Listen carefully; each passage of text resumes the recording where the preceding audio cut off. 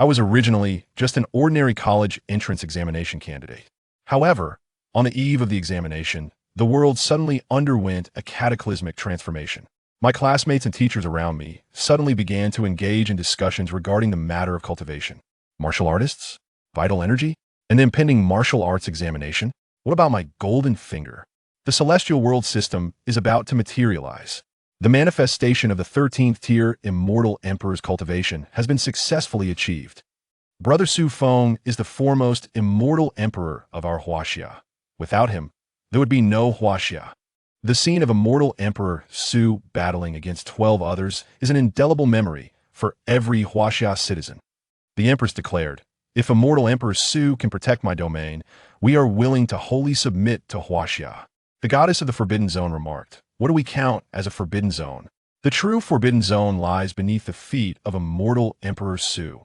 Su Feng responded, "Wait, how did you discover my identity as an Immortal Emperor?" Years later, as myriad races launched their assault, all immortals descended upon Huaxia simultaneously. Yet, before them appeared a golden-hued edict. The edict bore 8 golden characters boldly inscribed, "Huaxia Sacred Order. All immortals kneel and listen." Chapter 1.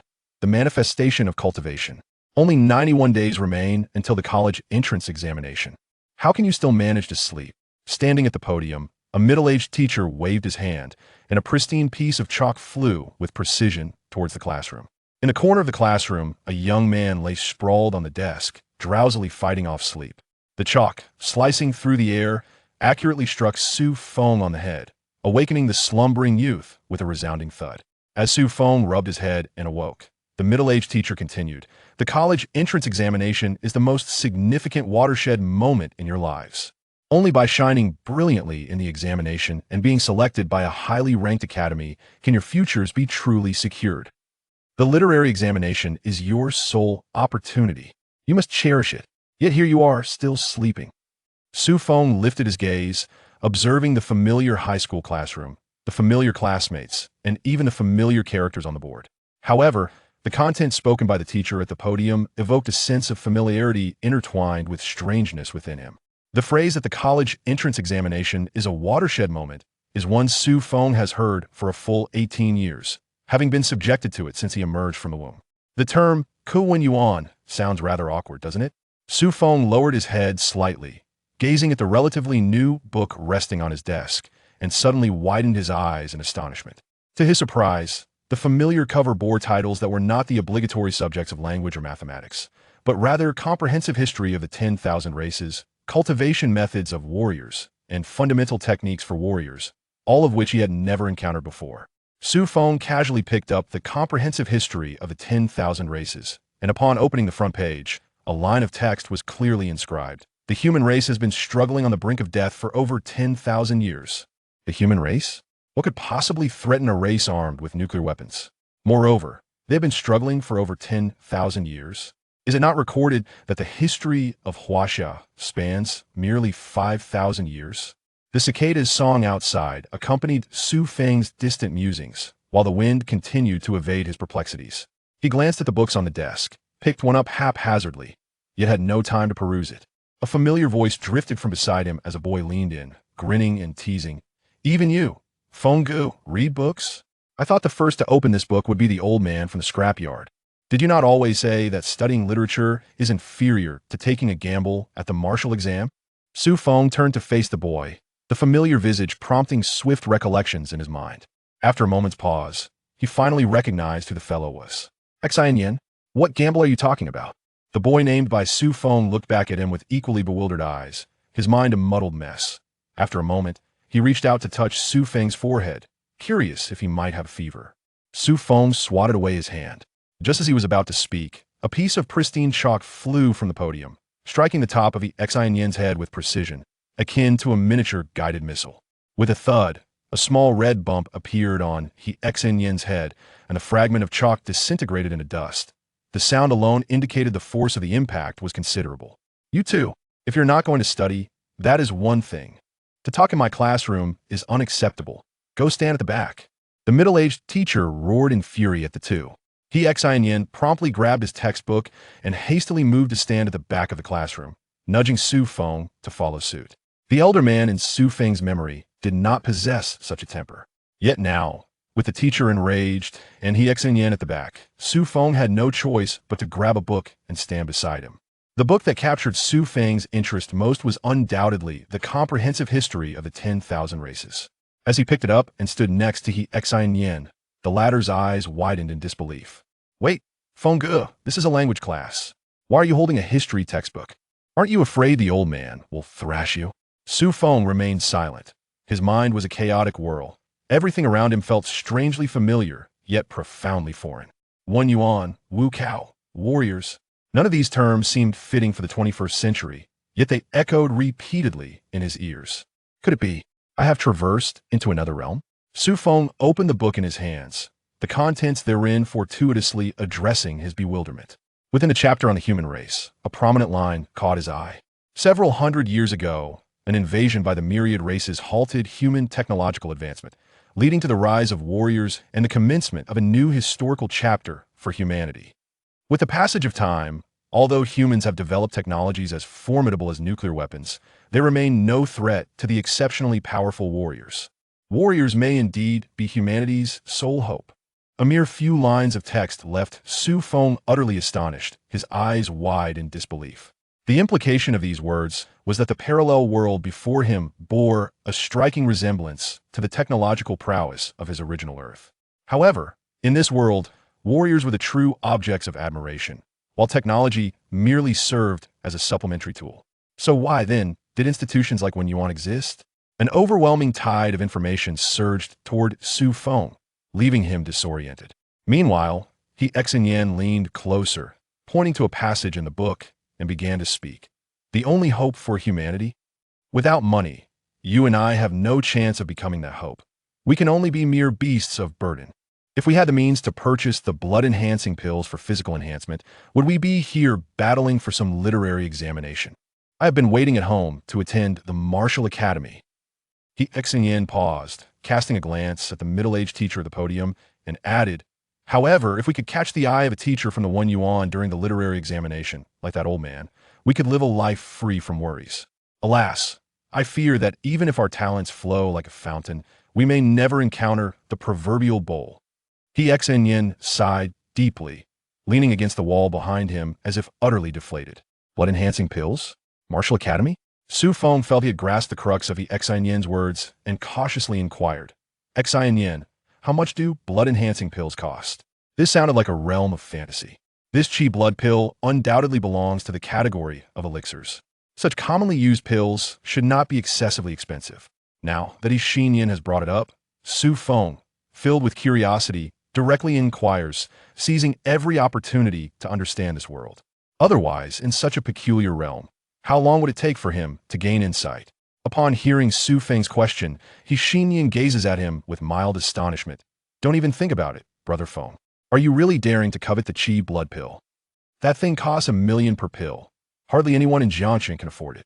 Let us participate in the martial arts examination and see if our qi and blood can reach the level of 2. If by some stroke of luck we succeed, we might just gain entry into a martial academy. Not to mention, after years of hard work, returning to Jiangxia as a department head or captain wouldn't be so bad. Xianxian continues to speak to himself. However, Su Feng's mind drifts elsewhere, growing hazy, as a voice resounded abruptly. The leisurely world system is about to materialize. Huaxia district player count. 1. Currently undergoing cultivation materialization. Please prepare yourself. System? Game? Materialization? Su Feng abruptly turns to look at Xianxian. But Xianxian's voice sounds incomprehensibly vague. He can only see him speaking to himself, unable to discern any words. Yet one thing is certain. This voice may indeed be audible solely to Su Feng. 13th stage of cultivation. Immortal Emperor, currently materializing. Qi and blood, 30 billion. Chapter 2, 300 billion vital energy. All manifestations have succeeded. Please continue the game. At this moment, Su Feng's mind resembled a thick fog. The images before him gradually blurring, and his eyelids grew heavy. Beside him, Xianxian sensed something was amiss, turning his head towards Su Feng. In Xianxian's eyes, Su Feng, who held a book, appeared to sway unsteadily as he descended toward the ground. Jiangxing High School, Infirmary. Su Feng slowly opened his eyes. finding himself sprawled upon a pristine white bed, with two figures seated beside him. A middle-aged man, upon noticing Su Feng's awakening, felt a weight lift from his heart. With a cold hum, he stood to leave, casually remarking, "Rest well for a couple of days. Forget about the martial arts examination. You nearly fainted just standing for a while. Focus on the literary examination instead, and perhaps the celestial deity of literature will bestow upon you a surge of inspiration." With that, the man produced some money and handed it to the infirmary staff before striding out. The other boy beside Su Feng also exhaled in relief. Perplexed as he remarked, "Brother Feng, your physical condition is generally quite robust. I had thought you the most likely candidate in our class to pass the martial arts examination. I never imagined you could faint just from standing. At this rate, your chances of achieving a vital energy level of 2 are nearly non-existent. I suppose I shall have to put in extra effort to support you." Su Feng touched his head, feeling no pain. He was entirely alert, his mind clearer than ever. He struggled to recall the moments preceding his fainting, fragments of memories flickering before him. The illusory world system. A vision of the game flashed through Su Feng's mind. It seemed to be a poorly crafted idle game, where one merely observed a figure standing idly, gaining cultivation levels without any other content. Frustrated, Su Feng had uninstalled it, cursing it as a wretched game. Who would have thought that one could achieve an emperor-level cultivation merely through idling? 300 billion vital energy. Su Feng's eyes widened slightly, sensing the tumultuous surge of energy within him, his mind brimming with an overwhelming repository of mystical techniques. For a moment, even he struggled to sift through this avalanche of memories and abilities. Xianxian waved a hand in front of Su Feng's eyes, exclaiming, "Brother Feng, are you about to faint again? What is wrong with your constitution? If you faint so easily, your hopes for the martial arts examination are truly bleak. I fear your chances for the literary examination are slim as well. After all, if you were to faint during the literary exam, even a surge of inspiration would hold little value." He sighed deeply, seemingly lamenting Su Feng's predicament. At this juncture, confronted with such a situation, he was at a loss for how to console Su Feng. Suddenly, Su Feng clapped his hands and asked, "How long until the martial arts examination registration closes?" "It can't be long now, can it?" Xianxian lowered his head, beginning to calculate. "Brother Feng, you have been unconscious for 4 hours, and registration ends at 6 o'clock. In total, there is just over an hour left." Upon hearing this, Su Feng breathed a sigh of relief, nodding in satisfaction. "Xianxian, I need you to do me a favor. Please register me for the martial arts examination. I will transfer the money to you later. I am certain I can pass." Su Feng's resolute tone momentarily left Xianxian in a daze. The person who had been lying unconscious just 10 minutes ago was now asserting he could pass the martial arts examination. What a jest. This was one of the most challenging exams in the nation, a selection process that could genuinely alter one's fate. Could one simply lie there and manage to succeed? Xianxian reached out to check Su Feng's forehead, questioning whether he had a fever or was still in a daze. However, his hand was once again brushed away by Su Feng, who sat upright, stating earnestly, "I'm serious, Xianxian. Help me register for the martial arts examination. This time, I will undoubtedly pass. Hurry." With 300 billion vital energy coursing through him, could the modest threshold of 2 truly obstruct Su Feng? This time, he would undoubtedly astound everyone. Even if he wished to remain low-key, it would be impossible. "I am at the level of an emperor. You expect me to be humble?" Xianxian, witnessing Su Feng's serious demeanor, understood he was not joking. He stood and made his way out of the infirmary. This was no trivial matter. If Su Feng possessed the means to pass the martial arts examination but failed to register because of Xianxian's negligence, the consequences would be dire. This was a golden opportunity for ascendance. Once outside, Su Feng too sat up, leaning his legs against the edge of the bed, supporting himself with his hands on the bed frame as he attempted to rise. With a resounding crash, the iron-framed bed, which had once withstood the weight of 3 individuals, crumbled as if snapped by an overwhelming force. Coughing, Su Feng dared not turn back, silently attributing the mishap to the bed's lack of sturdiness. Half an hour later, having completed all necessary paperwork, Su Feng prepared to leave the infirmary, and Xianxian approached, having successfully registered him. However, Xianxian's expression was somewhat grim, clouded with concern. Upon seeing Su Feng, he inquired with a hint of surprise, "Brother Feng, are you leaving now? Shouldn't you rest a couple more days?" The old man granted you leave. "Besides, the martial arts exam is in 7 days. There's still ample time." Su Feng shook his head, signaling that he no longer needed to rest. Then turned to Xianxian, asking, "So, did you manage to register me?" "I did, Brother Feng," Xianxian replied softly. "However, it seems our hopes this year have shifted from faint to non-existent. As I left after registering, I ran into that fellow, Zhou Yuan." Su Feng racked his brain, trying to recall who Zhou Yuan was, but found little connection. He only remembered that this boy came from a well-off family, belonging to the upper echelons of their class.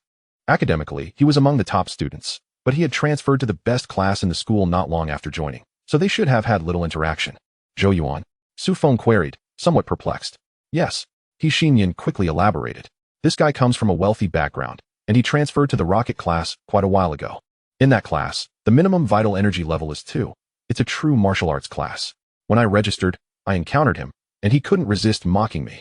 But he mentioned something I can't determine whether to believe or not. If it's true, this year's martial arts examination might eliminate quite a few candidates. Chapter 3. Zhou Yuan's Rumors. He Xinyan's face was etched with worry, as if Zhou Yuan's words had cast a significant shadow over him. Su Feng gazed into his eyes. And He Xinyan, no longer withholding information, spoke directly. He revealed a piece of inside information. This year's test may not merely hinge on the vital energy threshold of 2. It is likely to have been raised to 3. In this manner, it is feared that countless candidates this year will find themselves barred from crossing this threshold. He Xinyan exhaled deeply, the joy on his face entirely dissipated. The blood vitality index of an ordinary person typically ranges from 10 to 16. Most high school students are in the prime of their youth, and with a bit of exercise prior to the examination, they have a chance to surpass the crucial threshold of 20. This group, led by He Xinyan, was banking on that very possibility. As long as their blood vitality could exceed 20, coupled with decent performance in other assessments, they would stand a chance to join a martial arts academy. At that point, they would truly soar to great heights. However, the threshold of 20 has now been elevated to 30, a staggering increase of 50%. Even if they exert themselves before the competition, it would be exceedingly difficult to elevate their blood vitality to such an extent. Unless, of course, they were to consume a vitality pill just prior to the exam. Thus, upon hearing Zhou Yuan's words, He Xinyan's face darkened with worry. This was effectively severing the path for ordinary students. Su Feng also discerned the disconcerting undertone, akin to being informed that one's previous score of 460, which barely qualified one for a second-tier university, has now been raised to 690, leaving them outside the gates of higher education, directly resulting in their disqualification. Such a sentiment is undeniably unpleasant. It's all right, you've mentioned it's merely hearsay. Until there is an official notification, all information remains unverified. Perhaps Zhou Yuan is simply unwell and cannot reach a blood vitality of 20, concocting a false rumor to disrupt your progress. Su Feng approached He Xinyan, offering a comforting pat on his shoulder. However, the credibility of this statement was rather tenuous. After all, Zhou Yuan's affluent background likely afforded him blood vitality levels beyond comprehension. A threshold of 30 might be a formidable barrier for He Xinyan, but for Zhou Yuan, perhaps not so much. In fact, some lower-tier martial academies may already be beneath Zhou Yuan's aspirations, as he aims for the elite institutions. Nevertheless, Su Feng's reassurance did offer some solace to He Xinyan. He nodded. You're right, Feng Ge. Such a significant matter would surely warrant an advance notice from the authorities if there were to be any changes. This news may not be true. He Xinyan spoke with a flicker of hope. Su Feng smiled and nodded in response as the two made their way out of the infirmary. In the following days, those registering for the martial examination would be exempt from cultural classes and could focus solely on their preparations. After all, some students needed additional training or aimed to maintain their blood vitality at a certain level before the examination. Thus, the moment He Xinyan exited the infirmary, he hurried home. His family was comparatively better off than Su Feng's. Returning home before the martial exam, perhaps his family had some quick remedies to enhance his blood vitality. Su Feng lingered at the infirmary door for a moment before also setting off towards his childhood home. The school remained unchanged, nor did the teachers or classmates. By logical extension, his family should also be the same, right? Following the path etched in his memory, Su Feng progressed step by step towards his past. Before long, a modest 2-story flat appeared before his eyes. He searched his pockets for a moment, but found no keys. He gently knocked on the stainless steel door. From within, a small girl's voice exclaimed, "Brother, you're back." As footsteps approached, the door slowly swung open. The girl appeared to be around 14 or 15, clad in pink shorts and an oversized white t-shirt that barely concealed her attire. With a candied hawthorn skewer in her mouth, she revealed her adorable little teeth, exuding an undeniable charm. "Brother, you're back. Want some lollipops?" Upon seeing Su Feng, the little girl withdrew the lollipop from her mouth, offering the saliva-coated treat to him. A smile crept onto Su Feng's lips, relieved that his family was still intact. He certainly did not wish to traverse a world devoid of familial bonds. "I'll pass. Why didn't you attend class today?" The girl cheerfully stuffed the candied hawthorn back into her mouth and joyfully replied, "Because it's Saturday. Did you forget?" Su Feng suddenly realized that while his senior year required Saturday classes, his sister, Su Muyun, being in the second year of junior high, naturally had no such obligations. Su Muyun extended her delicate arm, playfully tugging at Su Feng's shirt to draw him inside. The family remained unchanged, and the layout of their home was equally familiar. Su Feng adeptly slipped off his shoes and donned the familiar pair of black bear slippers, perfectly matching his sister's.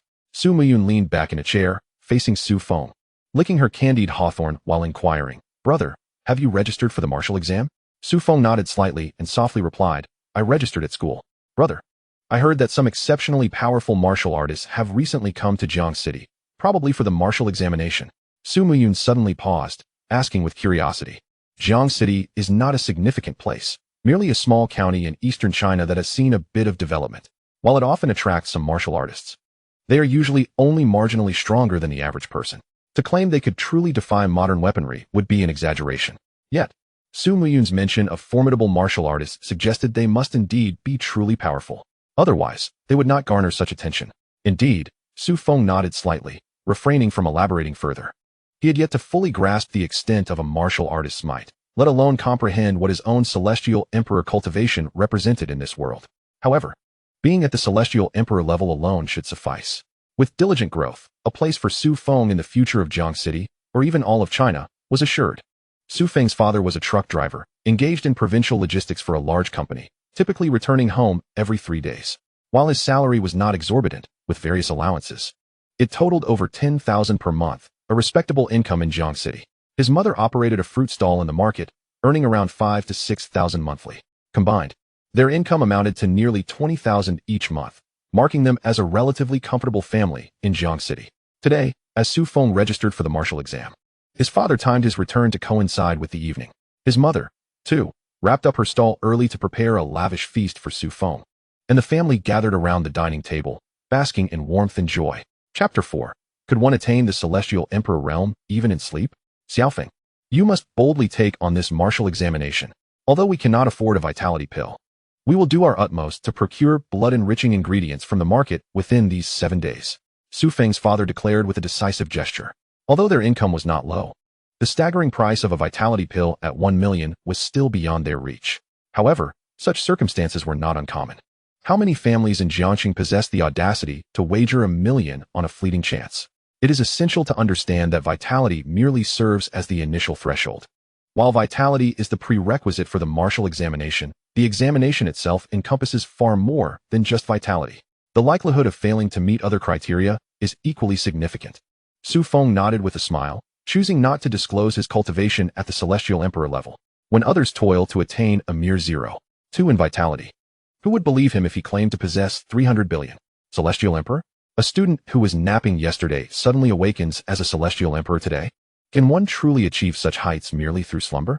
The credibility of such a statement is exceedingly low, and offering explanations would only complicate matters further.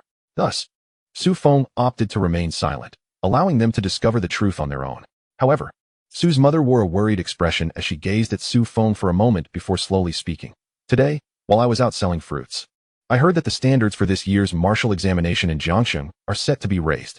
The vitality requirement may increase from 20 to 30. If that is the case, our dear Feng may find his hopes dashed." She was reluctant to share this news at such a critical time, but the impulse to confide in her own son was too strong to resist. "Even you have heard about this?" Su Feng replied, slightly taken aback. It was not surprising for those registering for the martial examination to discuss such matters, but his mother was merely a fruit vendor. If she had heard about it, then it was indeed unusual. It felt as if someone were deliberately spreading this piece of news throughout Jiangxing. With a wave of his hand, Su's father reassured him. "It's nothing to worry about. I have heard about it too. But think, my son, how could such a significant matter remain unannounced until today? Registrations for the martial examination have already begun. How could our nation ever fail to support its pillars?" Su Feng nodded, accepting his father's comforting words. In truth, even if the standards were to change, it would not pose a problem for Su Feng, for he was a man endowed with 300 billion vitality. That night, Su's father scrutinized the balance in his bank account and sighed deeply. Despite his efforts to save over the years, the figure of 1 million loomed far too large. Moreover, acquiring vitality elixirs required early preparation, and waiting until the martial examination was upon them to make purchases would only result in prices soaring by an additional 100 to 200,000. Su's father lamented that he was too pressed for time to even consider selling their home for a loan. I had hoped that with Little Feng's confidence, we could purchase some supplements and a few bottles of vitality water to ensure he passes. I never anticipated the standards would rise so drastically this year. Now, we find ourselves truly at a loss. Lying beside him, Su's mother shared in the concern. With Su Feng's average academic performance, gaining admission to a top-tier academy seemed nearly impossible. They could only gamble on the martial academy, yet an unforeseen hurdle had emerged just before the examination. Perhaps we should take out a loan or sell the house to ensure Little Feng can clear this obstacle. If we cannot help, then we mustn't hinder him at this critical juncture. No. Su's father shook his head helplessly from bed. I've already inquired about this on my way home. At this point, not only is there no time for a loan, but even selling the house or drawing blood would be futile. You should rest now. Tomorrow, I'll buy Little Feng some delicious food. I'll think of a way. With that, Su's father rose, donned his coat, and headed outside. Meanwhile, Su Feng sat in his mind, beginning to perceive the changes within his body. His cultivation stemmed entirely from a technique known as the Great Celestial Immortal Technique, which the system had automatically bestowed upon him upon entering the game. This technique's upper limit was the Celestial Emperor level, and now that he had reached that pinnacle, there were no further transformations occurring within him. The Celestial Emperor realm represented the 13th tier. Attaining it required perfecting the initial tier of meridian circulation. The Great Celestial Immortal Technique did not record any realms beyond that of the Celestial Emperor. As Su Feng sensed the power within him, he felt as though he possessed a gold mine, yet lacked the means to spend it. My control over my body is still too limited. I must make a concerted effort. Su Feng began to experiment gradually. Moments later, his body began to levitate, his aura retracting. Without the need for the naked eye, it would be nearly impossible for anyone to discern that a person was seated upon the bed. Subsequently, he delved into his consciousness as time progressed, formally mastering his body and employing his Celestial Emperor-level cultivation. This power integrated seamlessly with Su Feng, as though it had always been his own, and he wielded it with unparalleled finesse. Su Feng extended his consciousness. Although he had not yet fully mastered it, he could perceive everything within a 10-kilometer radius, even the fluttering of a fly's wings. However, before he could further investigate the surroundings, he noticed the front door of the house suddenly swing open. Intruders? Who would dare to steal from a Celestial Emperor?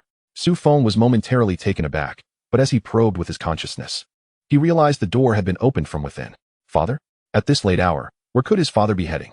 Su Feng observed Su's father clad in his coat, stealthily making his way outside, attempting not to awaken his precious children.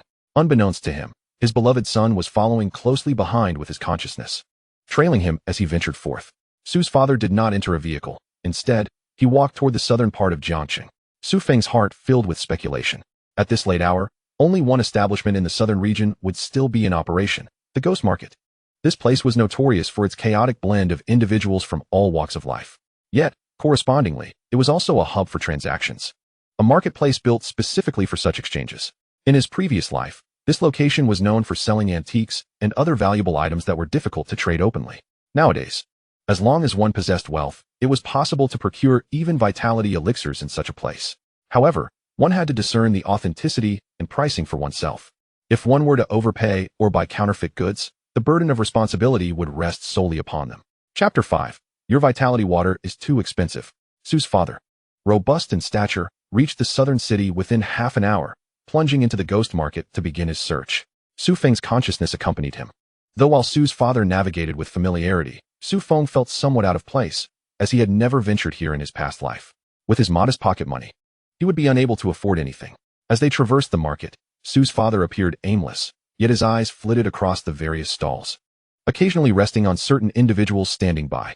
Su Feng, while following closely, absorbed the atmosphere of the Ghost Market. It seemed that there were formidable individuals present, and quite a number of them. Su Feng's own consciousness was not to be underestimated. With a mere sweep, he detected the powerful presences scattered throughout the market.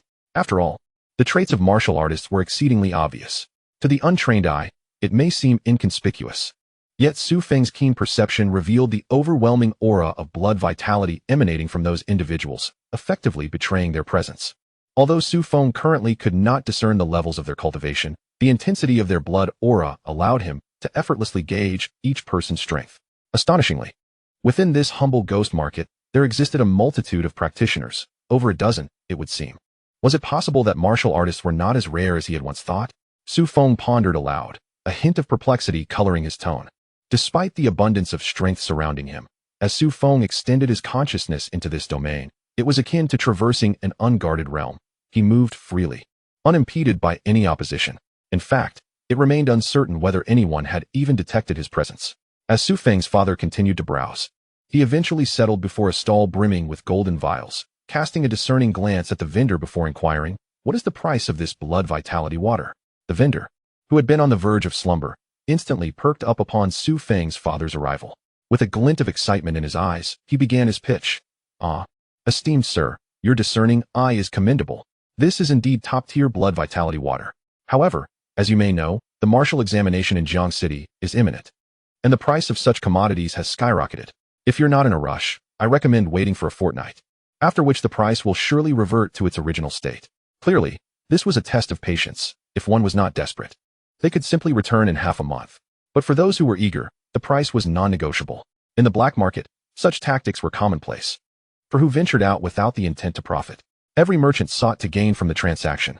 Su Feng's father was evidently prepared for this, understanding that while the price had inflated, there was still a baseline value. If the price was reasonable, he would purchase. If not, he would walk away. Such was the nature of commerce throughout history. Rather than directly responding to the vendor's claims, he simply requested a price. A subtle yet strategic exchange where neither party gained the upper hand. The crux of the matter ultimately lay with the array of small golden vials before them. Observing Su Feng's father's demeanor, the vendor decided to forego further circumlocution and stated plainly, "Brother, you know well enough that this typically sells for around 50,000 per vial. I once he even mentioned doubling the price. If you're willing to take 3 vials or more, I can offer them at 80,000 each." Such items are scarce to find at present. Though clearly inferior to blood vitality pills, the vendor assured, "With 3 vials, your child will undoubtedly surpass the 20 threshold." Su Feng's father felt a twitch at the corner of his mouth. He had anticipated a rise in price, but this was utterly outrageous. This was the black market. After all, not a legitimate storefront selling blood vitality water. If prices were this inflated here, outside the market, it could easily reach 100,000 a vial. Too exorbitant. If that were the case, he might as well procure it from the Lu Merchant Association, where at least there would be some assurance. The quality of their blood vitality water was undoubtedly superior. Su Feng's father shook his head in refusal. "This price is unacceptable." The vendor smirked, interrupting Su Feng's father before he could continue. "Brother, you mustn't underestimate my blood vitality water. It truly rivals that of the Lu Merchant Association." With that, the vendor swiftly grabbed a golden vial, bringing it to Su Feng's father's nose, swiftly twisting the cap open. An overwhelming scent of blood vitality surged forth, nearly overwhelming him. The vendor quickly sealed it again, boasting, "Ordinary blood vitality water yields 50 to 60 vials per blood vitality pill. The Lu Merchant Association has a fixed 30 vials. Mine also yields 30 vials, so our product is certainly not inferior. Moreover, you won't find blood vitality water for less than 15,000 at the Lu Merchant Association. If you can find it for that price outside, I will gift you my stock." After a prolonged moment, Su Feng's father regained his composure, standing in silence. The vendor's assertions held a ring of truth. Given the current market, acquiring blood vitality water through legitimate channels for less than 150,000 was utterly implausible. Furthermore, the vendor's offering was indeed commendable. 80,000 was a remarkably fair price. "Yet, I desire 3 vials, and I shall offer you a flat price of 200,000. Su Feng's father declared with resolute firmness. He was confident the vendor could lower the price further. This was the black market. After all, there was always room for negotiation. The vendor feigned deliberation as Su Feng's father pretended to depart. The vendor quickly blocked him, adopting a pained expression as he lamented, all right. Call it a loss on my part. For my first transaction of the day, I'll let you have it at a loss." With a sigh of relief, Su Feng's father seized the 3 golden vials, yet did not dare to open them. What if the blood vitality leaked out? Whose responsibility would that be? Nevertheless, since these vials were displayed at the stall, the likelihood of being cheated was minimal. While selecting, Su Feng's father deliberately took the vial the vendor had showcased. Even if he were deceived, his losses would be lessened. Securing the 3 vials to his waist, Su Feng's father then retrieved a tied black bag from behind him, which contained 3 layers, equating to a substantial sum of 200,000 in cash. Transactions in the black market left no trace of digital transfers. For dealings under 1 million, cash was the norm. Truly, there were few transactions that exceeded 1 million here. Having completed the exchange, just as Su Feng's father was about to leave, a sudden and thunderous noise erupted beside him. Bang! Like a clap of thunder, the sound reverberated. A blue silhouette emerged beside Su Feng, its features obscured, revealing only a figure approximately 178 meters tall, a man of average build. At that moment, the vendor, who had been selling the golden vials, was hurled violently through the air, crashing into an ancient tree, which splintered upon impact. The resounding crash echoed through the area. An ambush? No, it was a disruption, an attempt at black-on-black theft. A voice erupted from the crowd in the black market, expressing outrage. For years, no one had dared to resort to violence within the black market. Yet, today marked a dangerous precedent. The black market was not without its protectors.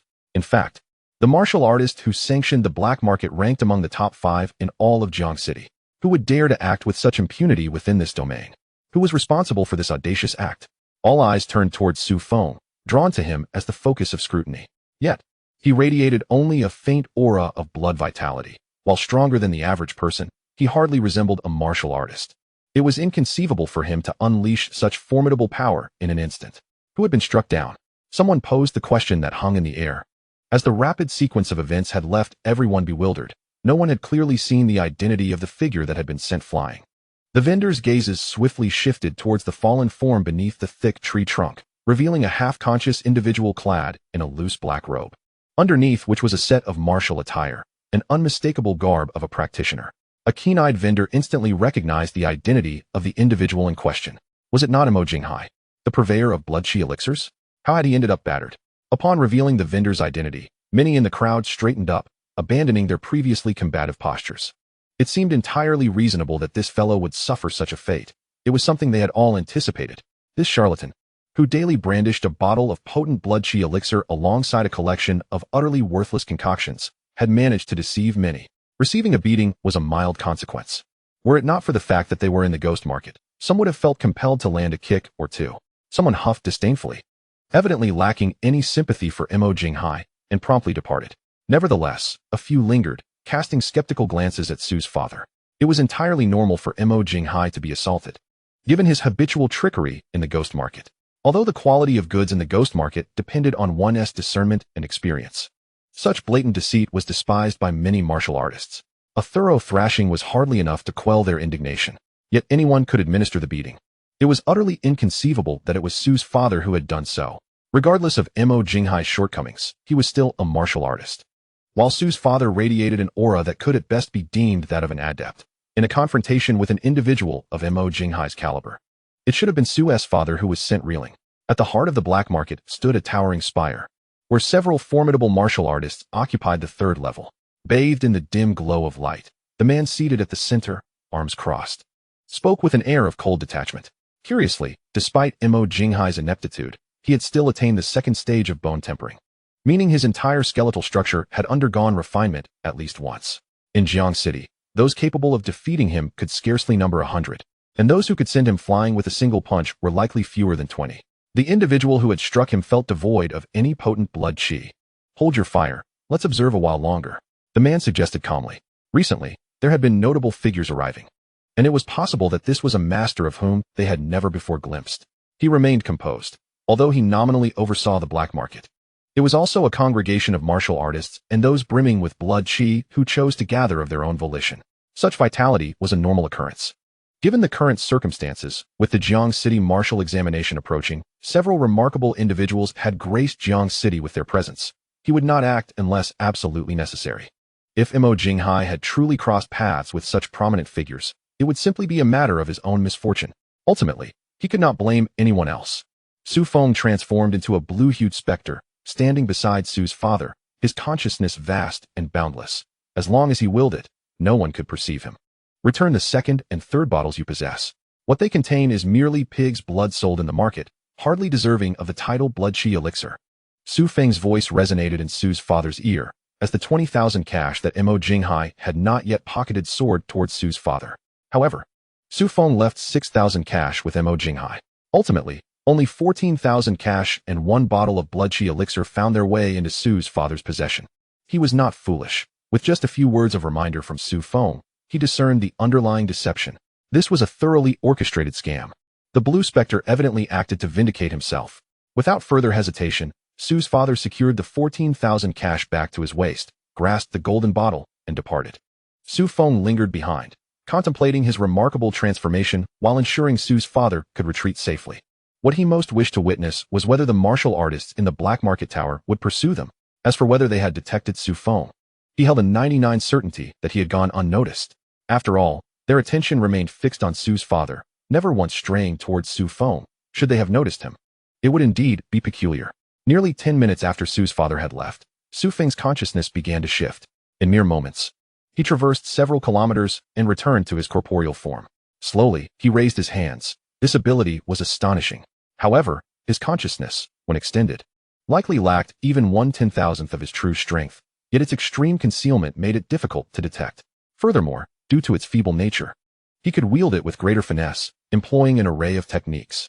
Suddenly, Su Feng clenched his fist, unleashing an immensely powerful aura, only to swiftly retract it, remaining undetected.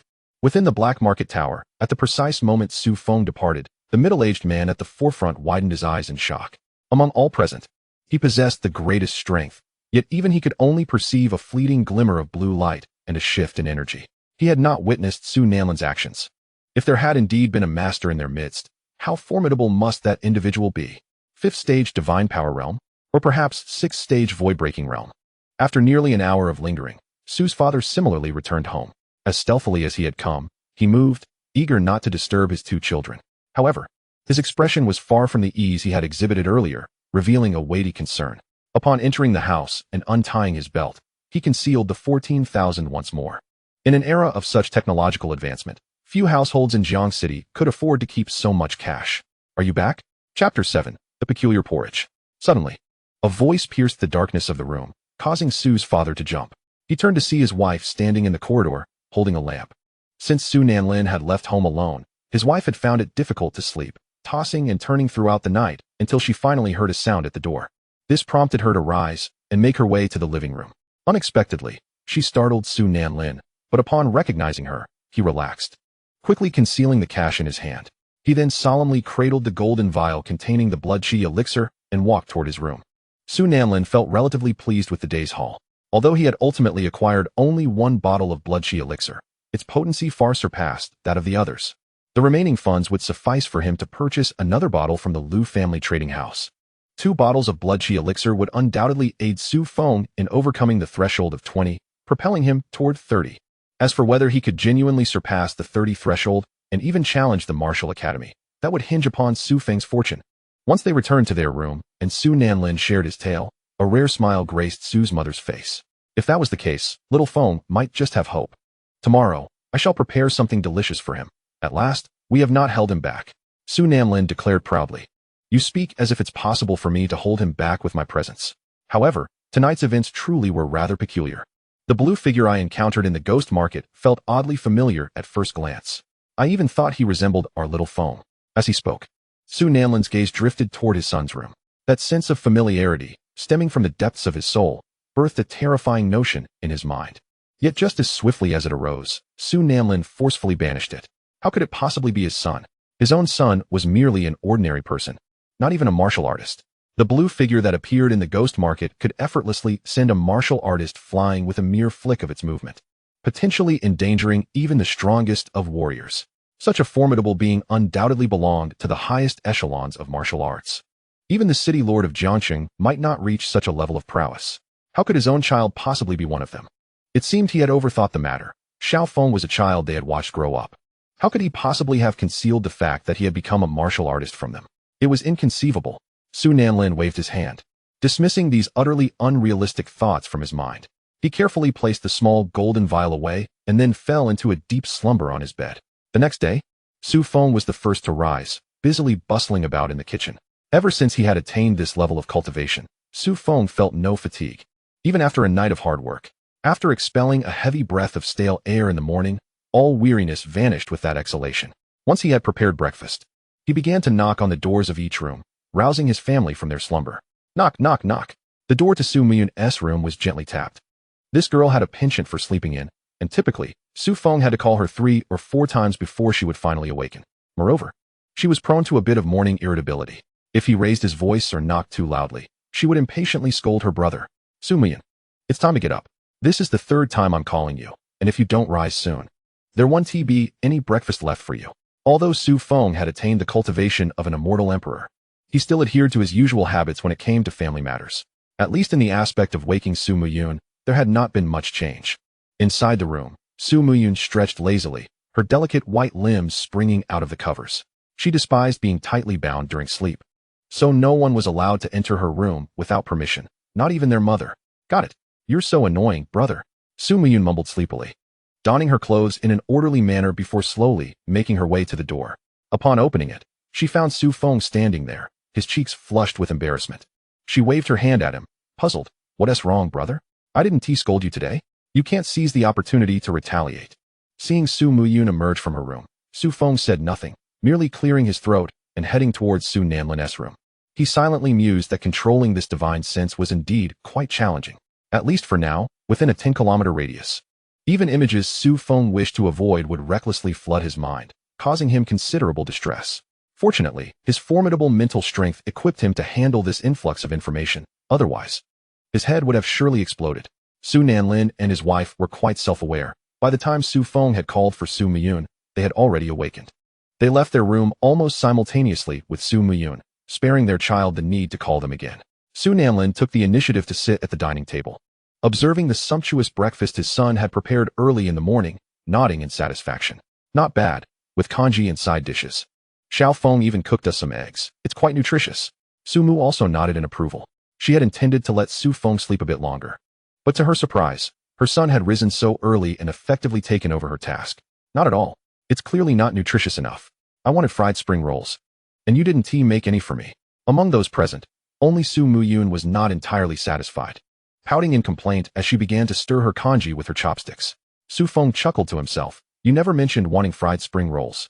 Su Nanlin, concerned about a potential squabble between the two children, interjected, All right, Yin Yun.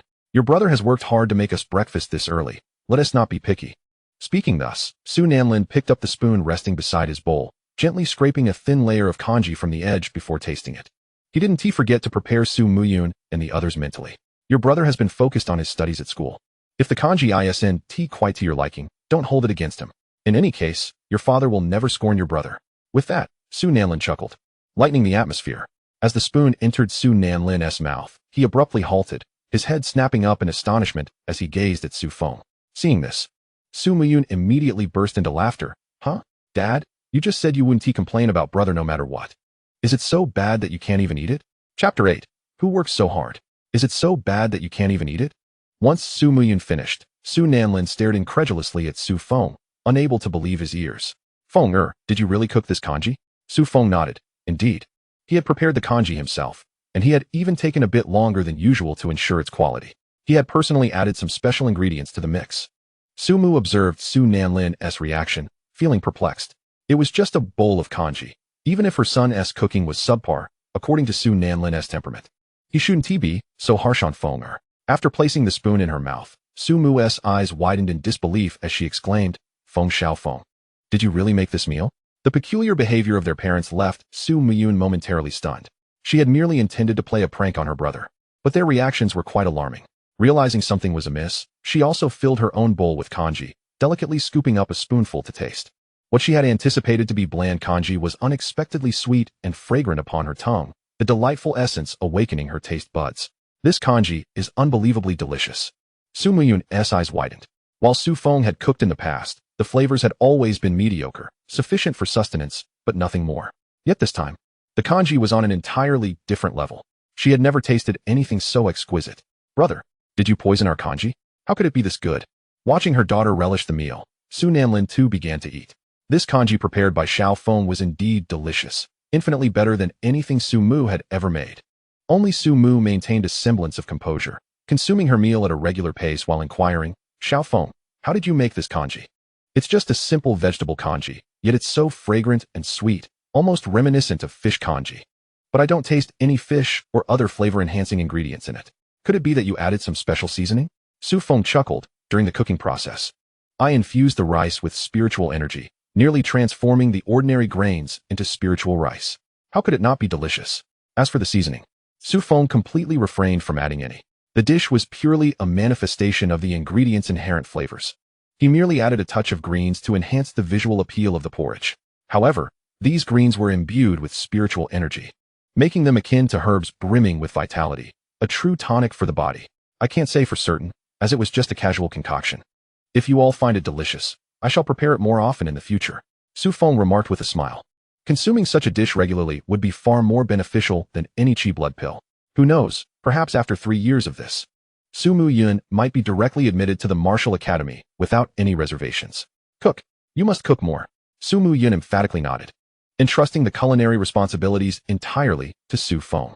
However, she insisted, but remember to fry the spring rolls for me tomorrow.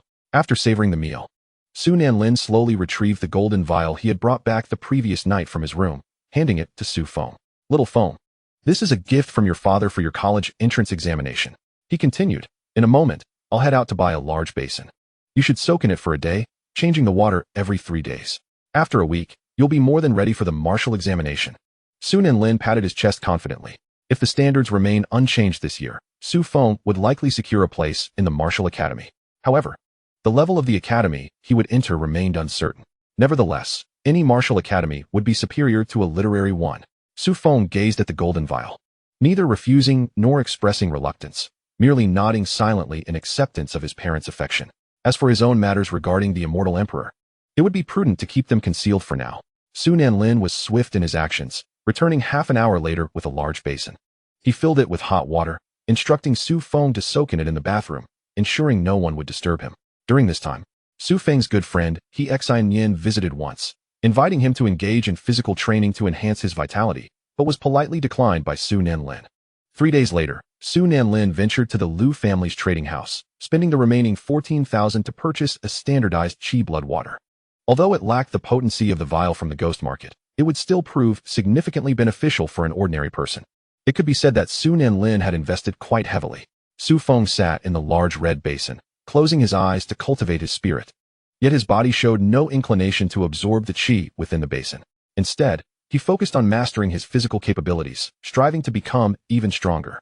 The qi in the basin was barely sufficient for an ordinary person or even a first-tier martial artist. For Su Feng, it was less effective than a single deep breath to replenish his energy. 6 days passed. Su Feng had regained considerable control over his physical capabilities. Despite his intentional avoidance of absorption, the qi still gravitated towards him. After 6 days, the basin's qi was nearly exhausted. Su Nanlin observed the increasingly clear water in the basin, nodding with satisfaction. Little Feng, you are undoubtedly ready this time. Regardless of the qi level, you will surely pass. In these days, aside from assisting Su Feng with water changes, Su Nanlin had also been leveraging his various connections to gather information regarding the martial examination. Strangely enough, there had been almost no rumors about this year's exam. Even the identity of the chief examiner remained shrouded in mystery. The only piece of information that emerged was the increase in the qi requirement from 20 to 30. Reports suggested that the authenticity of this information was quite high. Su Feng dried himself off and donned a fresh set of clothing, addressing Su Nanlin. Yes, I too believe there will be no issues. His face bore no trace of worry. Instead, he felt invigorated. He had gained excellent control over his strength. Passing this assessment should pose no challenge. Should he falter, the worst outcome would be merely revealing his true prowess. Su Muyun pulled aside the curtain, clad in a vibrant red robe, and excitedly called out to Su Feng, "Brother, do your best. Finish the exam quickly and return to prepare delicious meals for us." As soon as she finished speaking, Su Mu's hand landed heavily on her rear. Who cheers like that? This is a martial examination.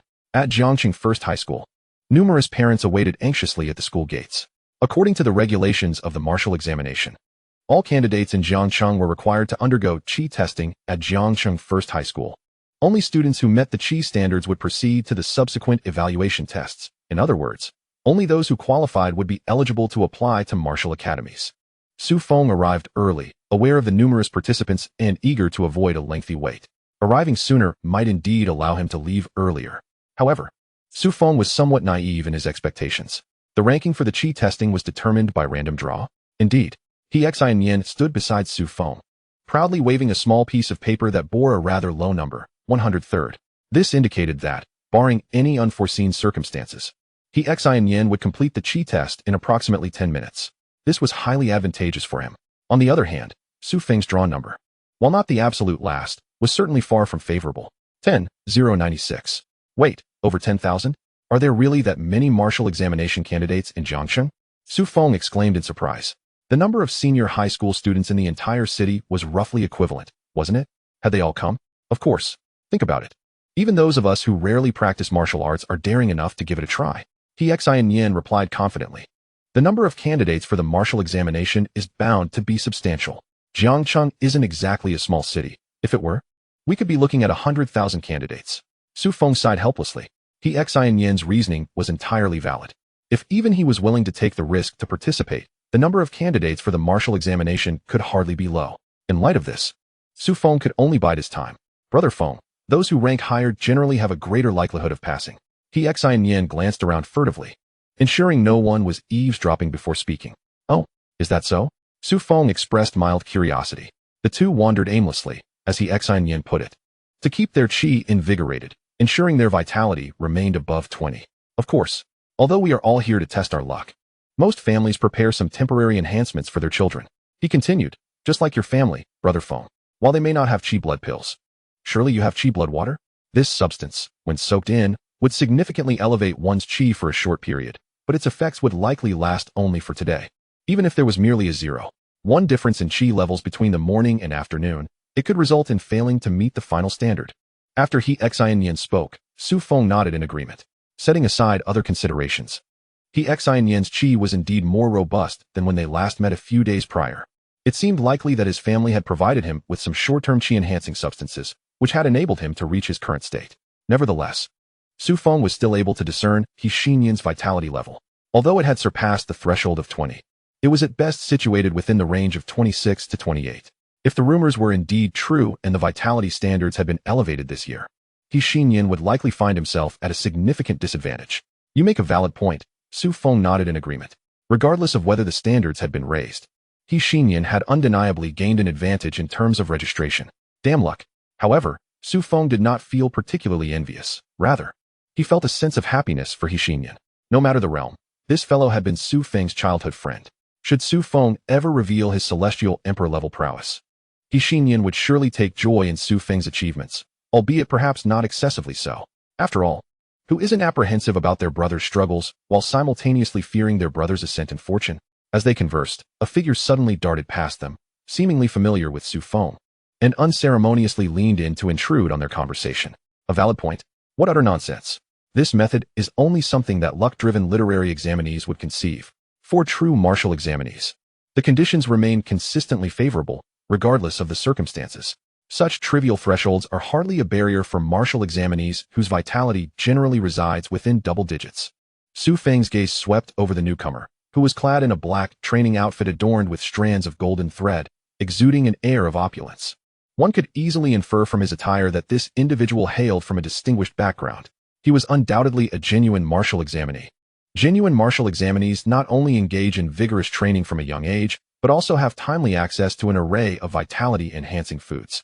Even the vitality water, which Su Feng could only utilize before competitions, was something this individual consumed monthly to lay a solid foundation. Eagerly awaiting the commencement of formal training upon entering the martial academy, he was an entirely different breed from Xianxian, who was merely gambling on luck. Zhou Yuan, Xianxian exclaimed in surprise. While Su Feng did not recognize the individual, Xianxian had no trouble identifying him, having met just a week prior. Naturally, he could not forget. The rumors regarding the heightened vitality standards had originated from Zhou Yuan himself. That day had indeed dealt a small blow to Xianxian, prompting him to invest significantly upon returning home. Indeed, it is I, Zhou Yuan replied with a sense of pride, acknowledging that he had no choice but to accompany Su Feng and his companions. This was a necessary process. Entering the academy could not be achieved instantaneously. One must proceed step by step. Now that Zhou Yuan had become a martial examinee, the pride within him surged when faced with Su Feng, a mere literary examinee, and his tone reflected his elevated self-importance. Is what you mentioned about the elevated standards true? Xianxian inquired as he edged closer to Zhou Yuan. Zhou Yuan, coming from a well-off family, was likely to be more informed about such matters than Su Feng and his companions. However, today marked the official commencement of the vitality testing, and no formal announcements had been made by the authorities. Aside from public discussions, there was no other trace of information. Could it be mere hearsay? Of course it is true, Zhou Yuan asserted confidently. However, this information is, well, he abruptly paused but then patted his chest to reassure them. In any case, just trust me on this. During the vitality test, do your utmost to unleash your vitality. Only then will you have a chance of being admitted to the martial academy. Xinyan's eyes gleamed with determination as he closed the distance between them. Leaning in closer to Zhou Yuan. If our vitality falls short of the standard, will it affect our admission to the martial academy? Zhou Yuan assessed Xinyan's eager expression and pursed his lips. Such information was not to be divulged. However, he could share one detail. The martial academies coming to Jiang City this time are not only the largest in number since the city's establishment, but also of the highest quality. Even the most prestigious academies have opened a few slots for Jiang City, while these slots may have already been predetermined. The other elite martial academies are opportunities we usually cannot access. This year, Jiang City is rife with opportunities. Zhou Yuan spoke in a serious tone. Precisely because of the abundance of opportunities, the competition would be exceedingly fierce. Ordinary individuals might encounter these top-tier institutions, but merely encountering them did not guarantee admission. So many opportunities? Xinyan was taken aback and quickly pressed for more information. Yet Zhou Yuan seemed reluctant to elaborate further, merely stepping aside as he awaited the start of the vitality test. Su Feng smiled faintly. Zhou Yuan indeed appeared to possess some insider knowledge.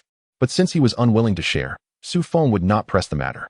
However, since Zhou Yuan suggested that they could elevate their vitality slightly during the test, Su Feng resolved to at least match Zhou Yuan's level. While he did not aspire to contend for admission to the most prestigious schools, he hoped to secure a position in a moderately reputable institution. Su Feng merely wished to conceal his strength until he had a clearer understanding of the situation, ensuring that he did not meet an untimely demise in this grand contest. He was not genuinely seeking to withdraw from this monumental struggle. Before long, half an hour had swiftly elapsed, and the vitality testing officially commenced. The Grand Jiang City First High School was divided into several areas for simultaneous testing. During the assessment, the invigilator would call out numbers, and those summoned merely needed to follow the invigilator's instructions. The invigilators present in Jiang City, aside from officials from the Ministry of Education, were all formidable martial artists. Attempting to cheat under their watchful eyes was hardly a feasible endeavor. After all, the martial prowess of these warriors was not solely defined by physical strength. It was far more nuanced than mere brawn. Zhou Yuan did not wander off to seek his classmates from the martial examination class, but stood beside the two, awaiting the invigilator's call. Zhou Yuan and Xinyan's examination numbers were quite close, both situated within the same area. As for Su Feng, with over 10,000 candidates ahead of him, he would likely be waiting until the afternoon, rendering his current location inconsequential. Standing beside Xinyan, he could assist him if necessary. As for Zhou Yuan, during their earlier conversation, he had casually remarked that the order of ranking held no significance for him, even teasing Xinyan's notion as misguided. Thus, it was likely that Zhou Yuan's ranking would not be particularly high either, and he too would be waiting until later in the day. As Su Feng pondered this, a young man clad in a black suit appeared before the crowd. He wore sunglasses, appearing to be in his 20s, not significantly older than Su Feng and his companions. It was a stretch to refer to him as a peer, but it was not entirely inaccurate. The young man approached a milk-colored machine, which looked peculiar, resembling a cryogenic chamber. Such a small cryogenic chamber was rarely seen, even on television.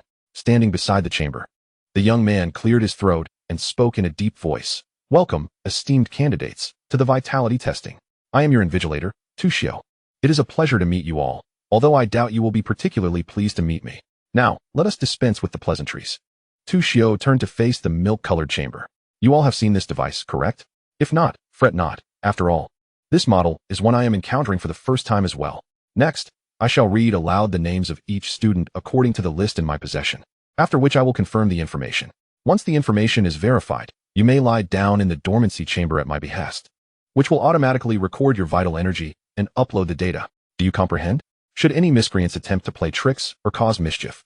Tu Xiao suddenly exuded a formidable aura, akin to a prehistoric beast brimming with malevolence, fixating his gaze intensely upon the assembly. A palpable tension gripped the hearts of the students, as if they had been ensnared by the claws of a ferocious predator.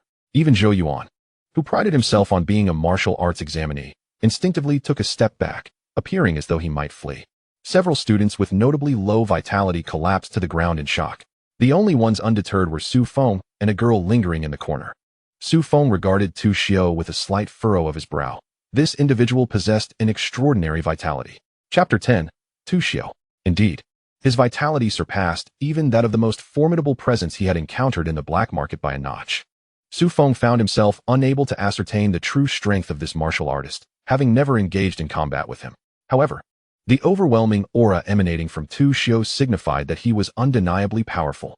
It would prove exceedingly difficult for any student present to engage in subtle antics before such a warrior without detection. It appears that this martial examination will indeed be rigorous. After showcasing his muscular physique, Tu Xiu donned what he perceived to be a benevolent smile and addressed the students before him. Of course, as long as everyone performs admirably in the examination, the teacher will hold you all in high regard. He continued, "Now, let us commence the roll call. Those whose names are called, please step forward in order." With that, Tu Xiu began to sift through the list in search of the first fortunate participant. Su Feng stood by, awaiting the identity of the inaugural candidate, though he surmised that it likely would not be someone he recognized, as those he knew were unlikely to be so fortunate.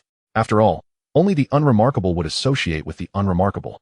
The first is number 3, Zhou Yuan. Su Feng stood motionless, his ears registering the announcement as a figure named Zhou Yuan eagerly stepped forward, nonchalantly reclining into the testing chamber. This number plate represented the identifiers of all candidates from Jiangxing First High School. In this testing area, Zhou Yuan's number 3 marked him as the first to undergo testing. Observing Zhou Yuan's ascent, Xinyan was momentarily taken aback, murmuring, "Feng Ge, didn't this fellow say that being at the front was entirely useless? How could he be so fortunate to be up there, yet still dare to speak to us? What audacity!" Su Feng, equally perplexed, could only shake his head in resignation. The world is indeed a treacherous place. Zhou Yuan lay quietly in the dormancy chamber as Tu Xiu gradually activated it, accompanied by a resounding roar. Boom! A powerful suction erupted from the base, forcefully adhering Zhou Yuan to the apparatus. Simultaneously, Zhou Yuan gritted his teeth, exerting every ounce of energy as his vitality surged forth like a gushing spring, unceasingly. Yet, that force felt as though it were striking against cotton.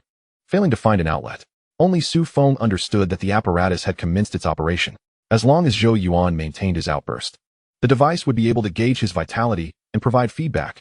Sure enough, within 10 seconds, Zhou Yuan sensed the powerful suction gradually diminishing, and a numerical value promptly appeared above the pristine white instrument. 23. The instant this figure emerged, the entire assembly erupted in exclamations of astonishment. Even Tu Xiu, responsible for recording, nodded in satisfaction. A vitality reading of 23 is indeed commendable. Upon entering the martial academy, enduring another round of bone forging and marrow cleansing will enable him to commence his cultivation journey. This bodes well for our current examination. Zhou Yuan rose from the apparatus, visibly fatigued. Yet a smile of satisfaction illuminated his countenance as he approached Su Feng.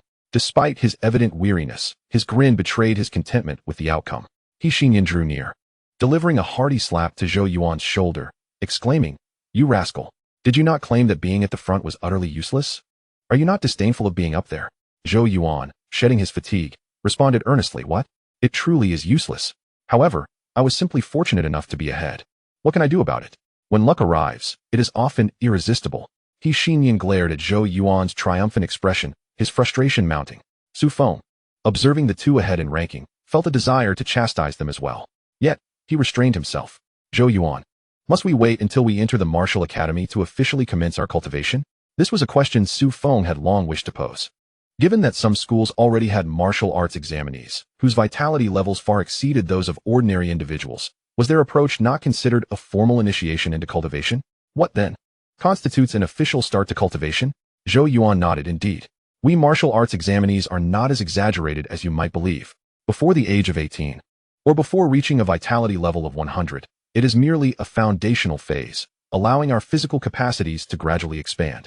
Upon reaching 100 vitality, we may learn a martial technique and embark on the path of formal cultivation." Xinyan interjected, "A vitality level of 100? That should qualify one as a first-level martial artist, right? Does that not grant one access to those earth-shattering powers?" "Dream on." Zhou Yuan rebuked Xinyan's unrealistic fantasies, explaining, "In reality, the strength of martial artists in the first 3 tiers is quite normal, though it is significantly beyond that of ordinary people. To claim they possess earth-shattering or sky-soaring abilities would be an exaggeration. As for what lies beyond that, I cannot say. High-tier martial artists are not easily encountered, you know." Zhou Yuan expressed his dissatisfaction with Xinyan's lofty aspirations. He murmured, "The Lord of Jiangxing is merely at the 4th tier, mind you, and he has not taken action for many years. Who can truly ascertain the extent of a martial artist's strength?" As he spoke, the queue soon reached Xinyan's turn. Xinyan ceased his argument with Zhou Yuan and stepped forward. Su Feng remained by Zhou Yuan's side, silent. High-tier martial artists are not so easily found. It is rare to have a 13th-tier powerhouse beside you. Nevertheless, Zhou Yuan's words held a degree of validity. The lord of a city possesses merely a 4th-tier cultivation. In that case, my 13th-tier celestial emperor level truly reigns supreme across the world. Even if I cannot unleash my full strength, few can rival me in this realm. I reckon. With this thought, Su Feng shook his head. Better not to take risks. Jiangsheng is but an inconspicuous little city within the vast expanse of Huaxia. What formidable beings truly reside among those accepted by Huaxia? It would be prudent to remain concealed for now. Before long, Xinyan completed the vitality test as well, though his vitality level paled in comparison to that of the standard martial arts examinees. Yet, Tu Xiu unexpectedly raised his gaze, casting a glance at Xinyan. 31. Is your vitality level indicative of a liberal arts student? Xinyan exclaimed, emerging from the testing chamber, his excitement palpable as he nodded vigorously. Prior to his entrance at Jiangxing No. 1 High School, he had a rough understanding of his vitality level, which was estimated to be around 26-28, just as Su Feng had predicted. However, the reading displayed by the instrument far exceeded Xinyan's expectations. He could hardly fathom that his vitality level was so remarkably high. This was an unprecedented occurrence for him. Chapter 11. The Curious Zhou Yuan. Tu Xiu regarded Xinyan with satisfaction, remarking, "You, my friend, possess a modicum of talent. What a pity that you did not choose the martial arts path. Otherwise, you would undoubtedly have been accepted into a commendable martial academy this year. Nevertheless, you still have the potential to pursue that dream. Once you join a martial academy, your future will surely be promising." Tu Xiu found it peculiar. In response to Zhou Yuan, whose vitality level was a mere 23, he merely nodded in approval and offered a few small compliments. Yet, when faced with Xinyan's 31 vitality, he divulged a wealth of information and even expressed regret over Zhou Yuan's prospects. This stark contrast left Su Feng feeling bewildered. Zhou Yuan stood silently to the side, but his gaze towards Xinyan bore a tinge of envy. Xinyan, brimming with excitement, bowed in gratitude to Tu Xiu before making his way towards Su Feng. He was eager to share this joy with Su Feng at the earliest opportunity. "Brother Feng, look, I passed. My vitality level is 31, he exclaimed, leaning close to Su Feng. Su Feng nodded with a smile, encouraging him. "Now, make sure to keep up the hard work. Do not squander this achievement." Xinyan's vitality level had only been 26 before, and that was thanks to medication. Under normal circumstances, maintaining a level above 26 would have been commendable over time, let alone breaking through the 30 threshold. The only logical explanation for his remarkable leap was that he had received assistance from someone of great skill, namely, Su Feng. Before Xinyan entered the testing chamber, Su Feng had gently patted his shoulder, infusing him with pure vitality. Though the effect lasted less than 10 minutes, it was sufficient for Xinyan to pass this examination. As for the path that lay ahead, that would be for Xinyan to navigate on his own. "Brother Feng, your number might not be called until the afternoon. Shall we head back for now?" Zhou Yuan, who had been silent until now, suddenly spoke up, his demeanor appearing somewhat dejected, as if he had been deflated. Su Feng exchanged glances with Xinyan. "Very well, you may leave. Once the martial arts examination concludes, we shall gather again." Su Feng extended his hand, wishing to shake hands with Zhou Yuan as a farewell gesture. Zhou Yuan, however, showed no intention of reciprocating. He merely cast a cold glance at Su Feng's outstretched hand, muttering a dispassionate hum, before striding out of Jiangxing No. 1 High School. There was no risk of any leaks during the vitality examination. Thus, once any candidate completed their test, they were free to leave the examination room. As soon as Zhou Yuan departed, Xinyan turned to Su Feng, bewildered, and asked, "Brother Feng, what was up with that guy? He seemed fine just a moment ago. Why did he act like a different person as soon as I went up?" Su Feng shook his head, harboring some suspicions but refraining from voicing them. "That fellow is rather strange. Would a martial arts candidate with a vitality level of 23 envy one with a level of 31? Could it be just because Tu Xiu spoke a bit more to Xinyan? Perhaps he is feeling unwell. Do you want to head back as well? It's likely I will have to wait until the afternoon." Su Feng inquired of Xinyan. Xinyan shook his head vigorously, his hands fidgeting with excitement. "No, Brother Feng, I want to stay with you. I want to see how many liberal arts students will be as fortunate as us in passing the martial arts examination." In Xinyan's mind, it was as though Su Feng had already secured a spot in the martial examination. Victory was all but assured. Su Feng could only smile in exasperation and nod. As time passed, the progress of the vitality tests throughout Jiangxing accelerated swiftly. The vast majority of candidates, like Su Feng, chose to remain even if their turn had not yet come. After all, the martial arts examination is a once-in-a-lifetime opportunity. What if they missed it? Thus, despite the rapid pace, many students continued to wait in the testing area. Ding ding ding. The morning passed quickly, and the bell signaling a break rang out across Jiangxing No. 1 High School. Tu Xiu stretched, feeling somewhat irritable from the monotony, even as a martial artist. All right, let us take an hour break. Everyone go eat and return, he declared, disregarding the opinions of others as he headed toward the cafeteria. Brother Feng, shall we go too? He Xianxian chimed in, patting his stomach. After such a long wait, even he felt hungry, eager to rush out and feast on the meal brought by Su Nanlin. Yes, let us go, Su Feng replied with a smile. The results of the morning tests had left him feeling quite satisfied, or rather, they had provided him with a glimpse into the vitality levels of typical students in the martial examination. In this particular area, it was evident that candidates with high vitality were predominantly martial arts students. Among the liberal arts candidates, He Xianxian stood out as the only one with a vitality level reaching 31. The rest, merely hoping for luck, had vitality levels ranging from 24 to 27, with few breaking through the 28 barrier. As for the martial arts candidates, most were below 30, with those above 20 being exceedingly rare. More frequently, it was the unfortunate liberal arts students who languished, many hovering below 20, thereby disqualifying themselves from the martial examination. Below 20, there had been no opportunities. Not just this year, but in previous years as well. Swiftly, the two had reached the entrance of Jiangxing No. 1 High School. Su Feng closed his eyes to gather his thoughts, while He Xianxian was genuinely hungry. Upon exiting the school, he frantically searched for the figures of Su Nanlin and others, eager for their food. However, it was Su Muyun, the sharp-eyed little girl, who spotted Su Feng first. Brother, over there, she pointed excitedly. Su Nanlin and the others quickly approached Su Feng with the food, asking with concern, Xiao Feng, how did it go? Not yet. The assessments haven't begun, Su Feng replied, shaking his head. Given the current pace, it was highly likely that he would have to wait until the afternoon. Upon hearing this, Su Nanlin let out a sigh of relief. It was typical for unfortunate candidates to have to wait until the afternoon to take their tests. Su Nanlin appeared somewhat disheartened. Not for any other reason, but out of concern for Su Feng, having finally procured 2 bottles of vitality elixir to boost Su Feng's vitality level. It now seemed that luck had not been on their side. The enhancement provided by the 2 bottles of vitality elixir was undeniably limited. If the vitality test had commenced in the morning, Su Nanlin would have been confident that Su Feng's vitality would exceed 2. Setting aside other considerations, at the very least, one could gamble on a stroke of luck. However, now, Su Feng found himself scheduled for the afternoon. The duration of the vitality water is fleeting. Consequently, the likelihood of Su Feng advancing has significantly diminished. At least, that is how it appears to Su Nanlin. No worries, little Feng. Do not bear too much pressure. The written examination is our true path. The martial arts test is merely a gamble for us, is it not? Su Nanlin reassured him. Unlike the parents from his past life, who might have suggested that he could always try again next year, the martial arts examination is something one can only undertake once in a lifetime. Su Feng observed the anxious Su Nanlin and chose not to elaborate further. Simply nodding in acknowledgement, I understand. At this point, any further conversation would only lead Su Nanlin to believe he was merely offering consolation. Rest assured, Uncle Su, Brother Feng will definitely pass.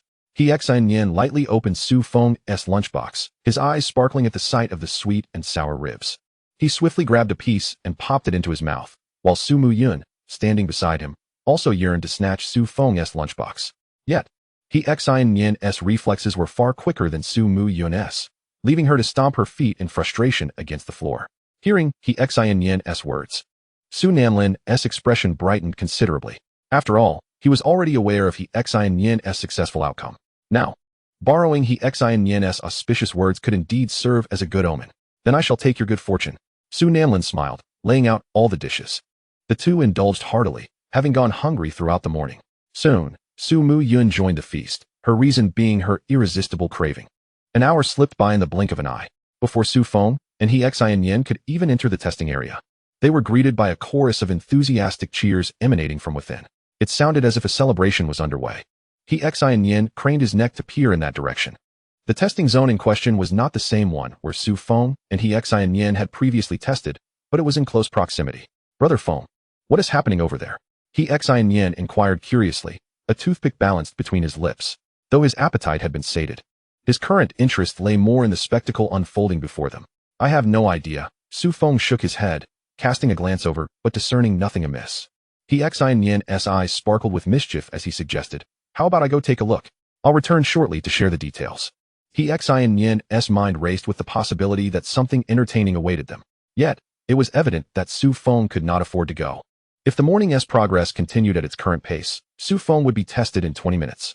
Venturing to see the spectacle now would risk missing the martial arts examination entirely, a loss that would be irretrievable. All right, Su Feng nodded in agreement. And no sooner had he spoken than he Xianxian darted off in that direction.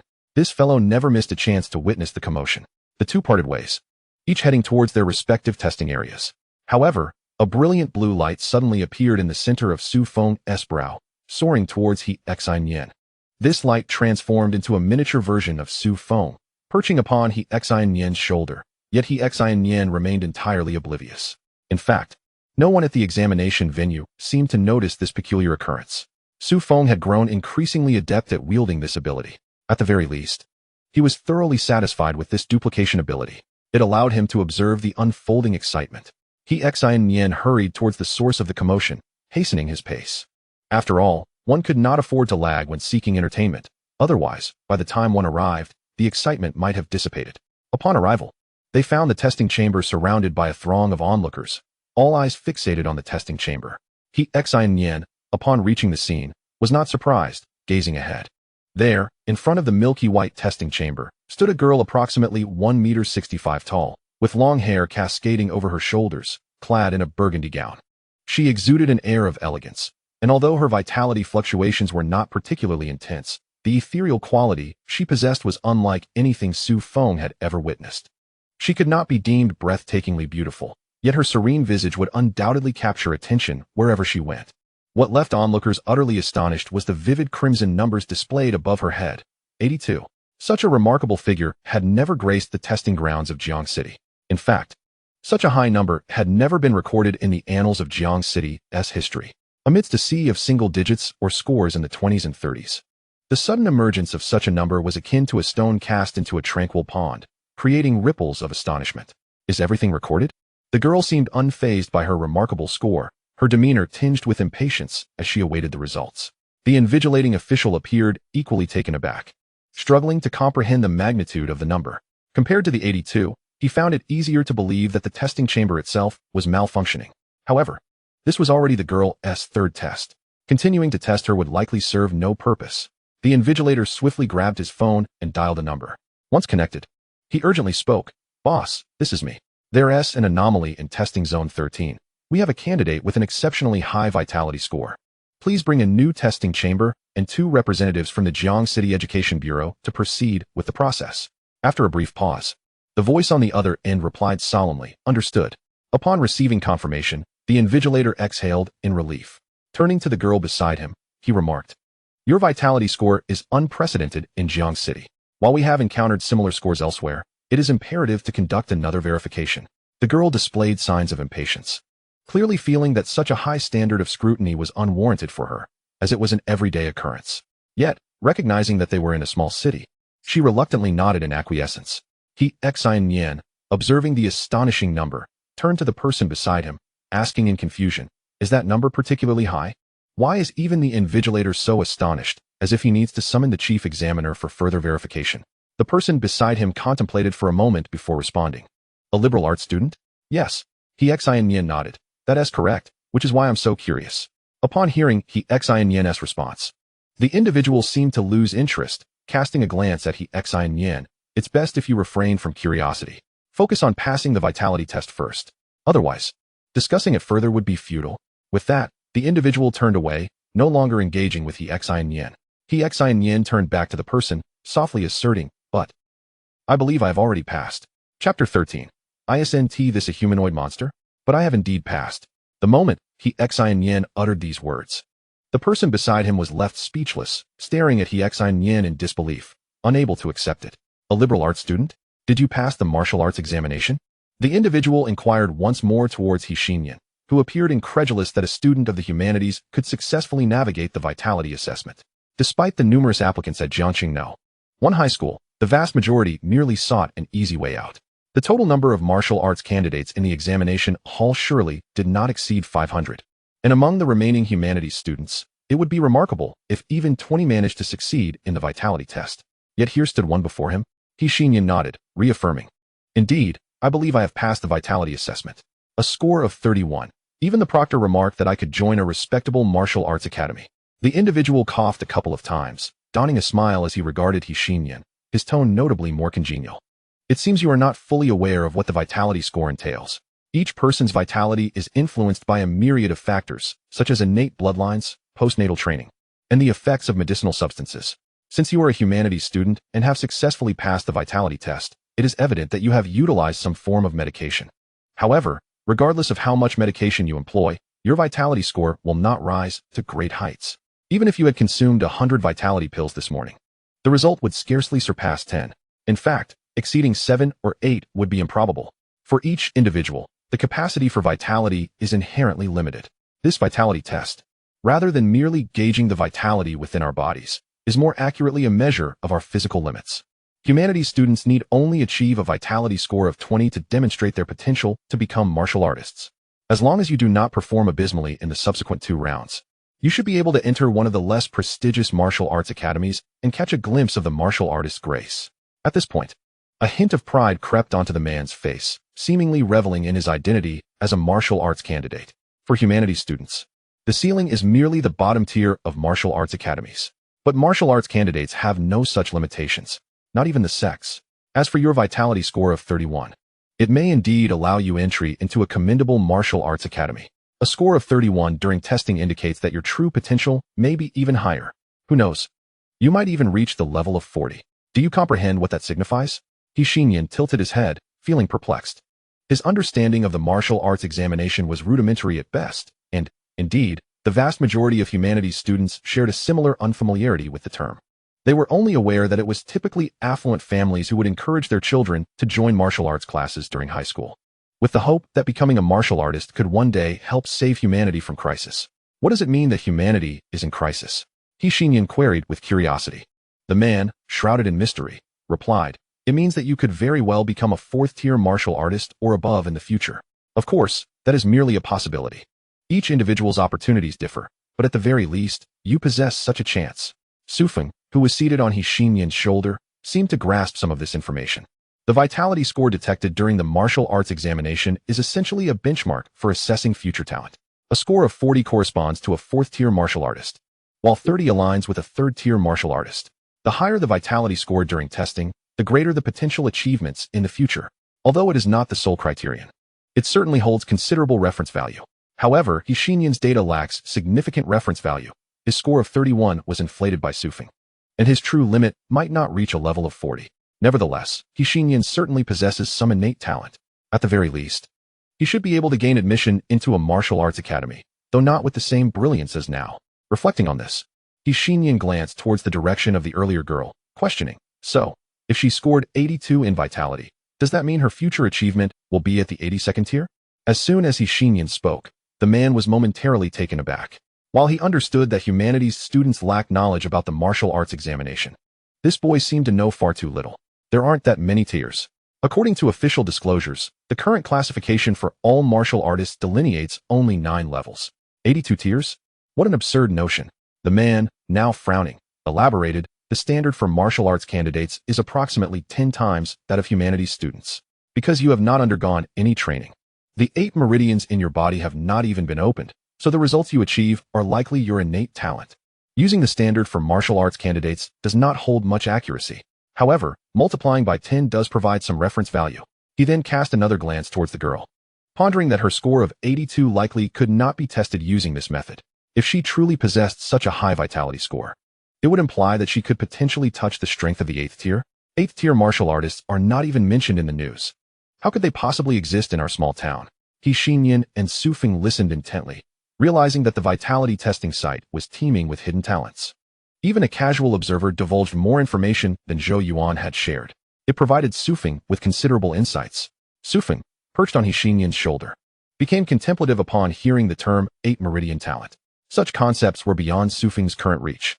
This encapsulates the typical path of a martial artist's cultivation. To understand martial artists, one must begin with these fundamentals. However, a smile crept across Su Feng's lips, as if he comprehended the source of Zhou Yuan's irritation. Initially brimming with confidence and leveraging numerous connections, Zhou Yuan found that when the vitality test commenced, his talent paled in comparison to that of the humanities student Xianxian. Such a blow must be quite heavy. If they had not been acquainted, it would have been one thing. Yet, Zhou Yuan had looked down upon He Xinyan, who hailed from a humanities background. Meanwhile, from the crowd emerged a towering figure, a robust man akin to an iron tower, lifting a white machine that stood 2 meters tall and 1 meter wide effortlessly, creating a striking spectacle at Jiangxing No. 1 High School. Upon witnessing this scene, He Xinyan's jaw dropped in disbelief as he exclaimed, "What? Is this a martial artist? This is not a human-shaped monster." The man quickly covered He Xinyan's mouth, whispering, "Do not speak carelessly. This is an official from the National Education Department, a truly powerful martial artist. Strength is merely the foundation of a martial artist." Chapter 14, The Chief Examiner. He Xinyan promptly clasped his mouth shut, fixated on the muscular man. So this is a martial artist. Su Feng regarded the same direction, noting that the robust man radiated an unparalleled vitality. The sudden surge of power emanating from him exerted immense pressure on everyone standing before him.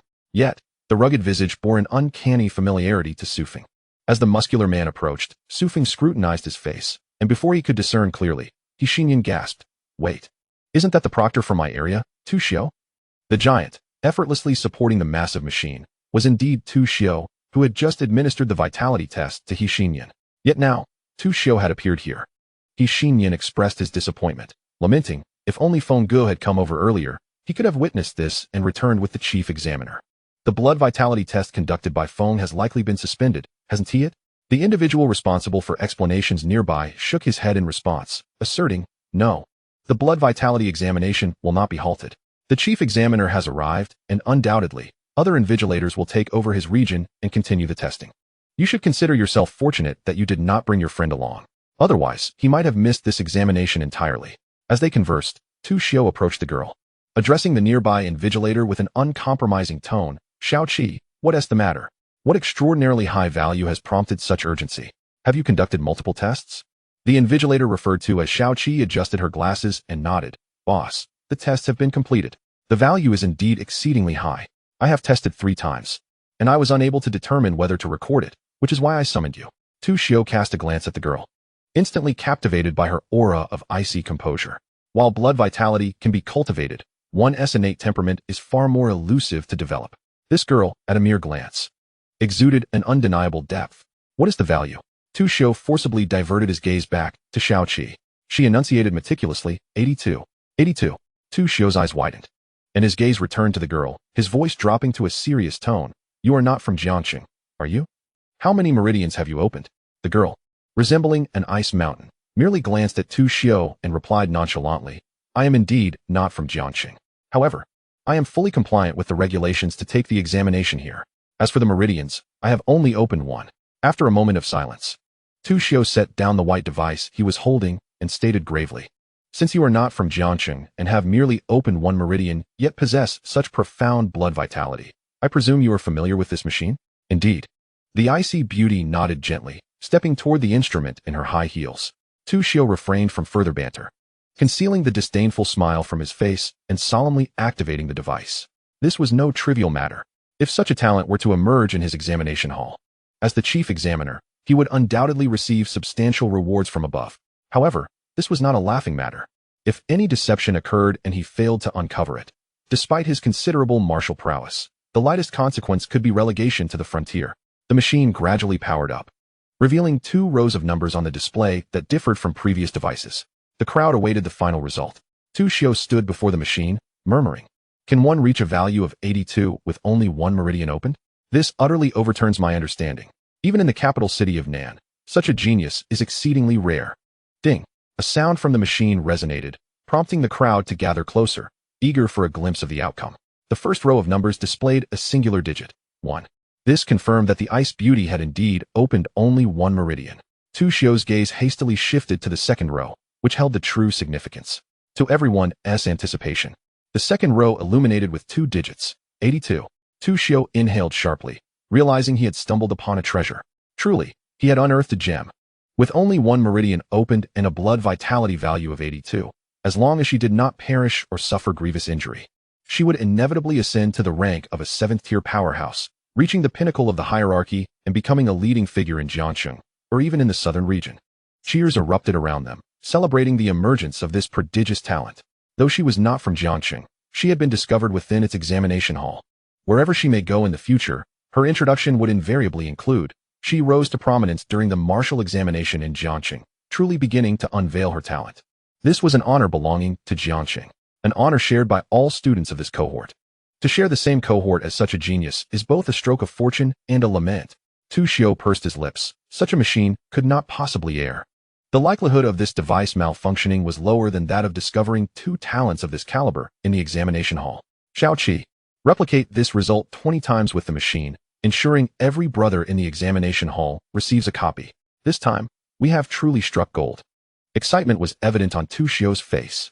Although the quality of this examination hall was not as high as others, today had indeed witnessed the emergence of an unparalleled genius. It was rare to encounter such a level of talent even in the southern capital. Suddenly, a cacophony erupted from the opposite side of the examination hall, deafening and spreading to several surrounding testing areas. Tu Xiao's left eyelid twitched uncontrollably, as though something significant were about to transpire. Moments later, the ringing of a cell phone pierced the air. Tu Xiao instinctively picked up the call and pressed it to his ear. A voice on the other end spoke urgently, "Boss, it's me. There's an anomaly in testing Area 7. Another candidate with a high blood vitality value has appeared. Please bring a new testing chamber and 2 personnel from Jiangxing's National Education Bureau to complete the necessary procedures." Tu Xiao stood frozen. Another one. Jiangxing is merely a remote town. While its economy is relatively decent, where are all these candidates with high blood vitality values coming from? After a moment of contemplation, Tu Xiao replied solemnly, "Understood, I'll be there shortly." With that, he hefted the machine and headed toward testing Area 7. Meanwhile, Su Feng, who had been perched on his Xinyan's shoulder, suddenly furrowed his brow, realizing the gravity of the situation. This high blood vitality candidate could very well be him. He had inadvertently neglected to relay critical information he had overheard from passers-by. If this vitality truly indicated talent, even if Su Feng remained discreet, the blood vitality he exhibited would undoubtedly exceed what a typical literary examinee should display.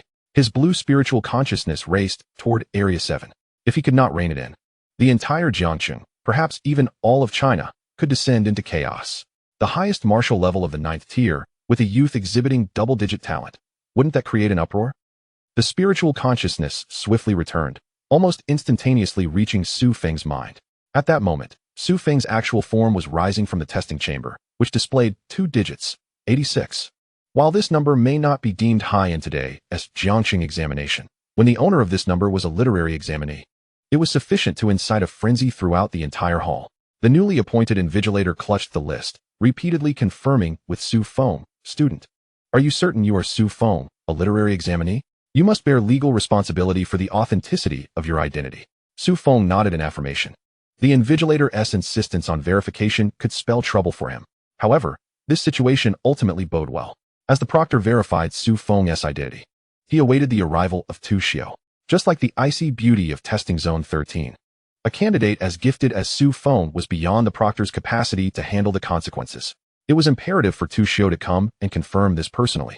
Once Tu Xiao acknowledged Su Feng's identity and reevaluated his blood vitality, not only Tu Xiao but even the proctor, who was merely filling in at testing zone 7, could reap substantial rewards.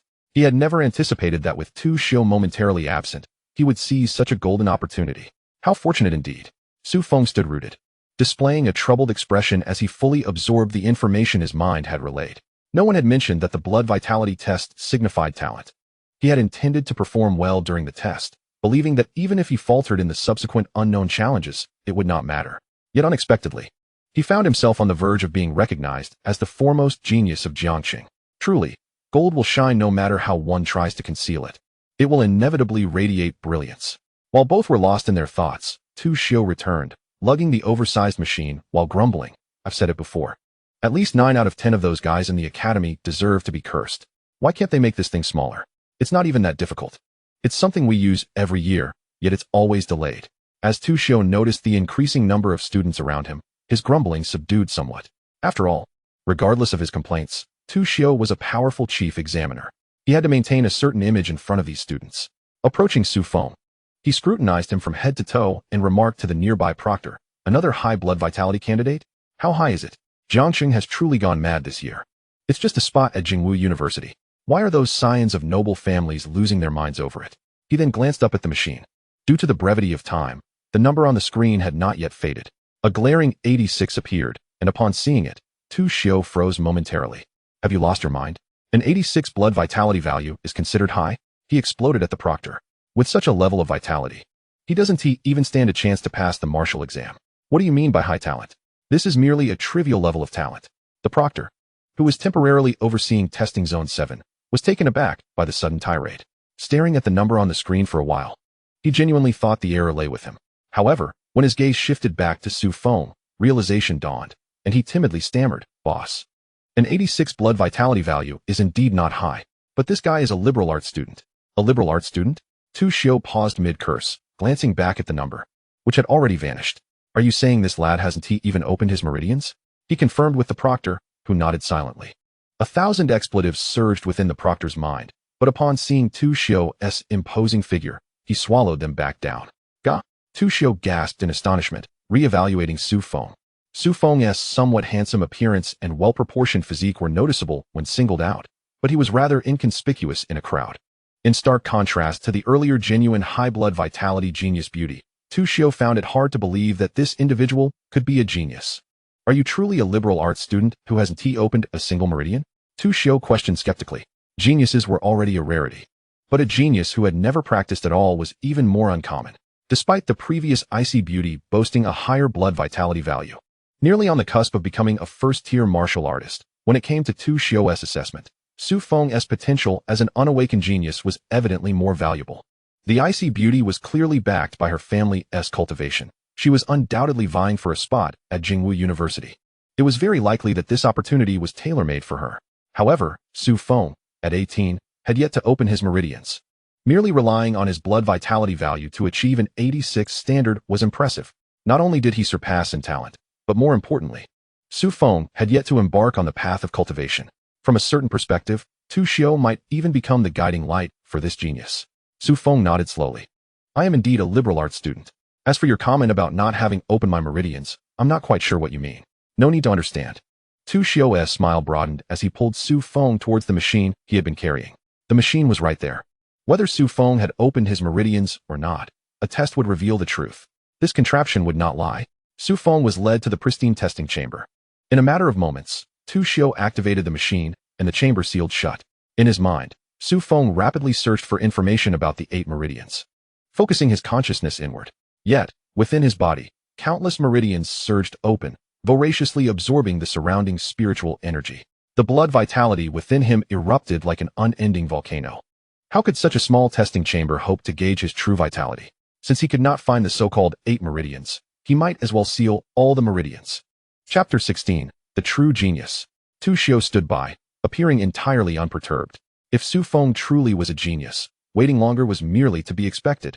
Suddenly, Tu Xiu's gaze shifted to the nearby proctor, and he swiftly kicked the proctor in the rear. "Xiaojiu, what are you staring at? I discovered this person. Are you trying to steal my thunder? Hurry up and take your people for the blood vitality test. If you delay, you'll be responsible for the consequences." Tu Xiu jested with a laugh. His mood was buoyant. Not only had he discovered Su Feng, but even the earlier encounter with the icy beauty made the trip worthwhile. Now, Su Feng was an unexpected delight. As he pondered, Tu Xiu began to hum a tune, filled with pride. This expedition to Jiangxing promised to be immensely rewarding. However, if this lad truly had an 86 blood vitality value and had never opened any meridian, certain individuals might find themselves in a predicament. There was only one spot at Jingwu University. One genius with higher potential in liberal arts, and another whose talent was slightly inferior but had already made considerable progress as a martial exam candidate. They were merely a step away from becoming true martial artists. Who would the higher-ups choose to grant this coveted spot? A smug smile crept across Tu Xiu's lips. Although many professional martial academies had also arrived, even if they did not secure a place at Jingwu University, they could still enroll in other relatively decent martial academies. Yet, did those academies truly deserve a genius of this caliber? Someone was bound to be troubled by this situation. Lost in contemplation, a figure darted through the crowd, seemingly searching for something. If Su Feng were present, he would immediately recognize this person. It was none other than He Xinyan, the one who relished in the spectacle. As He Xinyan scratched his head amidst the crowd, glancing around in a state of perplexity, he wondered where Feng Ge had vanished to. Was he uninterested in the excitement? Nevertheless, He Xinyan merely muttered a few words, not overly fixated on Su Feng's whereabouts. Redirecting his gaze to the center, he even squeezed forward to secure a better view, much to the discontent of those around him. Ding!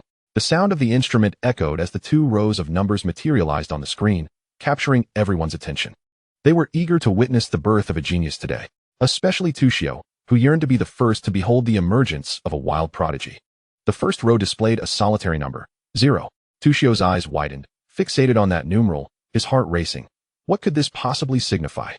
It meant that Su Feng had yet to unlock his 8 meridians. A true genius. The second row revealed the value of his vitality, indicating Su Feng's potential minimum achievements in the future. How many tiers? Tuxio's gaze slid down the instrument, eager to glimpse the digits representing Su Feng's innate talent. However, time seemed to crawl in this tense moment. Tuxio's eyes halted as he beheld 2 numbers prominently displayed on the second row, 86, exactly matching the results from Su Feng's initial assessment. This unequivocally indicated that he was indeed a genius, a talent sufficient to ascend to an 8th-tier warrior, a genius poised to stand atop the pinnacle of the Huaxia pyramid. Tuxio stared at that line of numbers, his lips involuntarily quivering with excitement. He had truly encountered such a prodigy, an arts student with an 86 vitality value, undoubtedly destined to advance as an 8th-tier warrior. 8th tier. It was unlikely that even a handful could be found throughout the entire southern prefecture. Most significantly, Su Feng was an arts student. This meant that Tuxio was Su Feng's guiding light. The future benefits would be immeasurable. The entire testing area erupted in jubilation. Initially, it was anticipated that this martial arts examination would only bear witness to a singular historical record. Little did they expect that the record set by the icy beauty would last for less than 10 minutes. Moreover, the individual who shattered that record was from Jiangcheng, a local, once again establishing this remarkable achievement. This honor belonged to all the people of Jiangcheng. Standing aside, Xinyan was utterly bewildered, gazing at the pristine instrument with confusion. The vitality value was not particularly high. Why was everyone so exhilarated? After inquiring with those nearby, Xinyan finally grasped the significance of that number. It represented that as long as the individual in the device did not perish, they would inevitably become an 8th-tier warrior. An 8th-tier warrior belonging to Jiangcheng. Countless resources would surely flow towards Jiangcheng in the future. Upon understanding this, Xinyan could not contain his excitement, shouting out, being a native of Jiangcheng, this was indeed an honor. As the test concluded, Su Feng slowly emerged from the testing chamber. The moment Xinyan spotted Su Feng, his cheers grew even louder as he seized a nearby stranger and exclaimed, my brother, this is my brother, with a vitality of 86, an 8th-tier warrior. Make way, this is my brother. Xinyan's voice resonated around him, causing the surrounding crowd to part, wary of his apparent exuberance. Your brother is an 8th-tier warrior. Not you. Why are you so agitated? Tuxio, inadvertently observing the scene, merely held Su Feng back, confirming, you are Su Feng, correct? Yes, Su Feng nodded slowly, glancing at Tuxio, who had adopted an unfamiliar demeanor. The rugged man's sudden shift to a fawning and exaggerated expression seemed oddly peculiar. Yet Tuxio paid no mind. Speaking to Su Feng, in that case, Su Feng, you may head home now. Your results have already been recorded. Moving forward, all you need to do is prepare for the Martial Arts Academy. As Tuxio spoke, he patted Su Feng's shoulder, as if to encourage him. With 2 prodigious talents emerging from a single examination venue, Tuxio's rewards would undoubtedly be substantial. Regrettably, the chief examiner of Jiangcheng could not engage too closely with the candidates. Otherwise, Tuxio would have relished the opportunity to visit Su Feng's home and assist him in analyzing which martial arts academy would be more advantageous. Such an opportunity to forge a connection with Su Feng was rare. However, the Ministry of Education was quite strict regarding such matters, even in a small place like Jiangcheng. If caught, the penalties could be severe. But wasn't the martial arts examination divided into 3 stages? Su Feng inquired. Isn't this vitality test merely an introduction? Prior to the examination, Zhou Yuan had mentioned that the martial arts test typically consisted of 3 stages, and although the format varied each year, it seemed too hasty to conclude the examination with just a vitality test. Not at all, Tuxio replied with a beaming smile, explaining, in fact, the vitality test is the first stage. The second stage assesses whether candidates have opened their meridians. You've already passed through 2 stages. As for the final stage, it's quite irrelevant to you. Tuxio paused, seemingly realizing he might have divulged too much, quickly closing his mouth. This matter could be trivial or monumental. If reported at such a juncture, Tuxio would find himself at a loss. You only need to know that your talent exempts you from the subsequent 2 stages. The Martial Arts Academy's recruiting in Jiangcheng will send lists to every candidate's home. At that point, you simply need to fill out your preferences. And whether the academy accepts you will be a matter of luck, Tuxio stated with a smile. Yet, within Tuxio's heart, anticipation brewed. With such a high-caliber talent, surely those old geezers would not be foolish enough to let it go to waste. They too cherished exceptional talent. Xinyan approached Su Feng, excitedly shaking his arm. Feng Ge, from today forth, you are truly famous. I never imagined you would genuinely possess the ability to pass the martial arts examination.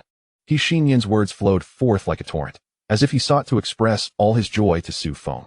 Tu Xiu cleared his throat, casting a glance at Xinyan. He remembered him as well, another art student, and moreover, his vitality had surpassed the threshold of 30, which, by rights, meant he could also skip the third stage of testing. He only needed to participate in the second stage of the Meridian test. This was a well-known unspoken rule in Jiangcheng. As long as an arts student's vitality reached 30 or above, they could bypass the third stage. Awaiting verification of their results in the second stage. Successfully navigating the second stage would allow Xinyan to await news from the Martial Arts Academy at home. After all, the difficulty of the second stage was relatively moderate. The process would become increasingly complex, and even those old men might personally oversee the examination. All right, since both of you have completed your tests, it would be best to head home early, Tu Xiu stated, backing up Su Feng's testing process as he spoke to the two. Talented individuals among the humanities students are indeed a rarity, and thus, Tu Xiu is inclined to engage in further conversation. Particularly today, having encountered a promising student like Su Feng, Tu Xiu feels even more compelled to speak at length. Su Feng is not a person devoid of manners. When Tu Xiu treats him with courtesy, Su Feng reciprocates politely, saying, certainly, thank you, teacher. I will make time in the future. Stop right there. Tu Xiu suddenly interjects. Refrain from uttering any more words. It will be for the best for both of us. Strive diligently to gain admission into a reputable martial academy. Your brilliant future will be the true reward for your teacher. The two leisurely stroll out of the gates of Jiangcheng No. 1 High School. At this moment, Su Nanlin has been waiting at the entrance for quite some time, and even the expression on Su Muyun's face reveals her anxiety. Logically, Su Feng should have emerged long ago. Why the delay? Moreover, that rascal Xinyan hasn't even come out to relay any news. The results of Su Feng's final assessment remain unknown to anyone. Just moments ago, two loud commotions echoed from the examination hall. Could something have happened to Feng? As Su Nanlin's impatience grows, he thinks that if the exam hall wasn't so strictly regulated, prohibiting non-candidates from entering, he would have rushed in to find out the situation. Su Muyun shares his sentiment. Dad, if my brother doesn't come out soon, won't we be late for grocery shopping? Suddenly, Su Nanlin's eyes brighten as he spots two figures gradually emerging from the gates of Jiangcheng No. 1 High School. It is none other than Su Feng and Xinyan. The two approach, chatting and laughing, and Su Nanlin waves eagerly, son, over here. Despite the throngs of people outside the school gates, it is surprisingly quiet. After all, this is the exterior of the martial examination hall, where ambient noise is meticulously controlled during the designated hours. Upon hearing his father's call, Su Feng immediately responds, leading Xinyan towards Su Nanlin. Xinyan is quick on his feet, dashing in just a few strides to stand before Su Nanlin, exclaiming, Uncle Su. Feng Ge has been accepted. The top genius of Jiangcheng. Inside the examination hall, there was no one to confide in, as everyone witnessed the events firsthand, rendering words unnecessary. Frustrated, he had even dragged a passerby to chat excitedly about Su Feng's remarkable achievements in the exam hall. Su Nanlin stands in stunned silence. Initially worried about whether his son would be able to gain admission to a martial academy, even if it were one of the less prestigious institutions.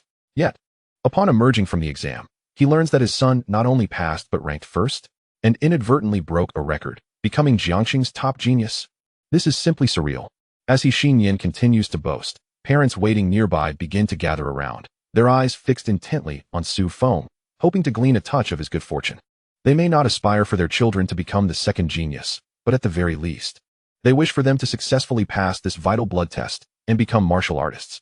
Su Feng watches with amusement as Xinyan tends to exaggerate his tales, but it is a charming embellishment befitting a storyteller. Su Nanlin, captivated by Xinyan's dramatic flair, nearly loses himself in a reverie. Only when Su Feng notices the growing crowd does he speak up. Dad, shall we leave this place for now? At that moment, Su Nanlin, somewhat dazed, snaps back to reality upon Su Feng's reminder and quickly nods. Yes, let us head home. We must celebrate today. New Year also had a meal at Uncle's house. Let us all enjoy a good feast. Su Nanlin is elated, as if in a dream, utterly unable to believe that 2 bottles of blood essence could nurture Jiangcheng's top genius. Su Muyun's eyes light up as she turns to Su Nanlin, equally overjoyed. A feast? Is it brother who will be cooking? Upon hearing this, Su Mu is overwhelmed with joy, immediately rushing off to the market to buy groceries. She had already prepared a banquet of dishes, but upon learning of Su Feng's achievements, she feels compelled to add several more hearty dishes. Su Feng wishes to accompany her to the market, but is firmly refused by Su Nanlin, who insists that Su Feng, now a celebrated figure in Jiangqing, would surely be recognized if he were to venture out. Moreover, what if danger were to arise? This leaves Su Feng amused and exasperated. With his celestial-level cultivation, no one in Jiangqing could possibly harm him. Nevertheless, he chooses to let them decide, not wishing to impose his own will. Xinyan, having somehow procured a book filled with historical data on martial academies, opens it to reveal the list of institutions for this year's admissions. As Tu Xiu mentioned, the enrollment list and numbers for this term have yet to be released, but many established martial academies will undoubtedly attend. Xinyan flips through the pages, noting that while these academies hold little relevance for Su Feng, they are of immense significance for someone like Xinyan, whose blood essence has just crossed the threshold. Chapter 18. The Future of Jiangqing Scholars. Xinyan's gaze lands on the last few academies listed in the book. These are the common destinations for the majority of humanities students taking the martial examination. Even if they pass, they can only aspire to the lowest-tier institutions. However, once they enter a martial academy and unlock their potential, becoming martial artists is almost a foregone conclusion. Choose one. No. Xinyan shakes his head. He will select all 5. However, he must choose them in order, or he may suffer the consequences. The martial examination in Jiangqing has concluded successfully. Nearly 90% of the candidates passed, having prepared for 3 years. That so-called threshold poses little challenge for them. Yet, they must also undergo a low-difficulty written examination. Only upon passing this will they be allowed to formally enter a martial academy. This step, to some extent, prevents martial candidates from becoming mere muscle-bound brutes. After all, nurturing a martial artist in Huaxia incurs a considerable cost. In contrast, only a scant 100 literary candidates across Jiangqing have passed the written examination. And not all will be granted entry to the martial academies. They must also undergo further evaluations to be ultimately recognized. However, this number far surpasses that of smaller cities. Jiangqing, after all, possesses a certain historical depth. After uploading all the results of the blood essence tests, Tu Xiu collapses onto the sofa, utterly exhausted. He must verify each score of the martial candidates from this small city, scrutinizing every individual's information and recording it meticulously. Should any issues arise, Tu Xiu would bear the brunt of the consequences. Aside from the beleaguered Tu Xiu, a group of individuals is likewise fraught with anxiety. Within the Education Bureau of Jiangqing, several individuals referred to as old geezers gather around a conference table, each holding a copy of a list, though dubbed old geezers. The eldest among them is merely in his 60s, not particularly old by any measure. Have you all seen the names on the list? Please share your thoughts. Intones the elder seated at the head of the table, enunciating each word with gravity. They are undoubtedly the final arbiters of admissions in Jiangqing. One word from them could determine the future of Jiangqing scholars. There are 5 individuals present, an official dispatched by the Ministry of Education from Huaxia, who holds full authority over this martial arts examination, the director of the local education bureau in Jiangqing, tasked with providing assistance, and 3 enrollment mentors from Jingwu University, Nanfang Martial University, and Nanzhong University. As soon as the official finished speaking, the enrollment mentor from Nanzhong University promptly stood up and inquired of the elderly gentleman seated at the head of the table, "May I ask, esteemed official, will we be breaking any rules this time? Jingwu University has only allocated 1 quota to Jiangqing, and if that is the case, even if more exceptional candidates emerge, Jingwu University cannot accept them all, can they?" The elder remained seated, aware of the implications of his words. This martial arts examination had revealed 2 exceptionally gifted candidates. Yet Jingwu University had initially requested only 1 quota. Consequently, 1 candidate would inevitably be overlooked, potentially enrolling in another martial university. Nanfang Martial University and Nanzhong University had not recruited any highly talented students for quite some time. After a moment of contemplation, the elder nodded and affirmed, "Indeed, Jingwu University can only recruit 1 individual from Jiangqing this year. This quota was established prior to our arrival." Upon hearing the elder's declaration, Nanfang Martial University immediately expressed its support. As long as this individual did not fall into the hands of Jingwu University, it mattered not where they ended up. Jingwu University was far too formidable. Although Nanzhong University and Nanfang Martial University often had their differences, they must unite to resist Jingwu University at this juncture. Only by doing so could they maximize their benefits. The usually taciturn mentor from Jingwu University observed the solidarity among the 3 and finally spoke, "Before coming here, Jingwu University indeed intended to recruit only 1 candidate. However, throughout the history of admissions at Jingwu University, it has not been uncommon to expand quotas. If these 2 children truly possess exceptional talent, Jingwu University would certainly be inclined to grant Jiangxing an additional quota. Jingwu University, directly under the Ministry of Education, is the premier martial arts institution in Huaxia. Under normal circumstances, this would suffice, but currently, it is a time of fierce competition for resources. The enrollment mentor from Jingwu University would not yield on admissions. Should this be the case, the laws of the state would be rendered meaningless. The elder's voice was grave. Despite his age, the weight of his anger was palpable. It had been a long time since anyone dared to challenge him so openly. Sensing the elder's dissatisfaction, the mentor from Jingwu University fell silent. The elder then continued, with a blood value of 86. The male candidate is a literary student. The female candidate possesses a blood value of 82, having opened only one meridian. Talent-wise, there is no doubt that the boy has greater potential. However, considering their backgrounds, the girl clearly embodies the caliber that Jingwu University seeks. Moreover, Jiangxing is not a major metropolis. Jingwu University has already recruited numerous prodigies from Nanfang. Would it be too much to ask that one of these candidates be allocated to Nanzhong University or Nanfang Martial University? Upon hearing this, the mentor from Nanfang Martial University cast a glance in the elder's direction. Clearly, the elder seemed inclined to have the mentor from Jingwu University retain Su Feng. Yet the upcoming national martial arts competition was less than 2 years away. While Su Feng might have the potential to go further, he had not yet opened a meridian. And embarking on the path of a martial artist would require at least 6 months of dedication. How much time would Nanfang Martial University have to allow him to mature? Across all of Huaxia, how much time could he be afforded for his growth? The mentor from Jingwu University regarded the elder, who stood on a moral high ground, and surveyed the surroundings once more. It was evident that Nanfang had united against him. Although the elder was dispatched by the Ministry of Education, he was a graduate of Nanzhong University and genuinely a local from Nanfang. Returning to his hometown, it was natural for the elder to consider matters from the perspective of the locals. The mentor from Jingwu University refrained from engaging in arguments. Continuing to debate would only lead to his own disadvantage. Therefore, I shall submit a request to my superiors. Ultimately, if several quotas are allocated to Jiangxing, we shall select a few candidates. With that, the mentor from Jingwu University stood and exited the room. This negotiation had evidently been unpleasant. Yet, how could such a fierce contest for resources ever be pleasant? Watching the mentor from Jingwu University depart, the elder remained unhurried and turned to the previously silent director of the Jiangxing Education Bureau, asking, "What are your thoughts on this matter?" After a moment of contemplation, the director cautiously replied, "From my perspective, I would prefer to see both of these children attend Jingwu University, especially the talented boy. As you know, it has been many years since a student from Jiangxing has attended Jingwu University, particularly from our local community. However, from a personal standpoint, I feel inclined to support both of these youngsters enrolling in our own Nanfang University. Even if they were to attend Nanzhong University, I would not wish for them to travel thousands of miles to a completely unfamiliar institution." Pausing briefly, the director continued, "Teacher, you have spent many years in Jing, and you are aware of the fierce competition there. Our students from Nanzhong may not necessarily find a conducive environment for growth. Regardless of their talent, it would be difficult for them to thrive. Furthermore, as the director of the Jiangxing Education Bureau, I should not display favoritism towards any martial institution. This matter is ultimately for you to decide. The students wholeheartedly support your decision." The elder slightly raised his gaze, refraining from directly responding to the director's question, and instead looked toward the other 2 enrollment mentors. He murmured to himself, "Our martial arts examination is remarkably humane. Beyond the selection of candidates by the martial institutions, the candidates themselves also possess the right to choose their institutions. If a candidate is unwilling, no matter how excellent a university may be, how many quotas it might have, or how much support the Ministry of Education might provide, it cannot compel the candidate."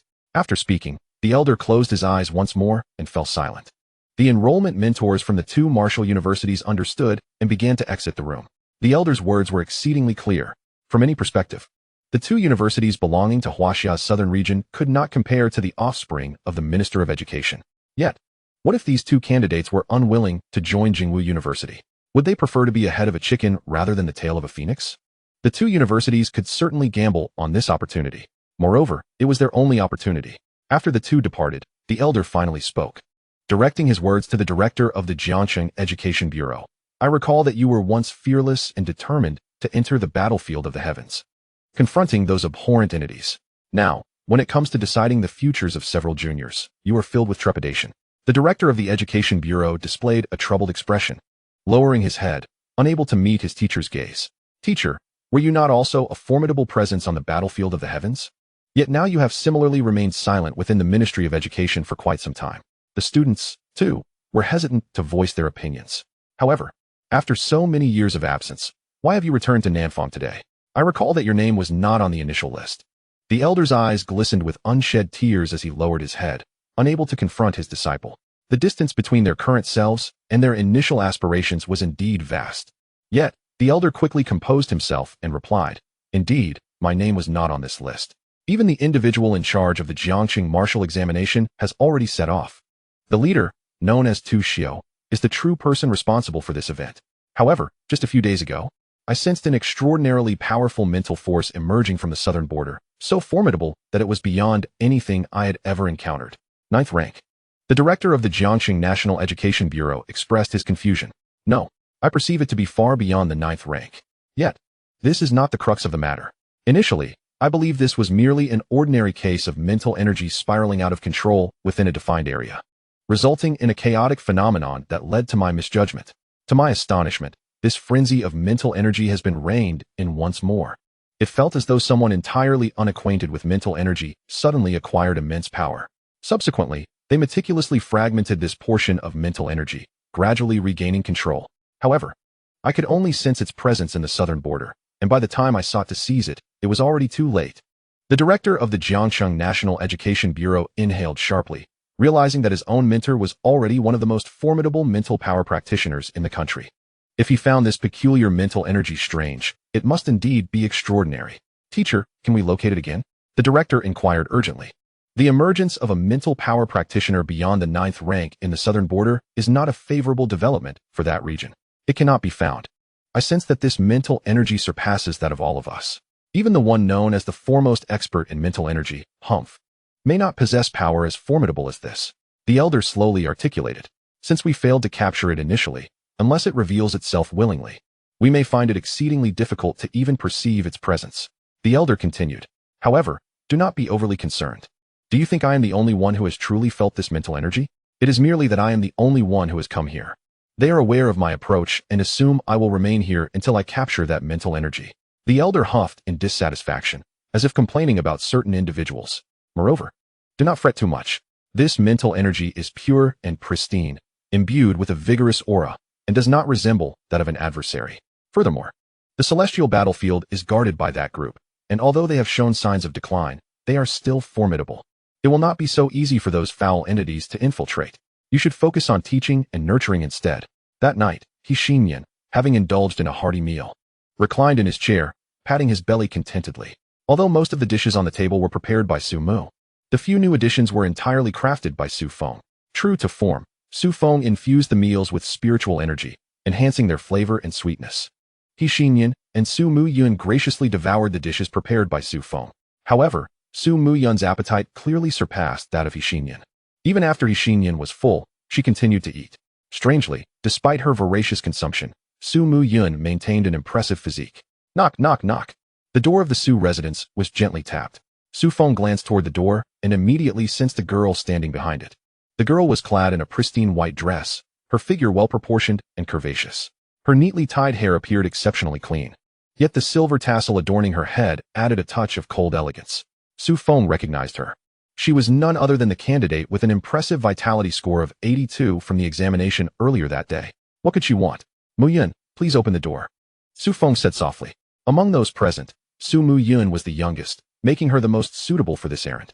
Upon hearing her brother's request, Su Muyun glanced at the door, then at the unfinished food on the table, gritted her teeth, as if making a monumental decision. Chapter 20. Will this young man be pursued? With determination etched on her face, Su Muyun set down her chopsticks and dashed to the door. After quickly opening it, she hurried back to the dining table, resuming her feast and continuing her culinary battle against the delectable dishes. The ice-cold beauty outside watched the fleeting figure of Su Muyun, equally taken aback. What is happening? Before she could utter a word, Su Feng's voice resonated from within. May I inquire what brings you here, esteemed classmate? Su Feng's tone was calm, yet it carried an elusive charm. The Ice Queen slowly raised her head, gazing into the interior. Is this the residence of Su Feng? I seek him for a matter of some importance. Might he be available? Su Feng remained silent, but Xinyan immediately recognized her identity and whispered to Su Feng, Brother Feng, this is the individual I observed today. A prodigy in her own right. She is the one with the vitality score of 82, and I heard the chief examiner mention that she has only awakened one meridian. She must be quite remarkable. Su Feng nodded, having witnessed the entire event. During the test, a fragment of his soul had been present on Xianxian. This young woman was, without a doubt, the rightful first place in the Jiangxing examination. Were it not for Su Feng, she would have been the undisputed champion of this year's martial assessment. I am Su Feng, he declared, rising from his seat and making his way to the door. A glimmer of blue light descended from Su Feng, unnoticed and undetectable by anyone. He left a piece of his soul at home to avoid falling victim to a ruse. Upon reaching the door, Su Feng took a moment to appraise the Ice Queen, who now bore a hint of emotion upon her previously expressionless visage. Su classmate, shall we take a stroll together? The Ice Queen asked, casting a glance inside. Although they stood at the entrance, their conversation could still be clearly heard by those within. She seemed intent on keeping their discussion private. Very well, Su Feng anticipated her request. The entrance was indeed not suitable for conversation. The Ice Queen likely harbored ulterior motives, and Su Feng wished to spare his family any unnecessary worry. It would be better to converse at a distance. The two walked along the street for some time. Yet the Ice Queen remained silent, causing Su Feng to grow increasingly impatient. Why is she not speaking? It was not until they reached a dimly lit alley, devoid of any onlookers, that the Ice Queen finally spoke. I am Chen Lu, the top-ranked candidate in this martial examination. I have seen your results. Chen Lu's eyes blinked, and as she announced her name, her previously frigid demeanor seemed to awaken. Logically, I should not be concerned about you. Your talent is formidable, yet converting that talent into genuine strength requires time. Moreover, this time, my total score is slightly higher than yours, a narrow victory. What is it you wish to convey? Chen Lu's preamble was interrupted by Su Feng, who was eager to cut through the pleasantries and get to the point. Chen Lu paused, taken aback. It was the first time in many years someone had interrupted her. However, she was not angered. In Jiangxing, only Su Feng possessed the qualification to engage her in conversation. What I wish to convey is that this year, Jingwu University has allocated a spot for Jiangxing. It is precisely due to this opportunity that I have traveled from the core city of the southern province, Nanxing, to undertake this examination. Jingwu University stands as the premier martial arts institution in our homeland, Huaxia. Gaining admission here is akin to securing a ticket to ascend to the ranks of high-level martial artists, those who are classified as 7th-tier warriors and above. At this juncture, Chen Lu deliberately paused, concerned that Su Feng might be unaware of Jingwu University's esteemed value, and thus took it upon herself to elucidate its significance. After all, this is Jiangxing, a place where high-level martial artists are virtually non-existent. Our family has expended an exorbitant cost for this opportunity. Hence I implore you to relinquish your claim to Jingwu University, allowing it to be entirely vacated. As she spoke, Chen Lu produced a black card and extended it towards Su Feng. This sum amounts to 20 million. I have thoroughly investigated your family's financial situation. This amount could not only enable your family to acquire a larger residence, but also liberate your parents from the burdens of labor henceforth. Your sister, too, would have the means to purchase chi blood pills to cultivate her martial prowess. Moreover, you could utilize this fortune as your initial capital, significantly hastening your journey towards becoming a martial artist. The conditions proposed by Chen Lu are exceedingly generous for any local examinee in Jiangxing. The two are nearly equivalent in their martial examination scores, with Chen Lu even ranking slightly higher than Su Feng. Yet, the sole concern for Chen Lu is that Su Feng's innate talent surpasses her own, though his 8 meridians remain unopened, which might pose a challenge for other institutions requiring assistance to unlock them and restart cultivation. Chen Lu understands that this is far from insurmountable for Jingwu University. It is entirely plausible that they would forsake Chen Lu for the sake of this slight edge in talent, opting for Su Feng instead. To eradicate this nebulous possibility, Chen Lu is willing to part with 20 million. 20 million for a chance to attend Jingwu University. For an opportunity to ascend to high-level martial prowess, such a price is not excessive. The Su family. Su Nanlin gazed at Xianxian with a puzzled expression, inquiring, Xianxian, you often spend time with Xiao Feng at school. Could it be that this boy is entangled in some romantic affair, prompting a girl to seek him out? Upon hearing Su Nanlin's question, Xianxian suddenly straightened, memories of their shared moments flooding his mind. Surely not. Fengge has always comported himself normally at school. Aside from his academic shortcomings, he scarcely interacts with girls. Su Nanlin's expression dimmed momentarily. This boy truly has no female admirers. How will the family line continue? Who, then, was that girl? Clinging to the last shred of hope, Su Nanlin posed the question. That girl just now. Xianxian's eyes suddenly brightened. Indeed, that very girl might have come to profess her feelings to Fengge. I should have accompanied him outside. At the very least, I could have protected him. With that, He Xinyan prepared to stride towards the door, only to be halted by Su Nanlin's grip. What lack of awareness you display. Is this something you need to supervise? Protect him? Nonsense. Knock, knock, knock. The Su family's door resonated once more. Has Su Feng returned? Chapter 21. The Conditions of Nanjing University. Su Nanlin regarded the door with surprise. Su Feng has returned so soon. He Xinyan was equally intrigued. He had seen the girl seeking Su Feng earlier at the examination venue. There was no reason for her to return so quickly. Xiaoyun, please open the door. Su Nanlin instructed his daughter, Su Muyu, who was engrossed in her meal. Su Muyu blinked, her gaze reflecting confusion. Must I again? I opened the door when my brother was here. Now that he is absent, do I still have to do it? What a waste. Nevertheless, under Su Nanlin's intense gaze, Su Muyu refrained from arguing, begrudgingly making her way to the door to open it. However, standing outside was not Su Feng, but rather two middle-aged men, each possessing distinct characteristics, yet sharing an air of scholarly demeanor. The foremost individual adjusted his glasses and smiled. Greetings. Is this the residence of student Su Feng? Indeed, replied the young Su Muyu, but she did not linger at the threshold. Nor did she harbor any intention of inviting the two strangers inside. She dashed back to the dining table to continue her meal, with only a few dishes remaining. Why should she invite them? Such a notion was ludicrous. The two admissions tutors were left standing awkwardly at the door. It had been many years since they had encountered a family that would leave them outside. In fact, such a scenario was unprecedented. Both Nanjing University and Nanfeng Martial University are renowned institutions within the southern province. It is customary for admissions tutors to be warmly welcomed wherever they go. Having been left outside, while the hosts scurried away, was a first for them. We are the admissions tutors from Nanjing University and Nanfeng Martial University, tasked with the recruitment in Jiangxing. We are hoping to speak with student Su Feng. Inside, Su Nanlin felt a wave of anxiety wash over him as he observed Su Muyu's nonchalance. These are esteemed university tutors. Their presence is directly tied to his son's future. Why is she running away? Steeling himself, Su Nanlin approached the door and, with an apologetic tone, addressed the two tutors outside. I apologize. Su Feng just stepped out. Would you like to come in and wait? As soon as he finished speaking, a flicker of disappointment flashed in the eyes of the Nanfeng Martial University tutor. Have they arrived too late? Were they outpaced by their counterparts from Jingwu University? Exchanging glances, both men felt a pang of regret and made to depart. Yet, before they could move, the Nanjing University tutor suddenly brightened and halted, turning to Su Nanlin. In that case, we shall wait here for student Su. After all, we wish to discuss his future plans with you.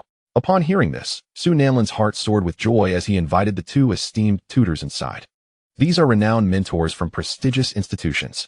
Being a native of Nanjing, Su Nanlin was well aware of the repute of these universities. They are the pride of the southern province, with thousands of graduates each year charging onto the battlefield, establishing a unique banner for their people. Countless families aspire to enroll their children in these martial academies. Despite the high casualty rates, these institutions remain the pride of the southern province. As the admissions tutor from Nanfeng Martial University observed the Nanjing University tutor walking straight in, he felt perplexed. Leaning closer, he whispered, "Why are you still entering? Didn't that boy just get taken away by the people from Jingwu University? Shouldn't we be making our way to Chinsila's house? If we delay any longer, I fear someone may snatch him away from her as well." The Nanjing University tutor, however, feigned mystery and shook his head. "You do not understand. Prior to our arrival, I conducted an investigation. This young man, named Su Feng, actually comes from a modest background. Do not be deceived by the swift actions of the individuals from Jingwu University. As long as we secure his parents and present sufficiently generous conditions, the rapidity of Jingwu University will be rendered inconsequential. These conditions are undoubtedly beyond the reach of that fellow from Jingwu University. In contrast, this lad named Su Feng is truly within our grasp." Upon hearing this, the admissions mentor from Nanjing University was immediately alert.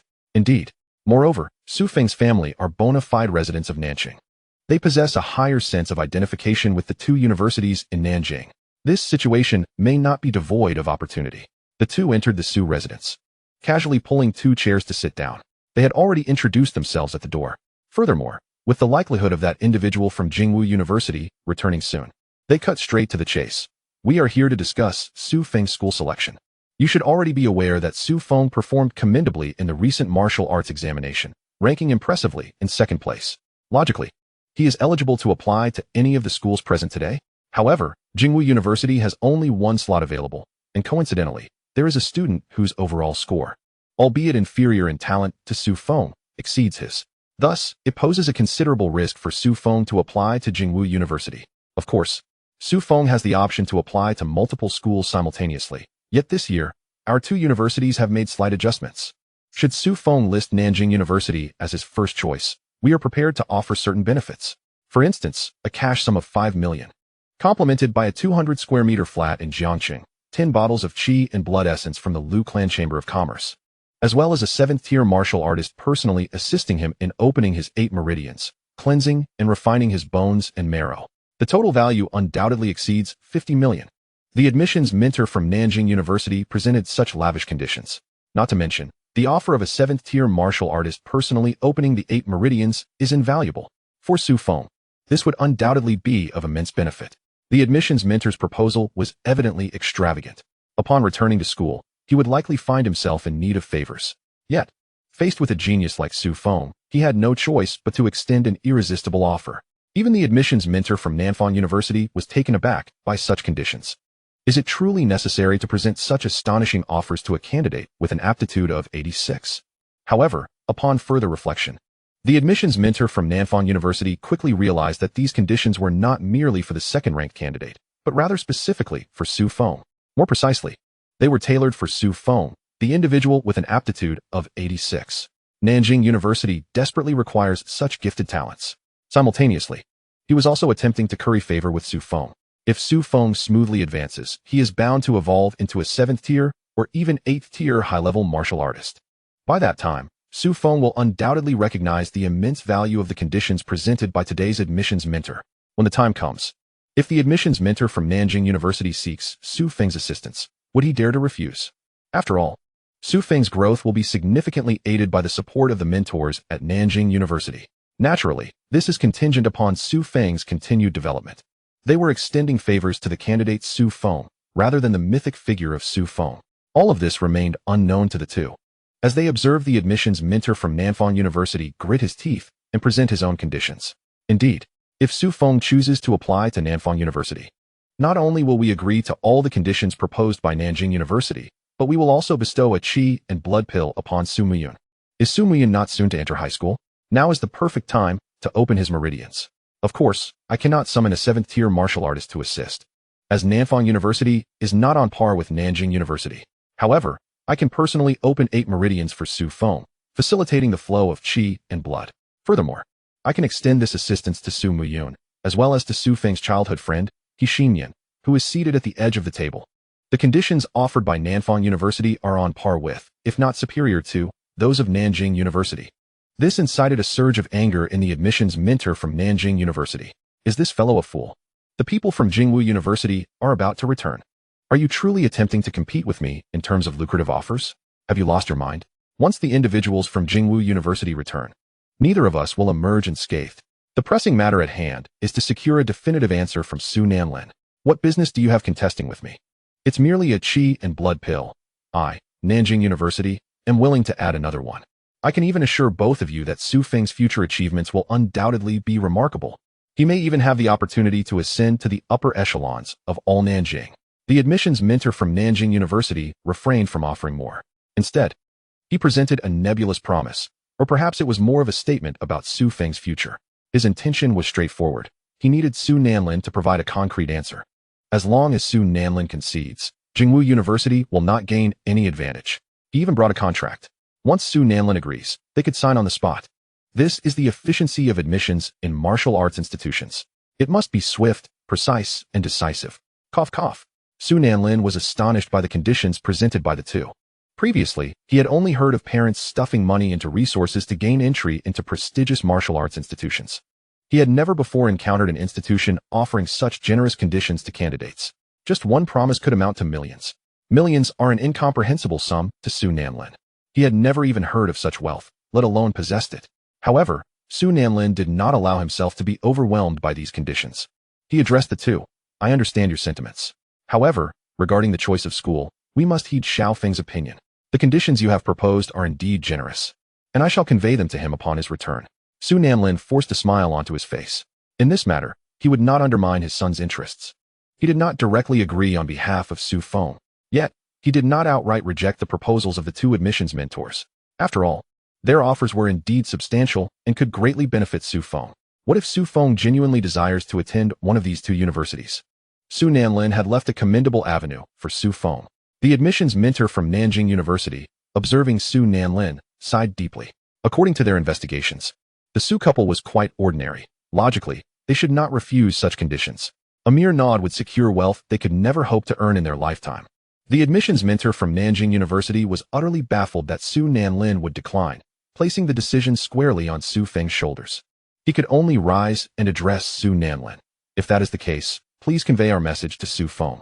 Attending Nanjing University will afford him a better development opportunity and superior economic support compared to Jingwu University. Upon concluding his remarks, the admissions mentor from Nanjing University promptly departed, having deemed further discussion unnecessary. With no progress made by Su Feng, it was imperative to hasten to the next candidate. Xianxialu had yet to be visited. Initially, it was believed that Su Feng had a greater chance here, but unexpectedly, the two swiftly bid farewell to Su Nanlin. He sighed deeply, having hoped that his son would merely pass the vitality test. Even if he were ultimately not admitted to the martial arts academy, it would be of little consequence. Little did he realize that his child was exceedingly exceptional. Knock, knock, knock. As soon as the two departed, the door of the Su residence was rapped upon once more. Still recovering from the previous encounter, Su Nanlin's gaze fell upon his daughter, Su Muyun, while she was tidying up the remnants of their meal. She felt her father's gaze upon her, igniting a surge of indignation within her. Interrupted thrice during a meal, was it not enough? Could they not allow her to dine in peace? In a fit of anger, Su Muyun cast aside her chopsticks and strode toward the entrance. This group was truly overstepping their bounds. With a huff, Su Muyun flung open the door, only to find an elderly gentleman standing there, leaning on a cane, his face radiating warmth as he regarded her. Young one, is this Su Feng's abode? Su Muyun pouted, this being the third wave of visitors seeking her brother today. Despite the old man's advanced age, she felt no inclination to extend courtesy. She merely responded with a curt, yes, before turning back toward the dining table. Eyeing the dwindling food, she muttered defiantly, I one tea waste a meal. I refuse to let my appetite be thwarted. Watching the old man at the door, Su Nanlin's expression turned pensive. Just as he had seen off two visitors, another had arrived. Which school's admissions mentor could this be? Nevertheless, out of politeness, he greeted the elder with a smile. May I inquire who you are, sir? Young Feng is out at the moment. Would you care to step inside and take a seat? The elder tapped his cane lightly against the ground, glancing inside before shaking his head. Since Su Feng is absent, I shall refrain from entering. I am a specialist from the Ministry of National Education, and I shall be resting at Jiangxing, one middle school for the next few days. Should Su Feng wish to assess his mental acuity, he is welcome to seek me out at any time. With that, the elder turned without further ado and departed. Watching the old man leave, Su Nanlin felt perplexed. Mental acuity? What purpose did that serve? Was it not only of marginal benefit during literary examinations? His son was merely participating in an utterly ordinary martial arts test, having already secured second place overall. What need was there to measure mental acuity? In the distance, Su Feng stroked his chin, deeply contemplating Chun Silu's proposition. Jingwu University. One could tell it was an esteemed institution. Su Feng was eager to attend. It resonated with the allure of a prestigious university in his past life as capital. Who among the youth had not aspired to study at Huaxia? Yet, this university was the foremost in all of Huaxia. The title of the premier university in Huaxia implied that the nation's educational resources would be disproportionately directed towards it. Such an opportunity was exactly what Su Feng desired. However, being the foremost institution also meant it was located in the heart of the capital. The most formidable experts of the nation undoubtedly resided there. With uncertainties surrounding his own strength, Su Feng was genuinely reluctant to venture into the capital. Conversely, Nanjing was presently his optimal choice. Thus, when Xianxialu made her proposal, Su Feng found himself genuinely contemplating it. Accepting it could leave a favorable impression on others, rendering his decision appear more reasonable. It was for such conditions that he had chosen to forego Jingwu University. Have you not made a decision yet? Xianxialu urged, equally eager for a definitive answer today. Su Nanlin appeared troubled, as the events of the past night had turned everything he knew upside down, leaving him feeling utterly bewildered. Even now, he struggled to comprehend how his son had become a rare prodigy. Knock, knock, knock. Once again, the door of the Su residence was rapped upon. This marked the fourth time that evening. The Su household, traditionally quiet and seldom hosting visitors, was unusually lively tonight. Su Muyun was the first to lose her composure, rising abruptly and slamming her chopsticks onto the table. This time, without needing her father's prompting, she headed towards the door herself. It was her duty to answer. Fueled by anger, Su Muyun flung the door open, immediately bellowing, "This is not Su Feng's home. We do not know him. Leave at once." She then attempted to slam the door shut. However, just as the door was about to close, a large hand pressed against it, forcing it wide open with a resounding bang. A sharp sound echoed as Su Muyun felt a sudden impact on her head. There stood Su Feng outside, glaring fiercely at her, his voice low and threatening. Su Muyun, what were you just saying? Time flew swiftly, and 2 days later, all students gathered at Jiangxing one middle school to fill out their applications. Results were announced immediately. This was the efficiency of the martial arts examination, a testament to the emphasis Huaxia placed on its martial arts students. By the balcony, Su Feng and He Xinyan leaned against the wall. He Xinyan, puzzled, queried, Brother Feng, are you truly willing to forego such an opportunity? Gaining admission to Jiangwu University would etch your name into Jiangxing's history. Su Feng remained silent, his gaze drifting to a tall girl standing nearby, her countenance serene, clad in a pristine white dress. She too looked at Su Feng, offering a slight nod, as if signaling him. Su Feng returned her gaze with a gentle smile. At that moment, He Xinyan's attention shifted to her, a knowing expression crossing his face. Before long, the director of the Jiangxing National Education Bureau stood at the podium, holding a list and addressing the crowd with a serious demeanor.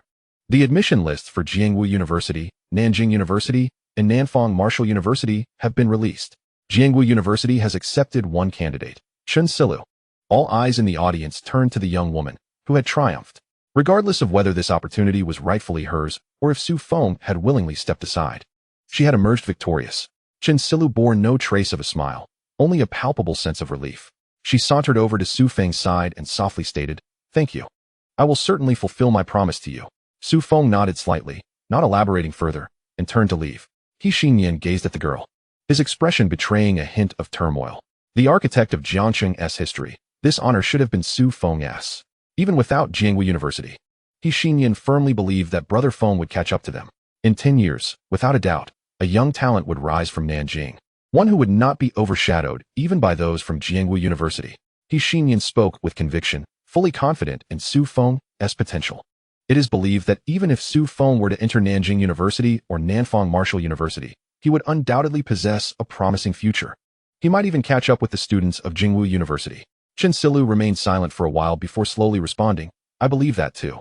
I eagerly await the arrival of that day." Su Feng is indeed talented, a sentiment even acknowledged by Chen Silu. However, the prowess he currently displays is not held in high regard by others. The podium continued to announce the names of those who had been accepted. Nanjing University, 3 individuals, Su Feng, Zhu Yao, and He Xinyan. Su Feng's name stood out prominently at the top of the admission list for Nanjing University. Even more astonishing was the inclusion of He Xinyan in this prestigious lineup. This was something no one had anticipated. He Xinyan, merely a person with a talent rating of 31, what qualifications did he possess? Just gaining admission to the Martial Academy would have been remarkable. Yet, he had managed to secure a spot at Nanjing University, the foremost martial arts institution in the region. Even He Xinyan himself was taken aback by this development. What is going on here? Feng Ge told me to apply to Nanjing University, and I thought he was merely joking. He Xinyan's gaze was filled with astonishment. But at that moment, Su Feng's figure had already vanished from sight. Standing beside him, Chen Silu seemed to possess some knowledge of the situation and spoke solemnly. The conditions set forth by the mentors at Nanjing University for Su Feng were entirely rejected by him. He only requested one thing. If he were to join Nanjing University, it must be with you. Such a demand was something Nanjing University would typically never agree to. Yet, coincidentally, your talent had just barely met the threshold, and Nanjing University had graciously offered an additional admission slot. Naturally, this slot fell to you. Originally, Nanjing University had only 2 spots available in Jiangxing. But with Su Feng's stipulation, this new opportunity had been granted to He Xinyan. In fact, it was precisely because of Su Feng's request that this additional slot had been created. What on earth is Feng Ge trying to accomplish? He Xinyan's eyes burned with intensity, resembling a volcano poised to erupt. Though he longed to attend Nanjing University or Nanfang Martial University, he did not wish for this opportunity to come at the expense of Su Feng's future. Chen Silla blinked, shaking her head. Perhaps he truly desires to create miracles alongside the people of Jiangxing. In this regard, I find myself lacking compared to him. Chen Silu turned her body and walked into the distance, her voice fading away. Perhaps, in 10 or 20 years, we might truly witness a rising star shining brightly in Nanjing. In a corner of Jiangxing, Su Feng sat in earnest conversation with an elderly man. The elder wore a satisfied expression, stating, "I initially believed you would choose Jingwu University, becoming the first prodigy in Jiangxing's history. Or, you might forego Jingwu University for a wealth of advantages, thereby hastening your journey to becoming a martial artist. I never expected you would carve out a third path, exchanging all these conditions for your friend's future and your family's happiness. I am even more impressed by you now. Su Feng, seated directly across from him, replied in kind. I am equally more impressed by you. Furthermore, even if I do not attend Jingwu University, does that mean I am not the first prodigy in Jiangxing's history? The elder's gaze flickered in surprise before rapidly shifting as he regarded Su Feng. Are you suggesting that you plan to confront those from Jingwu University while representing Nanjing University? Chapter 24. Please support, Senior. Indeed, Su Feng nodded, then continued. Elder, you are also from Nanjing. You do not think we Nanjing natives are inferior to others, do you? Of course not. The elder firmly set down his cane, looking at Su Feng with earnestness. This young man is increasingly to my liking. We Nanjing people are certainly not lacking compared to that group. He hesitated, but let us not dwell on the past. However, since you possess such boldness, I am willing to offer you my support. As he spoke, the elder suddenly closed his eyes, and a formidable surge of spiritual energy surged towards Su Feng. Sensing this force, Su Feng's expression changed, instinctively preparing to retaliate. Yet upon discerning the source of this spiritual energy, he paused, refraining from making a move. Meanwhile, the elder's voice reached him. Do not resist. I wish to assess your spiritual talent. If you wish to catch up to that group of prodigies, relying solely on your physical prowess will likely prove insufficient. You must at least possess some degree of spiritual power. You cannot only be a martial brute. Upon concluding his statement, the elder's potent spiritual energy once again delved towards Su Feng. Su Feng couldn't help but smile wryly. With the elder's slight spiritual force entering Su Feng's spiritual sea, it would be akin to a drop in the ocean. With just a moment's lapse in attention, Su Feng could easily engulf the elder's spiritual energy entirely. While it wouldn't cause any fundamental harm, it would certainly require the elder to recuperate for a time. Gradually, Su Feng loosened all his defenses, enticing the elder's spiritual force to enter. However, as the elder ventured deeper, Su Feng's anxiety grew. If this spiritual probe were to glimpse his spiritual sea, wouldn't his celestial level cultivation be exposed? Wouldn't it be prudent to reveal only a small pond to him? In a fleeting thought, a small pond of several cubic meters materialized in Su Feng's mind, just as he intended to allow the elder entry. He quickly shook his head. This small pond felt rather insecure. Moments later, that small pond shrank once more, transforming into a mere few square meters, resembling a spring that continuously gushed forth. This should be adequately secure, he mused, while simultaneously luring the elder's formidable spiritual energy in that direction. Outside, the elder furrowed his brow, perplexed. In previous instances of assisting others with spiritual assessments, the process was usually instantaneous. Why then was it taking so long this time to uncover the small droplet that symbolized his spiritual talent? Could it be that this young man possessed no spiritual talent whatsoever? Was he truly just a martial brute? The elder felt a twinge of disappointment. Surely, a talent like this wouldn't be devoid of any indication of his spiritual prowess? Suddenly, the elder's spiritual energy came to a halt. A clear spring unexpectedly appeared before him. The water flowed effortlessly. Yet the elder's spiritual force recoiled as if it had encountered something terrifying, retreating from Su Feng's mind. You have concealed your strength. The elder's eyes widened in alarm as he stared at Su Feng. The young man he had just admired now appeared utterly unfamiliar. Su Feng, taken aback, regarded the elder with incredulity. Is it truly just this small spring that allows you to deduce I have concealed my strength? That seems rather excessive.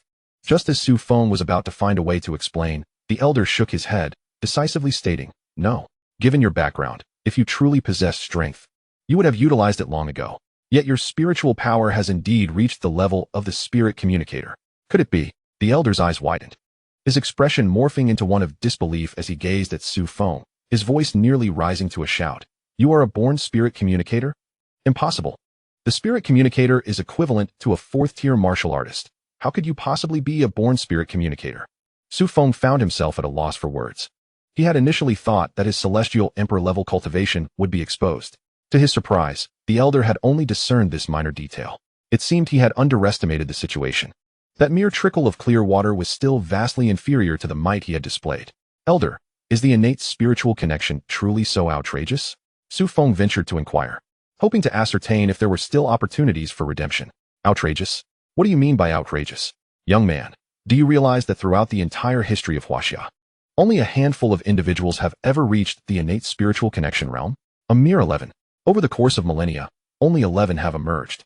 Among them, 9 have matured into revered sages, safeguarding Huaxia and etching their names into the annals of history. You must not reveal your capabilities. Otherwise, you shall find yourself in grave danger. The elder's expression shifted from shock to palpable anxiety. He was no longer concerned with how Su Feng had attained such spiritual prowess. Instead, his priority was to protect him. This matter cannot remain concealed. I must report it immediately.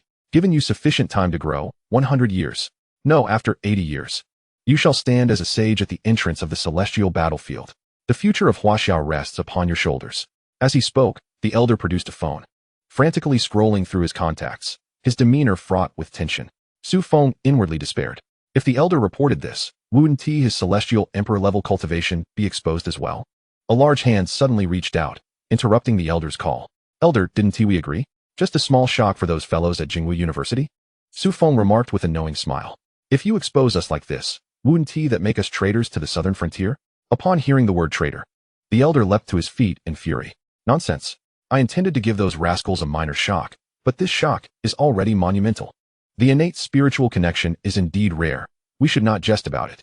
The elder, who usually prided himself on fearlessness, now appeared somewhat flustered.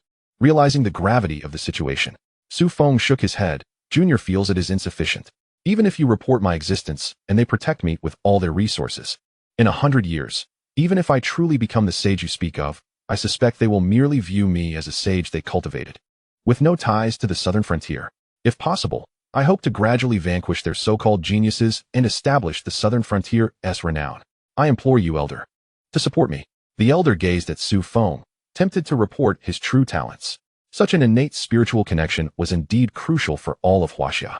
However, imagining a day when Su Feng could rise above those fellows without needing to heed their whims sent a shiver down the elder's spine. Delightful. Absolutely delightful.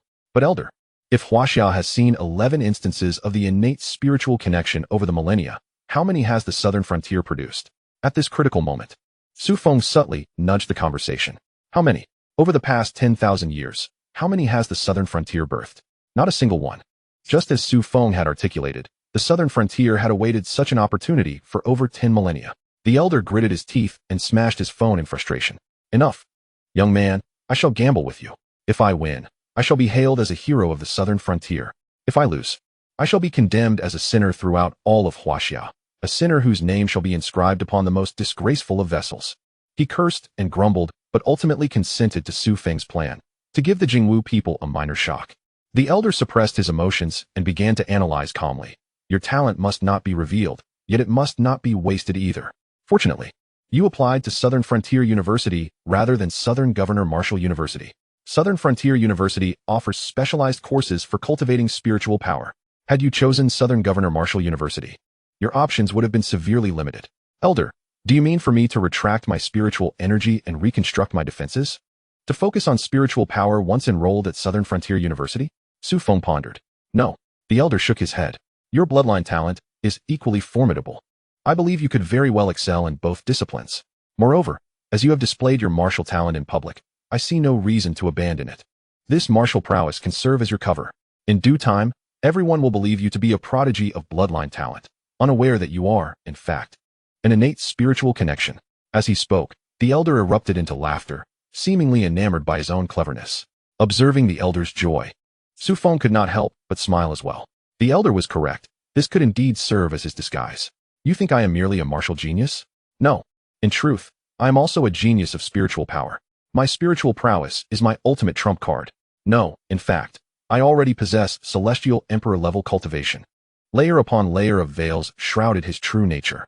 When they finally discovered Su Feng's true capabilities, it would likely leave them utterly astounded. Return now. I can manage this matter.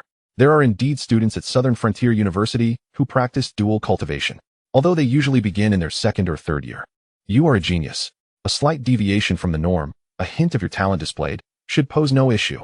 Su Feng nodded in agreement, realizing that with the elder's assistance in concealing his identity, his forthcoming path would undoubtedly be much smoother. As the two conversed, the surroundings suddenly transformed violently. A profound aura seemed to rise from the depths of the earth.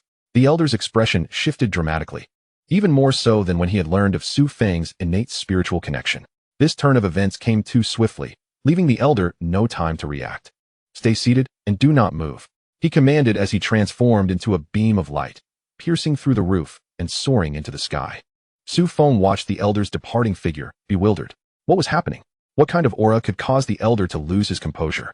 They had just planned to deliver a minor shock to the Jingwu fellows. What was this all about? At that moment, Su Feng remained unfazed. If the elder had instructed him to stay put, there must be a purpose behind it. However, as one who delighted in observing spectacles, Su Feng was equally eager to witness the unfolding drama. He summoned a strand of consciousness from his brow, transforming it into a towering figure of light, approximately 6 feet tall. Upon gazing at this figure, Su Feng nodded in satisfaction. This luminous giant was markedly different from the one he had conjured in the examination hall. It possessed at least 1/10 of Su Feng's strength, with all images relayed in real time, ensuring Su Feng could savor the unfolding events as they transpired. Finding a corner of the room, Su Feng settled into a meditative posture while the luminous giant leapt into action, following the elder's trajectory. However, Su Feng was acutely aware that the elderly man possessed considerable strength, thus the two maintained a prudent distance from one another. Indeed, unless Su Feng chose to reveal himself, it would be a futile endeavor for the elder to detect his presence. The old man soared in a particular direction, unabashedly unleashing his aura, seemingly calling for allies to converge upon his location. Simultaneously, the director of the National Education Bureau of Jiangcheng, cup in hand, immediately ascended upon sensing the elder's energy. His authoritative voice resonated throughout Jiangcheng. Director of the National Education Bureau of Jiangcheng, a 6th-stage void breaker, I volunteer for battle. No sooner had his proclamation echoed than others responded in unison. The City Lord of Jiangcheng, a 5th-stage divine power practitioner, I volunteer for battle. The Chief of the Jiangcheng Police Department, a 5th-stage divine power practitioner, I volunteer for battle. The Minister of the Jiangcheng Garrison, a 6th-stage void breaker, I volunteer for battle. Their voices were resounding, each word striking like thunder, shattering the long-standing silence of the night. The call to arms reverberated throughout Jiangcheng. Countless citizens were abruptly roused from slumber, their eyes wide with trepidation as they gazed into the night sky, as if searching for something. Many others, however, appeared dazed and bewildered, entirely unaware of the unfolding events, including Su Feng himself, and similarly, Huaxia. Jiangcheng had not witnessed any anomalies for 3 to 4 decades. Now, tranquility had been shattered for the first time in this long peaceful city. The clamor of battle cries echoed through Jiangcheng. The Liu Family Chamber of Commerce Guards. 3rd-stage body refinement practitioners, I volunteer for battle. The captain of the Jiangcheng Patrol Squad, 3rd-stage body refinement practitioners, I volunteer for battle. From the 6th stage to the 1st stage, voices called out in fervor. They released their auras as if awaiting a summons. At long last, it seemed they had discerned the source. The initial powerful aura emerged, its voice booming like a bell, steady as a rock, resonating throughout Jiangcheng.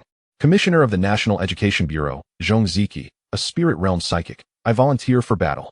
This time, the hidden clan members, those below 5th stage, are to withdraw from the battlefield. Spirit realm experts, withdraw from the battlefield. The target is expected to be a singular individual. Estimated strength at 9th stage, and I, as your commissioner, predict a decisive kill. I urge all to intercept reasonably. Countless warriors were struck with fear upon hearing those words. Hidden clan, 9th stage.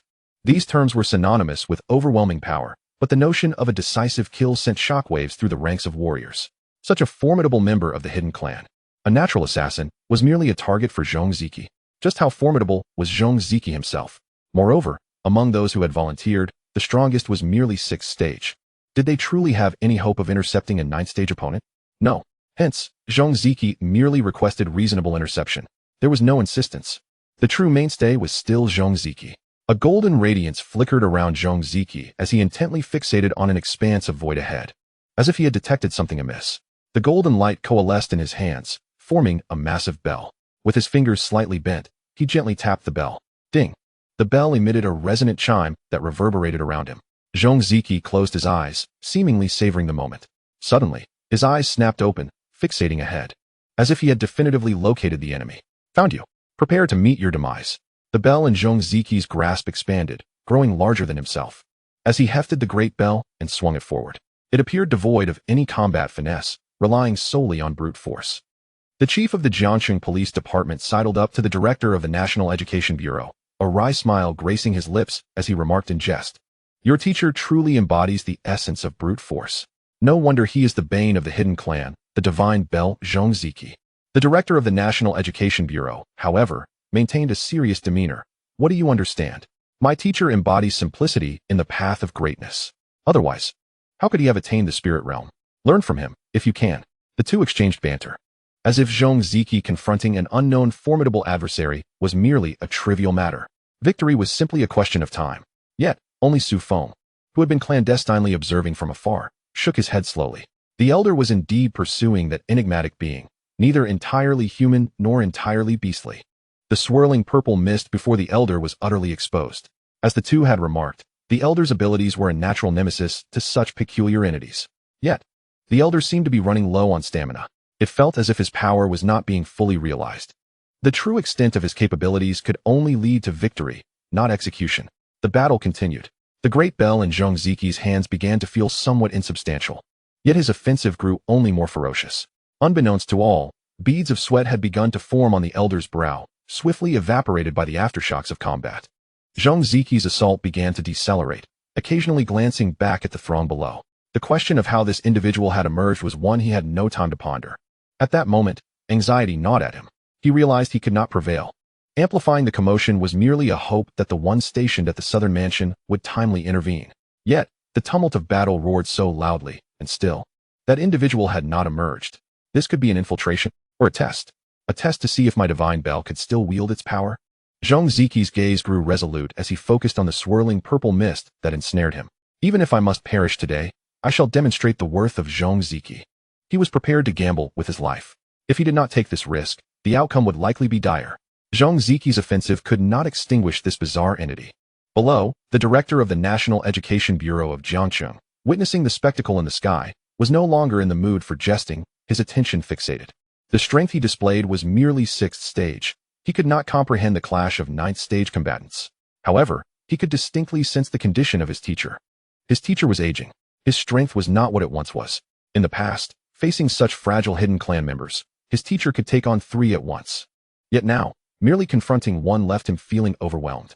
We must prepare for a desperate battle. The director of the National Education Bureau of Jiangcheng glanced down, murmuring to himself, "What?" The chief of the police department, suddenly hearing such words, was taken aback. The elder in the sky was on the verge of victory. Why prepare for a desperate battle? Could there still be a formidable opponent? Suddenly, the golden light surrounding Zhong Ziki blazed forth, and his laughter echoed throughout Jiangcheng. His hair tousled and his eyes wide with fury. "You wish to witness me gamble with my life? Then as you desire. Let us see if my divine bell can suppress your hidden clan for another decade. Come forth." Zhong Ziki roared, his voice filled with sorrow and rage. Tugging at the heartstrings, the divine bell trembled. Zhong Ziki was prepared to fight for his life. Suddenly, a brilliant blue spear manifested in the void, piercing through the air. Its psychic energy overwhelming and unyielding. Before the spear was unleashed, the very fabric of the void began to tremble, as if the very void were on the verge of being severed by that striking azure spear. "Hold on, fellow cultivator." A voice, seemingly emerging from nowhere, reverberated throughout the night sky, even more resounding than the initial clamor of the crowd. Zhong Ziki's expression shifted dramatically, his gaze fixated on the brilliant blue lance.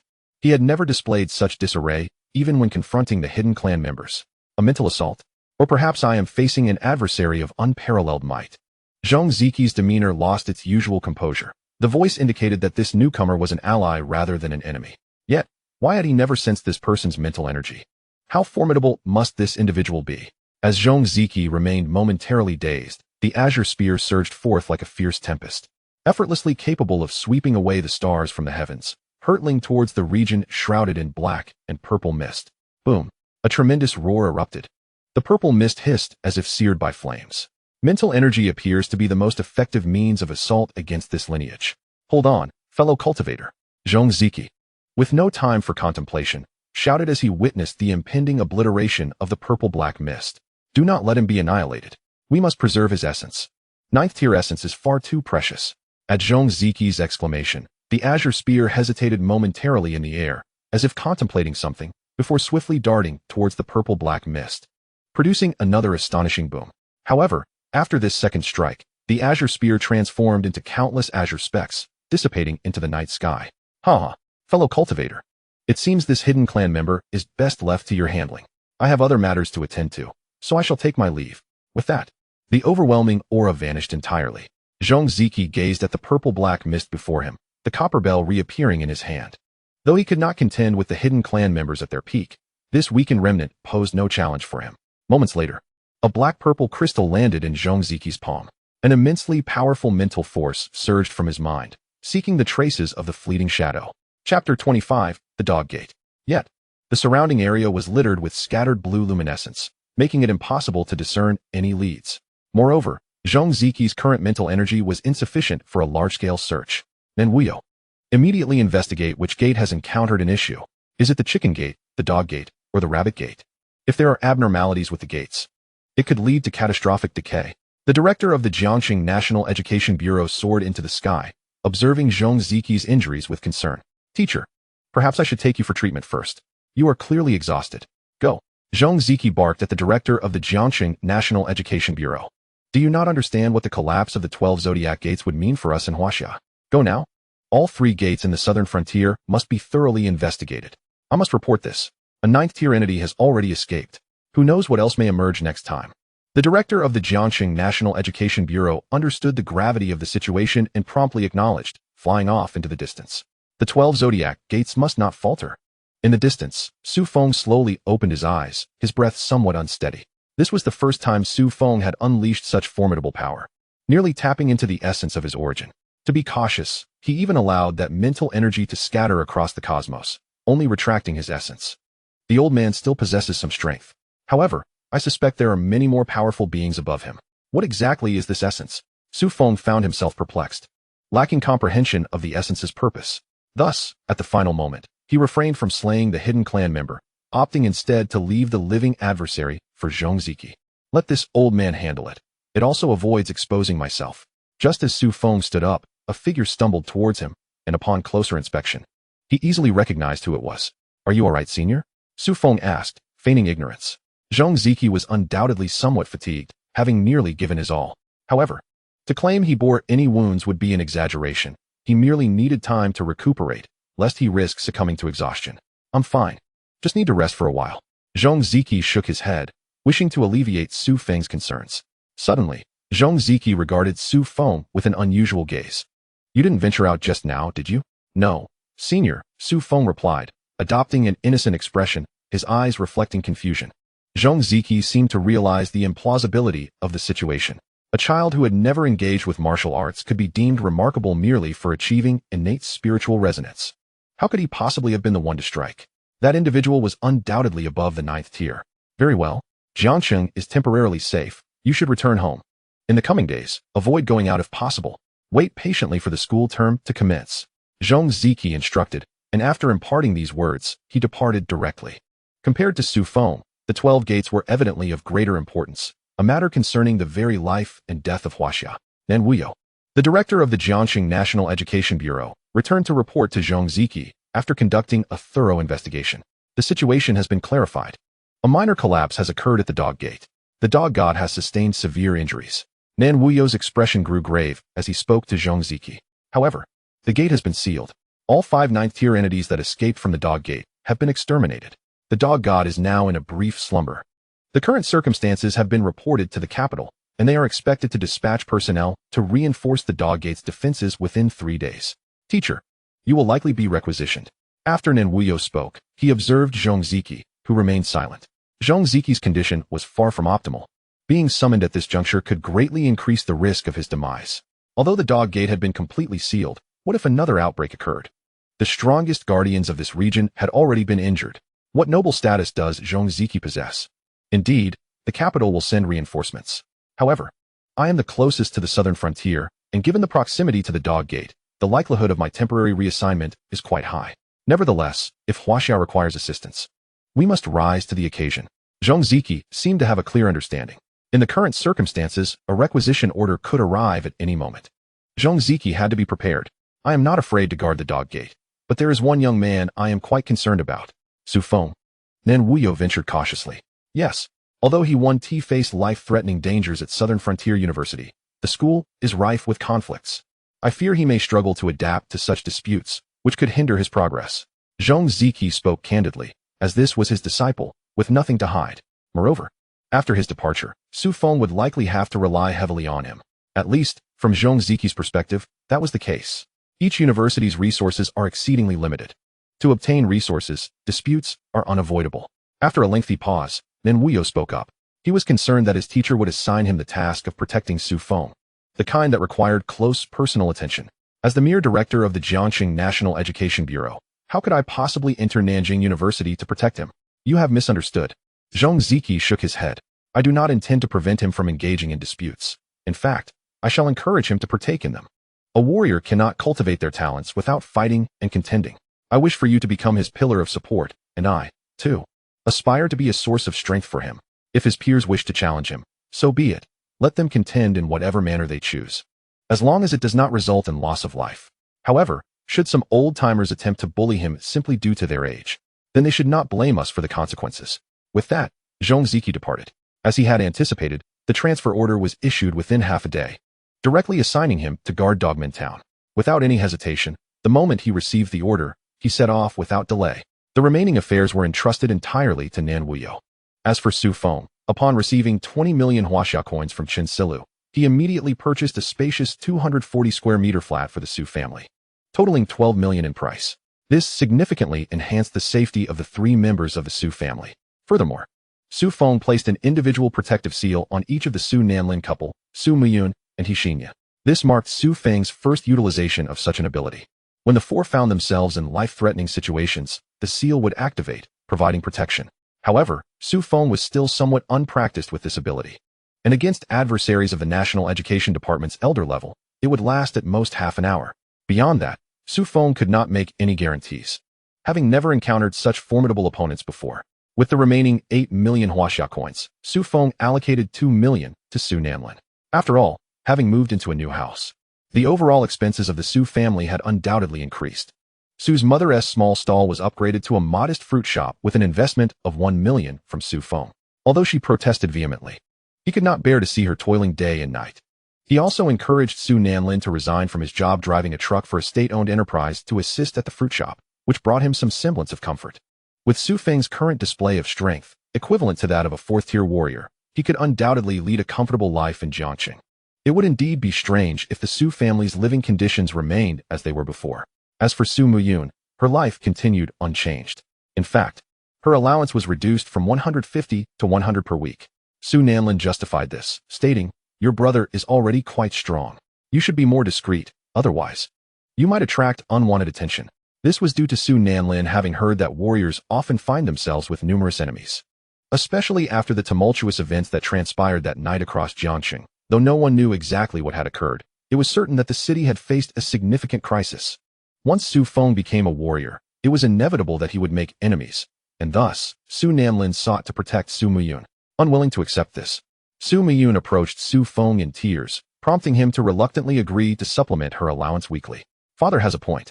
It would be wise not to be overly arrogant in public. I will not be so. Chapter 26. The Pickpocket at the Train Station. Time flew swiftly. The 2-month respite vanished in an instant, and soon the commencement of university classes arrived. On September 1st, nearly all universities across Huaxia opened their doors. While a few institutions like Jingwu University began earlier, Nanjing University and Nanfangwu University adhered to the standard schedule. Su Feng and Xianxian embarked on their journey. Nanjing University, situated in the southern city of Guangnanfu, is the largest comprehensive university in the region and the only one that supports dual cultivation of both literary and martial disciplines. The literary aspect pertains to mental fortitude, while the martial aspect relates to the cultivation of a warrior's vitality. Before departing, Zhong Ziki completed all the necessary procedures for Su Feng's dual cultivation. Perhaps Su Feng would be the first freshman at Nanjing University to commence such rigorous training. At Jiangxing High-Speed Railway Station, Su Feng and Xianxian alighted from the train. Xianxian trailed closely behind, lightheartedly gazing at the bustling station. Brother Feng, this place truly lives up to its reputation as the southern city. It is indeed far larger than Jiangxing.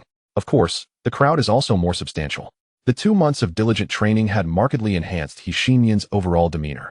The director of the Jiangxing National Education Bureau, Nan Wuyo, personally opened the 8 meridians for him, commencing his path of cultivation, and imparted a martial technique to him, granting him initial self-defense capabilities. Indeed, that is to be expected, considering it is the foremost city of Guangnanfu. And one can even say it is the most significant city in Nanjing, Su Feng concurred. In his previous life, Su Feng had merely been a high school student. This was his first visit to the southern city, and like Xianxian, he was awestruck by the sights before him. Suddenly, a petite figure brushed past Su Feng, inadvertently colliding against him. The scent enveloped him, reminiscent of a curled-up little hamster, gently leaning against him. The fragrance lingered in the air, and even without trying to inhale deeply, he could perceive its allure. I apologize, I am in a hurry. The girl extricated herself from Su Feng's embrace, seemingly eager to avoid any semblance of impropriety, and hurriedly made her way forward. Yet, a large hand seized her wrist. Her fair wrist, delicate as a spring onion, struggled momentarily. However, she soon realized that Su Feng's robust hand grasped her firmly, akin to a vice. The girl turned towards Su Feng, her expression menacing. What do you think you're doing? Are you trying to harass me? Xianxian stood beside them, astonished by Su Feng's actions. Seriously, Brother Feng. Are you this hungry? This is a train station. Harass? If you wish, go ahead and report me, Su Feng replied with a smile, seemingly unfazed by the girl's accusations, even encouraging her to take action. The girl, her pearly white teeth visible, glared at Su Feng in mild anger. Let go of me. I am in a hurry, and I shall not hold this against you this time. Next time, you shall surely regret it. With that, she pulled again, attempting to break free from Su Feng's grip. However, there was no way Su Feng would grant her that wish. He continued to hold her wrist firmly, not relenting in the slightest. Not holding it against us. Is it not rather that we choose not to hold it against you? Su Feng smiled. Hand over my vitality water and my admission notice, and I shall let you go this time. The moment she collided with Su Feng, he had sensed her furtive movements. However, to give credit where it's due, her hand speed was impressively swift. If not for that, would he not feel utterly taken advantage of? The girl's expression shifted, as if a secret had been exposed, and she glared fiercely at Su Feng. You, what do you want? Hand over the items. At this moment, Xianxian fully grasped Su Feng's intentions. The girl before them, barely measuring 5 feet tall, was clearly a seasoned thief. She had just attempted to pick their pockets. Xianxian, who had never been robbed in Jiangxing for over a decade, was stunned. How could they be targeted so quickly after arriving? Just 10 minutes after disembarking from the subway, they had already been robbed. The worst part was that this girl had even stolen the vitality water, an item worth tens of thousands. Su Feng watched as Xianxian approached the girl. The girl is quite intriguing, not merely due to her kicking the metal plate, but primarily because her hand speed is truly remarkable. Her motions of concealing items are exceptionally adept. With merely a turn, she managed to hide everything within her clothing, even employing a certain degree of camouflage. If it were someone else, it's quite possible that this girl could have pilfered from them. It would be prudent to return what you have now. My friend here is not a kind-hearted individual. Should we happen to touch something we ought not to during our search, it would be quite regrettable. Su Feng threatened the girl. At that moment, Xianxian also played along, extending his hands as if to grasp at the air. The girl, looking at Su Feng, suddenly puffed out her chest and defiantly shouted, "Come on, go ahead and touch me. If you dare lay a finger on me, I will certainly scream harassment." With so many people at the high-speed rail station, I find it hard to believe you would actually dare to touch me. As she spoke, the commotion attracted the attention of the surrounding crowd, who began to gather in small clusters. Xianxian halted, turning to seek Su Feng's counsel. In such a public setting, taking action against a girl could lead to complications. Even if they ultimately found evidence proving her guilt, they would still risk being charged with harassment, which could delay their schooling. Not returning it, Su Feng maintained his nonchalant demeanor, seemingly unfazed by the bottle of blood vitality water. It appeared he had a plan to deal with the girl. What else? I haven't taken anything from you. The girl, observing the increasing number of onlookers, felt her fear of Su Feng diminish significantly. With so many witnesses present, she doubted he would dare to act against her. Before Su Feng could make a move, a police officer clad in a blue uniform emerged, parting the crowd to position himself at the center. Upon seeing the girl, his expression darkened. "Xianxi, you again? If you have taken someone else's belongings, return them quickly. Otherwise, a trip to the detention center awaits, and that could mean a minimum of 7 days." The girl, identified as Xianxi, pouted in discontent. "Brother Lin, I truly haven't taken anything this time. If I did, I would be wronged." Her assertions were delivered with such conviction that, to the onlookers, she did not appear to be lying. However, the officer, known as Brother Lin, furrowed his brow. Xianxi was a habitual offender, and now that she was caught in a compromising situation, it was highly likely she had stolen something. Yet, with so many spectators around, he was hesitant to jump to conclusions without irrefutable evidence. This girl has resorted to leveraging public opinion now. Chapter 27, Dormitory Number 7. The officer's gaze shifted to Su Feng, recognizing him as the focal point of this situation. He approached Su Feng and quietly advised, "What have you lost?" This individual is a repeat offender. Without solid evidence, it will be challenging to elicit a confession from her. If all else fails, I may have to take all 3 of you back for further questioning. The officer was quite considerate. Su Feng and his friend were laden with bags and appeared to be students arriving for school. However, today was the final day for enrollment. Should they miss the registration deadline, numerous complications could arise, including potential expulsion due to failure to complete their records. She took our blood vitality water and our admission notice. Su Feng stated with a smile, but before he could finish, the girl quickly retorted, "No, I didn't tea. If you're innocent, a search will confirm it. Want tea it?" Hearing Su Feng's words, Xianxian approached Xianxia, ready to take action. The officer's expression darkened immediately, and he hurriedly intervened. "No. In our country, there are laws. You cannot forcefully search her." The officer was anxious. He knew she had undoubtedly stolen from the two students. However, regardless of the circumstances, it was not within their rights to conduct a search on her. Otherwise, they would be the ones in the wrong. "If we can't search her, let the items reveal themselves." Su Feng's voice rang out from behind the officer. Suddenly, Xianxia appeared to lighten, and the zipper on her chest slid down, causing a golden blueprint and a red bottle to fly out, landing directly in Su Feng's hands. Xianxia's expression changed, and she froze. "Have I just hit a wall?" The officer also halted, staring at Su Feng with disbelief, exclaiming, "A mentalist? You are a student from Nanjing University. Only Nanjing University offers courses in mentalism. Practically every mentalist seen in Nanjing has ties to Nanjing University. Yet, encountering such a young mentalist was a first for the officer. At just 18, he had already become a mentalist? Such talent is exceedingly rare even throughout all of Nanjing." "Indeed," Su Feng replied, safely stowing away the bottle and admission notice. Nodding towards the officer. The officer, appearing quite fair-minded, at least considered the situation from Su Feng's perspective. Phew. The officer sighed in relief upon realizing Su Feng was a student of Nanjing University, knowing that such individuals would inevitably rise to become fifth-tier warriors. Such people are not to be trifled with. Since you both have retrieved your belongings, hurry along to Nanjing University to register. Wishing you both prosperous martial arts careers. "Thank you," the officer said politely, and Su Feng returned the courtesy. However, as they passed by Xianxia, she continued to gaze at Su Feng with resentful eyes. Seemingly complaining, Su Feng merely smiled, choosing to ignore her. The minor episode at the high-speed rail station did not dampen their spirits, and they quickly made their way to Nanjing University for registration. Su Feng, the teacher responsible for handling admissions at Nanjing University, looked up in confusion, as the information displayed on the screen was beyond his comprehension. A freshman dual majoring. These two terms, when separated, seemed normal, but to see them together on one person's record was unprecedented at Nanjing University. "Yes, teacher. This is my dual major documentation, certified by both colleges." Su Feng retrieved the proof prepared for him by Zhong Ziki from his backpack and handed it to the admissions officer. The teacher, puzzled yet compliant, proceeded to register Su Feng's identity. "What about your dormitory? What level would you like to choose? As a freshman, you can opt for standard, basic, or intermediate dormitories. However, you are different. You may select a premium dormitory, albeit at a hefty price of 3 million per year, which will not be reimbursed." The admissions officer gestured towards Su Feng, indicating he could choose the premium dormitory. The higher the dormitory level, the better the training area, the more advanced the dormitory, the more vibrant the spiritual energy, thus accelerating training progress.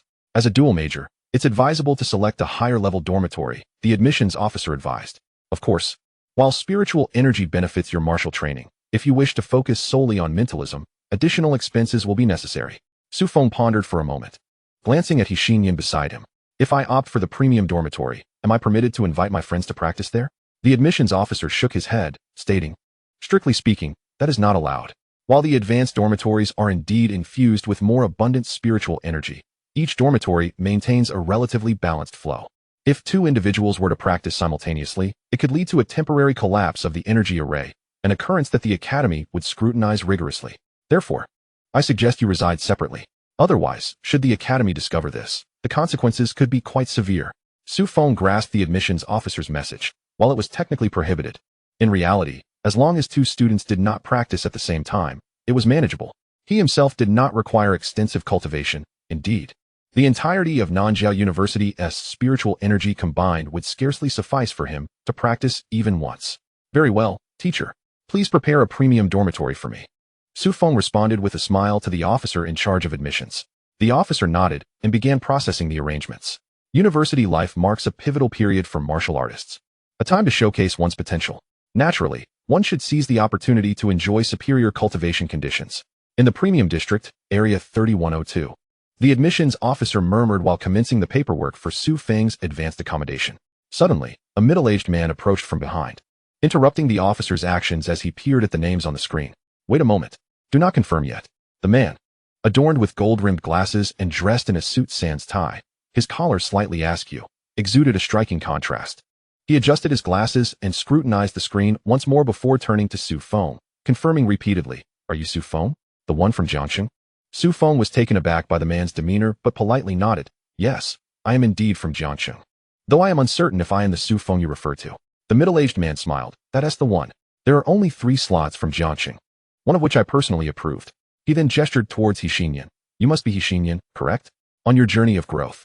Cherish the friendship you have with someone like Su Feng."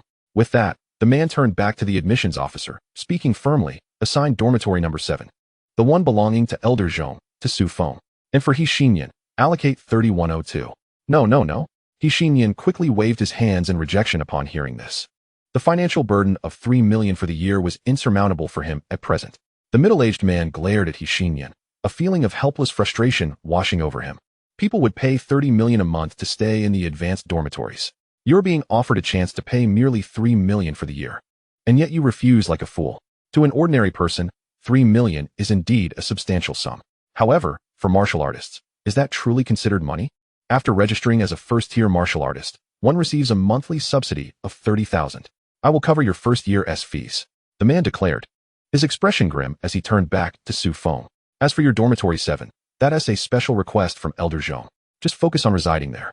With that, the middle-aged man departed without a backward glance, seemingly humbled before his students for the first time. Once he left, the admissions officer exhaled a sigh of relief, casting a glance at Xianxian with a hint of survivor's gratitude. "You lad, you've truly escaped a close call." That was the vice principal of the martial academy. No one has dared to refuse his directives before. You're fortunate to be assigned to a premium dormitory, and you had the audacity to decline. Afterward, the officer handed Su Feng a card. "This is your key to dormitory number 7, Elder Zhong's quarters. The spiritual energy there is abundant. I suspect you will excel in dual cultivation within half a year." However, he added, "this individual cannot enter the elite zone. Only those who have made special contributions to the academy, along with the vice principal or honorary president, are granted access. As a freshman, you will not be admitted. The regulations are quite stringent. Even 7th-tier martial artists are stationed at the entrance." The officer seemed to anticipate Su Feng's thoughts and provided a preemptive warning. The presence of 7th-tier martial artists guarding the area attests to the academy's high regard for it. Nevertheless, most freshmen typically reside at the 1st or 2nd tier. Even a standard intermediate dormitory suffices for your cultivation. As you progress into your 2nd and 3rd years, based on your performance and rank, you may apply for a dormitory transfer. The admissions officer also offered a few words of consolation to Xianxian. You won't be able to partake in this fortune. However, Xianxian did not appear overly disheartened. Instead, he began counting on his fingers. "Brother Feng, we might earn quite a bit from this venture. That fellow just mentioned he would cover the rent for the first year. If I pocket that and sublet an intermediate dormitory, wouldn't I make a fortune?" A hush fell over the room as Su Feng could no longer tolerate such thoughts and delivered a swift kick. "What kind of person are you? You think you can claim rent for a premium dormitory that others can't even afford to enter? If that's your intention, at least don't voice it here. There are too many people around. How could you possibly be so brazen?" Chapter 28. All of us are the pinnacle of Huaxia. The two did not attend the opening ceremony on their first day, as by the time they arrived at Nanjia University, it had already concluded long ago. Fortunately, there were no classes that day, only a brief overview of the university's history, requirements, and objectives, serving as a mild initiation for the new students. Su Feng did not head directly to Zhong Ziqi's dormitory. Instead, he accompanied Xianxian to his premium dormitory, 3102. The intermediate dormitories were standard double rooms, while Xianxian's premium accommodation was solely for him. After tidying up the dormitory together, Su Feng collapsed onto the soft bed, feeling somewhat fatigued. "If there's nothing else going on, I'll be staying here from now on. I don't have a habit of residing in someone else's quarters."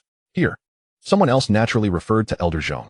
Xianxian, having known Su Feng for over a decade, felt no need for formality. "All right," he replied without hesitation, fully aware that without Su Feng, he would never have qualified for such a premium dormitory, or even the opportunity to attend Nanjia University at all. However, Xianxian lamented, "It's a pity we can only stay here for free for a year." Though the place was quite comfortable, who would willingly spend 3 million just to live here?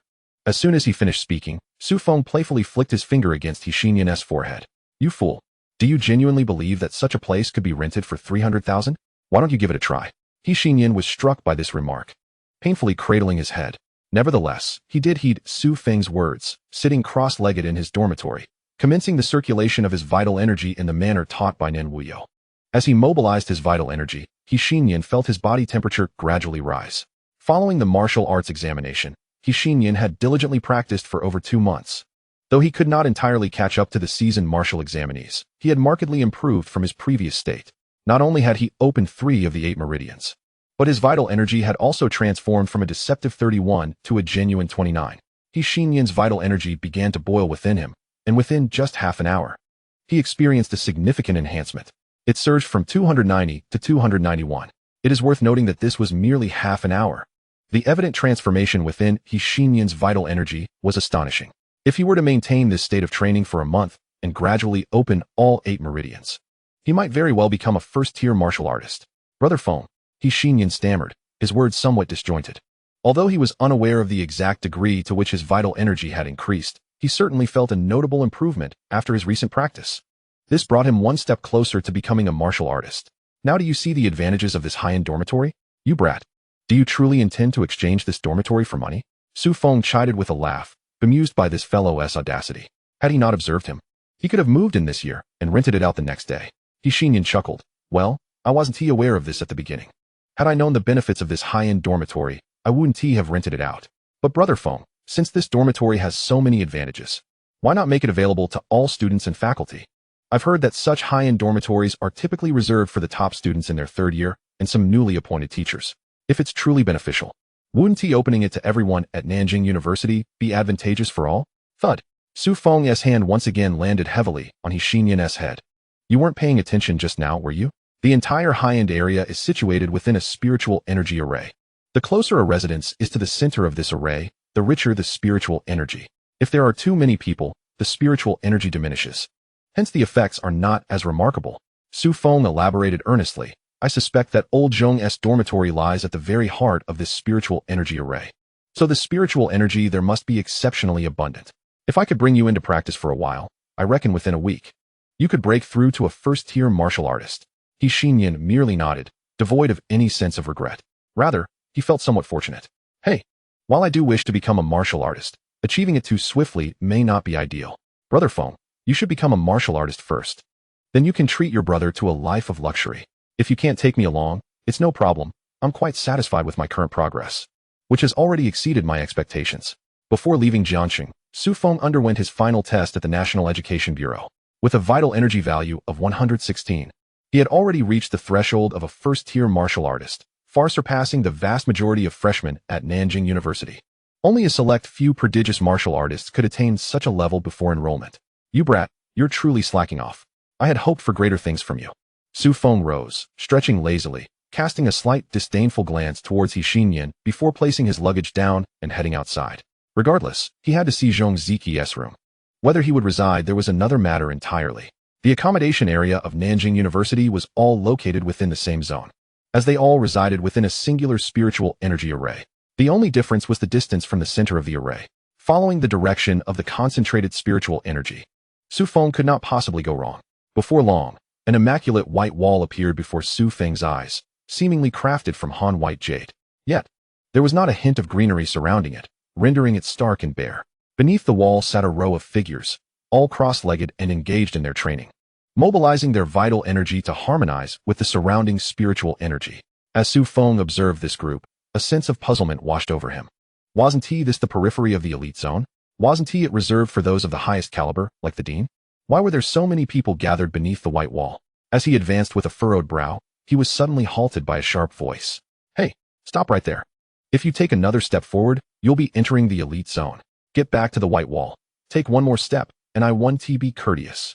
Upon hearing this, Su Feng's mental energy surged, and he scrutinized the imposing figure of a middle-aged man ahead, frowning. Although the warning sounded simple, it was far from pleasant to his ears. I am a new student reporting in today. My dormitory has been assigned here. As he spoke, Su Feng reached for the identification card that represented Zhong Ziqi's status.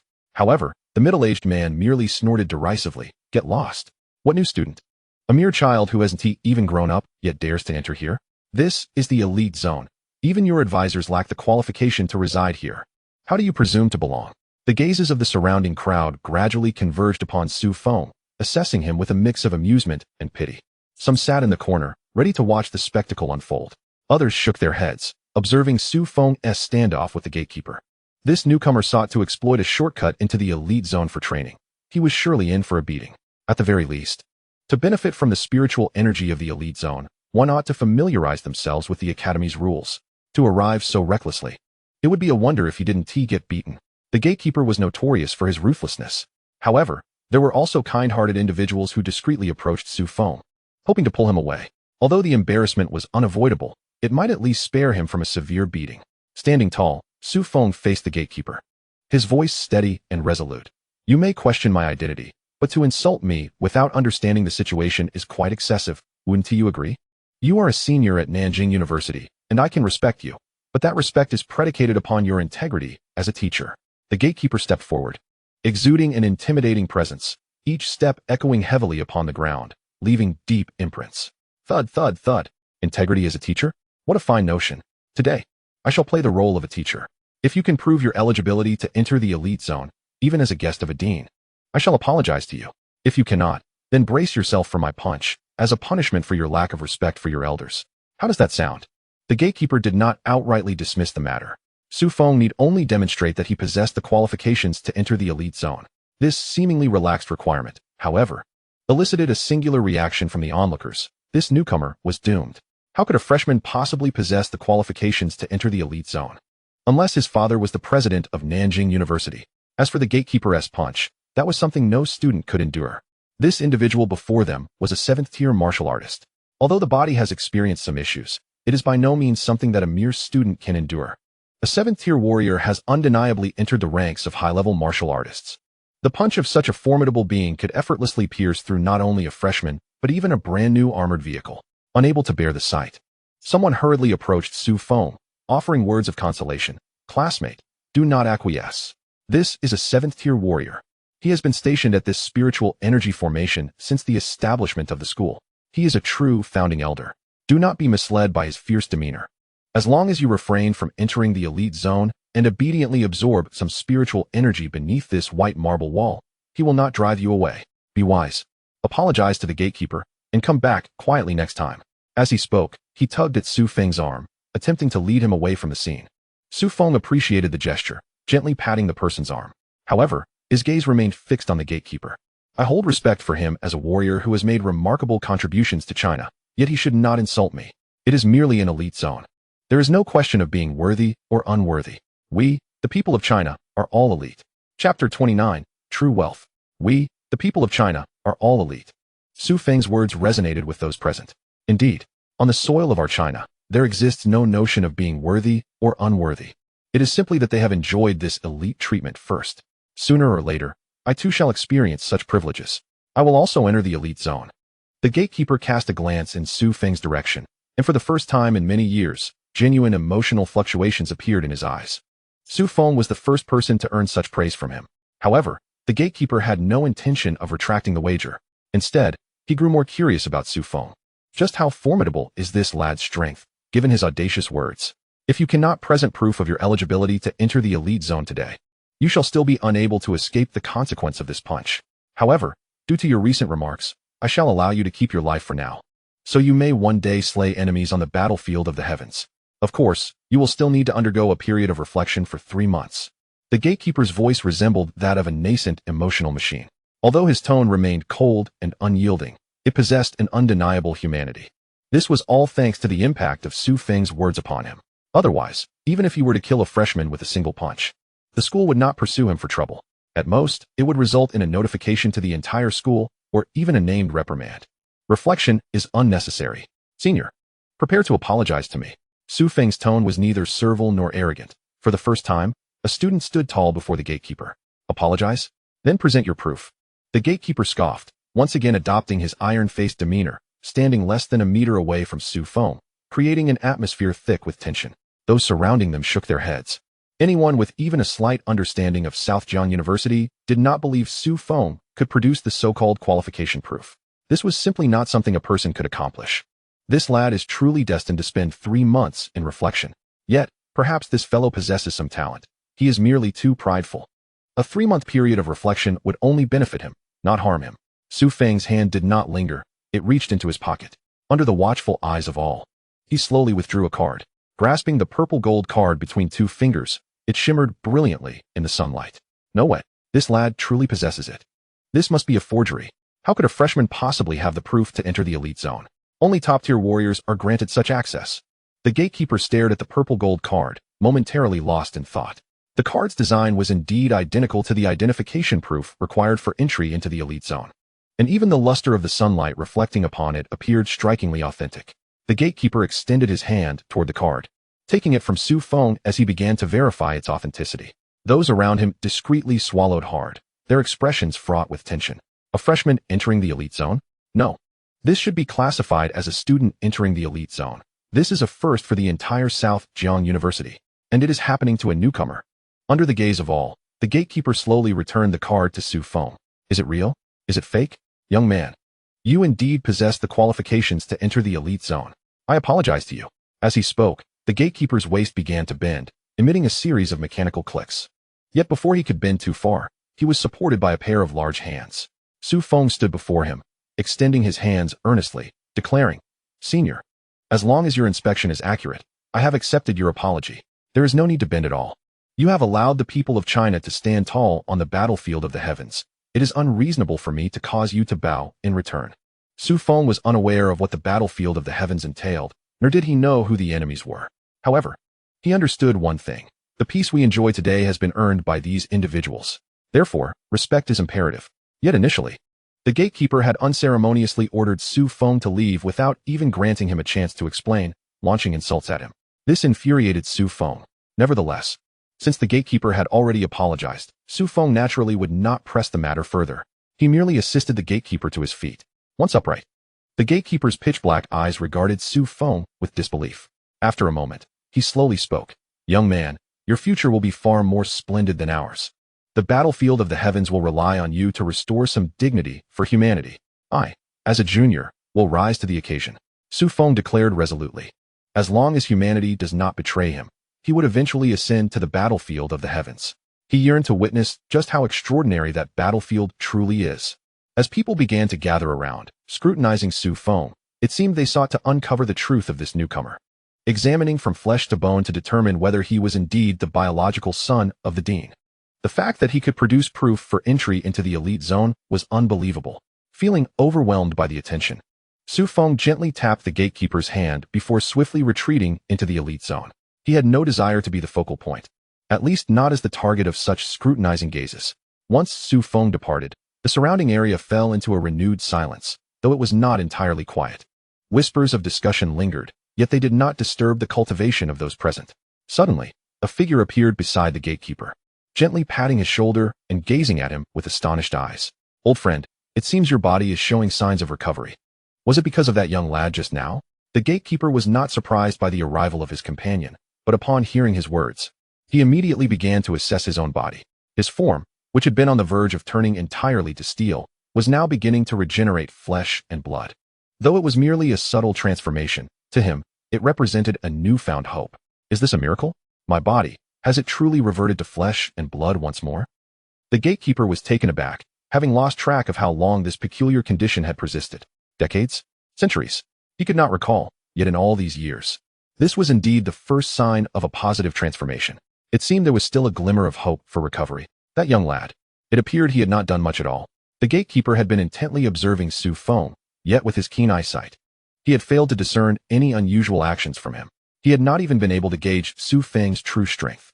A first-tier warrior? Could a first-tier warrior truly exude such an imposing presence in the face of his own? Yet, how had he attained the qualification to enter the elite zone? That identity card seemed to belong to Room 7, the very card of Zhong Xiaoji. The gatekeeper pondered. Indeed, it is Zhong Ziqi's identity card. This fellow was specifically sent by Zhong Ziqi. The ethereal figure replied. Zhong Ziqi had come to see me once regarding this matter. Not only did he secure an additional slot for Jiang City, but he also facilitated the dual cultivation procedures for this lad. Zhong Ziqi holds him in high regard. To catch a glimpse of this young man, I left a trace of my divine consciousness within the academy, yet I am not specialized in spiritual power. And this consciousness is bound to fade. It is only when my true self returns that I can comprehend all that I have witnessed. As it spoke, the ethereal figure flickered, appearing as if a mere gust of wind could disperse it. Who exactly is this young man? The gatekeeper pressed on. The figure seemed unconcerned about its potential disappearance. It was more intrigued by Su Feng's identity. Zhong Ziki did not divulge details, so I conducted my own investigation. Among the ordinary citizens of Jiang City, the only notable aspect is a blood vitality test score of 86, which is practically this lad's innate talent. 86. Such a high talent score. However, while this may allow him to rank among the talented of his tier at Nanjing University, it hardly qualifies him to lead the younger generation of Nanjing, does it? Leading this cohort would be a stretch. This cannot possibly be the reason Zhong Xiaoji values him so highly, to the extent of relinquishing a dormitory. The gatekeeper was somewhat astonished. Yet the words of the ethereal figure did not entirely dispel his doubts. At this moment, the figure too was at a loss for further information. Merely speculating. If Zhong Ziki has taken a liking to someone, it cannot simply be due to this lad's moderate blood vitality talent. Zhong Ziki is typically unimpressed by those with strong blood vitality. Even if he is a civilian genius, it would not suffice to garner such attention from Zhong Ziki. The only plausible explanation for Zhong Ziki's keen interest is that this young man, Su Feng, possesses an exceptionally high innate talent for spiritual power. Otherwise, Zhong Ziki would not have permitted him to engage in dual cultivation. I surmise this lad seeks to use his blood vitality talent to obscure the brilliance of his spiritual power talent, delivering a decisive blow to his adversaries at a crucial moment. Upon concluding, the ethereal figure, after a prolonged silence, the gatekeeper finally remarked, "This fellow shares Zhong Ziki's devious nature." As Su Feng traversed the elite zone, he began his search for room 7. Though the area was vast, there were only 12 buildings, each marked with its own distinctive number. Each number signified a dormitory. Su Feng swiftly located the building corresponding to room 7. Ascended without a password. This structure was divided into 2 levels. The first floor primarily served as a living room and kitchen, while the second floor contained 2 rooms, 1 master bedroom and 1 secondary bedroom. The master bedroom was neatly arranged, bearing signs of prior habitation. However, the secondary room housed only a meticulously made bed, devoid of any other belongings, clearly designated for Su Feng by Zhong Ziki. It appeared quite satisfactory, not to mention, the spiritual energy was indeed abundant. Su Feng murmured to himself, if he Xinyan were to cultivate in such a place, it would likely take less than a week to forcibly elevate him to the first-tier warrior level, assuming his body could withstand such a transformation. After a cursory glance at the second floor, Su Feng returned to the living room on the first floor. The living room's decor was rather simple, featuring only a few sofas and a tea table. Yet, the true focal point was the bookshelf against the wall. The living room boasted 7 bookshelves, all lined against the wall, filled to the brim with books. This was the true wealth, was it not? Chapter 30. Is anyone there? Su Feng meandered before the bookshelf, his gaze sweeping across the myriad of titles. The array of genres was vast, encompassing everything from astronomy to geography, martial arts to spiritual masters. Nearly all knowledge was encompassed within. In truth, what Su Feng needed least was an abundance of resources. Spiritual energy formations, elemental essences, none of these were of any use to him. The books before him represented the knowledge of this world, which was the most vital asset for Su Feng at this juncture. They offered him the opportunity to comprehend this world, rather than merely possessing strength without understanding. Casually, he retrieved a book and reclined on the sofa, quickly engrossing himself in its contents. Meanwhile, chaos had erupted within Nanjing University. The news of a new student surpassing the gatekeeper and directly entering the elite zone spread like wildfire beyond the white jade walls, resonating throughout the entire university. Even a passing dog had heard the tale. It became common knowledge. Within the freshman society, a solemn youth sat upright, his countenance darkened, seemingly troubled by some matter. Hearing of the rampant conflicts within Nanjing University, I established this freshman society to prevent new students from being oppressed. Little did I anticipate that before this society could make a name for itself, an extraordinary individual had emerged among our cohort of new students. Before the youth sat several peers of his age. Just as they had stated, they were students from across the nation who had gained admission to Nanjing University.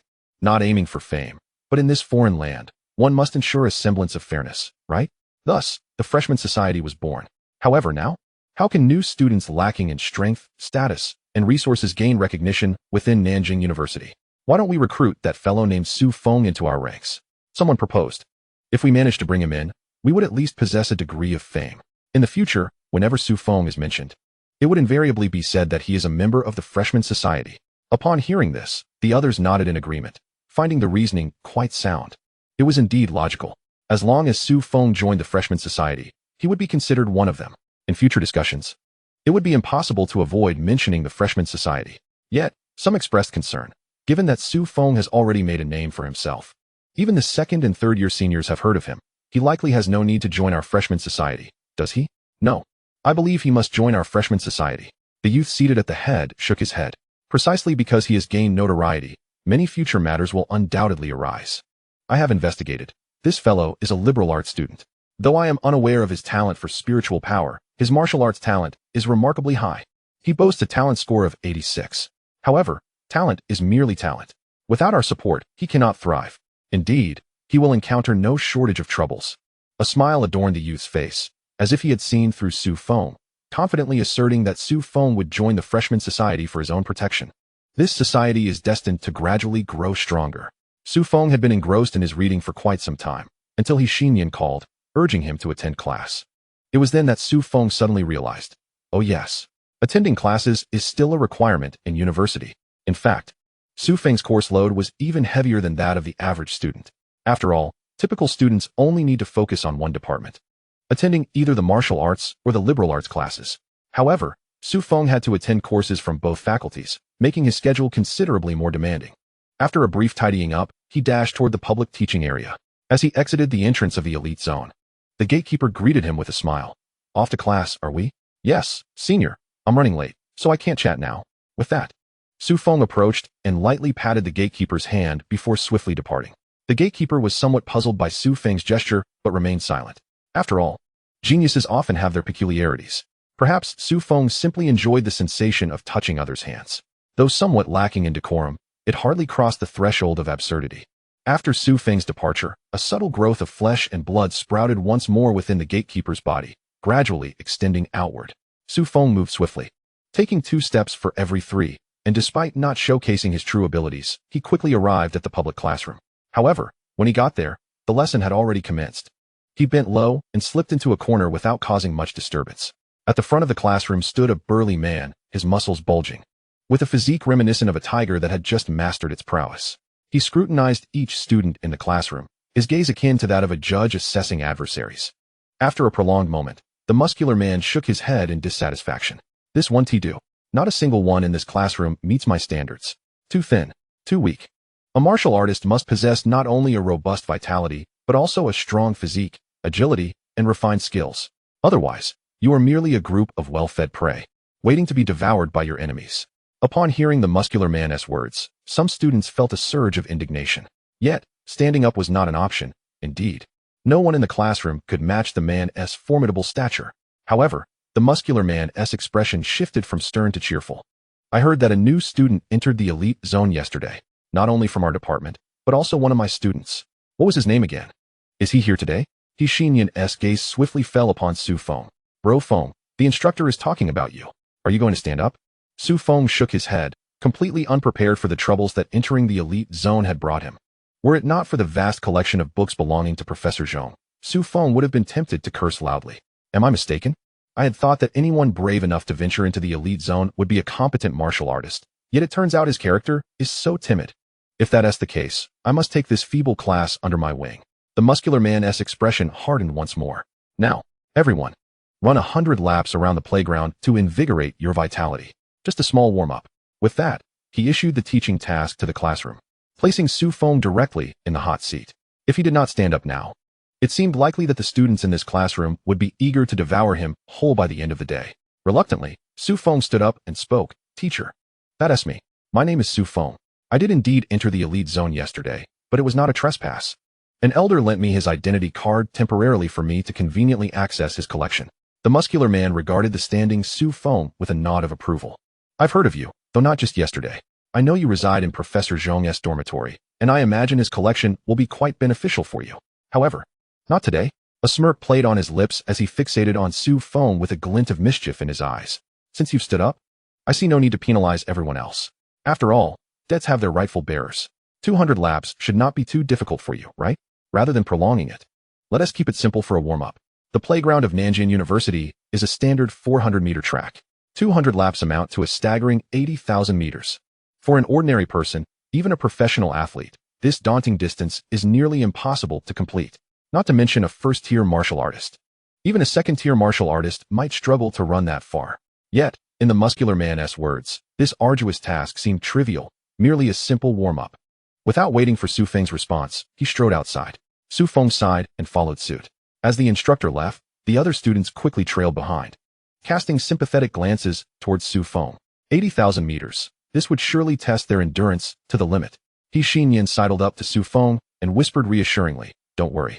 Bro Feng, I'll plead your case to the teacher in a moment." 80,000 meters. That is tantamount to a death sentence. Even second-tier martial artists would find it challenging to complete. How could the teacher impose such a task on us newcomers? No. Su Feng waved his hand dismissively. I find this fellow rather inflexible. If you plead on my behalf, I can only imagine he might add another 200 laps to my burden. Xinyan gazed at the departing muscular man with a deep sigh. Indeed, he appeared to be precisely that type of individual. Before long, the group found themselves on the smallest playground at Nanjing University, standing beneath the shade of trees. Su Feng wasted no breath and simply stepped onto the track to commence his run, requesting the others to provide him with guidance. He chose not to reveal his true capabilities, maintaining a steady pace that even the muscular man could not discern as anything unusual. After completing 3 laps, the muscular man suddenly addressed the gathered students. 200 laps can actually be accomplished by some determined first-tier martial artists. However, since you are all newcomers, I will offer you a chance. If anyone is willing to run an extra lap for someone else, I will reduce their total by 1 lap. There are about 50 of you present, so it averages out to roughly 4 laps each, just enough to serve as a workout. Is anyone willing to assist? As soon as the muscular man finished speaking, Xinyan bolted forward like a rocket, joining Su Feng on the track. Strangely, however, aside from Xinyan, no one else from the 50-strong group made a move. Is there anyone else? Chapter 31. What's in it for me? Is there anyone else? The muscular teacher inquired again. Yet, the entire group remained motionless, merely casting indifferent glances at the two running on the track. With the scorching sun overhead, it was a rare opportunity to rest in the shade. Why would anyone in their right mind voluntarily assist someone else in running? Furthermore, even if this Su Feng failed to finish, it would not affect them in the slightest. Indeed, they were nearly burdened by him. Is there anyone who can lend a hand? Let him run. Run him to exhaustion. The robust man gently shook his head and inquired for the 3rd time. Is there truly no one willing to assist? With 50 individuals, completing just 4 laps each would suffice. In a mere 10 minutes, we could return to the classroom, basking in the cool air of the air conditioning while resting. This 3rd query caused a ripple of uncertainty within the formation. A few boys broke away from the ranks and strode onto the track, initiating their run, with one taking the lead. The others began to feel a stir of unrest within them, gradually peeling off from the group in 2s and 3s. Ultimately, from the original 50, only a handful remained in place. The 30-odd who chose to run 200 laps would average about 6 or 7 laps each. In reality, they would not run such a number. With so many participants, counting became a challenge. Upon the return of the runners, the burly teacher nodded in satisfaction and posed a question to the group. If, on the battlefield among the realms, your comrade encounters difficulties, would you extend your aid? He casually pointed to a seemingly frail individual who responded after a moment of silence. Yes. Ah, indeed. The teacher nodded. And you? He then directed his finger towards a girl, smiling as he inquired. His tone was gentle, reminiscent of a teacher earnestly instructing his students. As for me, I suppose I would as well. After all, we are teammates, right? The girl timidly replied, even elaborating on her reasons for offering assistance. Since we are teammates, it is only right to help. Then tell me, why did you not assist your teammate in running just now? Was it because running was too arduous? The teacher abruptly shifted his focus towards those classmates who had refrained from running. The group was taken aback. Had the earlier scrutiny not been directed solely at Su Feng? Why was the attention now turned towards them? It wasn't difficult, but we didn't acknowledge him as our teammate. Someone muttered with dissatisfaction. So you mean you only run for your own teammate? Is that correct? The teacher's tone shifted, becoming stern.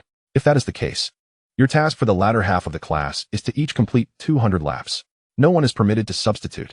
Here, there are no teammates. As soon as the teacher's words concluded, someone from the group shouted, "That's not fair. We are merely freshmen, not even first-level warriors. We cannot possibly finish 200 laps."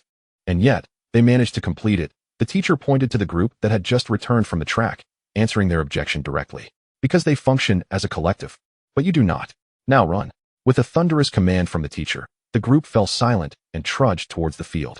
Those who had initially been spectators now found themselves as participants in the performance. Xianxian stood beside Su Feng, panting heavily. Brother Feng, this turned out well. I never expected we would become the audience instead.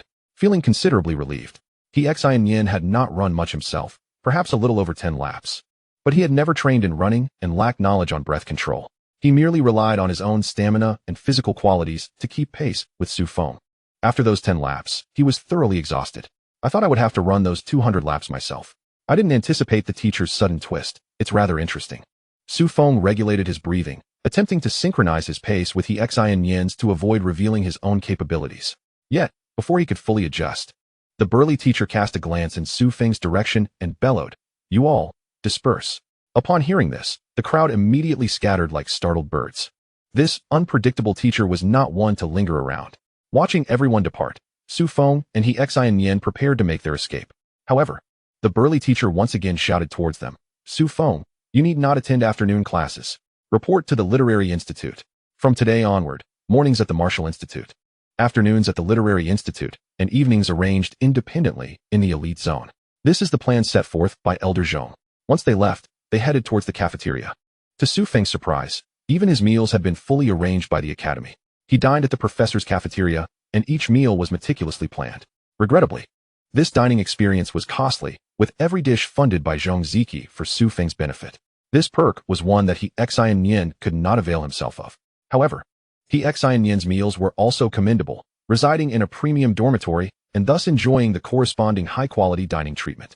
One admirable aspect of South Jiang University was that, although meals were categorized by tier, all food was free for students, requiring them to spend not a single penny. The junior and intermediate dormitories were entirely complimentary, alleviating any concerns regarding meals even for those from less affluent backgrounds. The nourishment provided by these junior and intermediate meals was sufficient to meet the energy demands of a freshman's regular training regimen. As for the more advanced benefits, South Jiang University had but one motto: strive for it yourself. "Brother Feng, I heard you had a disagreement with someone in the Elite Zone yesterday?" He xianxian mumbled as he ate. The premium meals were limited to 3 servings per person, and he xianxian had boldly requested all 3. As he took his portions, Su Feng couldn't resist teasing. "These dishes are meant to replenish energy and blood. You better not find yourself too spirited to sleep afterward." Yet, he xianxian paid it no mind, focusing solely on satisfying his hunger. Australian lobster and king crab are hardly even on the menu here. They can easily serve as main courses. What are you waiting for? Eat. Actually, it wasn't a disagreement. Just a small misunderstanding caused by the teacher guarding the Elite Zone stopping me, Su Feng replied with a calm demeanor. There was really nothing significant happening yesterday. However, with so many onlookers, the likelihood of rumors spreading inaccurately is quite high. If the tale reached the ears of some ill-intentioned individuals, they might even claim that he had defeated the Guardian. "Stopped you? But Brother Feng, don't you possess an identity card? Why would you be halted?" he xianxian asked, puzzled as he continued to eat. "It's because I was the first freshman to reside in Elder Zhong's dormitory." Su Feng briefly recounted the situation to he xianxian, omitting minor details, just enough for him to grasp the gist. There was no need to divulge every nuance. After Su Feng finished speaking, he xianxian nodded, seemingly understanding. "Ah, I see. Once we become more familiar, Brother Feng, will you be able to bring me in as well? Is that all you think about?" Su Feng playfully rapped he xianxian on the head. "However, I did observe a rather peculiar phenomenon yesterday. Beneath the white jade walls outside the Elite Zone, many individuals were seated in meditation. The spiritual energy there is only marginally greater than in the high-tier areas. It hardly seems worth the effort for cultivation. Moreover, it seems unlikely to save any time." "No." A voice suddenly interjected from the other side of the cafeteria, seemingly countering Su Feng's assertion. Their gazes shifted towards the source. Approaching them was a youth with dyed yellow hair, carrying his meal. There is a certain decisiveness about it. In fact, quite the opposite. Beneath this white jade wall, one can save a considerable amount of time. It is essential to understand that not every student entering Nanjing University does so as a martial arts major. Those aspiring to pursue the path of martial arts must invest countless efforts and resources. However, as you know, the blonde-haired youth, holding a plate, sat directly beside the two and continued. If their families truly possessed such vast resources, they would have long embarked on the path of martial arts. How could they possibly gamble on their luck in the martial arts examination? He Xinyan nodded in agreement after hearing this. This statement holds merit. Both he and Su Feng, in name, entered through a stroke of luck during the martial arts examination. Without Su Feng, he Xinyan would likely have been one among many, perhaps even without any chance of becoming one. Moreover, it is worth noting that while the spiritual energy beneath the white jade high wall is only slightly superior to that of advanced dormitories, those seniors seated in meditation beneath the jade wall might not even have resided in advanced dormitories. Su Feng pondered for a moment, finally clarifying the words of the blonde youth. Perhaps the rules of this world should indeed be this way. Instead, he might have taken too large a step forward, somewhat overextending himself. "May I ask your esteemed surname?" Su Feng inquired, glancing at the youth with the peculiar yellow hairstyle, jesting. My humble surname is Ming, and my given name is De Lu. Ming De Lu cupped his fists towards the two and directly articulated his intentions. According to my investigations, both of you participated in the martial arts examination as liberal arts students, hence your vitality scores are unlikely to be high, although you reside in a very upscale dormitory. To truly catch up with those elder students, it will likely require a considerable amount of time. Furthermore, Nanjing University highly values unity. As I believe you felt in class today, collaborative efforts yield greater access to resources. After a brief pause, feeling he had laid enough groundwork, he continued, thus, I have established a freshman society and wish to invite Su Feng. Ming De Lu's gaze then shifted to Xinyan, swallowing hard. And this esteemed brother, Xinyan, to join our freshman society as well. While we may not achieve great heights, at the very least, we would possess some means of self-preservation when facing those elder students. To be frank, Ming De Lu was somewhat reluctant to extend an invitation to Xinyan. His martial arts examination score was not particularly impressive, only a score of 31. Given such results, Ming De Lu was at a loss as to how he even entered Nanjing University. Yet, out of respect for Su Feng, he still extended the invitation to Xinyan. After all, there are many strong individuals within the freshman society. Having two more mascots wouldn't be an entirely unacceptable proposition. Su Feng's sharp gaze immediately caught Ming De Lu's subtle movements. It is true that Nanjing University champions teamwork, but at the very least, there should be a semblance of shared aspirations and comparable strength, shouldn't there? With no prior understanding, to propose collaboration outright was something Su Feng was not particularly inclined to do. Nonetheless, he still sought Xinyan's opinion. Xinyan, what do you think? Upon hearing Su Feng's query, Xinyan promptly set down his chopsticks and shook his head. Brother Feng, I believe there's no need for us to join a society. While we may be freshmen, we have already acquired what only upperclassmen possess. There is no reason for us to contend for anything. Moreover, what benefits would joining the freshman society offer us? If there are no advantages, wouldn't it be safer to join a society founded by those elder students? Xinyan, unusually clear-headed, immediately posed 3 questions to Ming De Lu. Why? Contend for what? What benefits? Ming De Lu found himself momentarily at a loss, unable to respond to Xinyan's inquiries. Before arriving, he had never anticipated Xinyan would be so formidable. The freshman society was indeed newly established and lacked even the proper formalities within the department. Xinyan's sudden inquiry about what the society could offer left Ming De Lu momentarily speechless. In comparison, it was evident that both of them would be better suited to join other societies. This, after all, the freshman society would be easier to develop, providing a greater sense of belonging. Furthermore, hastily joining those elder student societies at the outset would likely yield no benefits whatsoever. Ming De Lu discreetly wiped the sweat from his brow. His intention was to recruit Su Feng. Yet before Su Feng could express his opinion, Xinyan was already voicing dissent. What does this mean? If you don't wish to join, you are not obliged to. My goal was never you. I sought your esteemed brother Su Feng, who has already made a name for himself at Nanjing University. Xinyan pursed his lips, observing Ming De Lu, who was now drenched in sweat, and refrained from further pressing the issue, merely muttering, however, the elder student societies would likely be more beneficial for our individual interests, wouldn't they?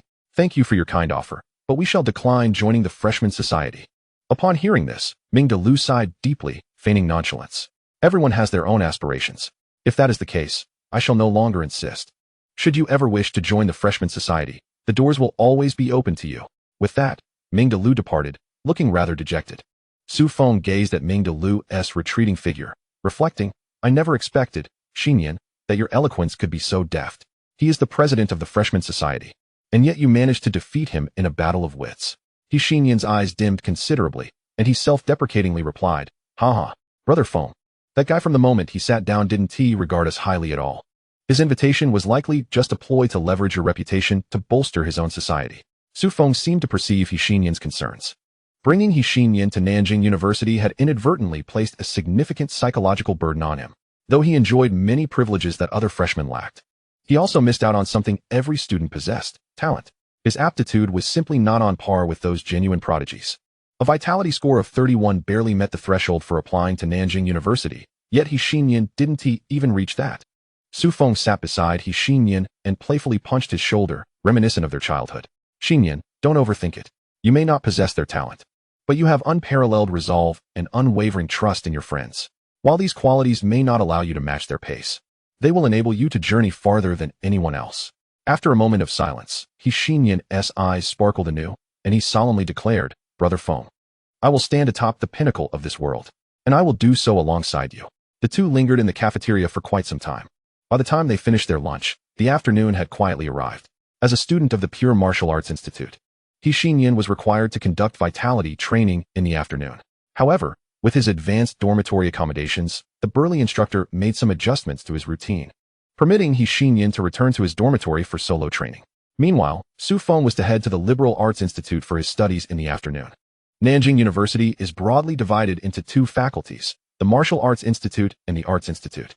The Martial Arts Institute serves as the true core of Nanjing University, boasting the largest student body and the most formidable strength among the faculties. In contrast, the Arts Institute admits students through conventional college entrance examinations, supplemented by mental aptitude tests, exceptional candidates, and recommendations from distinguished individuals. The number of students within the Arts Institute is relatively modest. Unlike the Martial Arts Institute's large class structure, the Arts Institute typically engages in research led by a single professor with a handful of students. What do they research, you may ask? Ancient literature, historical warfare tactics, along with new devices and inventions. Nothing is beyond their reach. However, this merely encapsulates the overarching direction of the Arts Institute. Once admitted, the specific area of study largely depends on the expertise of one's mentor. Holding a note in his hand, Su Feng proceeded towards the Arts Institute, simultaneously unleashing his mental energy to avoid losing his way in the labyrinthine corridors. Despite its smaller populace, the Arts Institute is remarkably expansive. After all, a few individuals require an enormous laboratory, does it not?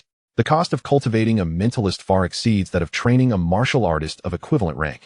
Were it not for the myriad of techniques a mentalist possesses, along with their ability to invent numerous peculiar yet practical devices, the Arts Institute would have long since been disbanded. As Su Feng navigated through the halls, he passed numerous glass windows, witnessing individuals clad in lab coats engrossed in their research. Suddenly, a piercing voice echoed through the air. Which wretched soul is carelessly unleashing their mental energy? My research on the mental aptitude testing device, painstakingly conducted over the last 6 months, has been thrown into disarray. A disheveled young man with slightly curly hair knelt on the ground, clutching his head in agony, on the verge of abandoning all hope. Quickly, Su Feng passed by the glass window and discreetly retracted his mental energy. Indeed, the perpetrator of this chaotic disturbance deserved condemnation. He continued his journey forward. Yet by the time he reached the far end of the Arts Institute, he had still not located the laboratory he sought.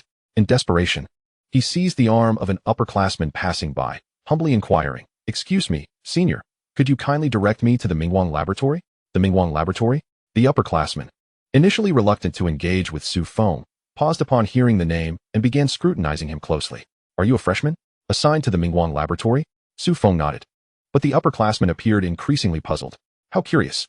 The Mingwang Laboratory hasn't accepted new recruits in several years. How could a freshman possibly be assigned there this year?" Nevertheless, the upperclassman did not press further but instead stated, "The Mingwang Laboratory is the foremost lab within the Arts Institute, not due to its strength, but rather because of the multitude of outputs it produces, all of considerable difficulty.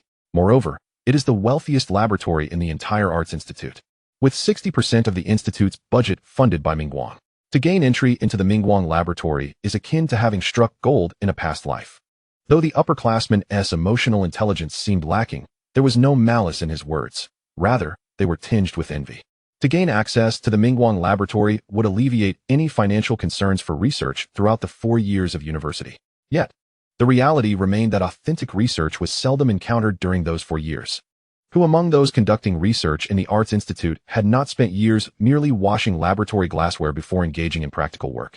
4 years could easily pass without any growth in one's mental energy, let alone achieving a state of proficiency. What could one hope to comprehend? They were no better than the brutish students of the Martial Arts Institute. As they walked together, the upperclassmen regaled Su Feng with amusing anecdotes about the Mingwang Laboratory. Before long, they arrived once more at a particular glass-paneled area. Su Feng felt a flicker of recognition. Was this not the very place where the earlier disturbance had resulted in experimental failure? Is this the Mingwang Laboratory? Senior, have we taken a wrong turn? This hardly appears to be a proper laboratory. It seems entirely lacking in soundproofing and secrecy. How can experiments be conducted here without interference? Su Feng tentatively posed the question, fervently hoping the upperclassmen would respond affirmatively with an assertion that they had erred in their navigation. After all, he was deeply concerned that he too might succumb to a similar fate as that tormented youth. This was not the Arts Institute he had envisioned. He had imagined a venerable professor guiding a group of students through ancient literature and honing their mental energies. How had it devolved into this chaotic scene? The upperclassman regarded Su Feng with an incredulous expression, as though he were a simpleton. Haven't you heard that the Arts Institute incurs substantial expenses? Do you believe our laboratory is confined to these flimsy glass panels? Su Feng gazed at the upperclassman, contemplating a response, but I've never attended university. How would I know what a laboratory is like? The true laboratory lies underground. What you see here is merely the entrance. The genuine subjects worthy of our research are not meant to be exposed. With that, the upperclassman departed swiftly, leaving Su Feng to ponder his apparent naivety. To the upperclassman, Su Feng seemed utterly lacking in the dignified demeanor befitting a mentalist of the Arts Institute, clearly influenced by the brutish mentality of the Martial Arts Institute. Watching the upperclassman's receding figure and glancing back at the despondent youth within, Su Feng steeled himself and boldly knocked on the door. Senior, my name is Su Feng, a freshman assigned to the Mingguang Laboratory. Standing at the threshold, he received no response from the despondent youth lying within. Get lost. The Mingguang Laboratory does not accept newcomers. If the dean sends you again, I'll have him summoned for a meeting. The voice from within echoed, and Su Feng felt an immense sense of relief. That's for the best. I have no desire to remain in such a stifling environment. If I were to endure this for 4 years, I would surely go mad. After affirming his intent to leave, the despondent youth's voice rang out once more. Wait a moment. Su Feng, are you the one introduced by Professor Zhong? Su Feng's heart sank, but he still nodded in acknowledgement. Yes, senior, I was referred here by Professor Zhong. He instructed me to diligently cultivate my mental energy. Does your mental energy even require cultivation? You are hardly more capable than Zhong Ziki, the despondent youth retorted, though it was evident that Su Feng merely sought to occupy himself and gradually reveal his own skills. Thus, it would appear more justifiable. However, he was wholly unprepared for the kind of work he was about to undertake. Had he known, he would have politely declined Professor Zhong's request and refrained from showcasing his mental aptitude from the outset. He should have merely presented Professor Zhong with a desolate lake, convincing him of his hopelessness. Oh, I have heard Professor Zhong mention you. He said you are somewhat of a waste, yet possess considerable talent and mental energy, and could assist me in some research. However, he warned that you must not be treated as mere expendables, otherwise, he would have my head. May I inquire about the extent of your mental energy? As he spoke, the despondent youth cast a more pessimistic gaze upon the device on the table, exclaiming with frustration, I have no idea which wretched fool is carelessly releasing mental waves in the corridor. My mental strength testing device was originally capable of accurately detecting an individual's mental power levels. It could even devise training plans based on your mental strength. Unfortunately, the birth of this precious artifact will be delayed by another 6 months. Su Feng nodded awkwardly in agreement, exclaiming, Indeed, it is a pity for such a treasure. After the pessimistic youth finished speaking, he began to fiddle with his instrument once more. He then addressed Su Feng, saying, However, this treasure can be entrusted to you as a project for practice. After all, from this day forth, you are also a part of this laboratory. Su Feng, observing the familiar demeanor of the pessimistic youth, questioned, Isn't it only after 4 years of university that one can remain on campus to conduct research? Is it appropriate for me to do so on the very first day of school? The youth replied, That is the goal of those utterly useless individuals. Shaking his head, he continued, You are a half-waste, which makes you different. You can commence your research starting today. The goal is to enable it to accurately discern mental power levels and provide feasible training plans, with stability and accuracy exceeding 95%. With that, the pessimistic youth walked toward an underground passage. Su Feng, noticing his resolute demeanor, quickly called out, Wait, senior, I don't know how. The youth looked at Su Feng as if he were a fool, asking, If you knew how, why would you need to research it? Just produce it directly. Su Feng protested, But isn't this a treasure? The youth replied, To other laboratories, it may be a treasure, but here it merely serves as a tool to distinguish between half-wastes and utter wastes. Chapter 33. Who is cursing me? Su Feng gazed at the so-called mental testing device in his hands and sighed deeply. He had never anticipated that the very first task upon arriving at the College of Literature would be to engage in such activities. Conduct research. He had come to learn, after all.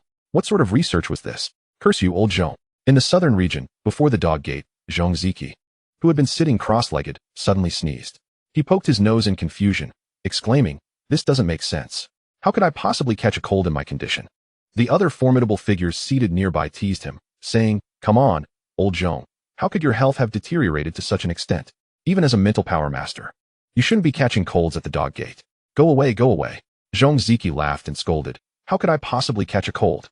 I suspect one of those defeated opponents is secretly cursing me. Perhaps it's one of you. Haha. In the Mingguang laboratory, the pessimistic youth slowly emerged from the basement, holding a standard A4 sheet of paper that outlined the rules of the Mingguang laboratory. As Su Feng had just arrived, the youth, being the effective master of the laboratory, felt it was his duty to explain everything to Su Feng. After all, any mistakes in this laboratory could incur significant consequences. However, as soon as the pessimistic youth emerged from the basement, he found Su Feng, who was supposed to be researching the mental testing device, sitting on the sofa, intently reading a manuscript left by old Zhong. The youth's expression darkened as he said sternly, "What are you doing? Have you completed the tasks I assigned you?" Upon hearing the voice, Su Feng finally snapped out of his reading trance and closed the notebook. "Senior, are you referring to that instrument? It seems relatively simple." Su Feng approached the table where the device was placed and picked it up, saying, "Although it's a bit unstable, it seems that the functions you mentioned can indeed operate." Unsure of the underlying principles, he added, "However, under the fine-tuning of mental power, this device can indeed be utilized."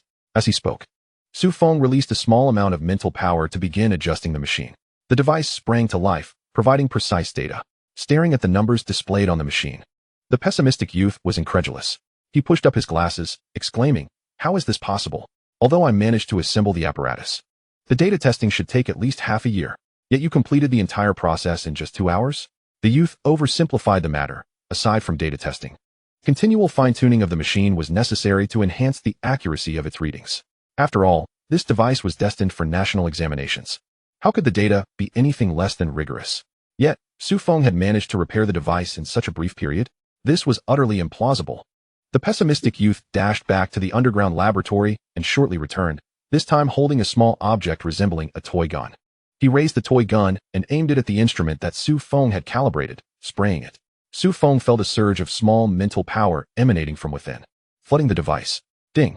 The machine emitted a chime, and its readings began to fluctuate. The expression on the youth's face transformed from disbelief to delight, as if he had stumbled upon something extraordinary. "So you are not a half-waste. You are a genius masquerading as a half-waste." The youth adjusted his glasses and praised Su Feng. Had the senior who had guided him earlier been present, he would undoubtedly have been astonished by this scene. This individual had never been one to offer compliments. From the very first day of entering the College of Literature, he had labeled some as wastes and others as fools. His gaze almost permanently tilted toward the heavens. After a year of study, he began conducting independent experiments, and by his 3rd year, he had transformed the Mingguang laboratory into the most formidable laboratory at Nanjing University. By the 5th year, nearly all funding utilized by other laboratories was earned by the Mingguang laboratory. Even the annual budget required his personal approval before any funds could be allocated. He had truly managed to sustain the entire College of Literature single-handedly, at least in experimental endeavors, not including the training of mental power masters. Yet now, this prodigy was actually praising someone, and a mere freshman at that. The pessimistic youth looked at Su Feng, reflecting, "Finally, a genius has arrived in the College of Literature. Otherwise, I would have truly thought that the world was filled with wastes." Su Feng, overall, Su Feng's first day at the College of Literature went rather well.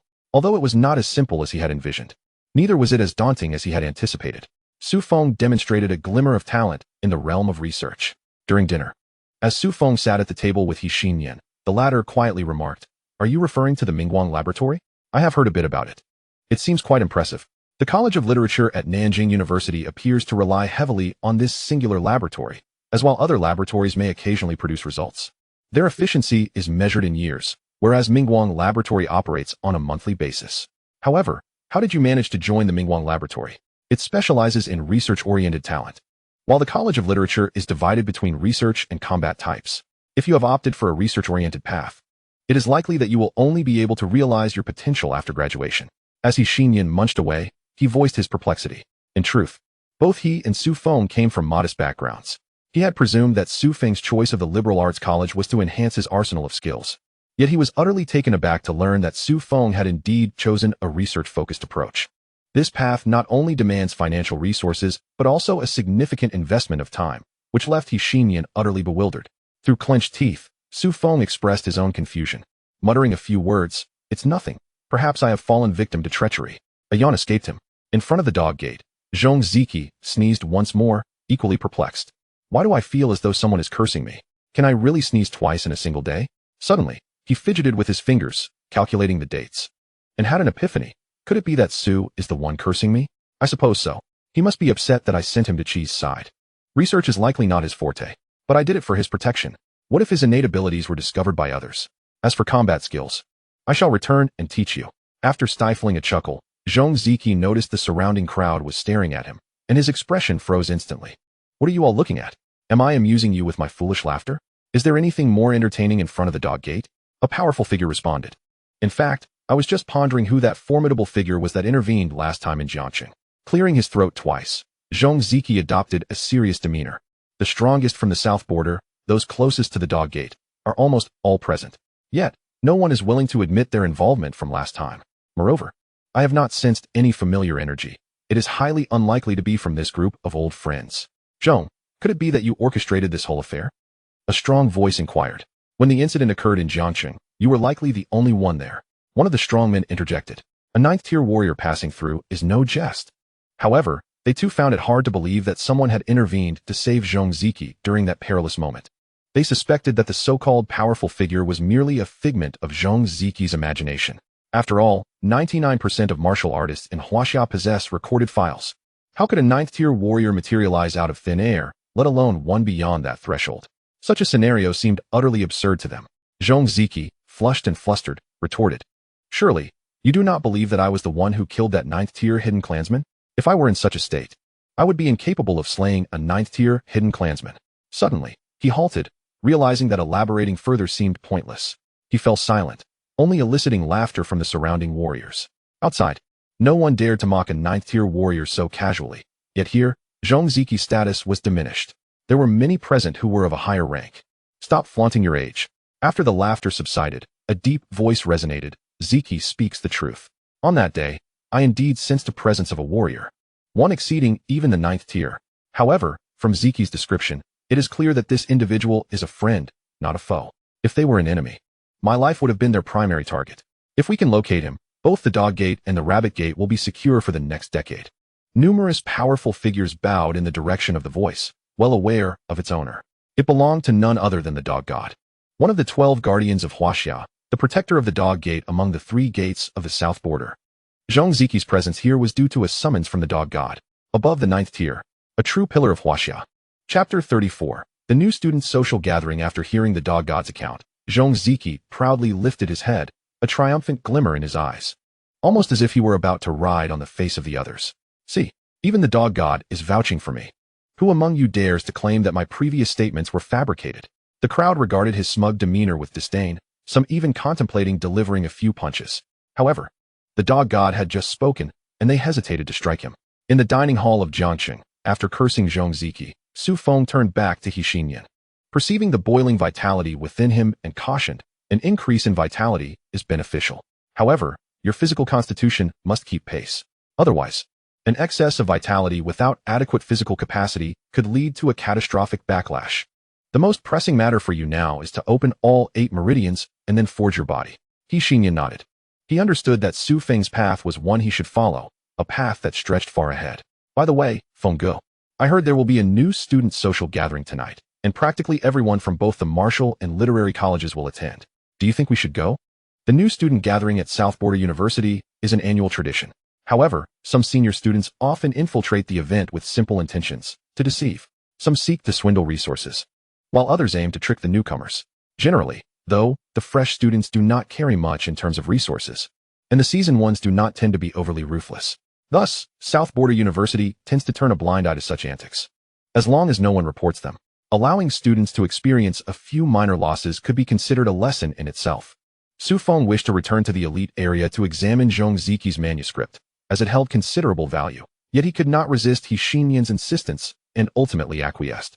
That night, Su Feng and Xianxian made their way to the largest playground at South Border University, where the new student social gathering was to be held. The playground was teeming with people. Although there were fewer than 5,000 new students at South Border University, the playground was likely accommodating 7,000 or 8,000 individuals. Only 2 playgrounds within the university could accommodate such a crowd. Standing amidst the vast playground, Su Feng felt utterly speechless. Is this what you call a new student social gathering? What kind of gathering is this? There isn't even a host, nor is there any lively atmosphere. Xianxian tugged at Su Feng, guiding him toward the nearest large table, where he promptly seized a slice of watermelon and began to eat without hesitation. Oh, Feng, At the very least, we can still enjoy some food. The absence of a host is a boon. We can eat and leave. Su Feng replied. Then I shall partake as well. Mimicking Hixinyan, Su Feng indulged in the feast, as they had come, and why not enjoy the offerings?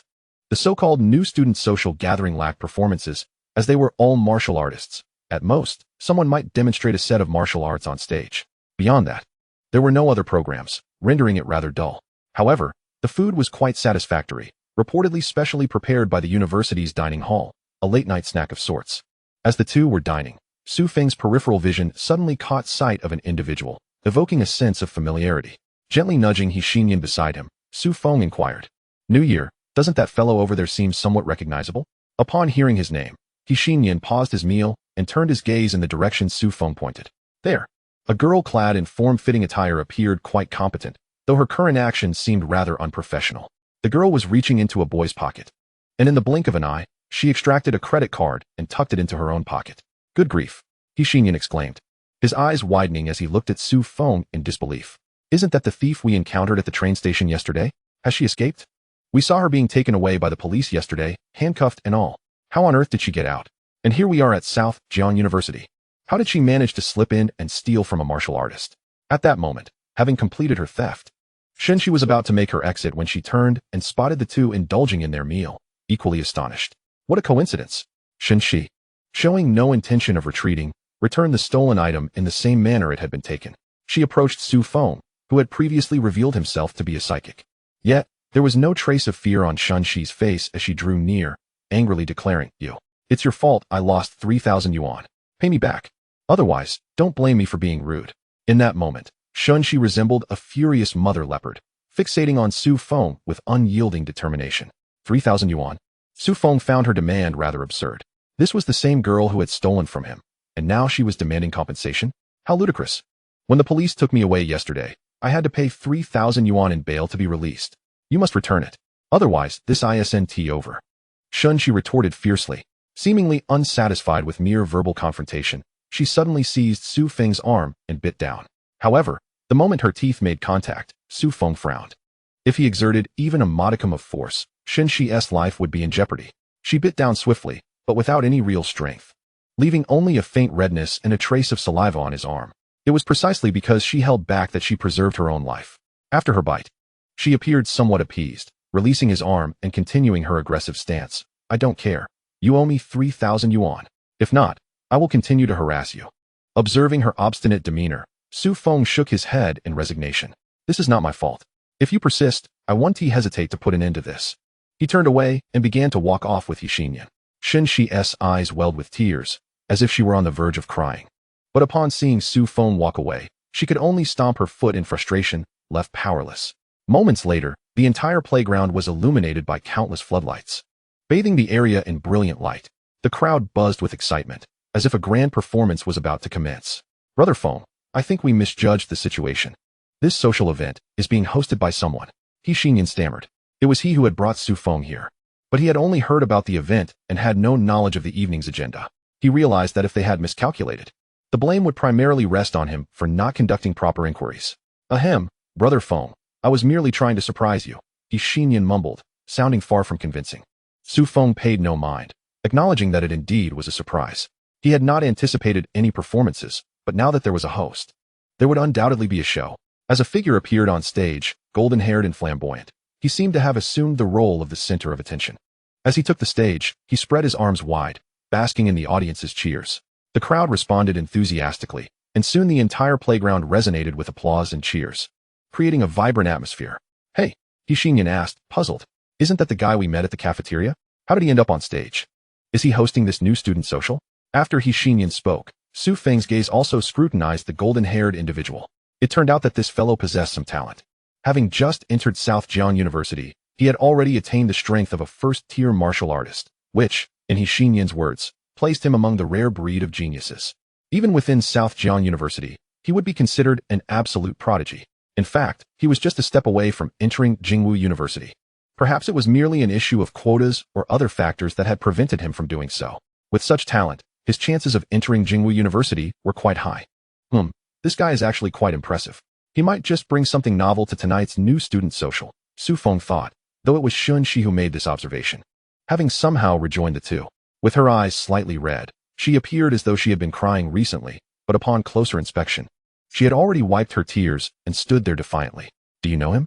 Su Feng asked, not wishing to engage her further, merely curious. "Isn't this the thief who slipped into South Jiang University?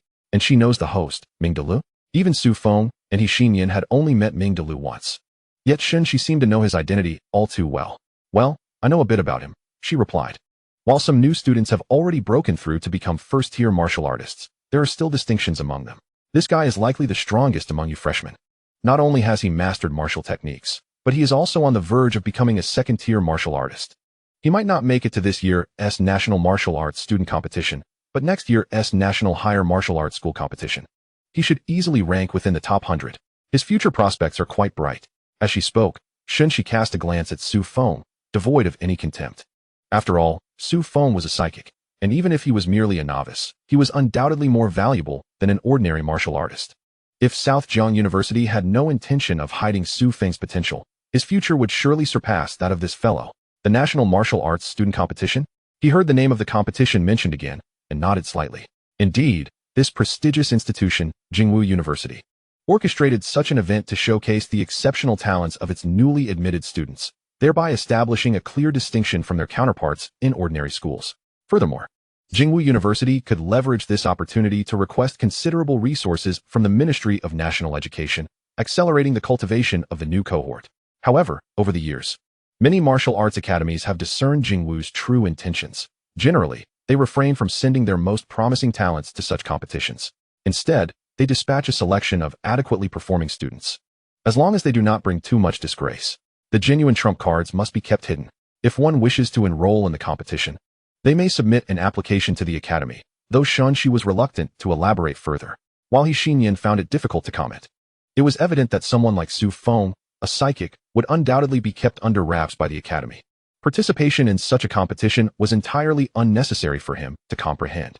As the two conversed, Ming Delu on stage had already delivered a series of speeches, even promoting his newly established club for freshmen. Ming Delu's performance tonight was commendable.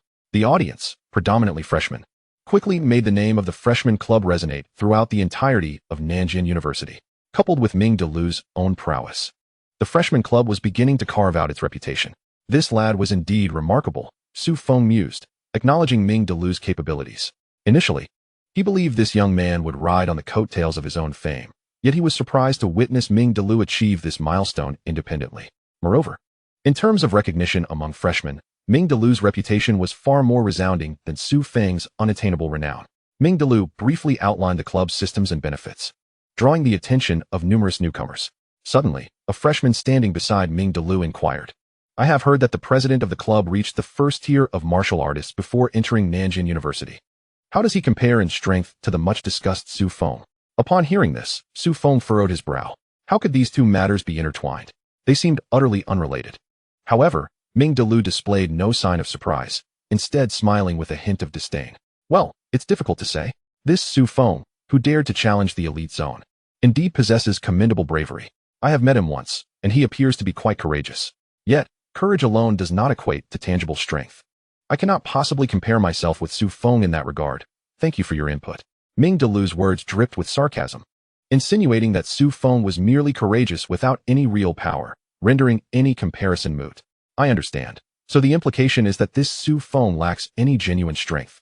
The freshman murmured, microphone in hand, his voice inadvertently broadcasting throughout the auditorium. Ming Delu refrained from clarifying, but wore a triumphant smile. "I never said that. However, I would quite like to have a fair duel with Su Feng." Chapter 36, The Mighty Oppressing the Weak. As soon as Ming Delu finished, another female host swiftly took the microphone. The trio appeared to have rehearsed this exchange 1,000 times, executing it with remarkable finesse. "Ha ha ha, President Ming is truly modest. However, if Su Feng were present, we could invite him to join us on stage. Regardless of the outcome, it would merely be a light-hearted sparring match, adding a touch of flair to our evening gala." Despite their practiced routine, discerning eyes could see through their crude theatrics. All this chatter was merely a ploy to compel Su Feng to step onto the stage, allowing them to leverage his reputation to elevate themselves. Should Su Feng decline, it would imply fear, thereby granting them the upper hand. This was a blatant scheme, regardless of whether Su Feng took the stage or not.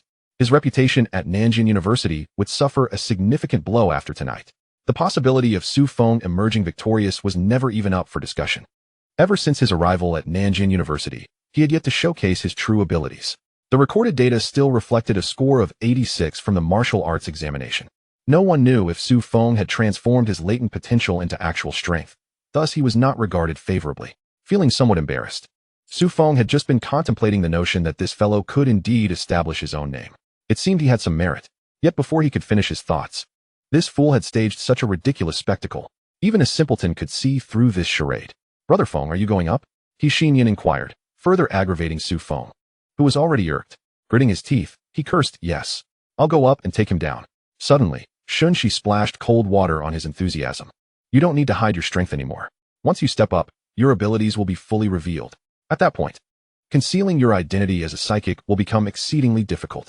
Xianxia's words left Su Feng momentarily stunned. But as he caught sight of Ming Delu's derisive gaze fixed upon him, he felt a flicker of contempt. "My strength runs as deep as the abyss," Su Feng declared, striding toward the competition stage. Xianxia stood below, head slightly bowed, watching the youth ascend with a mix of complex emotions.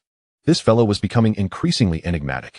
Meanwhile, He Xinyan crossed his arms, smiling at Ming Delu on stage. In his eyes, this guy was virtually doomed. With a few strides, Su Feng reached the competition stage, leaving Ming Delu astonished. According to the rumors, Su Feng shouldn't have been so impulsive. Previously, in the elite zone, the gatekeeper might not have acted. At that time, there was a chance to contend. However, now that he had taken the stage, it was certain Ming Delu would not hold back, and he would strike with considerable force. After all, a narrow victory and a crushing defeat were entirely different matters. "Su Feng, my dear fellow, I never anticipated such a fortunate coincidence, that you would be present today." Ming Delu feigned politeness.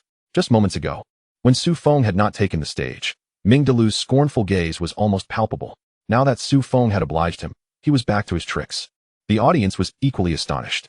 While they were unaware of Su Feng's capabilities, they were well aware of Ming Delu's prowess.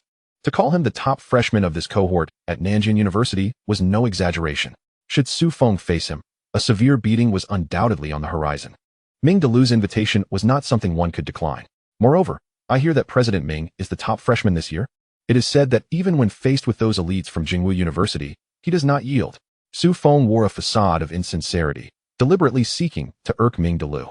While one might hesitate to speak of Jingwu University's prowess, it is undeniable that, thus far, the achievements of our martial arts department are indeed commendable.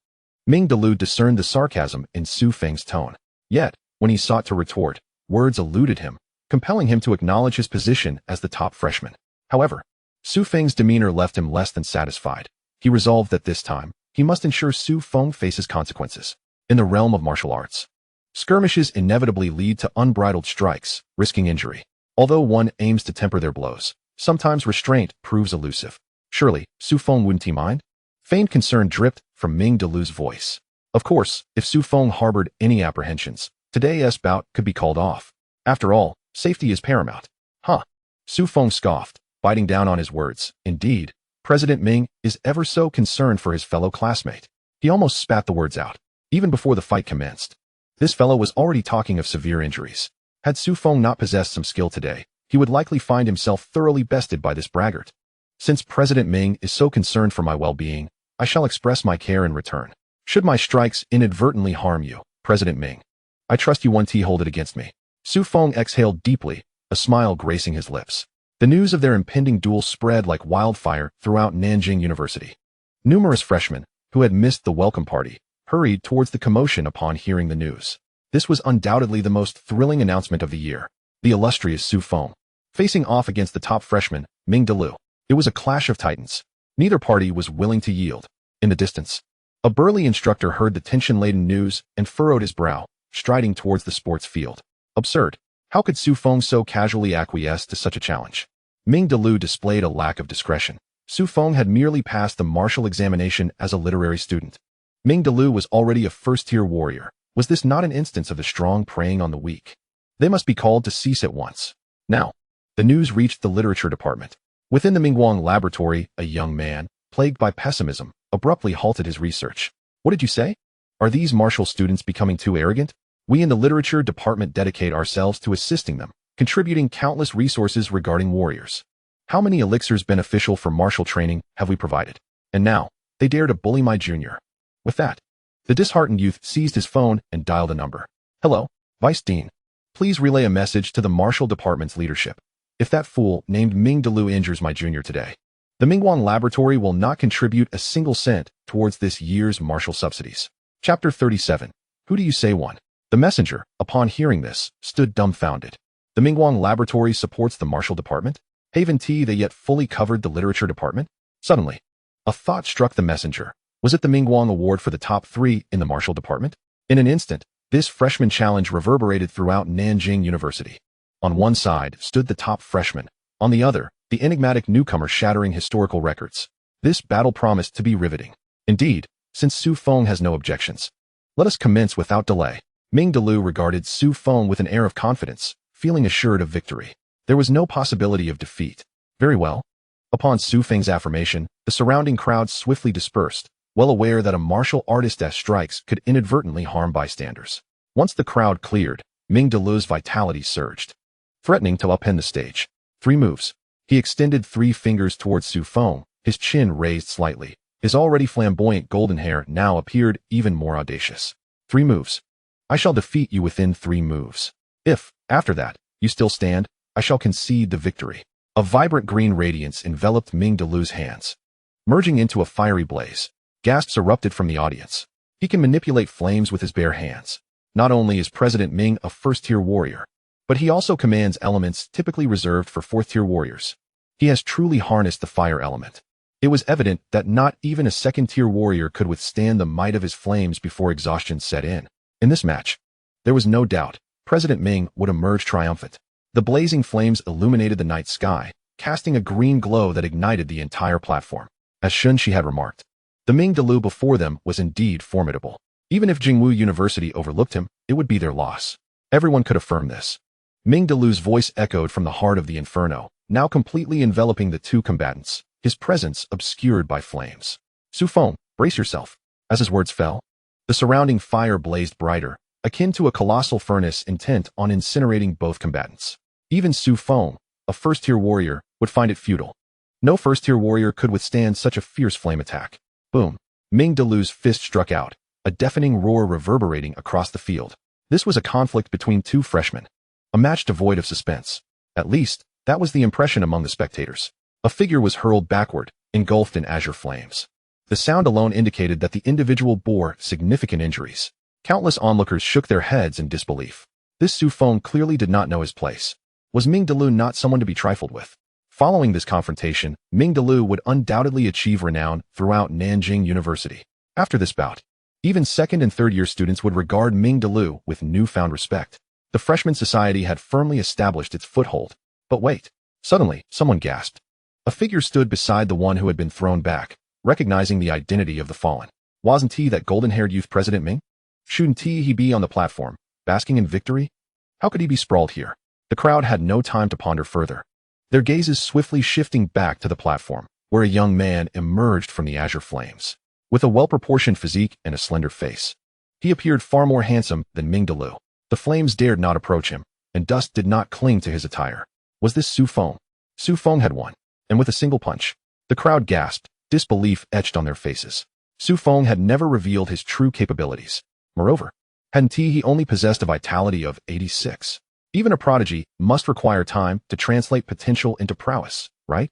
I told you. Brother Feng would be just fine. He Xinyan smirked, pride evident in his voice. Xianxia, standing among the crowd, could scarcely believe her eyes. Just moments ago, she had felt no trace of spiritual energy.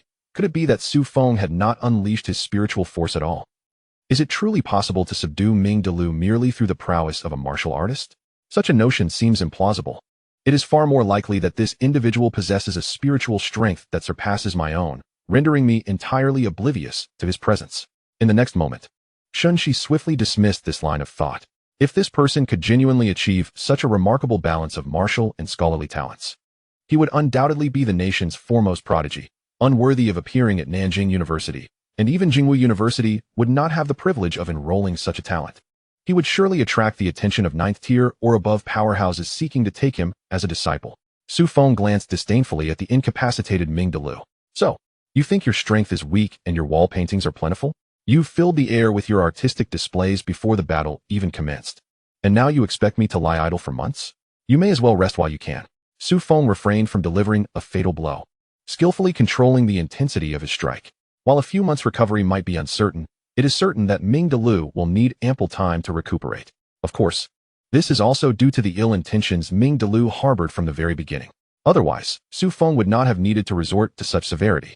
The azure flames that engulfed the arena were not conjured by Su Feng. Before he could descend from the podium, a burly man rushed towards him in haste. Though he had not yet arrived, his voice preceded him.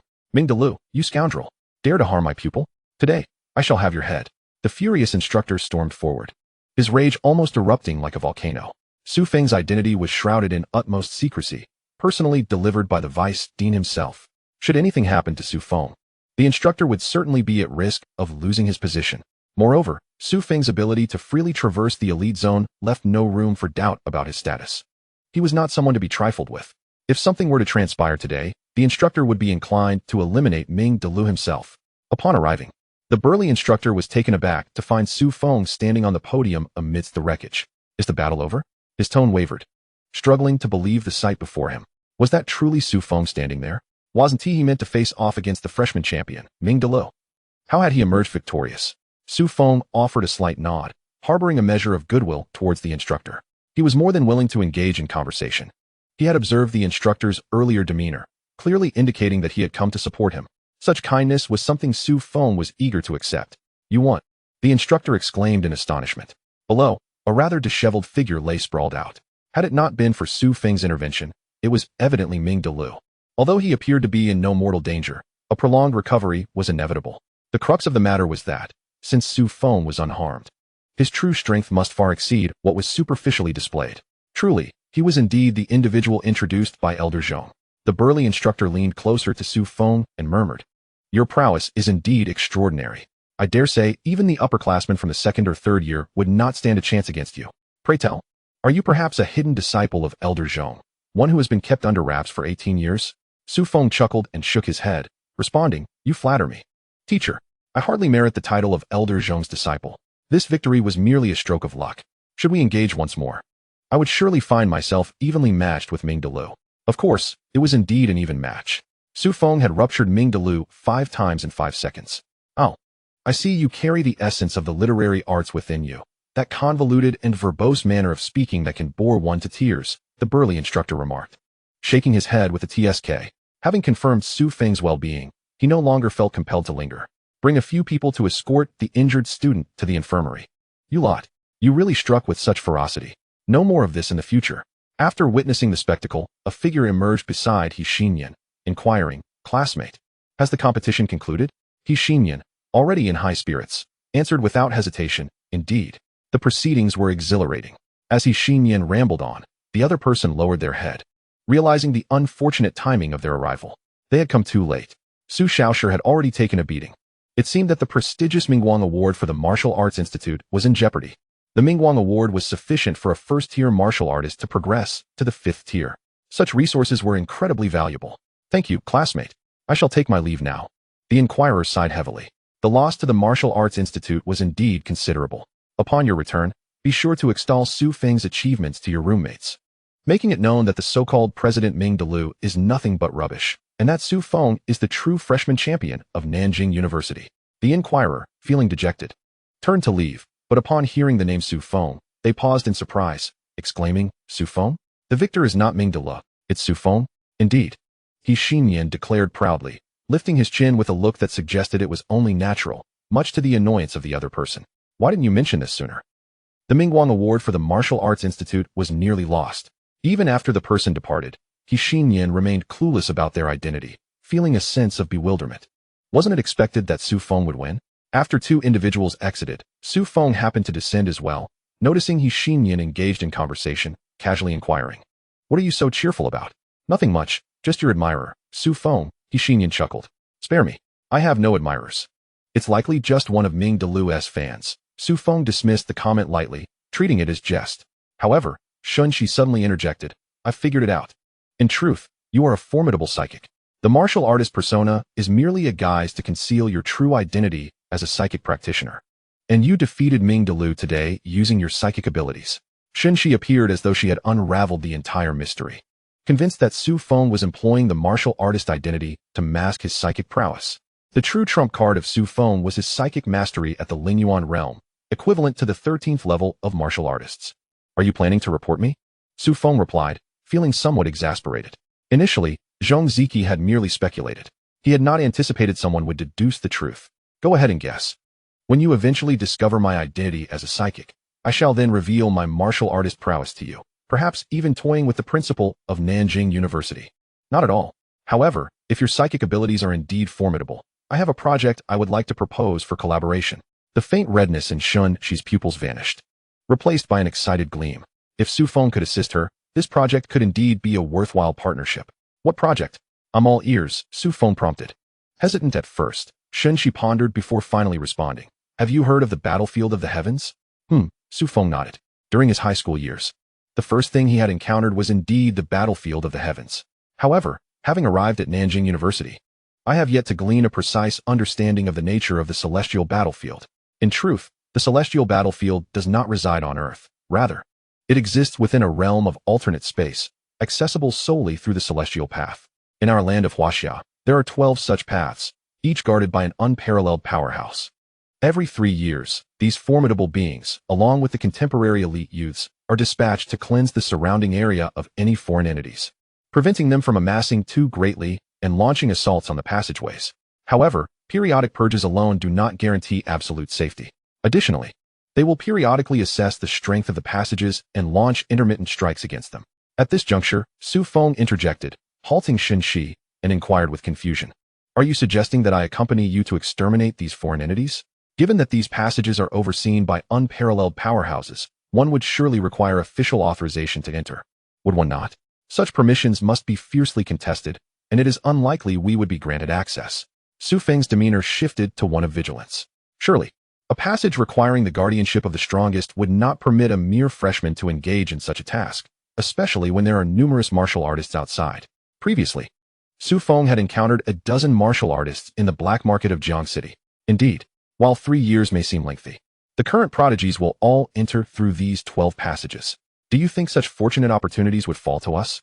However, as I mentioned, those foreign entities will still sporadically attack the passages. Sometimes, small spaces will manifest near the passages, completely trapping some foreign beings within. Typically, these entities are severely injured and of low strength. We could seize this chance to eradicate them and, in the process, make a tidy profit. A smile graced Xianxia's face, as though her joy was derived solely from the prospect of financial gain. Of course, you can also benefit from this venture. Chapter 39, Rumors. Additionally, this expedition could serve as a valuable experience for you. Having spent your time in Jiang City, despite possessing remarkable mental prowess, you likely have seldom encountered such opportunities for growth, correct? Xianxia's eyes gleamed with calculations. Yet, Su Feng immediately discerned her mercenary nature. So, you mean to recruit me as your servant, do you? Su Feng rolled his eyes, feeling somewhat exasperated by her audacity. Initially, he had assumed her to be merely mischievous. He had not anticipated her insatiable greed. No. Xianxia hastily defended her stance. I did not intend to imply that. I merely believe that the experience is more crucial for you. Besides, we only require a mentalist to accompany us to prevent unforeseen circumstances. Gritting her teeth, Xianxia spoke as if extracting flesh from her own body. Ultimately, after deducting costs, I can offer you half of the profits. Whether it can be more than that depends on your contributions during this endeavor. Only half. Su Feng's lips curled in dissatisfaction at the meager offer. You expect me to accept such a paltry sum for the appearance of an Immortal Emperor level powerhouse? Upon the mention of money, Xianxia's eyes widened in protest. Hey, don't be so ungrateful. Information comes at a cost, and entering a sealed space requires 2-dimensional breaking talismans. Not to mention securing a 7th-tier martial artist or mentalist to ensure our safety. Although they 1T enter the sealed space, their fees are not insignificant. Half is all you offer? If you're unwilling to have me accompany you, then so be it. Xianxia's face flushed with indignation. In other matters, she could concede. But when it came to finances, she stood firm. It's you who mentioned deducting costs. Su Feng sighed, contemplating whether to negotiate for 2/3. However, upon witnessing Xianxia's fuming countenance, he chose to relent. Fine, I agree. When do we depart? Upon his acquiescence, Xianxia's face lit up with delight. Excellent. You shall be my invited mentalist. Once everything is finalized, I will reach out to you.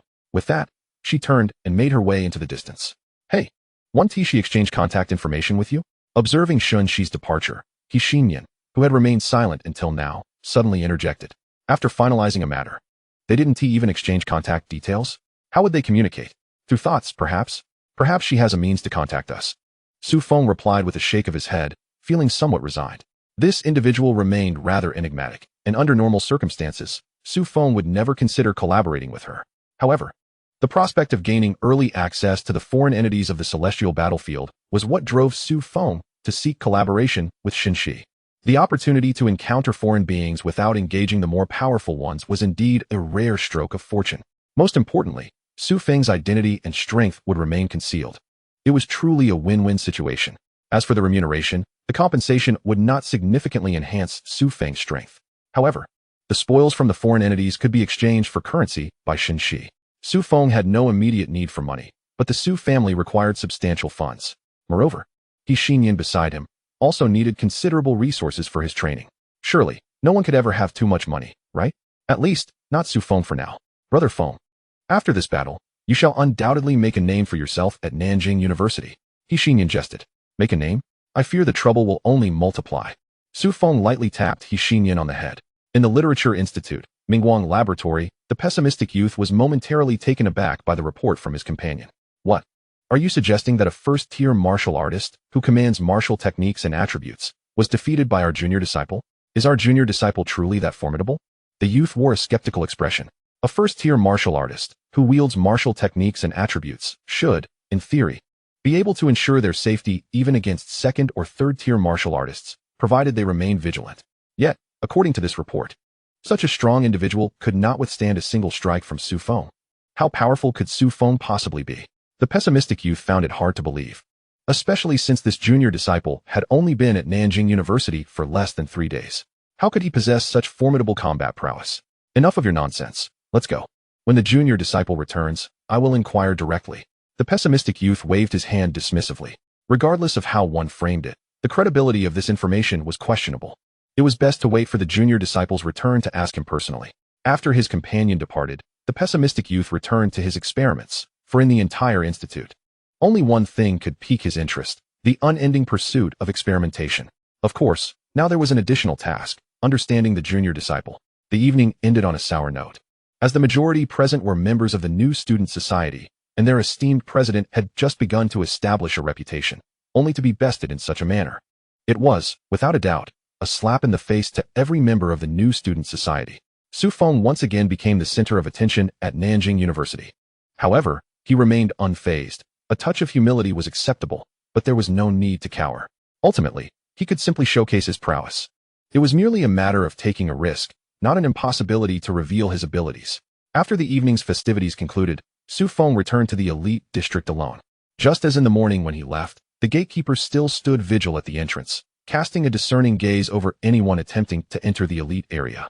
When the gatekeeper's sharp eyes fell upon Su Feng, they softened slightly, and he greeted him warmly. Ah, young Su, you've returned. Indeed, Su Feng responded, his demeanor considerably more amiable in the presence of the gatekeeper. Don't you need to rest, senior? It seems you guard this elite district day and night without anyone taking your place. No need, the gatekeeper replied with a smile, shaking his head. As long as one is a martial artist of the 7th rank or above, fatigue is but a fleeting sensation. Even in a state of non-cultivation, one can go months without sleep. Moreover, my body does have a minor issue. I must maintain an active mental state to continue living normally. Su Feng nodded slightly, acknowledging the gatekeeper's condition, which he perceived as merely a small problem. With a bit of time, the gatekeeper's body could revert to its robust state. Su Feng gently patted the back of the gatekeeper's hand a few times, offering reassurance. Your health will improve, senior. For now, I won't disturb you any longer. I hope you recover soon. With that, Su Feng strode confidently into the elite district. The gatekeeper, observing this, was left in mild confusion, pondering. Does this lad truly have a penchant for touching hands? Could he be a bit eccentric? Yet, he does possess considerable skill. I heard he defeated the top freshman tonight. It appears he could stand toe-to-toe with the seasoned students. In 3 years, I foresee this lad becoming the brightest talent at Nanjing University. The previous batch of boys may not even be able to stand alongside him. Once the gatekeeper finished speaking, a figure appeared beside him, exuding a magnetic aura. Is your assessment of this boy truly that high? The current cohort is celebrated as the golden generation of Nanjing University, a class of prodigies unseen in history. Are you so certain this boy can surpass them? The gatekeeper, seemingly anticipating the identity of the newcomer, replied without turning, "Indeed. It is precisely because they are the so-called golden generation that I grant this lad 3 years. Otherwise, those ordinary students would likely surpass them all within 6 months." The middle-aged man in a shirt chuckled. "Well, indeed, this time, Jingwu has suffered a significant loss. However, I do not wish to stifle this boy's development. He must tread a path of invincibility. A genius forged through battle is the true genius." Upon hearing this, the gatekeeper's expression shifted dramatically. "What are you saying? Do you not recall how many prodigies from our generation perished before reaching their potential? This lad's talent is extraordinary. Give him 3 years, and he will undoubtedly secure his place among the young elite of Huaxia. He must remain under the radar. This matter has already been agreed upon by Zhong Ziki and the dean." The middle-aged man pondered. "I should be guarding the gate, yet here I am. Do you not wonder why? Naturally, the dean sought someone to take my place. My return indicates that the matter is significant." The gatekeeper turned to him, playfully pinching the middle-aged man's arm. "Isn't this a projection? The main body?" The middle-aged man insisted. "This lad must forge ahead, as required by the dean and Zhong Ziki. Do you wish to know how Zhong Ziki persuaded the dean? How did he manage that? I recall the dean has always advocated that each generation must face its own battles and would never allow the younger generation to take unnecessary risks." "Indeed." The middle-aged man nodded. The individual who would never let the younger generation take risks was swayed by a single statement from Zhong Ziki. He said, "It is high time Nanjing University gives Jingwu a little shock." In the elite district, within room 7, Su Feng lay reclined on the sofa, engrossed in a manuscript by Zhong Ziki, appearing utterly at ease. Suddenly, he felt a tremor in his spirit, sensing the presence of another. Someone approaches? This is the elite district, the domain of the 9th-tier powerhouse Zhong Ziki. Who dares intrude? Su Feng remained silent, feigning ignorance as he continued to read the manuscript in his hands. The newcomer was undoubtedly formidable, and their strength could not possibly be inferior to Zhong Ziki's, at least a 9th tier. A voice suddenly emerged in the room, laced with curiosity. "How strange. The moment I entered, I felt that you sensed me, though someone of your realm should not have noticed my presence. Why do I have this inexplicable feeling?" From behind Su Feng, the middle-aged man, who had been conversing with the gatekeeper, revealed himself, yet wore a puzzled expression. Typically, a being of his caliber would not misinterpret such intuitive sensations. Suddenly, the middle-aged man's countenance changed, and he hurled a punch at Su Feng.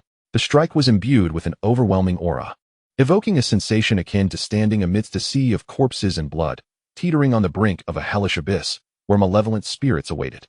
Su Feng's expression remained unchanged, even as the punch approached him. This was merely a test. As anticipated, just before the fist could connect, it abruptly halted. The oppressive atmosphere dissipated in an instant. Just as Su Feng had surmised, this was merely a trial. What truly astonished Su Feng was the middle-aged man's mastery over such immense power, a level of control that allowed him to wield it at will. How peculiar. Could I be influenced by the gate? That shouldn't be the case. The middle-aged man, once again puzzled, found Su Feng turning to him, feigning shock. "And you are? One of the faculty from the admissions office?" "Indeed," the middle-aged man nodded. "Su Feng, to be precise, I am one of the vice deans of the Martial Arts Institute. I have come to discuss an important matter with you." The middle-aged man no longer lingered on the previous topic, his face breaking into a smile as he addressed Su Feng. "If this matter is perplexing, let us set it aside for now. Vice Dean?" Su Feng set down the manuscript and stood, preparing to bow.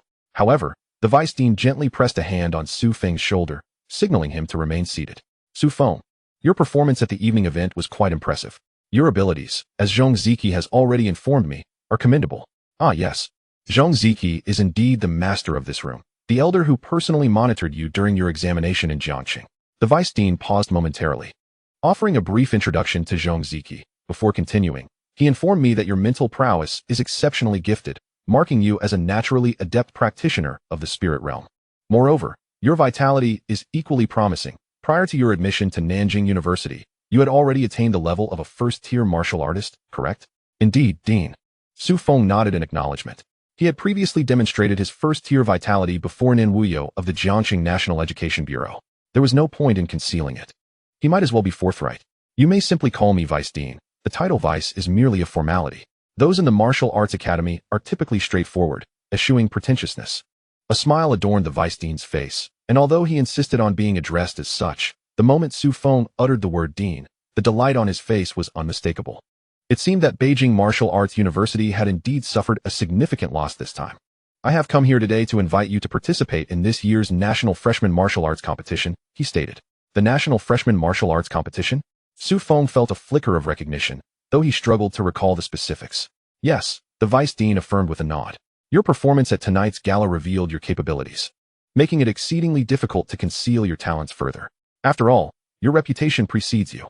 Not only the folks from Beijing Martial Arts, but also Southern Martial University undoubtedly possess records of your feats, making it near impossible to remain under the radar. The Vice Dean exhibited a hint of regret, as he had initially planned to inform them of this matter in a few days, unaware that their conflict would escalate so swiftly. Of course, this was also Zhong Ziqi's suggestion. Even if you had not revealed yourself tonight, Zhong Ziqi would have ensured you did so within 3 months. However, since you've already begun to shine, I believe we should let those fellows see your brilliance right from this competition. The Vice Dean's smile persisted. Though his demeanor was more tempered than that of the boisterous instructor, he still carried the essence of martial culture. He preferred to speak candidly, avoiding any need for subterfuge. When does this competition commence? Su Feng inquired, his mind recalling the details of the event. Was this not the very competition that Xianxia mentioned earlier, where only Beijing martial arts would exert their utmost, while others merely participated for formality?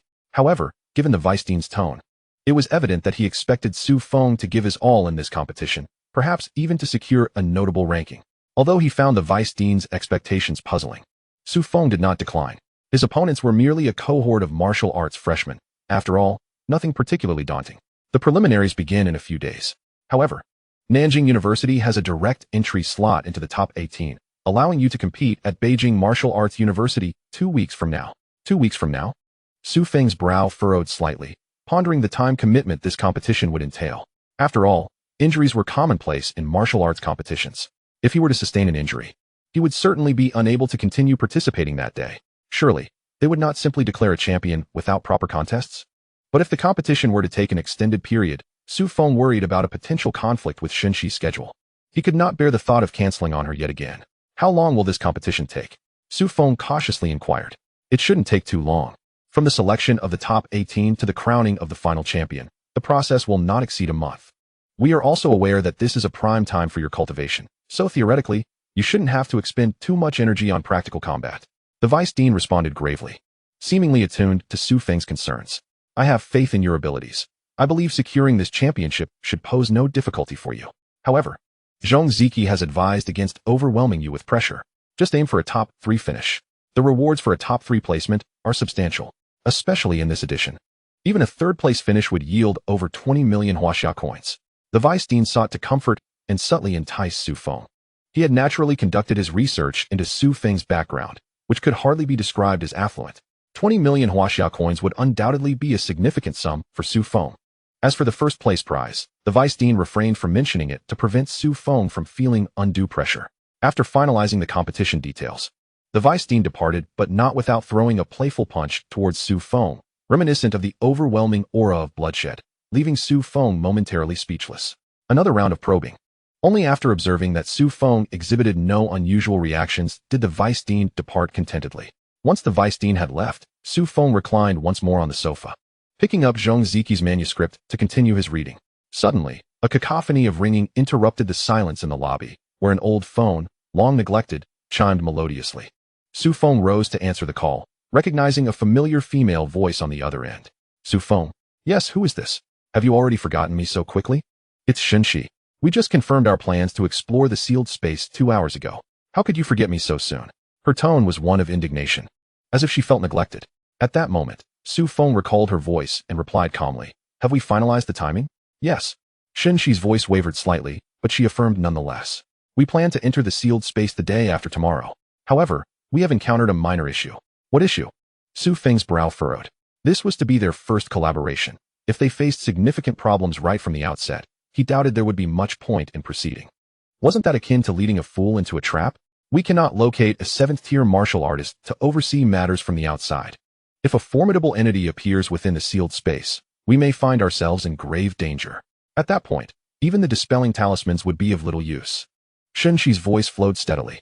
Although we have conducted scans of the energy levels within the sealed space and should not encounter any beings above the 3rd tier, such matters can be unpredictable. While the likelihood is minuscule, I cannot guarantee absolute safety. If you are concerned, you may withdraw at this point. Su Feng wasted no time and asked directly, are you participating? Of course. This expedition is organized by me, and I will certainly be involved. Xianxi's tone was resolute, leaving no room for doubt. She had never hesitated when it came to matters of profit. The mantra was clear: to earn is to earn, and it must be done. Then it's settled. If you are brave enough to enter, I have no reason to refrain. I will meet you at the entrance of Nanjing University the day after tomorrow. Su Feng concluded, promptly hanging up the phone. He would confirm the details once more the following morning. If it truly unfolded as Xianxi described, there would be no reason not to participate. The absence of a 7th-tier martial artist was not an insurmountable issue for Su Feng. After all, the challenges a 7th-tier martial artist could resolve were not beyond his own capabilities. If the situation turned unfavorable, he could always withdraw. The sealed space should not be able to confine him. Time swiftly passed. After exchanging pleasantries with Xinyan, Su Feng requested a leave of absence. Early in the morning, Su Feng made his way toward the entrance of Nanjing University. After a prolonged wait, Xianxi finally arrived, albeit tardily. Observing Su Feng's demeanor, she inquired with curiosity. Chapter 41. You truly have a knack for saving me money. Are you just going to walk in like this? Aren't you going to prepare anything? Prepare what? Su Feng replied, holding a hefty manuscript by Zhong Ziki, which, despite its weight, was not a fitting item for an adventure. You're carrying a book. Doesn't that seem a bit odd? Xianxi continued. You should at least prepare some healing elixirs or something. Aren't you concerned about getting injured? Moreover, the cost of such healing potions is included in the expenses. While I appreciate your thoughtfulness, there's truly no need for you to economize on my behalf. Xianxi blinked, as if realizing Su Feng's naivety, and felt a surge of gratitude. Su Feng, however, felt somewhat deceived. You never mentioned this to me. I assumed we were making a collective purchase. No one said we had to prepare individually. Yet, considering Su Feng's actual capabilities, even if he had been informed, he likely would not have made any purchases. After all, why buy something entirely unnecessary? Additionally, this was Su Feng's first foray into such an exploratory mission, and he was unaware that this was customary. Seemingly recognizing this, Xianxi playfully teased for a moment before refraining from further comments. Simply producing 2 pristine vials of medicine and handing them to Su Feng. These are rather costly, so use them sparingly. It would be splendid if you could return 4 vials after this adventure. The duo departed from Nanjing University, with Su Feng having taken a week's leave. According to university regulations, this was typically impermissible. However, with the robust instructor personally intervening, coupled with the gatekeeper's assurance and the vice dean's explicit approval, Su Feng was allowed to be absent for a week without consequence. Should he fail to return within 2 weeks, the vice dean would likely come looking for him. As Su Feng was to represent Nanjing University at the National Martial Arts Freshman Competition in Kyoto, they drove to a desolate area in the southern city, which was devoid of people and resembled more a wasteland than an open space. The surrounding flora exhibited a peculiar uniformity, appearing bare and desolate, as though scorched by some intense flame, leaving only charred trunks and withered flowers devoid of nourishment. Is this really the place? It seems there's no entrance. Su Feng remarked with skepticism. However, in the next moment, by extending his mental energy, he discerned a remarkable vortex standing 7 meters tall and 3 meters wide before them. This, he surmised, was the entrance to the so-called closed space. The entrance was invisible, detectable only by a powerful mentalist.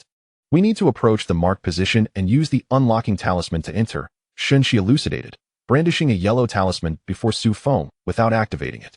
They still awaited the arrival of others. Su Feng nodded slightly, indicating his understanding. Yet, he had noticed that this so-called entrance was vulnerable. He was confident that he could effortlessly tear open this passage without any talisman. In fact, with a mere thought, he could collapse the space on the other side of the passage. What appeared to be an extraordinarily enigmatic passage in Xianxi's eyes seemed exceedingly fragile to Su Feng.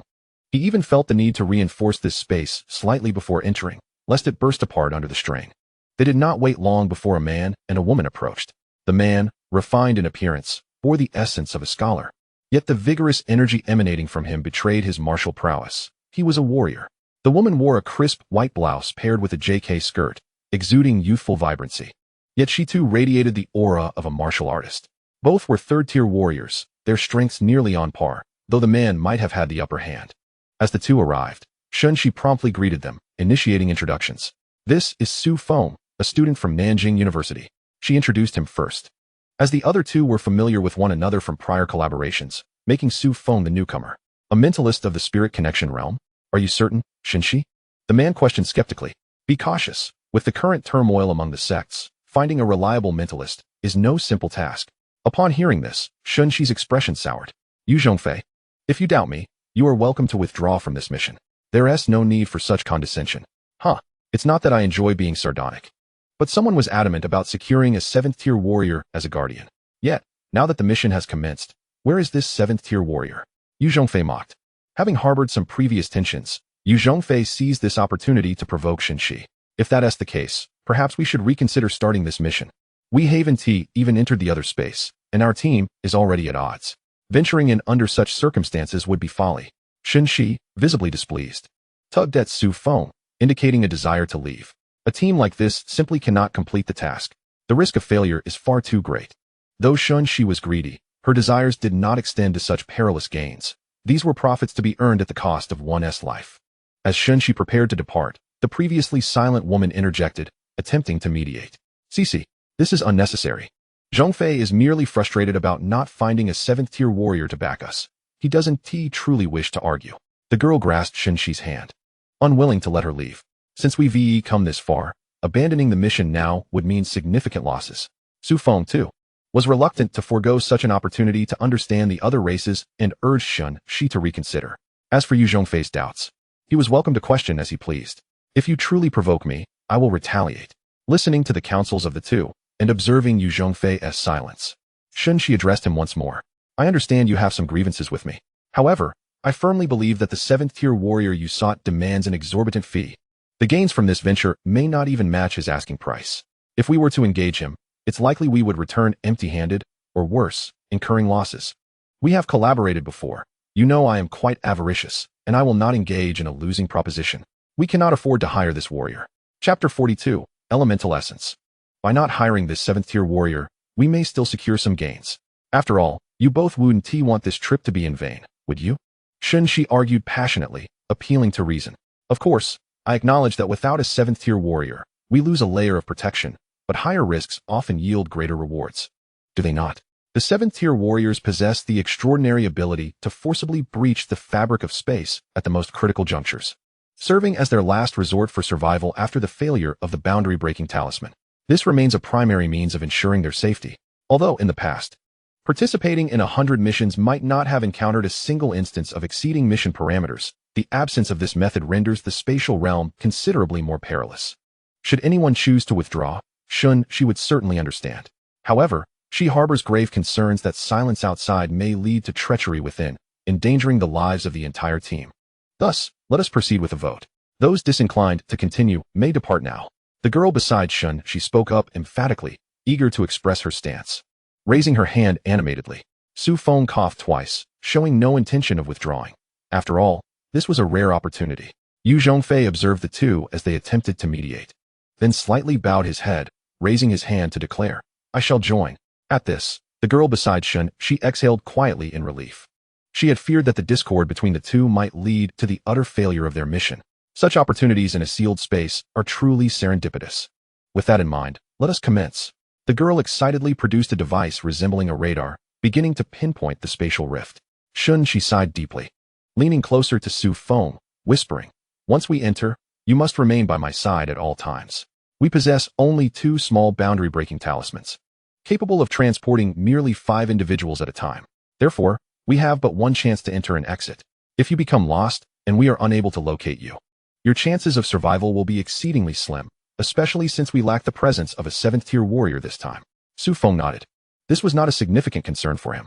Before long, the device in the girl's hands emitted a series of beeping sounds, prompting Xianxi to urge Su Feng toward that direction.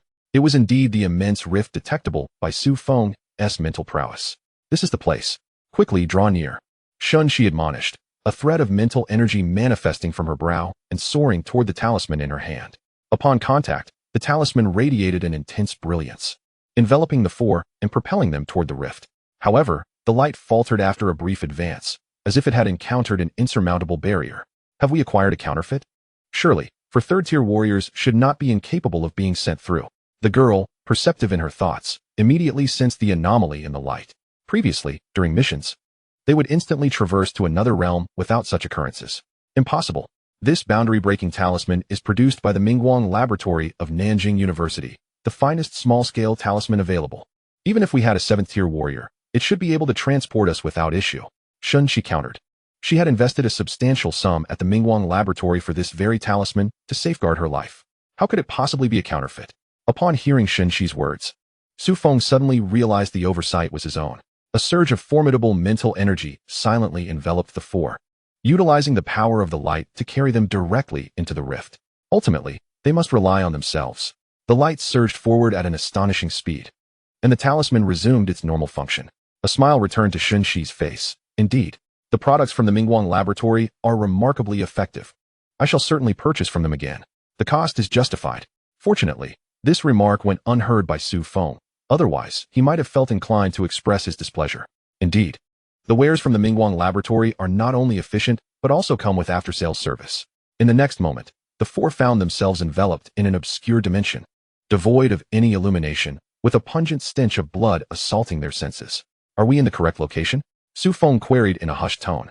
The initial segment of their journey had followed the talisman's guidance, but it seemed that the latter segment had drained the talisman's power significantly, leaving it barely functional to maintain a basic direction. Su Feng was apprehensive about where they had been led. Fortunately, the girl promptly retrieved her device, patiently comparing readings before explaining. Yes, there is no significant change in the coordinates. This is indeed the place. However, this stench of blood, could it belong to the Blood Demon clan? If they are indeed the Blood Demons, then we should forego exploration entirely. It would surely result in a loss, not to mention the considerable threat to our lives. That seems unlikely, Xianxia interjected. Since they had already resolved to enter and had expended a boundary-breaking talisman, she was unwilling to abandon their mission now. To withdraw at this juncture would mean that the expense of the talisman would fall squarely upon her shoulders, resulting in a considerable loss. Why would we refrain from exploring just because of the Blood Demon clan? Su Feng inquired, seeking clarity in this unfamiliar territory. After all, this was his first expedition, and posing such questions would not raise suspicion, particularly with Xianxia, who knew him well. Because, in exploring such dimensions, our greatest rewards lie not only in the treasures, resources, and materials carried by the alien races, but also in the beings themselves. Nearly every race possesses a substance known as yuan essence. This essence serves many purposes. It can enhance our ranks, bolster our vitality, and even be utilized in crafting weapons and armor. The lowest tier, first-level yuan essence, can fetch over 1 million Huaxia coins on the black market. Third-level yuan essence typically starts at 8 million. However, the Blood Demon clan is a peculiar case. They are not only formidable and vicious, but also the most impoverished of all races. They do not produce yuan essence within their bodies, relying solely on their flesh and vitality to combat foes. Even if one were to expend great effort to slay them, they would not even spare the energy-restoring pills. After explaining, Xianxia propped her head on her hand, continuing, thus, the most valuable item the Blood Demons possess is that wooden staff they wield. Encountering a Blood Demon without a weapon is worse than working as a miner underground. If we encounter the Blood Demon clan this time, it would indeed be a total loss. Xianxia silently prayed that they would not come across the Blood Demons this time. Suddenly, from the pitch-black expanse ahead, a thunderous roar erupted, causing Xianxi's expression to darken. Roar. Chapter 43. Whom do we question? The roar was unfamiliar to Su Feng, yet the other three recognized it all too well. Truly, one worries about something, and it materializes. Is it truly the Blood Demon clan? The girl exclaimed. In such a case, there is no need to pursue exploration any further, is there? It seems this excursion is destined to incur losses. Should we leave now, or observe a while longer? Her gaze fell upon Xianxia. Xianxia gritted her teeth, unwilling to concede. To abandon the mission now would mean she would not even recoup the cost of the 2 boundary-breaking talismans. Let us observe. Perhaps there are multiple races present this time. Although such hope is exceedingly slim, Xianxia remained resolute, preferring to attempt one last time rather than concede defeat at this moment. The remaining 2 individuals nodded, unwilling to concede at this juncture. Having arrived thus far, they were determined to press on relentlessly. Xianxia produced 4 head-mounted flashlights and distributed them among the group. In such dim surroundings, these implements were indispensable, perhaps the sole source of illumination in this space. The team advanced, with Su Feng being directly pulled into the center by Xianxia. As it was his inaugural venture into the realm of exploration, safeguarding himself was paramount. Should the circumstances grow dire, he was to depart immediately. A mere half-commission was not worth risking his life. As she spoke, Xianxia pressed a fragmentary boundary talisman into Su Feng's hand, signaling him to conceal it. As a mental energy practitioner, this talisman could genuinely be a lifesaver in critical moments. Su Feng regarded her, accepting the talisman without hesitation. Although he possessed the ability to breach barriers effortlessly, He had no recollection of the route back. With the talisman in hand, at least he would have someone to guide him on his return. As the quartet delved deeper, the stench of blood grew increasingly potent, and the atmosphere within the space became exceedingly oppressive. Such a heavy scent of blood suggests that this blood demon is likely of considerable rank. One of the girls cautiously remarked. Not at all, Yu Zhongfei countered with conviction. Shaking his head, I had a 5th-tier mental energy practitioner from the investigation department scan the area, and no presence of powerful beings was detected within this space. Thus, it is unlikely that any blood demon of tier 3 or higher resides here. Feel free to explore with confidence. The others nodded in agreement, as this indeed aligned with their prior knowledge. Before entering, someone had already conducted a preliminary scan with their mental energy. Otherwise, this task would not have fallen to their group. Nevertheless, caution remained prudent. After the 4 advanced a considerable distance, Xianxia inexplicably spoke up. Su Feng, extend your mental energy, fixing the detection range to approximately 50 meters ahead, fanning outward. Do not stretch too far. Minimize mental energy consumption. The last remark was directed specifically at Su Feng. Reducing mental energy expenditure was of utmost importance, as it could determine Su Feng's survival. A mental energy practitioner who depletes their energy is no different from an ordinary person. Su Feng nodded slightly, his caution exceeding Xianxia's expectations. Upon entering this enclosed space, he had already extended his mental energy, enveloping the area entirely. Just as they had surmised, there was indeed a formidable entity ahead. Its body was saturated with blood energy, exuding an aura of great strength. In its grasp was a creature resembling a goblin, which it was voraciously devouring, while treasures of gold and silver lay scattered about. Failing to capture the giant's attention, it seemed solely focused on its meal. The space was vast, spanning nearly 10 kilometers, resembling a cavernous terrain, with bats occasionally swooping overhead. The giant was approximately a kilometer away from Su Feng and the others. If they continued at their current pace, they would inevitably encounter it. Su Feng, have you detected anything unusual? Xianxia inquired softly, sensing an ominous sensation in the air. The overwhelming stench of blood was too intense. This was not their first mission, nor their first encounter with the Blood Demon clan, yet the richness of the blood energy made them hesitate. Could it truly be a high-tier blood demon? No. There are indeed no anomalies within 100 meters ahead. Su Feng refrained from disclosing the presence of the blood demon a kilometer away. The distance was too great for his current capabilities to detect. He could alert them when they were within 200 meters. There was still time. This behemoth was undoubtedly beyond what this group could confront. It was certainly no weaker than the gatekeeper from the top-tier district. The fact that a 5th-tier mental energy practitioner had failed to detect it was alarming. My premonition grows increasingly ominous. Xianxia exhaled deeply, her intuition urging them to retreat post-haste. Su Feng, extend your mental energy detection to its maximum range. We shall proceed for no more than 5 more minutes. If nothing is uncovered within that time, we will vacate immediately, Xianxia declared decisively. After such an extensive expedition, she had never experienced such a foreboding feeling. She felt a tremor of unease. This was entirely unwarranted. Understood. Su Feng acquiesced and urged the group to move forward. Before long, the 4 were drawing closer to the terrifying giant, and Su Feng timely cautioned, ahead lies a colossal creature. I can only see its back. However, the blood energy emanating from it is formidable, far beyond what we can contend with. We should leave. Xianxia's countenance shifted, sensing the blood energy thickening around them to a nearly tangible density. She halted, resolutely stating, we must turn back now. We are likely to confront an adversary unlike any we have ever encountered. The girl, too, felt the overwhelming blood energy and began to retrace her steps, ready to depart. This was not her first collaboration with Xianxia. She knew that Xianxia would never abandon a mission without just cause. Given Xianxia's decisive retreat, it was clear they could not linger any longer. Wait. Yu Zhongfei suddenly interposed himself before the 3, seemingly intent on blocking their path. Hadn't this fellow participated in such missions before? Surely, he had never encountered a blood demon. So how could he assert that the foe ahead was insurmountable? Xianxia was on the verge of losing her patience. The greatest fear upon entering a confined space was the disbelief of team members in their leader's judgment and the mental energy practitioner's insights. Voicing doubts could lead the entire team into peril. They should never have entered in the first place. Do you wish for me to demonstrate my point on the spot? Or shall I describe it for you? Su Feng contemplated the absurdity of the situation, wishing he could simply let the goblin devour him. This fellow had done nothing but cast doubt on everything today. Of course, you must describe it. This space has been surveyed by someone from the investigation department. Theoretically, there shouldn't be any overwhelming powers present. How could there be beings we cannot resist?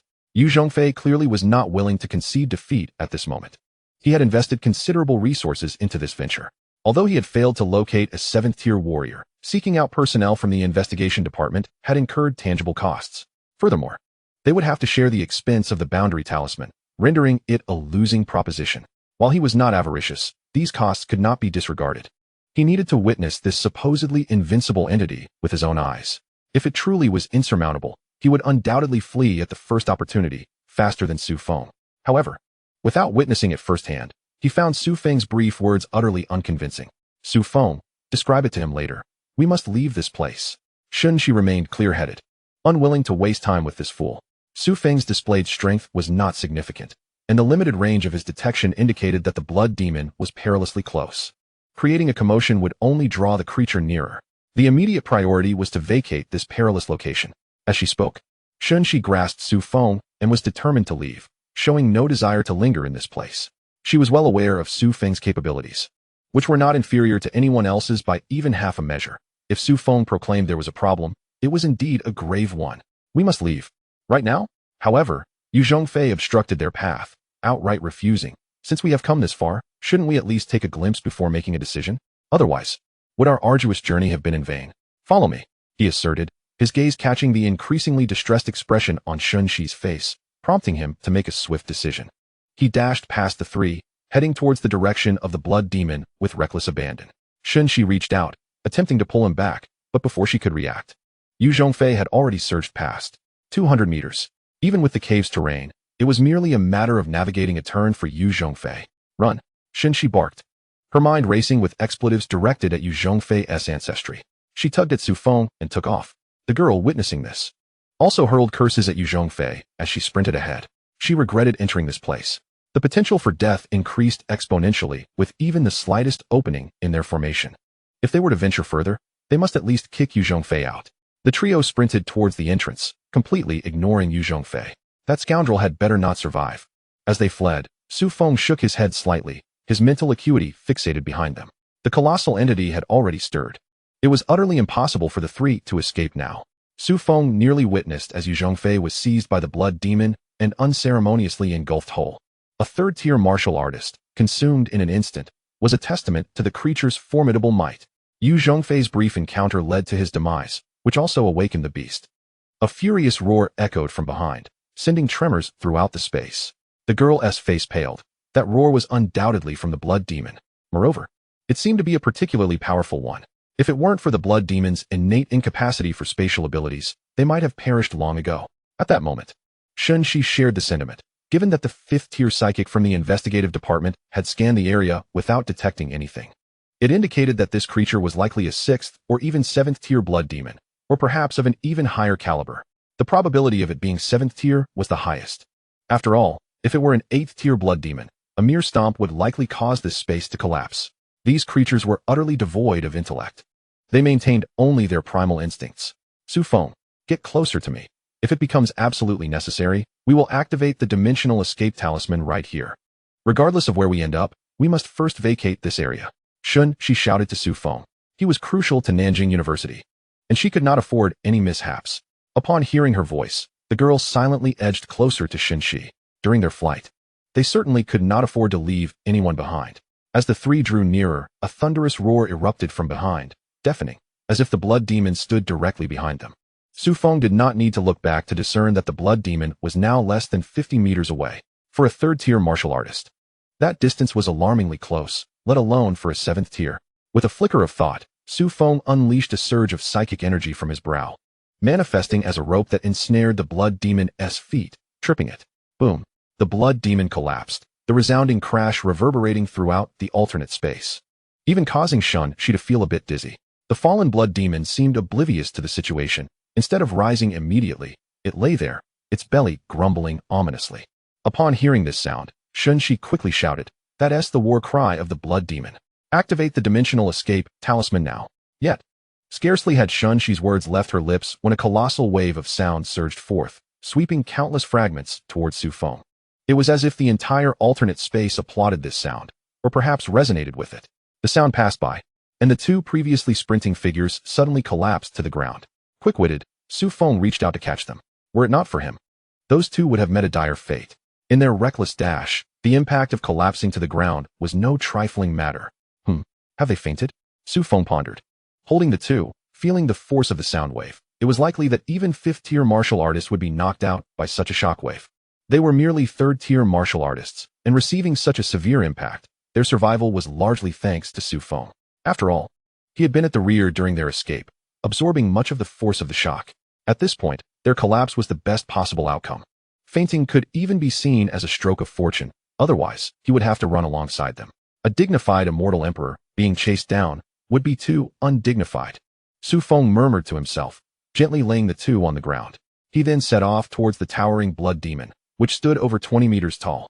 The Blood Demon, robust in stature, wielded a weapon resembling a spiked club. However, that weapon shimmered subtly, akin to a specially crafted armament for the Blood Demon clan.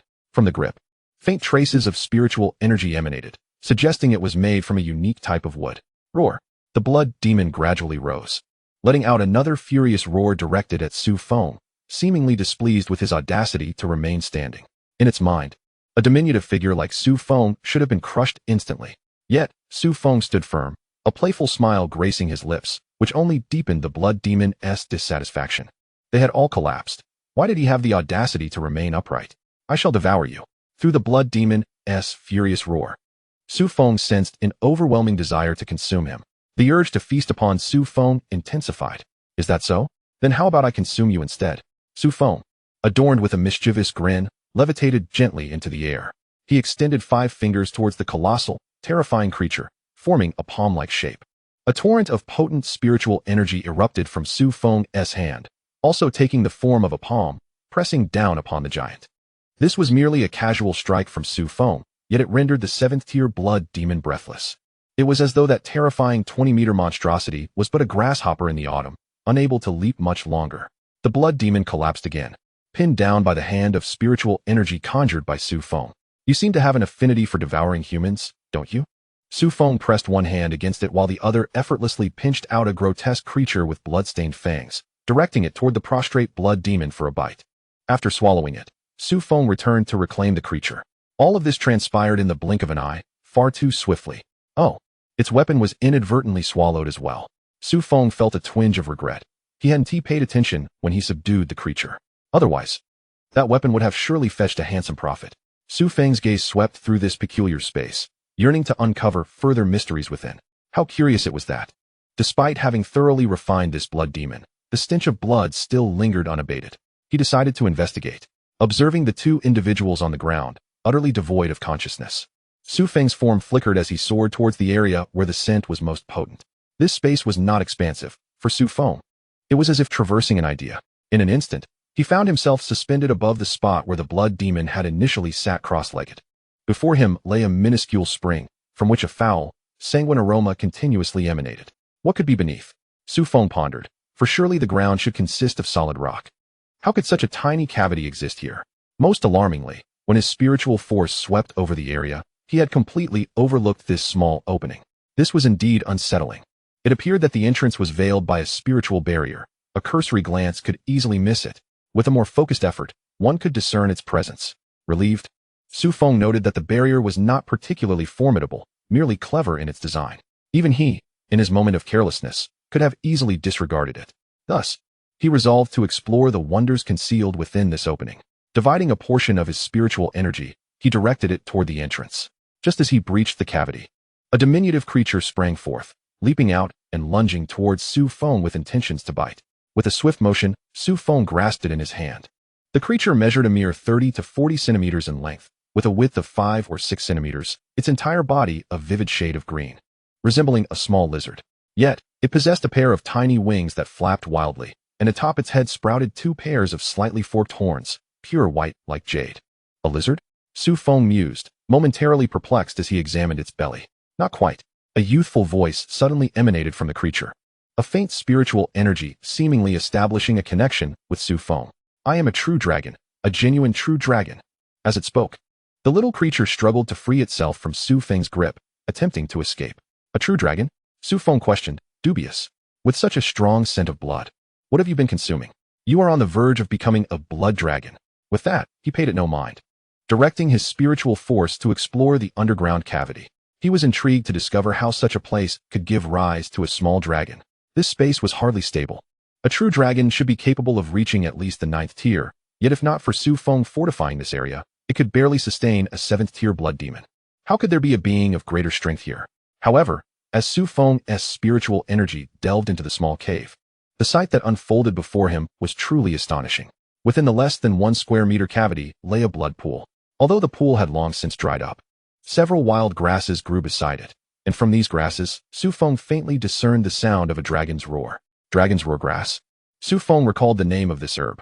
It had been documented in the manuscripts of Xianxiaaudiobooks. Crushing dragon's roar grass and mixing it with blood water could significantly enhance the physical strength of human cultivators. Even allowing a first-tier martial artist to elevate to the 3rd tier was commonplace. There were 6 or 7 stalks of dragon's roar grass here. Creating a high-tier martial artist would pose no problem. Now this is a discovery. Su Feng curved his palm, producing a powerful suction that drew the several stalks of dragon's roar grass towards him. Dragon's roar grass requires nurturing with warm jade. I have nothing on me, so I must preserve them with spiritual energy for now. As he held the precious herbs, the little blood dragon, upon seeing them, became ecstatic, fervently exclaiming, "That's mine. Mine." Su Feng firmly pressed it down, retorting, "What do you mean yours? Everything, including you and the grass, belongs to me now. However, your current appearance is rather ostentatious. You should conceal yourself a bit." With a gentle tug on its small horns, the 2 pairs of pure white, jade-like dragon horns vanished into thin air, forcefully hidden by Su Feng's spiritual energy. "And you, refrain from flying about with those wings. Learn to crawl first." He concealed the little dragon's wings as well, rendering it indistinguishable from an ordinary lizard. The only difference was that a common lizard might outpace it in speed. Having resolved these matters, Su Feng grasped the little lizard and flew towards the direction where Xianxia and the others lay unconscious. Calculating the time, he surmised that Xianxia should be awakening soon. He had shielded them from the majority of the impact. Their unconsciousness was merely momentary. "Where are you taking me? I refuse to leave here." The little blood dragon struggled in Su Feng's palm, attempting to free itself from his grasp. Yet, Su Feng would not allow it to escape. Instead warning, "You are my spirit pet now.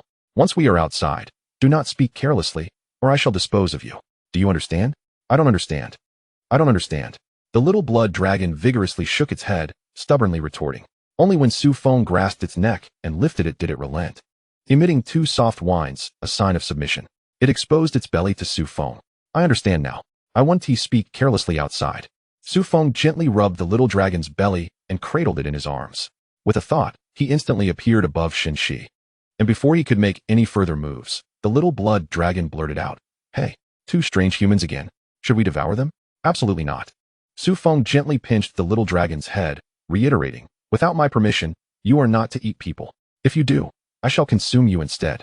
The little blood dragon cradled its head and whimpered, I know, bad person." Su Feng retrieved the dimensional breaking talisman that Xianxia had initially entrusted to him, igniting it with his spiritual energy. This was not Su Feng's first time utilizing such an artifact. As the light flared, he enveloped the 3 of them, a dragon and 2 individuals, in a vast surge of spiritual energy, propelling them swiftly beyond this space. The action of the dimensional breaking talisman was swift. In an instant, the 3 were back in the park. After all, Su Feng had completely shielded himself, thus conserving the talisman's power, allowing it to operate at its full potential. Exhaling deeply, Su Feng beheld the fragrant park, where the flora gradually began to exhibit vitality, and he felt a sense of relief. Without fully mastering the spatial techniques, Su Feng's instincts favored the land of Huaxia. The 2 girls lay there, with the faintest hint of springtime radiance.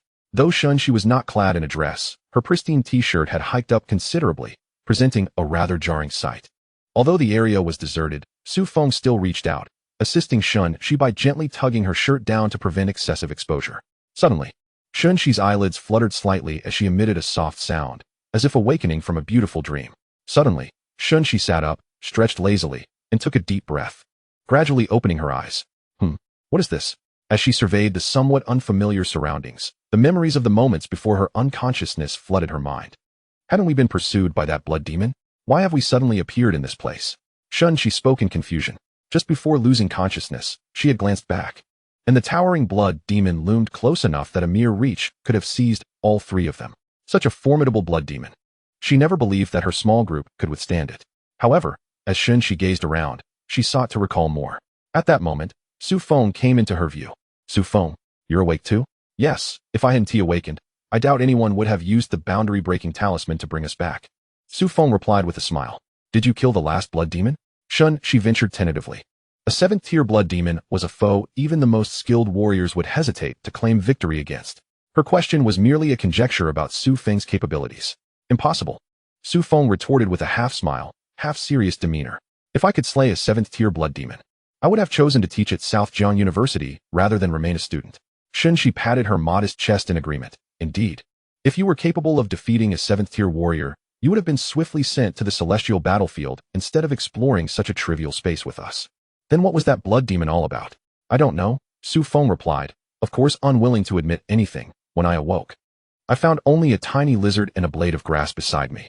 As she spoke, Su Feng offered the lizard nestled in her arms towards She did not take it. Upon seeing Su Feng for the first time, she had noticed the diminutive lizard, which seemed feeble, radiating a rather weak aura. It was likely not even worth the lowest tier of magical beasts. Raising this creature was less worthwhile than bringing a pig from home to class. Perhaps the pig might yield some small miracle. You should keep that little lizard.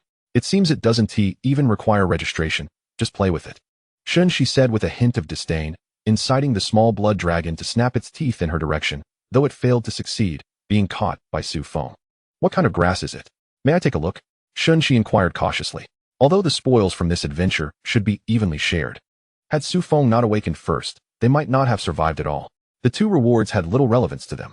It's dragon's whisper grass, quite valuable, Su Feng said, producing a specimen and directly handing it to Shi. Despite it being her own find, Su Feng felt it necessary to share. As Shi had contributed 2 boundary-breaking talismans. Not allowing them to gain too much was acceptable, but leaving teammates with nothing would truly be a disgrace. Dragon's whisper grass? She exclaimed, her voice nearly deafening Su Feng. You're this excited over a single plant. If I were to reveal everything I found, you'd probably faint from shock. Looking at Su Feng's expressionless face, She felt a mix of exasperation and disappointment. Do you even know what this is? It's dragon's whisper grass. This is a treasure that is priceless and rare. While a single plant can fetch 600 to 700 million in the market, anyone who finds one before the martial examination is almost guaranteed a place in the capital martial arts university. It can elevate you directly to the 3rd tier of warriors. Normally, no one would waste it like this. 600 or 700 million could buy enough energy pills to secure entry into capital martial arts university. This is the true treasure that can help 6th tier warriors break through and become 7th tier. She appeared exceedingly exhilarated, her hands resting on Su Feng's shoulders as she began to shake him. Despite the significant losses endured, the gains were equally monumental. A single dragon's blood grass was more than sufficient to alleviate their resource concerns until they reached the 5th tier of warriors. In that case, let the 2 of you share this dragon's blood grass. I'll take this little lizard, Su Feng generously offered, relinquishing a specimen of dragon's blood grass while raising the small blood dragon in her hand, whose worth far surpassed that of the dragon's blood grass. This is impossible. You were the primary contributor this time. If it weren't for you, we might not have even come out alive. She firmly rejected the notion. They could not simply accept such a treasure without qualm. You can take 80% of it, along with that lizard, while the remaining 20% will be split between me and Yao Yao. As the leader, Shi declared, decisively establishing the division. Su Feng proved far more useful than she had initially anticipated. Unable to counter her, Su Feng could only smile wryly and agree, providing her bank account details. However, acquiring the funds would not be straightforward, given the substantial amount. Even as a warrior, navigating the necessary procedures would take time. Yet, one issue had indeed become troublesome. After the division of spoils, Shi's brow furrowed in concern. A temporary 4-person team now had 1 member deceased. Although they had reported it, it was still a life lost, especially that of a warrior. That scoundrel, Yu Zhongfei, truly deserved his fate. However, they still had to follow protocol. From the share that Shi and Yao Yao received, a portion would need to be allocated to Yu Zhongfei. In the aftermath, it was likely that the police department would conduct inquiries about them. Perhaps even a psychic would record their mental fluctuations. They simply needed to recount the events truthfully. Shi reminded Su Feng. While it seemed more complicated than Su Feng had initially suggested, since Su Feng preferred to keep certain matters private, Shi chose not to press further. Nonetheless, this matter would undoubtedly need to be reported to the police. There was no concealing it. The death of a warrior could not be hidden. As the first to awaken, Su Feng would certainly encounter some complications. However, as long as they were mentally prepared, this wouldn't be a significant issue. Su Feng, you should head back to school first. Yao Yao and I need to report your participation in the National Martial Arts Academy freshman competition. It's likely about to commence. Shi took a deep breath and advised Su Feng, though the 4 of them had only been inside for a short time. The flow of time in each space varied. Approximately 3 days had passed outside, which Su Feng could keenly sense. Although Su Feng had not given much thought to the competition, others were eager to see him shine in it. Su Feng hailed a taxi, speeding towards South Jiang University. The girl Shun she referred to as Yao Yao looked at Su Feng, filled with suspicion. This guy is trying to deceive us. The Blood Demon clan never rests until their enemies are vanquished, and even against certain death, they would never retreat. How could they easily let us, their prey, go? This fellow truly seems capable of contending with a 7th-tier Blood Demon. Yet, he appears remarkably youthful. Is he a professor at Nanjing University? No, merely a freshman. Shun Shi observed Su Feng's departing figure and softly remarked, a freshman? A new graduate student from the arts college? His talent is indeed terrifyingly formidable. Just finished the martial arts examination as a first-year student. The driver's movements were swift. A 2-hour journey was accomplished in merely 1 hour and 40 minutes to reach Nanjing University. Before his departure, Su Feng had already taken leave. Upon returning to the Martial Arts Institute, the burly instructor posed no further inquiries. This time, Su Feng was gone for 3 days. A testament to the rapid flow of time within that alternate space. When he encountered Xinyan, the latter was exceedingly excited, promptly inquiring about what Su Feng had been up to during those days. Su Feng had little to share, merely listening as Xinyan recounted the latest gossip from the Martial Arts Institute, noting that the freshmen in the student society were now circling around Xinyan, which further eased Su Feng's concerns for his safety. Glancing at the time, Su Feng recalled that there were still about 4 days remaining from the week he had agreed upon with the vice dean. He instructed Xinyan to return to the dormitory a little earlier in the afternoon, as he had prepared a surprise for him. He intended for Xinyan to also ascend to the 1st tier.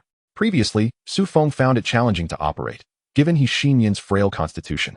However now, with several dragon blood grasses in his possession, the process had become considerably easier.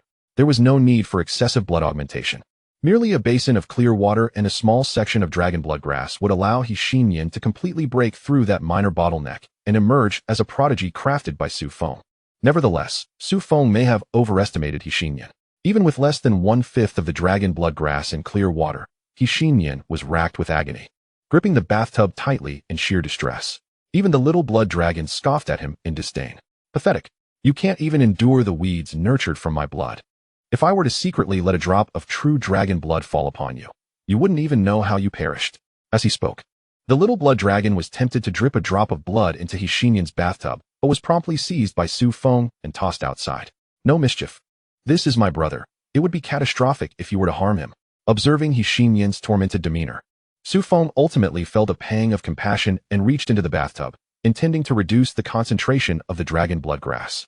Wasteful as it may be, it's better than enduring unnecessary suffering, right?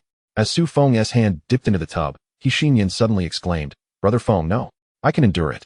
Su Feng hesitated momentarily, explaining that even if he reduced the amount, it wouldn't hinder Xinyan from becoming a 1st-tier martial artist. However, there were paths he must traverse on his own. No, Xinyan resolutely shook his head, insisting, this herb's effects must be potent. It must be exceedingly rare. I cannot waste it. I must absorb all of it. After hearing this, Su Feng waved his hand dismissively, choosing not to engage further. If he is unafraid of pain, then let him absorb it all. As for any mishaps, that is highly unlikely. At worst, he might faint from the pain. Su Feng's gaze returned to the little blood dragon. While in the alternate space, he sensed that this little creature possessed a martial art. However, upon returning to safety, Su Feng was determined to dissect this martial discipline. Woo-woo. As Su Feng lifted the little blood dragon, it emitted a discontented whine, clearly displeased. What are you doing? Why have you picked me up again? This is quite impolite, you know? Stay still. Let me study the dragon clan martial art within you. If not, I shall drop you from here. Su Feng threatened the little blood dragon. Before it could protest, its mental energy was swiftly sealed by Su Feng. The little blood dragon floated in midair, gently placed on the ground by Su Feng, who quickly tidied up the surroundings, feigning that nothing had occurred. Research interrupted. Someone is coming. Chapter 47. The Vice Dean arrives. The sound of footsteps suddenly echoed in the dormitory, unmasked and seemingly unconcerned about being discovered. Even before entering, Su Feng immediately recognized the presence. He swiftly organized everything that hadn't yet commenced in the dormitory. As for Xinyan, still soaking in his dragon blood bath, there was little that could be done. It was impossible to interrupt this midway, which certainly was not favorable for Xinyan. However, the issue was not grave. After all, both Shi and that girl were aware of the news regarding the dragon blood grass he had brought back from the alternate space. At worst, He could claim that he had secretly stowed away a small section of the dragon blood grass. Surely, this person would not personally interrogate xianxia over such a trivial matter, especially considering he was the vice dean of the Martial Arts Institute at Nanjing University. Su Feng, you have returned? How was your journey? Was it successful? The man's voice, rich with magnetism, resonated from outside the door. There was no need for Su Feng to open it. With a swift motion, the door, which was designed to deter gentlemen but not rogues, was effortlessly bypassed by the vice dean. Su Feng displayed no surprise, merely greeting him with a smile. Dean, my journey was relatively smooth, and I indeed acquired some valuable items. It was quite fruitful. The vice dean, still clad in his gentlemanly attire, exhibited little change in expression. He regarded Su Feng with a gentle gaze, akin to that of a proud teacher observing a commendable student. That is good to hear. As long as it is smooth sailing, there is no need to pursue too much. With your talent, all the resources that rightfully belong to you will eventually be within your grasp. It is merely a matter of time. I came over suddenly because, the vice dean began, but abruptly halted. What is this overwhelming scent of dragon blood grass? The vice dean's nose twitched slightly, and a change of expression crossed his face. How could there be the aura of dragon blood grass in this place? As a formidable figure at Nanjing University, he had certainly encountered such a substance before. It could be said that possessing dragon blood grass was akin to holding a key to higher-tier martial artists. However, why would this key appear in the dormitory of a student who had yet to attain even the first-tier martial artist status? This was utterly inconceivable. Ah yes, this dragon blood grass is also one of my acquisitions from this trip, Su Feng replied, scratching his nose. How many did you bring back? Just one. At least I have experienced the world, haven't I? A displeased expression suddenly emerged on the vice dean's face, seemingly dissatisfied with Su Feng's answer. Dragon blood grass does not merely grow as a single plant. It typically grows in clusters of 3 or more. Don't tell me that someone harvested 2 of them, leaving only 1 for you, which you fortuitously brought back. The vice dean's words caused even Su Feng to begin doubting his own account. Indeed, dealing with someone above the 9th tier was no easy matter. All right, there is no need to hide it. I am not asking you to turn it in. The vice dean waved his hand dismissively. Such items are precious. However, to him, they are rather inconsequential.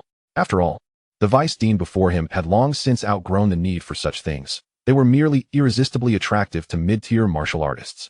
However, this item is indeed a rarity. If you have any surplus, it would be prudent to sell it to the esteemed faculty of our Southern Frontier University, though the price may be somewhat diminished. At least the benefits will remain within our own community. Alternatively, you may wish to retain it for future use. As the vice dean ambled along, he sought the source of a peculiar scent. Suddenly, his gaze fell upon Xianxian reclining in the bath, and his brow furrowed in dismay. You are utterly squandering this. Such a substance, meant to aid a 6th-tier warrior in their breakthrough, is being used to assist someone merely crossing the threshold of the 1st tier? Su Feng coughed lightly. Vice Dean, surely it is not entirely unfeasible? Moreover, I noticed in Professor Zhong's manuscript that soaking a small amount of dragon blood grass in water can enhance one's innate talent. I wonder if that holds any truth?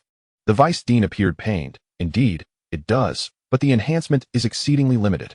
With this copious amount of dragon blood grass, one could sufficiently aid a talented 6th-tier warrior in ascending to the 7th tier. You young people simply do not understand the value of conservation. Witnessing this scene was akin to having a knife plunged into the Vice Dean's flesh, causing him great distress. He promptly shut the bathroom door, favoring the adage that what one does not see cannot hurt them. Su Feng refrained from exacerbating the situation, intending to inquire about the Vice Dean's purpose for visiting. But the Vice Dean's attention was drawn to the small blood dragon lying motionless nearby. I have yet to encounter such a species of lizard. Is this one of your discoveries from that peculiar realm? Su Feng nodded. Indeed, my companions found it rather unappealing, but I was the only one who brought it back. The middle-aged Vice Dean lifted the small blood dragon with a motion identical to Su Feng's. Wah! The small blood dragon attempted to vocalize. Yet its spiritual essence had been entirely sealed by Su Feng, rendering it incapable of conveying any message. This little creature, I have truly never seen before. Is it a new breed from the battlefield of the heavens? That cannot be. For I have thoroughly explored the 3 factions of the southern frontier and have never encountered such a species. I shall play with it, if it dies. I will compensate you with just a snow lion. As he spoke, the Vice Dean extended his spiritual essence towards the small blood dragon, attempting to ascertain its lineage. However, upon contact with the dragon's spiritual ocean, he encountered an impenetrable barrier, a wall that could genuinely thwart him. Please return it to me. I have grown rather fond of this little lizard, Su Feng remarked with a smile directed at the Vice Dean. The Vice Dean gradually withdrew his spiritual essence and after a moment of contemplation, spoke. This little lizard is no ordinary creature. It possesses a formidable restriction within its mind. It is likely not a breed to be trifled with. I suspect this restriction was established by its parents, and to unravel it, we must await Zhong Ziqi's return. For the first time, the Vice Dean found himself at a loss. The restriction indeed exceeded his expectations. Nevertheless, being a warrior from the martial academy, it was reasonable that he could not dismantle such a complex mental barrier. More importantly, this restriction was intricately crafted from spiritual energy. This species may very well be one adept in mental prowess. It seems they could be a natural ally to Su Feng.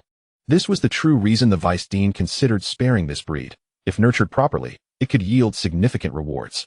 Indeed, this little fellow is unlikely to be an easily bullied species. Su Feng concurred. Chapter 48, 12th and 13th tiers. After all, this little creature is of the dragon lineage. The blood dragon is also a dragon. A branch of the dragon kin, it is still a dragon. In nearly all myths and legends, dragons are among the most noble of races. Could such a diminutive being be easily oppressed? Su Feng fell silent, and the Vice Dean gently set the small blood dragon back on the ground and began to articulate the purpose of his visit.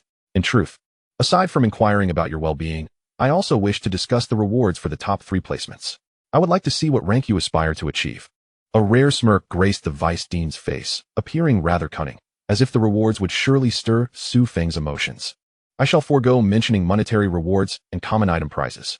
This time, the top 3 can choose a 5th-tier weapon or a 4th-tier mental weapon. However, the first-place winner will have the opportunity to visit the Gate of the Canines, to behold the gate guarded by our ancestors at the cost of their lives.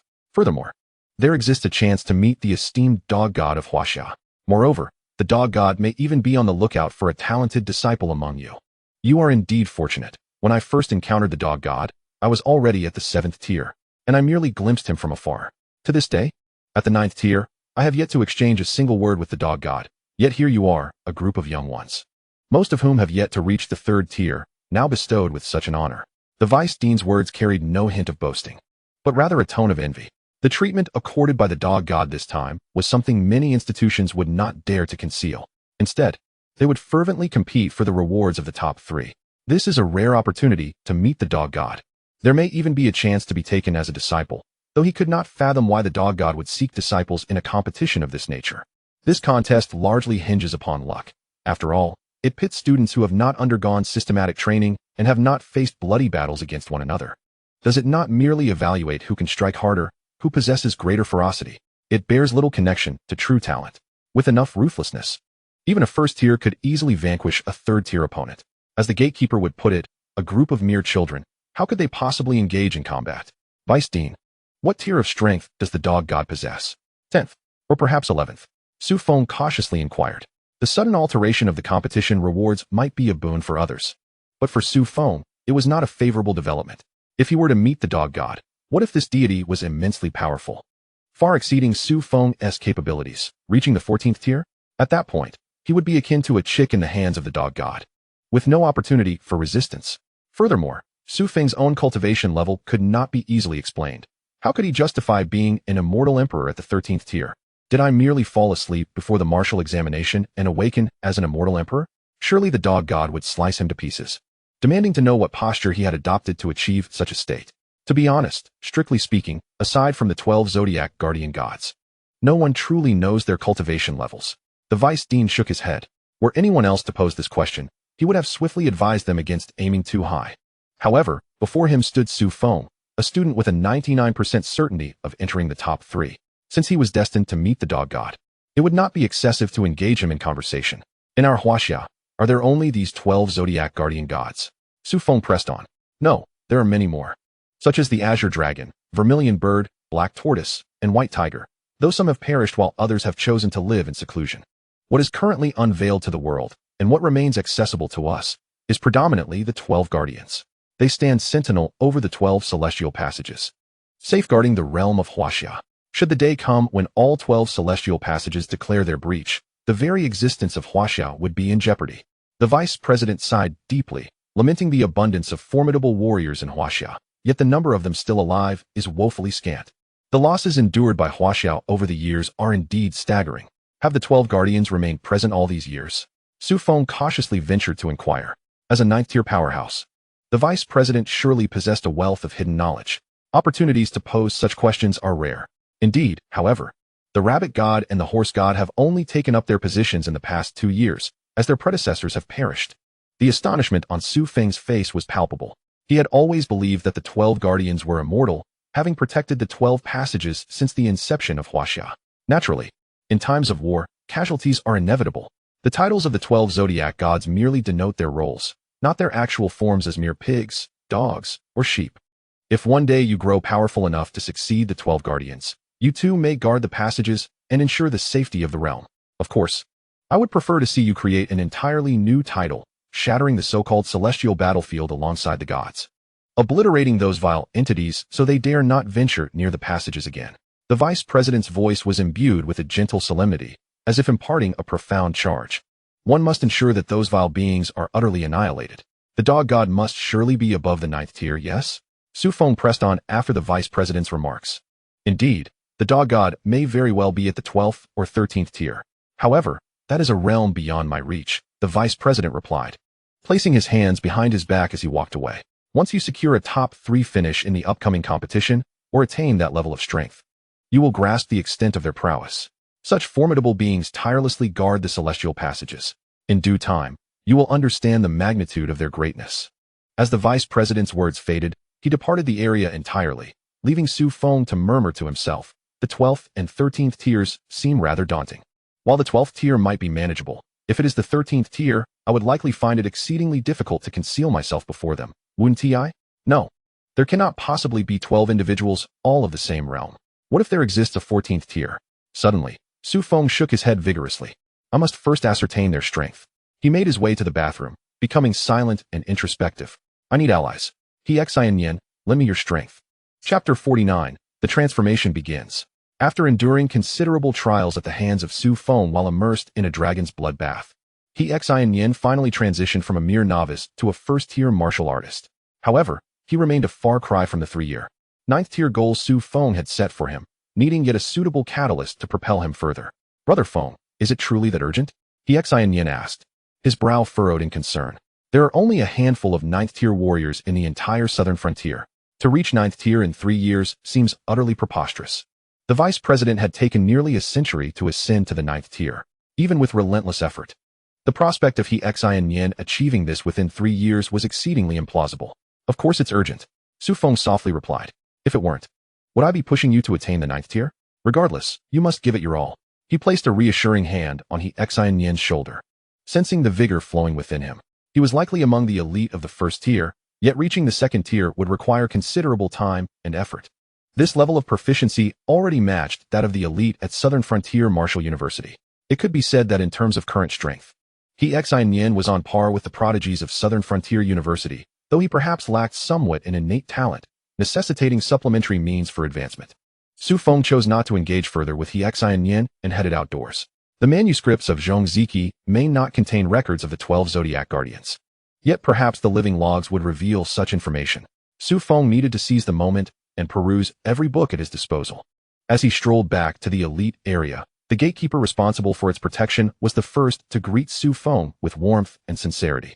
Su Feng, don't you have classes today? Su Feng reciprocated the smile. No, I've taken a brief leave to prepare for the upcoming competition. How has your health been of late? Senior? Once again, Su Feng placed his hand on the gatekeeper's back, quietly channeling a surge of vitality, unnoticed by the gatekeeper. The gatekeeper raised his hand and gave a hearty pat on his chest, which surprisingly emitted a sound akin to mechanical clanging, evoking a pang of sympathy. I am as fit as a fiddle. I could guard you little ones for another 100 years without issue. Only when I witness you all fully matured, safeguarding our southern frontier, can I rest in peace. A smile graced Su Feng's face.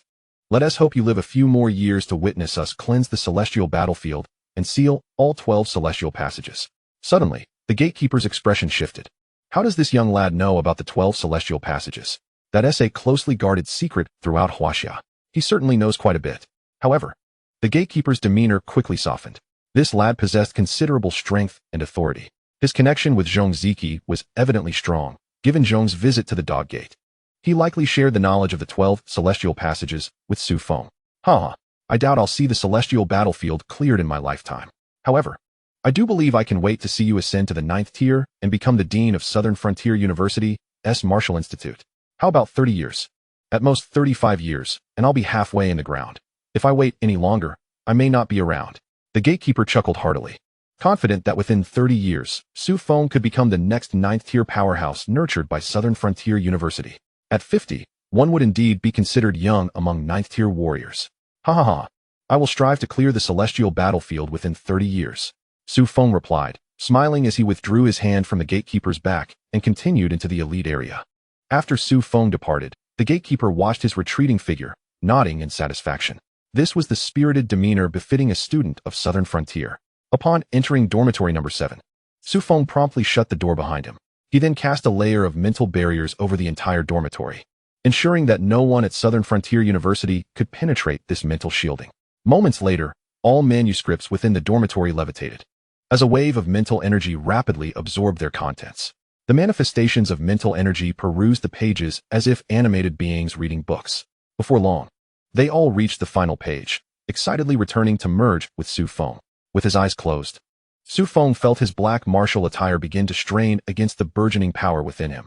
Though this surge of spiritual power emanated from Su Feng, the garments adorning his form were mere mortal attire, even costing but a handful of coins. Damn it, now that I look so dashing, please don't let me be exposed. Su Feng cursed under his breath, and in an instant, his body was enveloped by his spiritual force.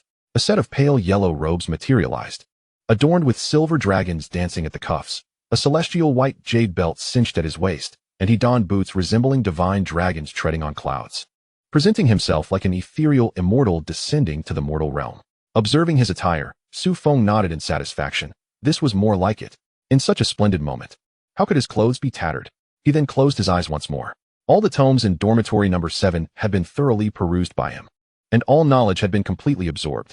Initially intending to take his time, the pressing urgency of the situation afforded him no such luxury. Within the borders of China, 12 celestial passages were guarded by the 12 zodiac deities. Su Feng murmured to himself. The southern region housed 3 passages, namely, the dog, rabbit, and chicken gates. The northern region, along with the eastern and western territories, also contained 3 gates. Among them, the 3 southern passages were the most stable, representing the weakest celestial channels against foreign entities. The dog gate was a semi-open passage, serving as training grounds for cultivating high-level warriors, thus making it one of the most susceptible to issues. The chicken gate, however, was a dead end, an entirely sealed passage, where all formidable beings approaching it would be annihilated by the chicken deity. Likewise, if problems arose at the chicken gate, the ensuing collapse would be catastrophic. The southern region could vanish in an instant. The manuscript of Zhongziki contained a plethora of information regarding the 3 southern gates, with even mentions of others. Yet, it notably lacked any reference to the strength of the 12 guardian deities or the process of their selection. Not even a whisper of the qualifications for potential candidates was disclosed. This was indeed peculiar, if even the 9th-tier manuscript of Zhongziki did not mention it. Was it a matter too confidential to record? Or was it simply that even Zhongziki lacked the standing to access such classified information? A 9th-tier individual surely couldn't be barred from even the selection process, could they? That would be utterly absurd. Su Feng shook his head, unable to fathom why such secrecy was enforced. Unable to arrive at a conclusion, he chose to cease his ruminations and casually grasped the little blood dragon gnawing away at a book nearby, embarking on further study. If I cannot unravel the secrets of the 12 celestial passages, surely I can delve into the dragon lineage, right? Chapter 50. You have been exposed. Time swiftly passed. Su Feng found himself in a state of dejection, immersed in the martial arts derived from the little blood dragon. To him, these techniques were merely embellishments. Yet, he was determined to refine this martial art to later bestow upon Xinyan, and perhaps teach this little blood dragon in the future. The little blood dragon seemed rather dim-witted, likely to forget even the exceptional talents of its own race. 3 days later, the vice dean reappeared before Su Feng, taking him to the capital to participate in the National Freshman Martial Arts Competition. This tournament was officially initiated by the Ministry of National Education, but was practically organized by Jingwu. 80% of the prizes were prepared and distributed by Jingwu, leading them to refer to external school participants as beggars. These beggars had come from the southern region, seeking alms all the way to Jingwu. Particularly, the few schools that were guaranteed spots in the top 16 would often be ridiculed privately by Jingwu students each year. The vice dean was swift in his actions. Typical of a 9th-tier warrior, within a single day, he transported Su Feng from southern Jiang to Jingwu University. The process entailed purchasing 2 plane tickets and boarding the flight alongside Su Feng. Upon reaching the ground in the capital, Su Feng still found it hard to believe. This was the feat of a 9th-tier warrior. With such formidable strength, shouldn't they have flown directly from southern Jiang to Jingwu? To give these Jingwu folks a little shock.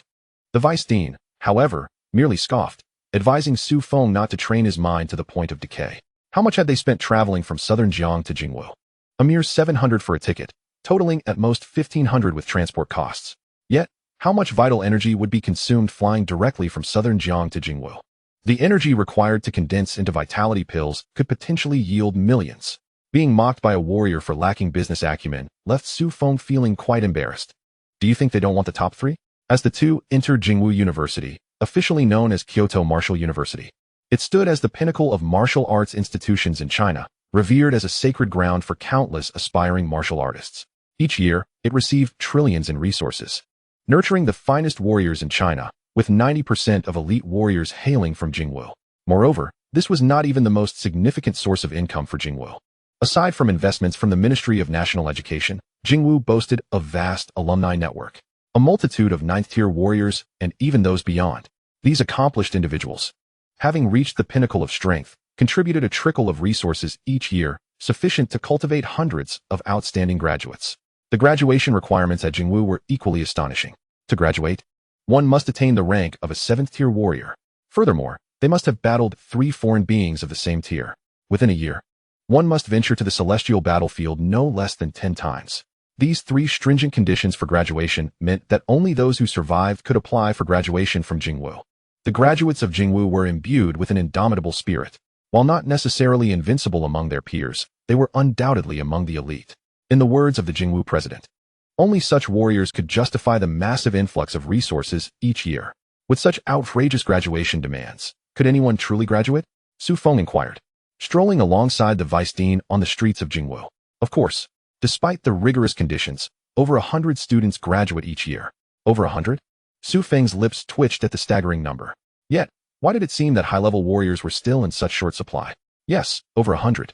Producing such a remarkable number of high-tier warriors each year is indeed impressive, isn't it? However, Jingwu also boasts the highest mortality rate.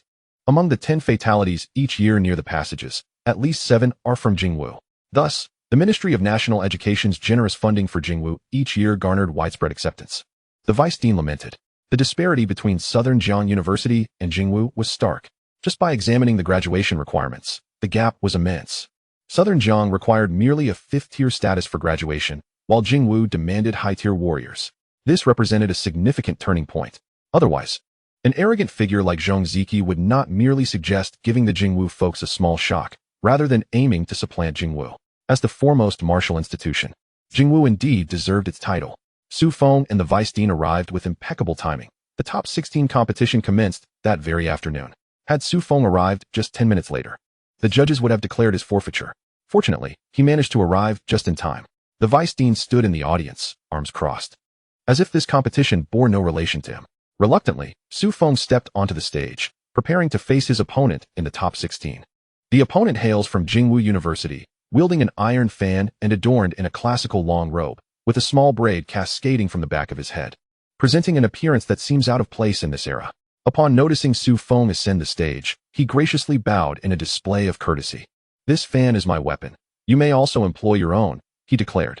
In the round of 16, any weapon or concealed device is permissible.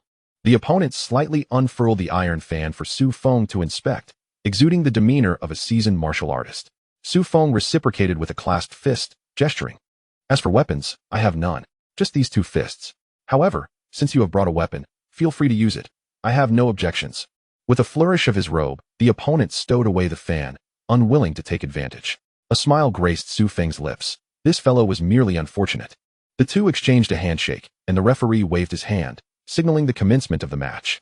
Neither Su Feng nor the classical warrior chose to strike first, seemingly awaiting the other to make the initial move. As time dragged on and Su Feng's patience waned, he leaped slightly and aimed a kick at his opponent. Despite a hint of leniency in Su Feng's approach, the classical warrior displayed remarkable reflexes. Such speed is rare among third-tier martial artists. Ultimately, however, the outcome of the match was never in doubt. After exchanging over 100 blows, Su Feng landed a decisive punch, sending his opponent tumbling off the stage. Victory was narrowly secured. As he descended, the vice president observed Su Feng, who was slightly perspiring and pondered before speaking. Impressive performance. However, this national martial arts competition allows for the use of mental prowess. You've inadvertently exposed yourself. It appears your vitality matches that of a fourth-tier martial artist. I am quite tempted to bring you back for analysis in the Mingguang laboratory to ascertain whether you are indeed a prodigy. Chapter 51. The performance was lacking. Coughing theatrically with his hand near his mouth, Su Feng interjected, "Esteemed Vice President, I believe I possess considerable talent and vitality as well. Moreover, I merely achieved a narrow victory. My opponent was formidable. Besides, I am aware of my abilities as a mentalist. Isn't this simply a display of my strength?" Whistling in defense, Su Feng continued. The vice president's expression was one of disbelief, which Su Feng entirely disregarded. This individual was evidently more complex than Zhong Ziki had suggested. He was even concealing aspects from Zhong Ziki. "Given your adept concealment, ensure you claim first place this time. We agreed to deliver a minor shock to the Jingwu contenders. You wouldn't want to make me break my word, would you?" The vice president stated with gravity, providing Su Feng no opportunity to retort. It was clear he intended to convey that failing to secure first place would have dire consequences for Su Feng's return to Nanjing. Should I rely on my mental prowess to achieve first place, or should I leverage my martial talent? Su Feng pondered helplessly. Having given little thought to the matter prior to stepping onto the stage, the vice president's countenance darkened. "Very well. You are adept at concealing your true abilities, are you not? Whether as a mentalist or a martial artist, you are confident in securing first place this time, correct? Utilize your gifts as a mentalist for this bout. After all, your scores from the martial examination are no secret to the Jingwu University crowd. Mark my words, should you win another match and reach the top 8, all your information will land on the desk of the Jingwu director," the vice president asserted, feigning calmness. Su Feng nodded. After all, Jingwu University ranked as the foremost martial academy. Such capabilities were to be expected. Then why would you have me expose myself? Isn't that merely presenting an opportunity for Jingwu to recruit me? Su Feng questioned, perplexed. Can Jingwu really lure you away? Your family resides in Nanjing. If a native of Nanjing were to be swayed by Jingwu, the local populace would inundate you with disdain. A smile graced the vice president's face. From the moment you enrolled at Nanjing University, your fate became intertwined with its destiny. Leave. Where do you think you're going? Do you not understand the ferocity of public opinion? How insidious. I suspect you are concealing your own identity. You ought to be the vice president of the liberal arts college, not the martial arts college. Su Feng retorted mockingly. The vice president, however, paid no heed to Su Feng's remarks, merely shaking his head with a smile as they awaited the commencement of the top 8 rounds. Meanwhile, on the desk of the Jingwu University director, Su Feng's entire dossier appeared. This included not only his family background, but also his martial examination results, connections, and even medical history. The vice president had indeed underestimated the swiftness of Jingwu's response. This lad's ability to defeat a disciple of the Iron Fan sect indicated his exceptional talent. Furthermore, he had indeed passed the martial examination. Why had this individual not enrolled in Jingwu University? The director of Jingwu pondered, perplexed by Su Feng's remarkable performance on stage. To mid-tier martial artists, Su Feng's victory appeared precarious. It could hardly be deemed a true win, merely a case of having forced his opponent off the stage by chance. Yet, to high-tier martial artists, Su Feng's display seemed rather lacking. The young man could have defeated his opponent in a shorter time and with greater flair, yet chose to create an illusion of a narrow victory. Who was he trying to impress? A thorough investigation is imperative. We must scrutinize this matter closely. Thus, Su Feng's dossier swiftly found its way to the desk of the Jingwu University director. Nanjing, Jiangxing. A middle-aged teacher pouring water beside the director suddenly spoke. His mind recalled this place, and he began to contemplate. I seem to have some recollection of it. We have a female student who was recruited from there, and she performed admirably in this new student competition. The recruiting teacher was Old Liu, who had only one quota to bring along but later requested an exception for enrollment, claiming there was a particularly talented child, a child with immense potential, perhaps even capable of becoming a 9th-tier martial artist. However, you rejected the application. The Jingwu University director paused, incredulous as he responded, I rejected it. That cannot be. This individual managed to defeat a 3rd-tier martial artist within a month, which surely indicates he was no less than a 2nd-tier martial artist during his examination. A talent of that caliber, I would have never turned away.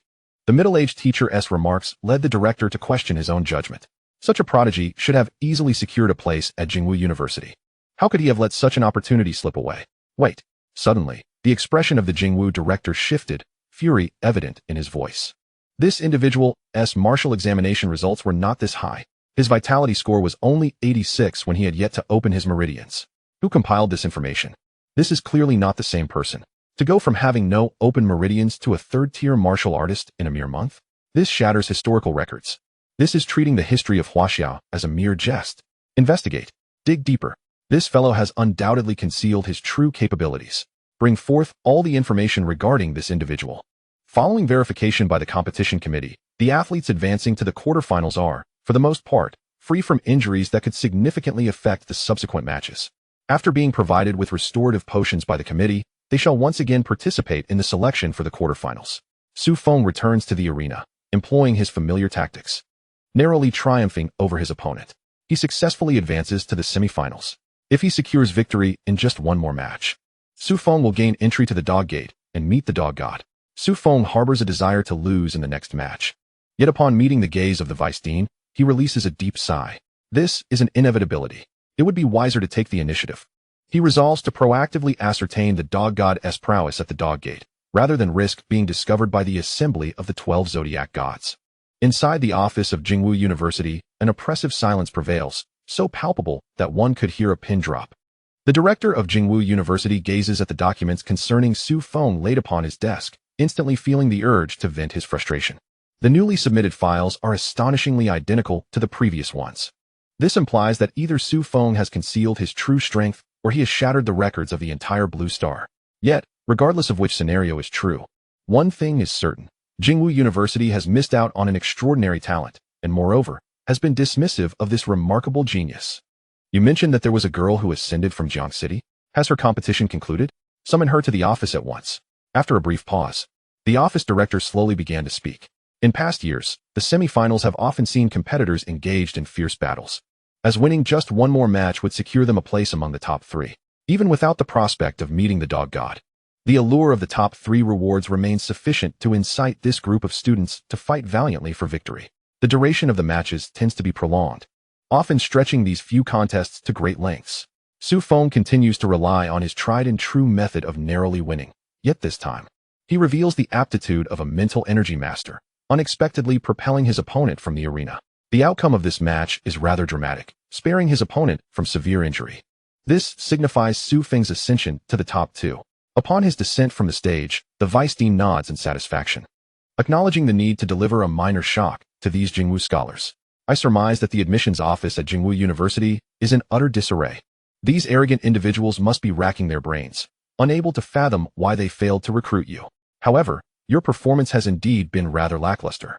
In the Jingwu University admissions office, Chen Silu stands before the director, nodding as she articulates. This is indeed Su Feng's information. His score during the martial examination was an impressive 86 vitality.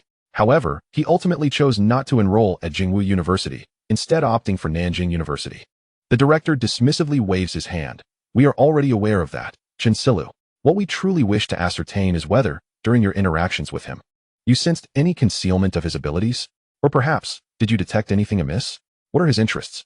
To put it more plainly, what conditions do you believe would entice him to join our Jingwu University? The National Freshman Competition for Advanced Martial Arts has captured the attention of nearly all. The victor of this contest will be heralded as the most gifted and formidable talent of this generation in China. Yet, all seasoned martial artists seem disinterested in observing further, as they are already aware of who will emerge victorious. Surely, it must be that lad from Nanjing. He has concealed himself too well. The strength he has displayed thus far showcases a balance of both martial and scholarly prowess, each having reached at least the 4th tier. This is a genius, a true prodigy. What they genuinely wish to witness is how Jingwu University will respond when faced with such a formidable talent from Nanjing. Will they seek to recruit him, suppress him, or cultivate him together? A well-rounded individual, at the tender age of 18, achieving the 4th tier. Such a talent, if unharmed, is destined to ascend to the 9th tier, perhaps even becoming a 10th tier powerhouse, and reaching the pinnacle of the martial hierarchy in China. There exists the potential for him to be a candidate among the 12 zodiac gods. Such a genius is sought after by all. Before taking the stage, the Vice Dean suddenly speaks earnestly to Su Feng. I've just realized something. I should not have brought you to participate in this competition. You have concealed far more than I anticipated. I should have heeded Zhong Ziqi's advice and kept you hidden, like a trump card, until you matured to our level, delivering a more profound shock to Jingwu. The current astonishment is too minimal, so little, in fact, that I may not be able to shield you from it. Su Feng, wearing an expression of helplessness, responds, You've only just come to this realization. If you had discovered this 2 hours earlier, we would have already returned to Nanjing. You made the choice, big shot. Let us give them a little shock, shall we? Su Feng nonchalantly declares, striding towards the competition stage. The vice dean appears momentarily stunned, as if he has grasped the meaning behind Su Feng's words. He hurriedly seizes his phone, dialing a familiar number without delay. Uncle Ma, are you in Kyoto? No. I'm not trying to mooch off food and drink. I've encountered a minor predicament that may require your assistance. No. I'm not planning to blow up Jingwu University, but it's south somewhat close. I need you to intervene. Yes. Right now? If you come any later, you may miss me. After hanging up, the vice dean swiftly dials another number. Hello, Uncle Zhou, are you in Kyoto?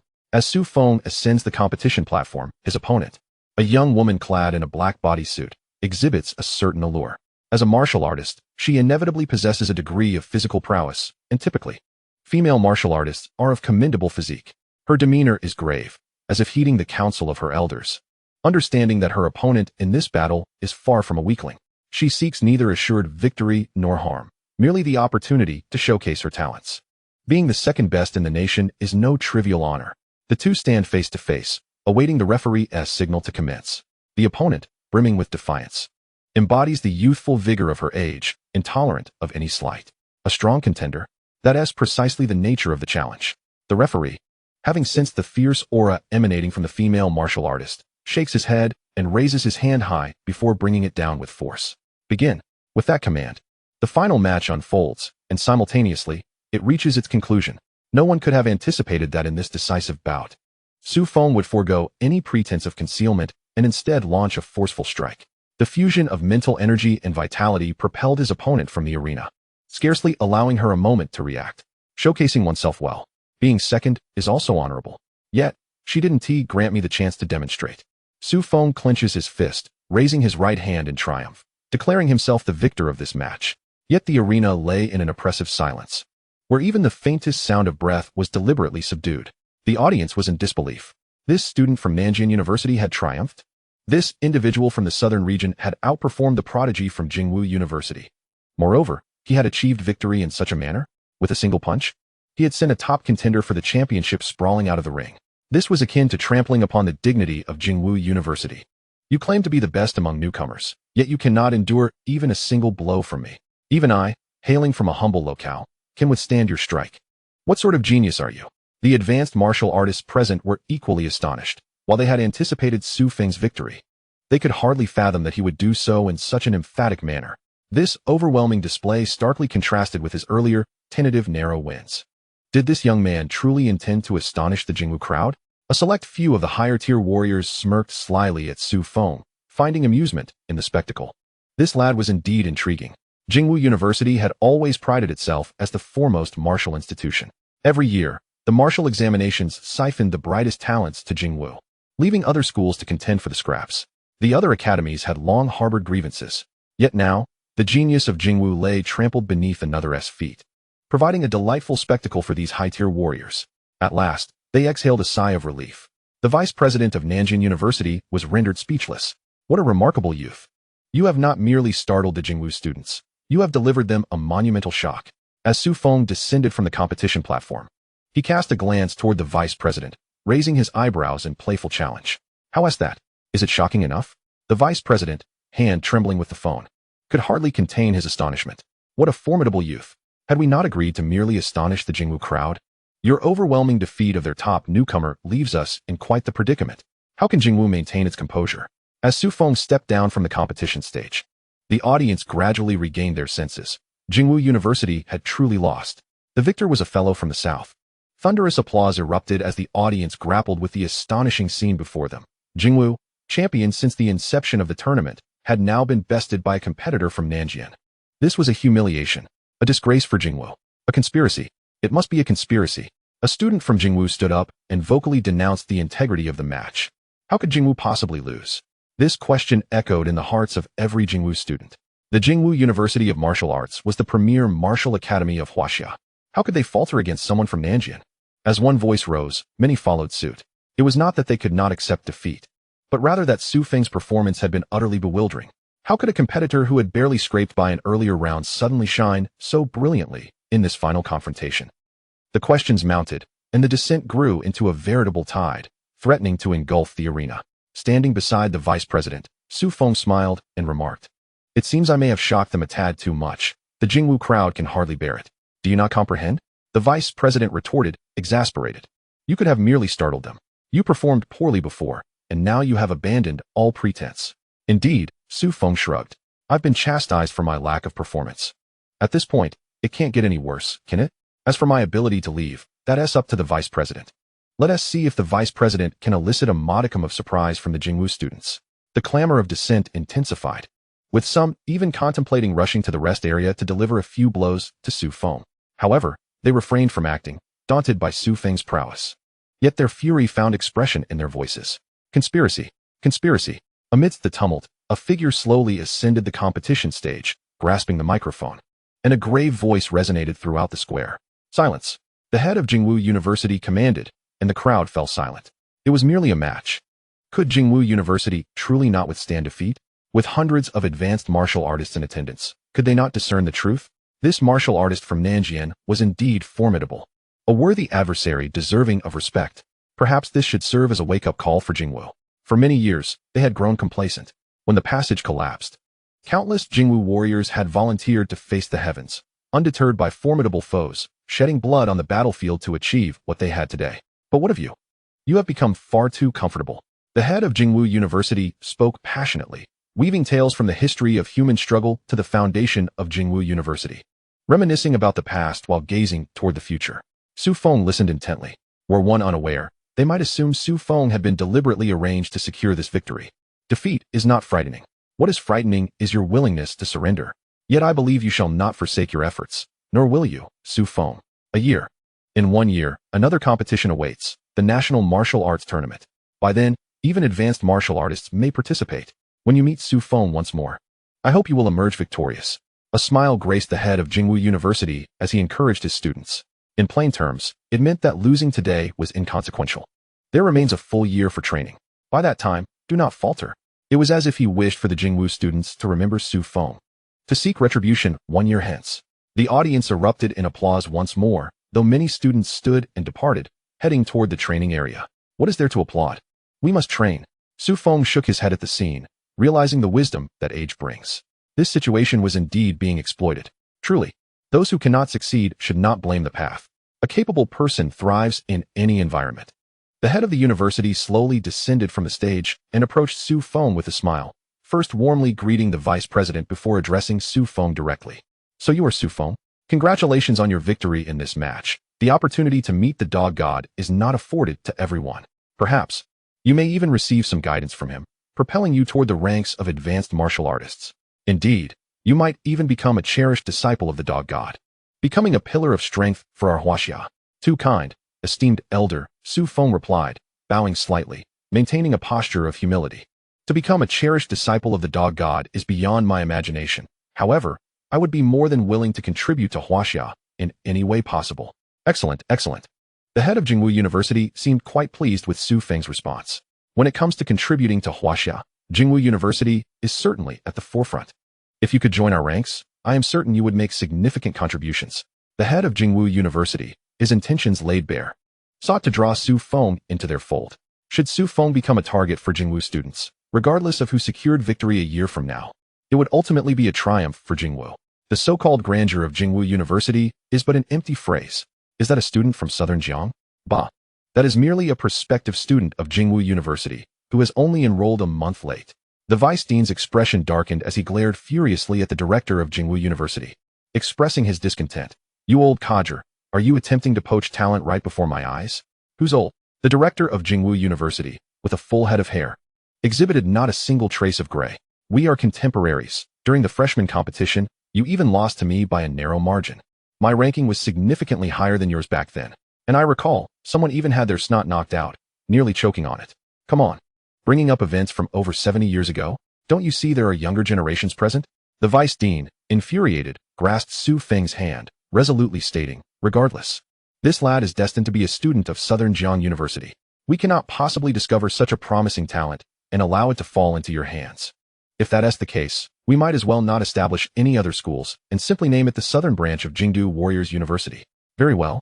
The director of Jingwu University maintained his composure, even agreeing with the vice dean's suggestion. If you are so eager to become our southern branch, I can certainly represent you in making an official request. However, that is a matter for another time. At present, we must resolve one issue, that is, whether student Su Feng agrees to join Jingwu University. Such talent must not be squandered by not enrolling at Jingwu University, even if reported to the Ministry of National Education.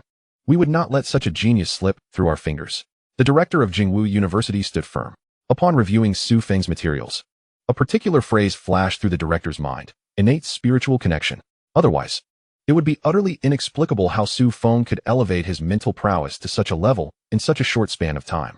Those endowed with the innate spiritual connection, if they survive and grow normally, are destined to become figures of the caliber of the 12 zodiac guardians. Perhaps even rise to even greater heights.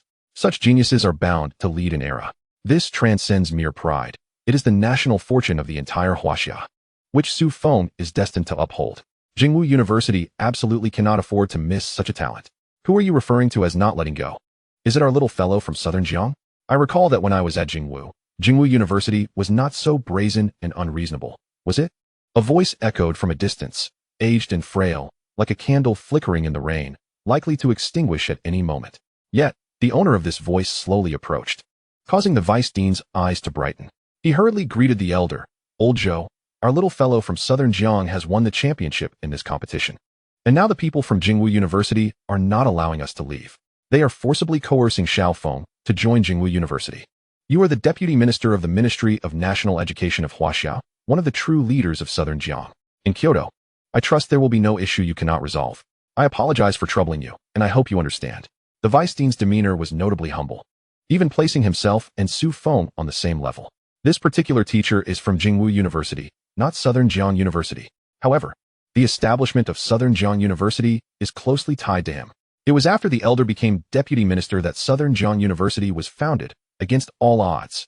Now, with a Southern Jiang student in trouble at Jingwu University, the first person to turn to for support is naturally him.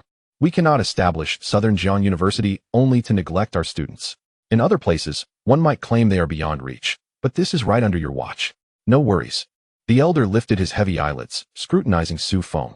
Is this truly a student from Southern Jiang University? What a fine young man, indeed bringing glory to Southern Jiang. You have added a shine to this old fellow who is halfway in the grave. The elder praised Su Feng before turning to the director of Jingwu University and inquiring, what is the matter? Is it simply because this young man secured the championship that you intend to detain him and prevent his return to Southern Jiang? How outrageous. Does Jingwu University monopolize championships, while other institutions are barred from achieving victory? I see you are regressing. The director of Jingwu University stood there, chastised publicly by old Zhou. The head of Huaxia's foremost martial arts academy, now scolded as if he were a misbehaving child. He remained silent, absorbing the rebuke. Once old Zhou finished, the director pondered for a long moment before whispering into old Zhou's ear. Elder Zhou, this is not about us competing for this promising talent. This young man has displayed his identity as a fourth-tier martial artist and a spirit master in merely half a month. As you know, even some second-year students at Jingwu University may not reach such a standard. The critical point is that this young man only scored 86 in the martial arts examination. How could he develop to such an extent in just half a month? All right, let's say he has indeed advanced this far in half a month. But what about his mental prowess? Is it a sudden epiphany? Before the director could continue, old Zhou's murky eyes gradually cleared. Are you implying this young man possesses the innate spiritual connection? Southern Jiang has never birthed such a phenomenon. Even spirit masters are exceedingly rare over the years. Those reaching the spiritual abyss realm have been fewer than a handful. Are you prepared to stand by your words? As old Zhou spoke, the vice dean felt a chill. The atmosphere was entirely off. If the director of Jingwu University nodded in agreement, old Zhou might very well relent. This would inevitably lead to the arrival of the individuals the vice dean had summoned, ultimately becoming the last straw that broke the camel's back. Elder Zhou, even if Su Feng possesses the innate spiritual connection, that does not mean he must be handed over to Jingwu University. We cannot simply allow someone to take Su Feng away because of his extraordinary talent. The vice dean interjected urgently. Clearly, if he did not speak now, there would be no opportunity left. Old Zhou glanced at the vice dean. You do not understand. Even if this young man were an innate 9th-tier martial artist, I would not care, because 9th-tier martial artists are not rare in Huaxia. You youngsters are all 9th tier, are you not? Who dares to claim they can guard a passage? Let you two through, along with your dean, Ziki, and those few rascals. can you really guard a passage? But the innate spiritual connection is different. Those with the innate spiritual connection are destined to become sages of their realm. They may even master the laws of space, completely sealing off the celestial passages. This is the fortune of the nation. Indeed. What physical body? This is the fortune of the nation. This is the future of Huaxia. Old Zhou's voice rang out. Firm and undeniable. The innate spiritual connection. This is the innate state of a sage. But Elder Zhou, even if he possesses the innate spiritual connection, we at Southern Jiang University can cultivate him. The Vice Dean hastily responded. We can also train spirit masters. We at Southern Jiang University currently have a liberal arts college, and the renowned Mingguang Laboratory is indeed ours. Moreover, I can summon the esteemed Gong Ziki to take over, guiding Su Feng step by step. There is no issue with that. Elder Zhou lifted his eyelids, casting a glance at the vice president, and spoke softly. How many born prodigies have emerged in the southern frontier? Since there have been none, from whence do you derive your experience in cultivating such talents? Naturally, Jingwu University must also demonstrate some goodwill. Such a genius cannot simply be appropriated without acknowledgement. For the next decade, the Ministry of National Education will allocate resources to Jingwu University, of which 1/10 shall be offered to Nanjing University as compensation. How does that sound? Before the vice president could respond, the director of Jingwu University hastily nodded in agreement. Certainly, Jingwu University is willing to provide these funds. Furthermore, I can represent the institution and allow some students from Nanjing University to attend classes at Jingwu University as exchange students. They would even enjoy the same privileges as Jingwu students. This transaction is undoubtedly advantageous for Jingwu University. To say 1/10 is a bargain. Even if the Ministry of National Education were to withhold any allocation for the next decade, Jingwu University would still come out ahead. After all, we are speaking of a prodigy destined for greatness. The teachers who mentor him are bound to be immortalized in history. This must be accepted. The vice president pursed his lips. He felt he ought not to have been present for this discussion. Now, he had unwittingly become a pariah of the entire southern frontier. I find this deal unwise. Another voice interjected, markedly different from Elder Zhou's, vibrant and robust, resonating with the authority of a middle-aged man. Old Zhou, you truly are muddled. Regardless of this so-called prodigy, he belongs to our southern frontier and should be taught by us. Besides, this young man is originally from Nanjing University. Why should Jingwu lay claim to him? A robust middle-aged man stood before Elder Zhou, delivering his rebuke without reservation. No one would have anticipated that these two were contemporaries. Yet their appearances contrasted so starkly. Uncle Li, you have arrived? The vice president exclaimed, rushing to greet him. He too was a pillar of the southern frontier, the deputy minister of the investigation department. Theoretically, he held equal standing with Elder Zhou, yet in practice, his authority surpassed it many times over. More importantly, this individual was not a graduate of Jingwu, but had studied at the Northern Frontier Martial Academy and spent time in the northern regions of Huaxia, inevitably absorbing their forthrightness. After hearing Elder Zhou's remarks, he offered no deference, directly chastising him. In Elder Zhou's presence, the vice president maintained a posture of a mere youth. Yet before this man, he felt almost insignificant, careful not to provoke him. One could gauge a martial artist's strength through their demeanor. Elder Zhou's age had clearly rendered him incapable of engaging in combat. However, this Li's presence exuded a formidable aura. Even Su Feng could ascertain that this individual was certainly beyond the 9th rank. His vitality surged like a volcano, coursing through him as molten lava, burning with intensity. Even his spirit felt akin to a blazing sun, suspended in the depths of his being. This man was undoubtedly the most formidable individual Su Feng had encountered thus far. Of course, should Su Feng choose to act, he could easily subdue him. Ministerly, this young man is no ordinary individual. If he were merely an average genius, entrusting him to Nanjing University would pose no issue. But he is a born prodigy, poised to become a sage in the future. I was instrumental in the establishment of Nanjing University, even handling all the necessary paperwork myself. The plaque hanging at Nanjing University bears my own handwriting. Do I not wish for our southern frontier to produce a true genius? Yet this is no average talent. Elder Zhou exclaimed, tapping his cane in agitation. As the driving force behind Nanjing University, he naturally yearned for the emergence of prodigies. Yet, Su Feng was undeniably exceptional. Only Jingwu could fully harness Su Feng's extraordinary gifts. What is this born prodigy business? If one is destined, so be it. If not, then not. No wonder you remain so short-sighted, confined to teaching in this capital. Back when my vitality was at 31, who among you believed in my potential? I attained 3rd place in the grand tournament, leaving many Jingwu contenders bruised and battered. Who acknowledged my talent then? And now? Li retorted, countering Elder Zhou's assertions without a hint of respect. He had always detested those who relied on innate talent as a measure of worth. Those who doubted my capabilities, how many are still around? You lot, who consider yourselves capable, would any dare to venture into the rat gate? None, I presume. I emerged from the rat gate thrice, each time barely escaping with my life. Who has ever claimed my talent was lacking? Li's words left the assembly speechless. After a deep breath, he grew weary of engaging with the group and simply seized Su Feng, preparing to depart. He left behind a single remark. I want to see who in this capital dares to challenge me for you. You shall not perish. Watching the two hastily depart, the vice president finally exhaled in relief, offering a respectful nod to Elder Zhou. Thank you, esteemed elder, for resolving this matter. There are many affairs at Nanjing University, so I shall take my leave. With that, the vice president took his leave first. This time, he had made the right call. Thankfully, Uncle Li was present in the capital. Otherwise, Jingwu would have faced a tough predicament. On the outskirts of the capital, Li, who had brought Su Feng this far, suddenly stood with his hands clasped behind his back, his voice steady, as if discussing a trivial matter. Speak, what is your true identity?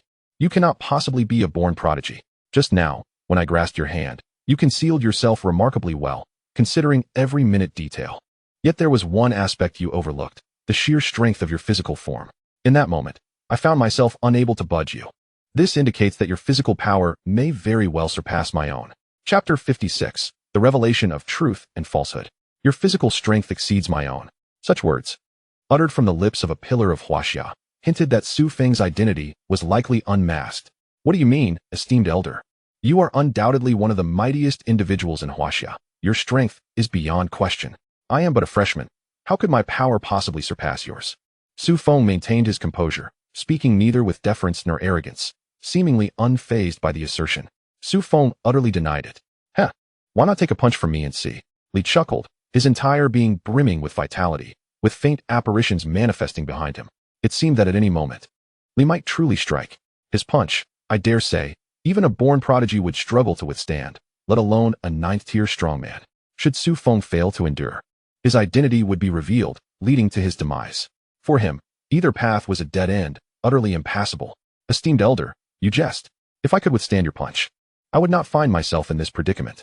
Instead, I have taken on the duty of guarding the dog gate for our Huaxia.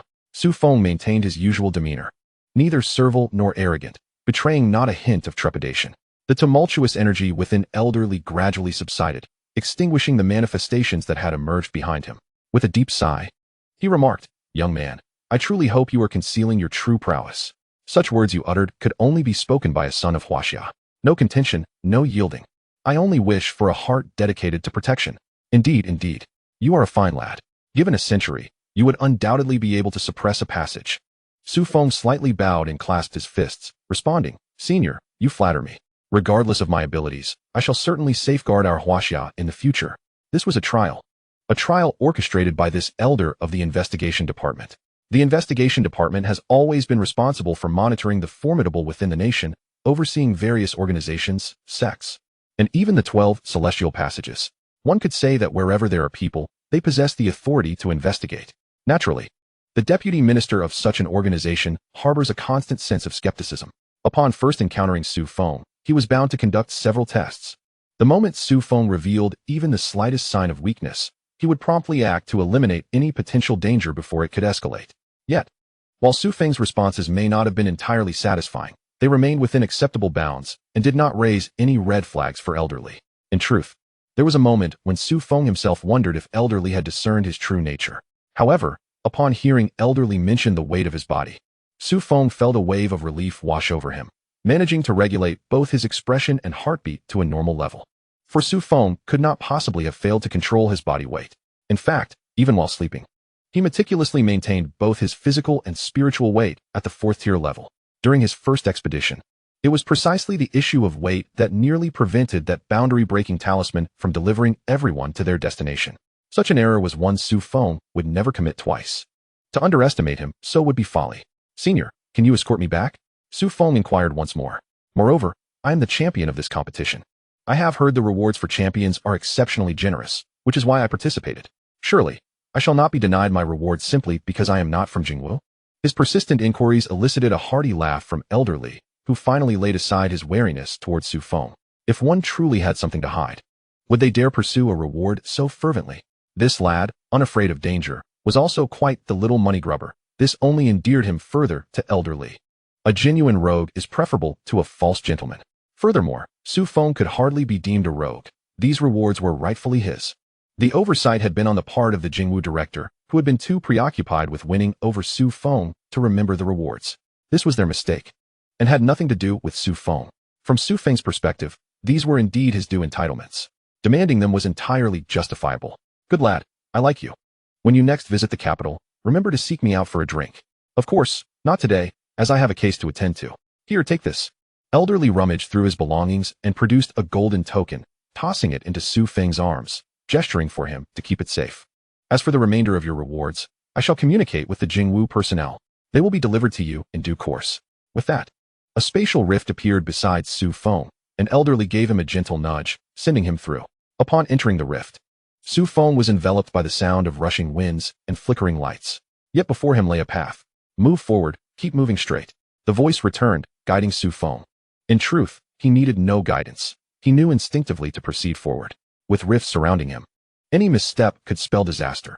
Even a 9th-tier warrior would be torn apart by the gale. Su Feng pressed onward, and within 30 seconds, he traversed another spatial rift, landing squarely within the confines of Nanjing University. How intriguing! It appeared that the previous spatial passage had been meticulously crafted over a lengthy period to achieve such stability. Moreover, as he passed through, he encountered no obstacles whatsoever. This spatial passage was likely designed specifically for the 12 zodiac gods. Thus, it was a nearly everlasting passage, requiring no further maintenance as he traversed it. Su Feng nodded. Given a bit of time, he could also construct such a permanent spatial passage. However, experiencing it for the first time, it was indeed quite fascinating. The most remarkable aspect was the extravagance displayed by the Deputy Minister of the Investigation Department. To utilize such a permanent passage for a matter that could be resolved with 700 credits was truly lavish. In the outskirts of the capital, elderly stood outside the spatial rift, estimating the time before sealing the passage. He exhaled deeply. Maintaining such an illusion came at a considerable cost. The expenditure was far from negligible for elderly himself. A spatial passage of such distance could indeed be opened and closed at will. However, elderly wished to showcase the strength of Huaxia to Su Feng, the true power of formidable warriors. He aimed to inspire this young man to strive harder in his cultivation, to reach such heights sooner rather than later. Ding ding ding. The phone rang. An elderly promptly answered. Department of Investigation, we have monitored a significant energy expenditure from the passage between the outskirts of the capital and Nanjing. It is estimated to be out of service for at least half a month. Were you the one operating it just now? Chapter 57, A Minor Trouble. Brother Feng, I heard that you actually managed to win the national freshman competition. Does this not mean you are the #1 in the nation? He Xinyan exclaimed excitedly from the side. For him, Su Feng's victory was even more exhilarating than if he had won himself. This was a point of pride to flaunt. No, the true experts likely did not participate in this competition, Su Feng humbly replied. With his abilities, even if the 12 zodiac gods themselves had entered, they might not have been able to wrest victory from him. They must have been afraid of losing to Brother Feng, which is why they stayed away. Regardless, you are the champion this time. You shall surely leave your name in history, He Xinyan remarked with a pout. To see his brother achieve glory was tantamount to his own achievement. What belonged to his brother was his. Su Feng paid no heed to his flattery, his gaze instead falling upon another individual as he spoke. Shenxi, is there an issue with the sale of the dragonblood grass? Did you not mention it would take about a month? It has only been a few days. It cannot be going this poorly. Shenxi, dressed in a pristine white shirt and ultra-short denim shorts, sat there looking glum, as if a great calamity had befallen her. Su Feng could hardly fathom what could trouble Shenxi to such a degree, aside from financial woes. It's still about that incident, Shenxi lamented, her voice laced with frustration. I had thought that even with Yu Zhongfei in trouble, his family would not delve too deeply into the matter. After all, a warrior who voluntarily ventures into danger is essentially placing their life on the line. An incident was bound to occur eventually. Are we not, in essence, exchanging our lives for money? Shenxi began to elucidate to the two individuals. However, I never anticipated that Yu Zhongfei, having made no contribution to this mission, would have his family demanding the entirety of the reward. They even insisted that we provide an additional sum as a form of compensation. Otherwise, they threatened to report us to the police. Shenxi felt overwhelmed by the situation. The Dragon-S bloodgrass was acquired by Su Feng, to be precise. The three of them had hardly made any substantial contributions. It was already commendable that Su Feng was willing to share the profits from this endeavor. Yet, Yu Zhongfei's family audaciously sought to claim all the gains. This was a dragon-s bloodgrass valued at 6 to 700 million. Once this money was secured, their cultivation would no longer pose an issue. To simply hand over 6 to 700 million, not only was Shunxi, who was typically avaricious, at a loss for words, but even He Xinyan found it difficult to comprehend. What? He made no contribution whatsoever and nearly caused trouble for Feng Go. How could his family shamelessly demand such a sum? The unfolding of this incident left Su Feng and He Xinyan in agreement. He Xinyan was equally incensed. Was this not akin to theft? Indeed, initially, they had intended to offer some compensation to his family, even considering pooling together 10 million from Mai and Yao Yao shares as a form of severance for Yu Zhongfei. However, it was utterly unforeseen that Yu Zhongfei's aunt would be so astute, promptly discovering their acquisition of the dragon-s bloodgrass and coming to confront them. If they did not acquiesce to their demands, they would report them, subsequently involving the Southern Jiang Investigation Bureau to investigate that secret realm. She sighed deeply, though uncertain if that secret realm still existed or whether any traces could still be uncovered. It was rumored that Yu's aunt was the mistress of a group leader from the Southern Jiang Investigation Bureau. Although her official rank was modest, she was still an 8th-tier warrior. If the three of them fell into their hands, it would be tantamount to death. Death would be a far easier fate. Were they attempting to extort us? Su Feng responded with a smile, as if he were not troubled by the matter at all. He had completely sealed off that secret realm. Even if Zhong Ziki were to arrive, it would be futile. A mere relative of Yu Zhongfei would find it impossible to unlock it, let alone locate that secret realm. He would consider them formidable if they managed to do so. Furthermore, Su Feng felt he had done nothing wrong in that otherworldly space. He had performed his duties, providing warnings to the team when they were within 200 meters of the blood demon. While it was Yu Zhongfei who had disobeyed the captain's orders and recklessly sought to walk into danger. What was Su Feng to do? Should he reveal his celestial emperor-level prowess to subdue the blood demon and save him? That was utterly impossible. Their encounter had been mere happenstance. And even He Xinyan was unaware of the situation. How could Su Feng voluntarily expose himself for another? He had already fulfilled his obligations as a teammate by assisting him in seeking vengeance. Such disobedience to the captain's commands warranted a swift end. Anything less would be a mercy. They could report him if they wished. Let them.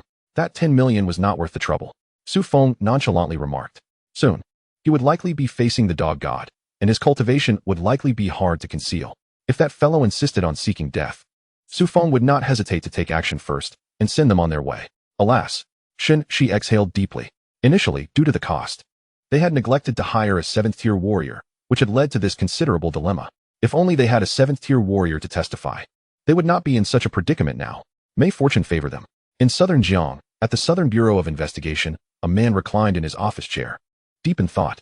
Lately, the number of inexplicable deaths among warriors in the Southern Bureau had surged, likely due to the increasing number of vile entities leaked by the dog sect. However, there were scarcely any available warriors at the Investigation Bureau. Many cases required the deputy director to take action personally. It was utterly overwhelming. Was the dog god acting with intention? Recently, low-tier alien beings have been surfacing in increasing numbers, predominantly of the 1st and 2nd tiers. Even high-tier alien beings occasionally slipped through. Otherwise, I would not need to intervene personally. This needed to be reported to higher-ups. Otherwise, should another warrior fall victim, my position would be precarious, murmured Deputy Director Li Hui to himself. Suddenly, there was a knock at the office door. Frowning, Deputy Director Li Hui considered that there should be no one left in the Investigation Bureau, besides the cleaning staff. Even the doorman had been assigned 2 tasks involving the cleanup of alien beings. Who could it be? Come in, Li Hui called out, unable to think of anyone. Merely hoping for a person who could be assigned a task. The door to the office creaked open, and a graceful woman entered. Brother Hui, Xiao Fei is in trouble. Chapter 58, Romantic Entanglements. Who? The Deputy Director of the Investigation Bureau recognized the elegant woman before him, yet he was taken aback by the information she conveyed. Xiao Fei is in trouble. Xiao Fei is a genius from the Southern Bureau Martial University. Although I do not particularly favor that individual, he is nonetheless the nephew of this esteemed woman. Their unique relationship compelled him to allocate some resources toward Yu Zhongfei. If anything were to happen to Yu Zhongfei, naturally, he would feel compelled to assist. He could not allow his previous investments to go to waste. What has happened? Deputy Director Li Hui began to inquire. Xiao Fei has been murdered. Tears began to glisten in the woman's eyes, swirling within her gaze, as if they would descend at any moment. Murdered? Deputy Director Li Hui abruptly rose to his feet, observing that the woman did not appear to be jesting. His own eyes reddened. How could that young man possibly be murdered? If he encountered a high-tier warrior, he would surely reveal his identity. He was adept at leveraging his connections. If it were a mid-tier warrior, Even if Yu Zhongfei were outmatched, his opponent would likely refrain from delivering a fatal blow. After all, Xiao Fei was a student of Southern Bureau Martial University. This was Southern Bureau. How could anyone dare to kill a student here? That would be tantamount to courting death. Who did it? Was it an alien? Deputy Director Li Hui suddenly recalled the recent surge in alien appearances. While most were low-tier, with numbers increasing, it was not unlikely for a few mid-tier beings to slip through. Coupled with Yu Zhongfei's negligence, it was indeed plausible that an accident could occur. No, it was a few Martial University students. U.S. Aunt said tearfully. Her heart-wrenching demeanor made Deputy Director Li Hui's resolve waver. He quickly ushered her to sit in his chair and encouraged her to speak at her own pace. There have been numerous spatial rifts appearing near Southern Bureau, haven't there? You've investigated, and these rifts generally harbor no strong beings, only low-tier aliens. After U.S. Aunt finished speaking, Deputy Director Li Hui nodded, acknowledging the veracity of her statement. Surrounding the Southern Mansion, thousands of minute fissures have manifested. It is a Herculean task for the detectives and officers to even monitor them, let alone seal them. Consequently, a collaboration with university students was deemed prudent, allowing a portion of the inspected spatial rifts to be opened for exploration. This approach not only alleviates the burden on the investigative bureau, but also provides students with invaluable resources and experience, while also sparing Wuhan University from the necessity of seeking opportunities to cultivate their students' practical skills. It is, indeed, a consummate solution for all parties involved. Recently, Deputy Director Li Hui of the Investigative Bureau has relished the fruits of this arrangement and was poised to propose expanding the initiative by assigning more spatial rifts and tasks to Wuhan University students, thereby further lightening the Bureau's load. However, the swift arrival of distressing news was utterly unforeseen. I am aware of the spatial rift that Xiao Fei ventured into, having even consulted a fifth-tier mentalist to scan it. There should not have been any issues. How could Xiao Fei have encountered trouble? Li Hui inquired with urgency. This matter transcends personal grievances. It is pivotal to the future trajectory of the Southern City Investigative Bureau. The success of the collaboration with the university hinges on this incident. Those impoverished students, driven by greed, had initially arranged for a seventh-tier warrior to supervise, yet they insisted that the warrior's fee was exorbitant, refusing to allow Xiao Fei to engage him. After a moment of hesitation, Xiao Fei rationalized that it was merely a minor alternate dimension, expecting minimal gains. And having already secured a mentalist assessment, he entered without further thought. Little did they know, they stumbled upon a dragon blood herb, a treasure of considerable worth. However, this cohort of students harbored intentions to monopolize it. Yu Xiaogu, bereft of her composure, clung to Deputy Director Li Hui, her sobs growing more fervent. The loss of her nephew felt like an insurmountable blow. Li Hui's countenance darkened. It is imperative that a seventh-tier warrior supervises entry into such secret realms. This regulation was instituted by none other than himself.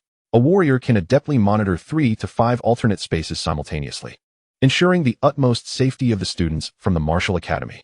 After all, these students are the future pillars of society. A small alternate dimension could yield a bounty of 5 to 6 million in resources, as long as they do not encounter the blood demon. The students would hardly suffer losses.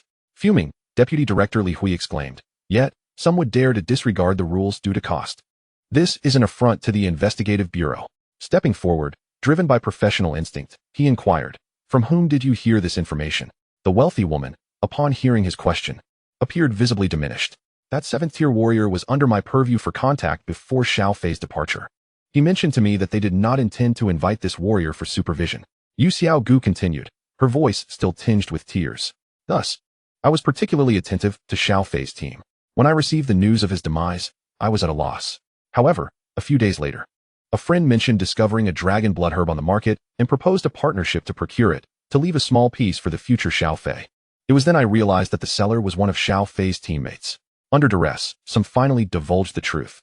The words of Yu Xiaogu, half-truths and half-lies, seemed to unveil something to Deputy Director Li Hui, whose previous fury had ebbed significantly. After a prolonged gaze at Yu Xiaogu, he abruptly turned and resumed his seat. You may return now. I will ensure a thorough reinvestigation of this matter. Should it indeed be their fault, I will see to it that these students pay dearly for their transgressions. Such students cannot represent the pillars of Huaxia. However, if Xiao Fei is at fault, do not expect me to show any leniency. Let this matter rest for now. In the Investigative Bureau's building, Deputy Director Li Hui clung to the final vestiges of his morality as he admonished his beloved Yu Xiaogu. After her departure, he sighed heavily and gazed at the ceiling.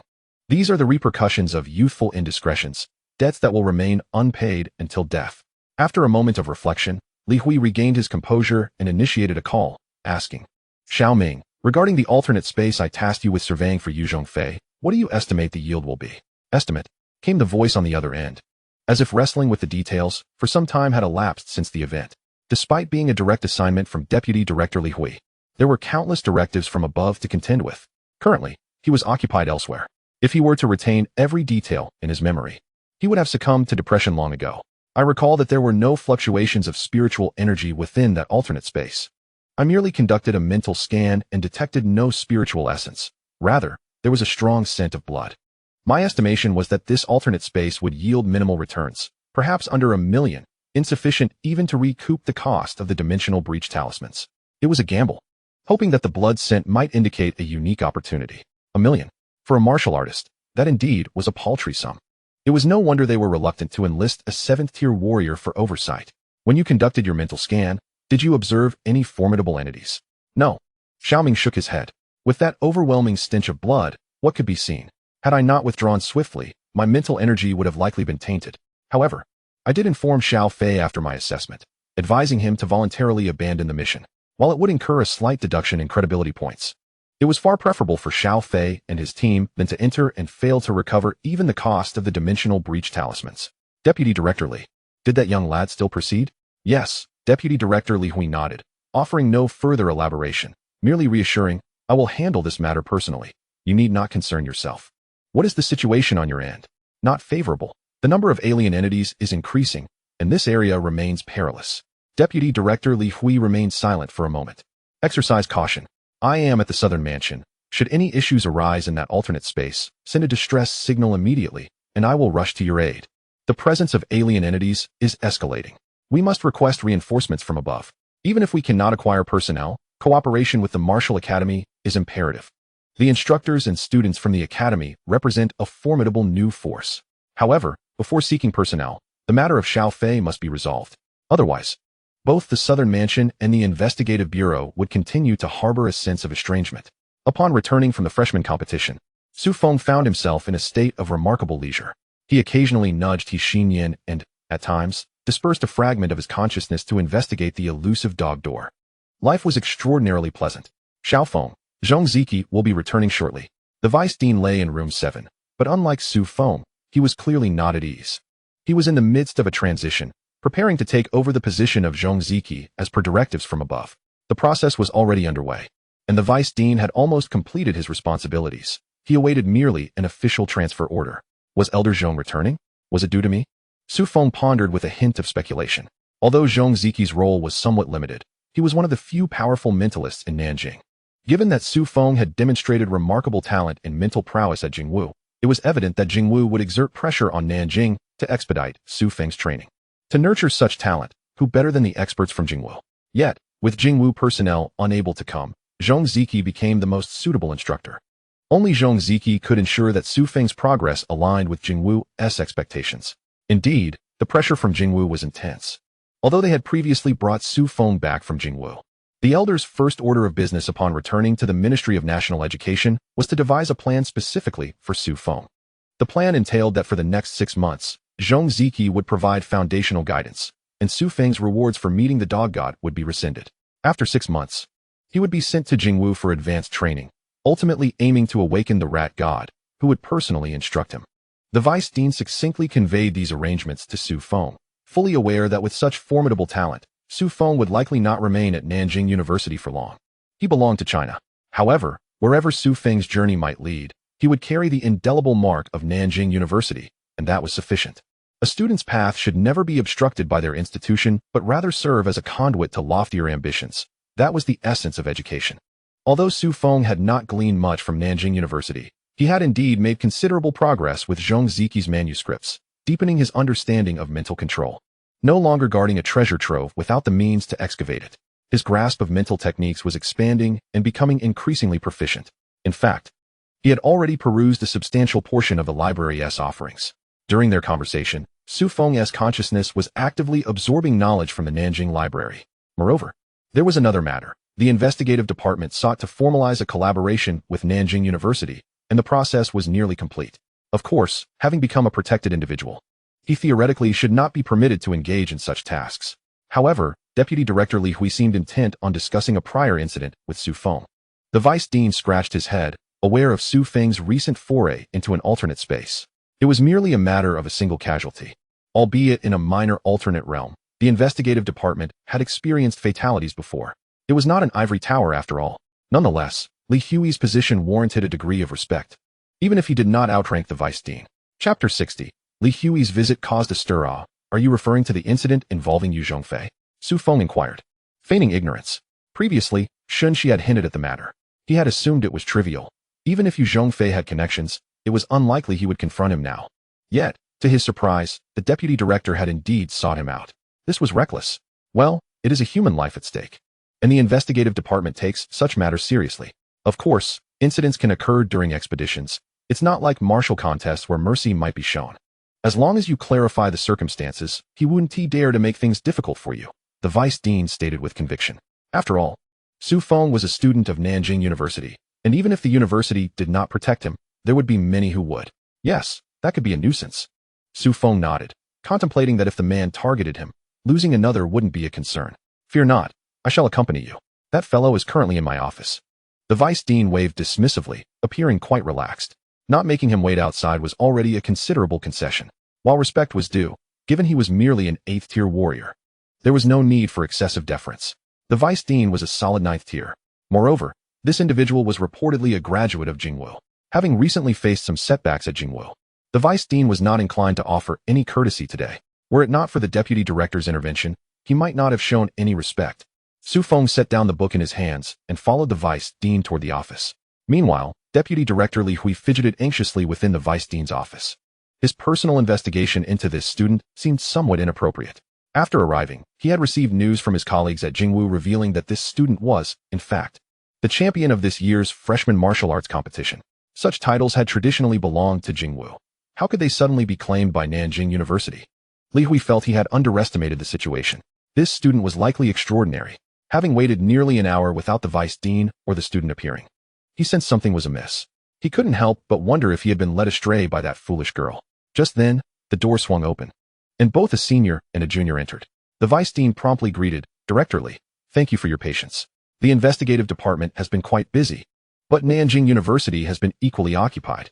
Were it not for your personal visit, I would scarcely have found the time to attend to you. His words were clear. Had it not been for the deputy director's presence, he would have had little desire to engage. This is our esteemed student, Su Feng. I have heard reports that his last mission did not go as smoothly as anticipated. It certainly warrants a thorough investigation. He is our brightest new student, and challenges during missions are commonplace. If any fault lies with the student, we shall ensure he is properly guided, even to the extent of imposing restrictions. The Vice Dean continued. His words conveyed a straightforward message. This was a student we must protect at all costs. If there were any mistakes in his previous mission, let us educate him accordingly. If matters escalate, he must be shielded within the confines of the school. Naturally, if the issue lies with someone else, Li Hui readily grasped the insinuations embedded within the Vice Dean's words and discreetly wiped the cold sweat from his brow. This time, he was undeniably being set up.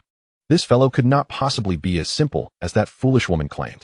Talk of ulterior motives and premeditated schemes was all mere drivel. Would such a genius truly lack for petty sums of money? The crux of the matter was that while Li Hui was in the Vice Dean's office, he fortuitously learned of Su Feng's championship victory. Such an individual would undoubtedly be safeguarded by Nanjing University. Without incontrovertible evidence, not only him, but even the head of the investigation department would find it impossible to detain them. Indeed, Li Hui nodded. Given that this was a mission, casualties are naturally to be expected. My presence here is not to cast blame. You are aware of how busy the investigation department has been lately. We are quite short-staffed. That is why I personally came to gather information from student Su Feng. It's merely a standard procedure. Li Hui's words were clearly an attempt to placate the Vice Dean. I harbor no ill intentions towards your student. It is simply that a life has been lost, and I must follow through with the necessary protocols. In that case, Director Li may proceed with his inquiries. Little Feng, you must cooperate fully with Director Li and leave no details concealed. The Vice Dean, shedding his usual nonchalance, assumed the demeanor of a stern teacher as he addressed Su Feng. Yet, his performance paled in comparison to Su Feng's prowess on the competition stage. Very well, Dean. I shall comply. Su Feng feigned the demeanor of an exemplary student, causing Li Hui to feel even more embarrassed. We are all martial artists. What pretense is this? Ahem. Now, Su Feng, I wish to inquire whether there were any disputes within your team upon entering the alternate dimension. Indeed. Su Feng's response caught Li Hui by surprise. Disputes. You say. This suggests a potential motive for murder. After all, within the alternate dimension, unless one has a ninth-tier mentalist monitoring the situation, it is utterly impossible to ascertain what transpires within. It is indeed the ideal setting for a crime. Who quarreled with whom, and over what matter? Li Hui pressed further. Su Feng responded honestly, for it was clear that such matters could not be taken solely at his word. If all goes as expected, Xianxia and that girl named Yao Yao would also be interrogated. Without prior collusion, the likelihood of fabrication is non-existent. Are you suggesting that the 7th-tier warrior sought by Yu Zhongfei demanded a sum of 10 million Huaxia coins? Is that why the two fell out? Li Hui inquired darkly. According to his intel, it was likely that the alternate dimension wouldn't even yield the price of a boundary-breaking talisman. Li Hui was not oblivious to this fact. A warrior demanding 10 million? Was this not blatantly setting up his teammates for failure? Typically, a 7th-tier warrior would charge merely 2 million Huaxia coins as a service fee. It was only in the face of danger that they would demand a share of the team's spoils. To ask for 10 million before even commencing was no wonder the entire team had quarreled. All right, student Su Feng. The next question is, within the alternate dimension, what level of adversaries did you encounter, and how exactly did Yu Zhongfei meet his demise? Additionally, how did you ultimately escape? Li Hui's tone had softened considerably. Standing before Su Feng, he no longer regarded him as a junior. The vice dean, seated in his rightful place, held a book in hand. Listening intently to Su Feng's account, gripping the book tighter with each detail. Suddenly, he slammed the book down on the table and turned to Li Hui, exclaiming, Director Li, I expect a reasonable explanation from you. Our students at Nanjing University managed to survive this ordeal. Yet you come here to lay blame on us instead of pursuing accountability from Yu Zhongfei. Do you truly believe Nanjing University is so easily bullied? The vice dean's fury left Li Hui, the deputy director of the investigation department, momentarily at a loss. How had the atmosphere shifted so abruptly to one of anger? Was this not merely an inquiry? At that moment, however, Li Hui dared not press further, only lowering his gaze to explain to the vice dean, it's a misunderstanding. We had no intention of casting blame. This is merely standard inquiry protocol, and we will investigate everything concerning student Su Feng upon our return. Please do not misconstrue our intentions. With the atmosphere having escalated to such a degree, Li Hui found it inappropriate to continue questioning, wiping his brow instead. He addressed Su Feng, saying, Student Su Feng, we shall conclude our questioning for today. We will discuss the findings once our investigations yield results.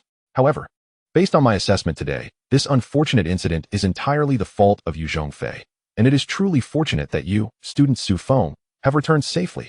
After concluding, Li Hui bid farewell to the vice dean and swiftly exited the office. Why the sudden outburst? Su Feng inquired, observing the vice dean who had resumed his reading. A smile gracing his lips. What martial artist in the academy would be caught reading? This fellow was entirely putting on an act. His thoughts were far more focused than Li Hui's. Initially, I had thought that you had truly taken action against that individual, which is why this person came to interrogate. It is certainly preferable to be questioned here than at the investigation department. At least some matters can be resolved within the office, and if worse comes to worst, we can call for assistance. But to halt proceedings like this, clearly, it is an arduous feat for you to have returned alive, since you have committed no wrongdoing. Why should you be subjected to such questioning?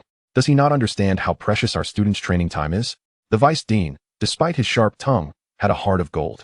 Though he had prepared himself beforehand for the possibility that this young man might face some difficulties, he could not help but unleash his fury when others questioned his student. Criticism. It is a must. Su Feng, observing the vice dean's exasperation, shook his head helplessly. Very well, I shall leave you to your reading. I must return to my training in the top-tier district. Wait. The vice dean waved his hand to halt Su Feng, smiling as he said, Although you are no longer permitted to meet with the dog god, your other rewards from Jingwu have already been dispatched. There is one item you should pay special attention to. As he spoke, the vice dean withdrew a long-handled weapon from a nearby nook. Upon closer inspection, it was revealed to be a long sword, measuring 3 feet and 2 inches in length. However, this sword appeared rather dilapidated, with rust continuously falling from its blade to the ground. The vice dean, exerting only a modicum of force, could easily snap it in two. The bronze patina on it was undoubtedly older than the history of Nanjing University itself. Dean, while I may not be particularly strong, you cannot simply discard whatever rubbish you wish onto me. This bronze sword is nearly rusted away. Are martial artists not afraid of tetanus? Su Feng remarked, his tone laced with jest. If the new year were here, he would likely express even more severe sentiments. After leaving the office, he would probably discard this bronze sword directly into the trash bin downstairs, treating it as a favor to the dean, an act of kindness, indeed. Go on, the vice dean jested, half scolding. This was a long sword once wielded by the dog god at the 9th tier, a weapon that even his disciples could not inherit. Now bestowed upon you. It is essential that you cherish it. The dog god claimed that there was a trace of sword intent within, left behind when he was conferred the title of dog god. Should you ever comprehend this intent, you would be not far from his realm. Furthermore, the vice dean leaned closer to Su Feng, reproaching him with a hint of exasperation. Can't you be a bit more flexible? This weapon isn't solely meant for combat. Of all weapons, the sword is the most gallant, and the spear comes second. A single sword can pierce the heavens. How majestic! Su Feng accepted the rusted long sword from the vice dean's hands, shaking his head in resignation. Despite its patina of bronze rust, the sword's material was undoubtedly extraordinary. Even in its decayed state, one could still sense a terrifying aura and a metallic tang of blood emanating from the blade. This was no ordinary weapon. It was likely a formidable, even potentially treacherous sword. However, in Su Feng's hands, it had no chance of rebelling against its master. If even the dog god could not turn against him, how could it possibly do so? That would be a foolish hope. Nevertheless, the vice dean made a valid point. Using this sword in battle would indeed appear far more impressive than relying solely on one's hands and mental prowess. Su Feng possessed a plethora of sword techniques in his mind. With the addition of this uniquely crafted longsword, he might indeed shine brilliantly in the myriad realms. Very well, I shall accept this longsword, Su Feng thought, a hint of disdain coloring his expression as he departed the vice dean's office, making his way towards the elite district. Upon returning to the elite district, Su Feng once again sealed off dormitory number 7, commencing his study of the bronze longsword. This sword was indeed remarkable. He could vaguely sense an inexhaustible malevolence and an existing consciousness intertwined with it. For those lacking formidable mental strength, prolonged use of this sword could lead to obsession. Yet, in Su Feng's grasp, the malevolence seemed to recognize its master, obediently clinging to the bronze longsword. This consciousness was likely the spiritual imprint left by the dog god. Truly, a master swordsman had encapsulated not just his lifelong sword intent, but also all the insights he had gleaned before achieving a certain level, preserving them within. How intriguing. Su Feng was overjoyed. If he could unravel this spiritual imprint, he would likely gain insight into the true level of the 12 zodiac gods. Chapter 62, The Spectre of the Dog God. Su Feng directed a fragment of his mental energy towards the ancient bronze sword. The sword hovered in the air, emitting a series of melodious clangs. The mental energy attached to it was not particularly potent. Perhaps the dog god was not a master of the mental realm. Su Feng speculated. There was certainly a possibility. After he revealed his mental prowess, the dog god had not proactively sought a meeting with him. Moreover, this was the National Martial Arts Tournament, not the Literary Academy. In other words, it was a contest of vitality, not a showcase of mental strength. Thus, the dog god had shifted his focus. This explained the dense vitality residing within the sword. If mental strength was lacking, then let me break through. With a subtle sound, the mental confinement on the sword was instantaneously shattered. A figure clad in a flamboyant crimson robe slowly emerged from the confinement, wielding a sword that looked strikingly similar to the one before Su Feng. An illusion? What a foolish remnant, incapable of transmitting any mental fluctuation. Su Feng scoffed. This level of mental strength was barely superior to that of Xianxia, and only marginally so. It appeared that the zodiac guardian gods were not boundlessly powerful, but rather specialized in certain areas. At the very least, the dog god before him exhibited relatively weak mental prowess. The specter hovered in the air, seemingly gazing into the distance, hands clasped behind its back, resembling an otherworldly sage. Junior, if you can accomplish my 3 tasks and successfully break this confinement, it signifies that you possess the trifecta of courage, fortune, and strength. The specter of the dog god declared, offering a tone of consolation to Su Feng. Su Feng shrugged, for he found it somewhat easy. The confinement wasn't particularly challenging. He had seen no trial, and simply broke through it. I ascended to the 9th tier in the year 1123 of the new era, thereafter entering the 2nd celestial battlefield, commonly known as the Bull Gate. Within the Bull Gate, I vanquished 3 foes of the same rank, earning the title of the new generation sword god. With an unparalleled sword, I severed an unmatched race. Later, I advanced to the semi-saint realm, and during the turmoil at the Rat Gate, I struck down an ancient being at the saint level, utterly severing his immortality. However, at that moment, I faced 3 semi-saint experts in close combat. Unable to withstand their might, my dragon roar sword shattered, and its spirit was annihilated, causing me to fall from the saint rank. Although I eventually pieced it back together, I could not find dragon blood, leaving it at the 9th tier level. A 9th tier sword is fine for practice, but in life and death battles, it can shatter in an instant. Thus, I temporarily sealed it away. Later, upon reaching the Saint Realm, I had an overnight epiphany regarding all my sword techniques, culminating in the comprehension of one move, the unparalleled sword. Once unleashed, I became the strongest, with no one above me. Yet, this sword can only be wielded once. After its use, either the enemy dies or I perish. Upon being conferred the title of Dog God, I enshrined this sword technique within this sword. If you can hear my words, you may accept my legacy.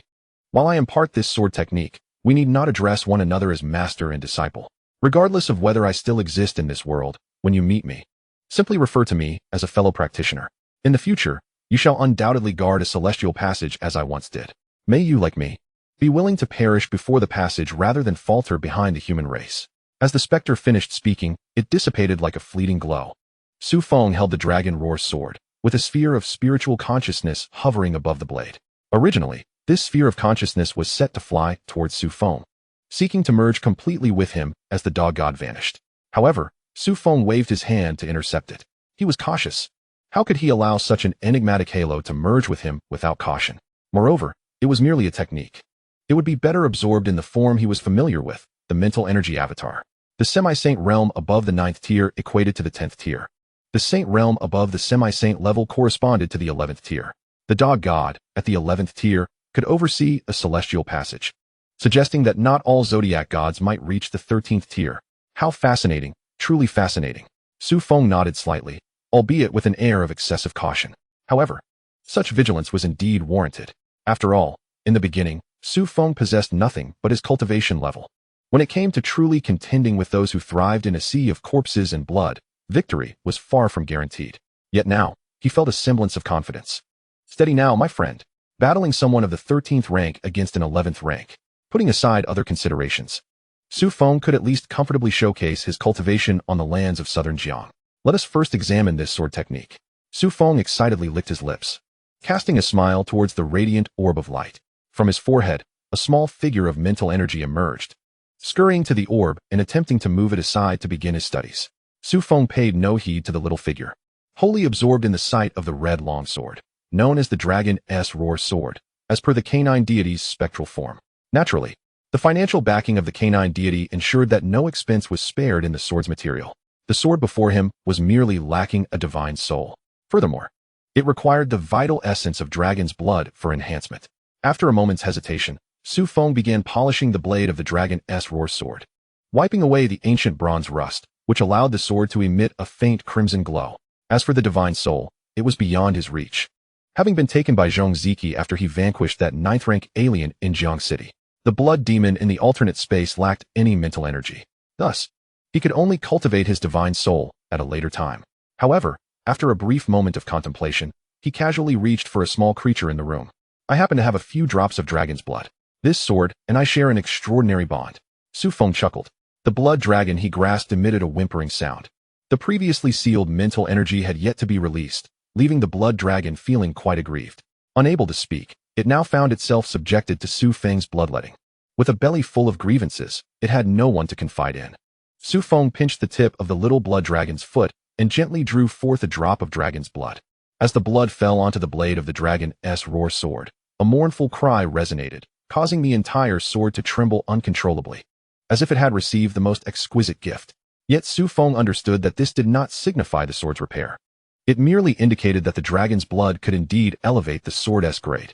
If he did not continuously nourish it with dragon's blood to cultivate a new spirit within the blade, it would inevitably revert to ancient bronze rust. Very well. After utilizing the blood dragon, Su Feng released its mental energy restraints and casually tossed it aside. Enraged, the blood dragon vociferously condemned, "You villain! You are a wicked person. A super wicked person." It even attempted to insult Su Feng's parents. However, after receiving a sharp kick from Su Feng, it promptly fell silent. Holding the Dragon's Roar sword, Su Feng pinched the air to create a small pocket of space within dormitory number 7, casually tossing the sword inside, followed by a basin of water and a crushed Dragon's Roar herb. For the time being, he could not fully restore the sword. It would have to soak in the Dragon's Roar herb, hoping it would soon cultivate a divine soul and progress further. If it ultimately failed to manifest, that would be acceptable. When the opportunity arose to venture into the battlefield of the heavens, he could personally slay a formidable foe and bring back a divine soul. In truth, a divine soul was not strictly necessary. Finding a suitable essence would suffice. The reason the canine deity had not continued using this sword was likely due to the immense difficulty of its repair. Typically, crafting a weapon only required finding a corresponding essence of the same rank. However, given the severe damage to the Dragon's Roar sword, it would likely require 2 or 3 essences to reincarnate its divine soul. Where would the canine deity procure such abundant essences? Repairing it was less feasible than forging an entirely new blade. At that level, changing weapons was only natural. Su Feng used. In truth, Su Feng himself possessed no suitable weapon. He was not as affluent as the canine deity and his ilk. For now, he could only make do with the remnants of the canine deity, especially since he was still in a period of dormancy. However, he did not currently require a superior weapon. After all, he could barely master a few sword techniques. Would he simply flail about with the sword? No. I must learn the sword. Su Feng resolved. Southern Jiang University. Su Feng confidently strode into the library, commencing his perusal of books on sword techniques. As a freshman entering the library for the first time in many years, he encountered a flurry of whispers from the crowd, yet he paid them no mind. What was there to discuss? However, within the library, he encountered an old acquaintance. Su Feng, xianxia whispered, leaning closer to him. The fragrance from her presence wafted into Su Feng's nostrils. Despite her typically boisterous demeanor, which belied her femininity, she ranked among the top 3 female warriors Su Feng had ever encountered. Although he had not met many female warriors, primarily Chensilu, xianxia, and a nameless warrior glimpsed during a competition, these 3 were indeed the most memorable. Indeed, I received special permission from the vice dean to study in the library starting today. Su Feng replied, his focus on the sword techniques leaving little room for idle conversation. She was standing too close, distracting him from absorbing the mental information the little figure provided. Such beauty was indeed a hindrance on the path of cultivation. Wait, are you saying that you don't even need to attend those foundational courses in your freshman year, like human history? xianxia exclaimed, her eyes brimming with envy as she couldn't resist striking up a conversation with Su Feng. His talent was undeniably formidable. Even within Southern Jiang University, no one could rival him. As for whether anyone from Jingwu could match Su Feng, she was uncertain. However, given that he had just secured the national championship for new students in the martial arts academy, it was likely that few could surpass him in talent. By the way, the deputy director of the investigation division spoke with me today. I told them the truth. They are currently investigating Yu Zhongfei's case. I suspect they will be reaching out to you soon, especially since you were the first to awaken in that alternate space. Perhaps it's due to your high mental energy, but they seem to harbor no suspicions regarding you. Just be sure to clarify some details in advance. Otherwise, if you hesitate, it may lead to trouble, xianxia advised cautiously. Although Yu Zhongfei's death bore little connection to them, they had all been part of the same team. So the investigation division's involvement was reasonable. However, it was rather troublesome for the 3 of them, so honesty was essential. Indeed, they have already spoken with me. Su Feng nodded, finally putting down the book in his hands. xianxia was far too noisy. He had to pause the little figure's movements and send her away to regain his focus. Is that so? xianxia exclaimed in surprise. She had not anticipated the investigation division would act so swiftly. Wasn't it said that they were short-handed during this period? The deputy director, Li Hui, had personally come to inquire. How could those actions be so swift? Well, the deputy director didn't say much either. He was scolded away by the vice president. I merely spoke the truth. Su Feng nodded, sharing the events of the morning with xianxia. With a sigh of relief, xianxia felt the weight in her heart finally lift. That's good. This matter should be considered settled. By the way, I've heard that the investigation department has been quite busy lately. Numerous spatial rifts and otherworldly beings have appeared near the southern border. Therefore, the investigation department is preparing to collaborate with 2 universities in the south, allowing students to officially undertake missions to alleviate the department's burden. Moreover, they are offering a complimentary service for 7th-tier warriors to oversee tasks. Would you like to join us for another mission? xianxia's eyes sparkled with enthusiasm. Although she had not heard of Su Feng's prowess in the national competition, she had participated in such contests herself. Even 4th-tier warriors cannot easily secure a championship. The group from Jingwu is not to be underestimated. This implies that even if xianxia were to compete at Jingwu now, she might not achieve a noteworthy ranking. Yet, Su Feng managed to bring home the championship trophy. This indicates that Su Feng's strength surpasses even xianxia's. This fellow is undoubtedly concealing his true abilities. Bringing him to the other world would certainly be advantageous. However, Su Feng shook his head, directly refusing xianxia. The first time I joined you on a mission, I encountered a blood demon, and it was a 7th-tier one. I almost lost my life. Our fates are incompatible. please let me be. Huh, not at all. What does that have to do with me? Xianxia pouted in retort. It was clearly that Guy Zhongfei who didn't follow orders. Besides, how often does one encounter a 7th-tier blood demon? Chapter 64. Obstacles on the path of cultivation. Our luck cannot always be so poor. Xianxia asserted firmly. Just accompany me for one more trip. Xianxia leaned her entire body gently against Su Feng, appearing exquisitely alluring. Su Feng gazed at the deliberately revealed curves, gritting his teeth in frustration. This wicked woman is resorting to seduction. Forget it. Su Feng resolutely shook his head in the face of temptation, bluntly rejecting her. During this time, Elder Zhong is returning to provide me with specialized training. It would be impossible for me to accompany you. Su Feng casually fabricated an excuse. The news of Zhong Ziqi's return was initially confidential, but since Su Feng had learned of it, it seemed not to be a significant secret anymore. He casually shared this with Xianxia. Upon hearing Su Feng's polite refusal, Xianxia abruptly released his arm, dissatisfied. I'm genuinely curious about what kind of prodigy you are. A few 9th-tier warriors are clamoring to teach you. It's one thing for the deputy director to treat you favorably, but I didn't expect the professors from the literature department to be so courteous towards you. Su Feng regarded this woman who so readily discarded him once she found no use for him and jested. I never imagined you to be this kind of person. Use and toss aside. A heartless woman. Humph.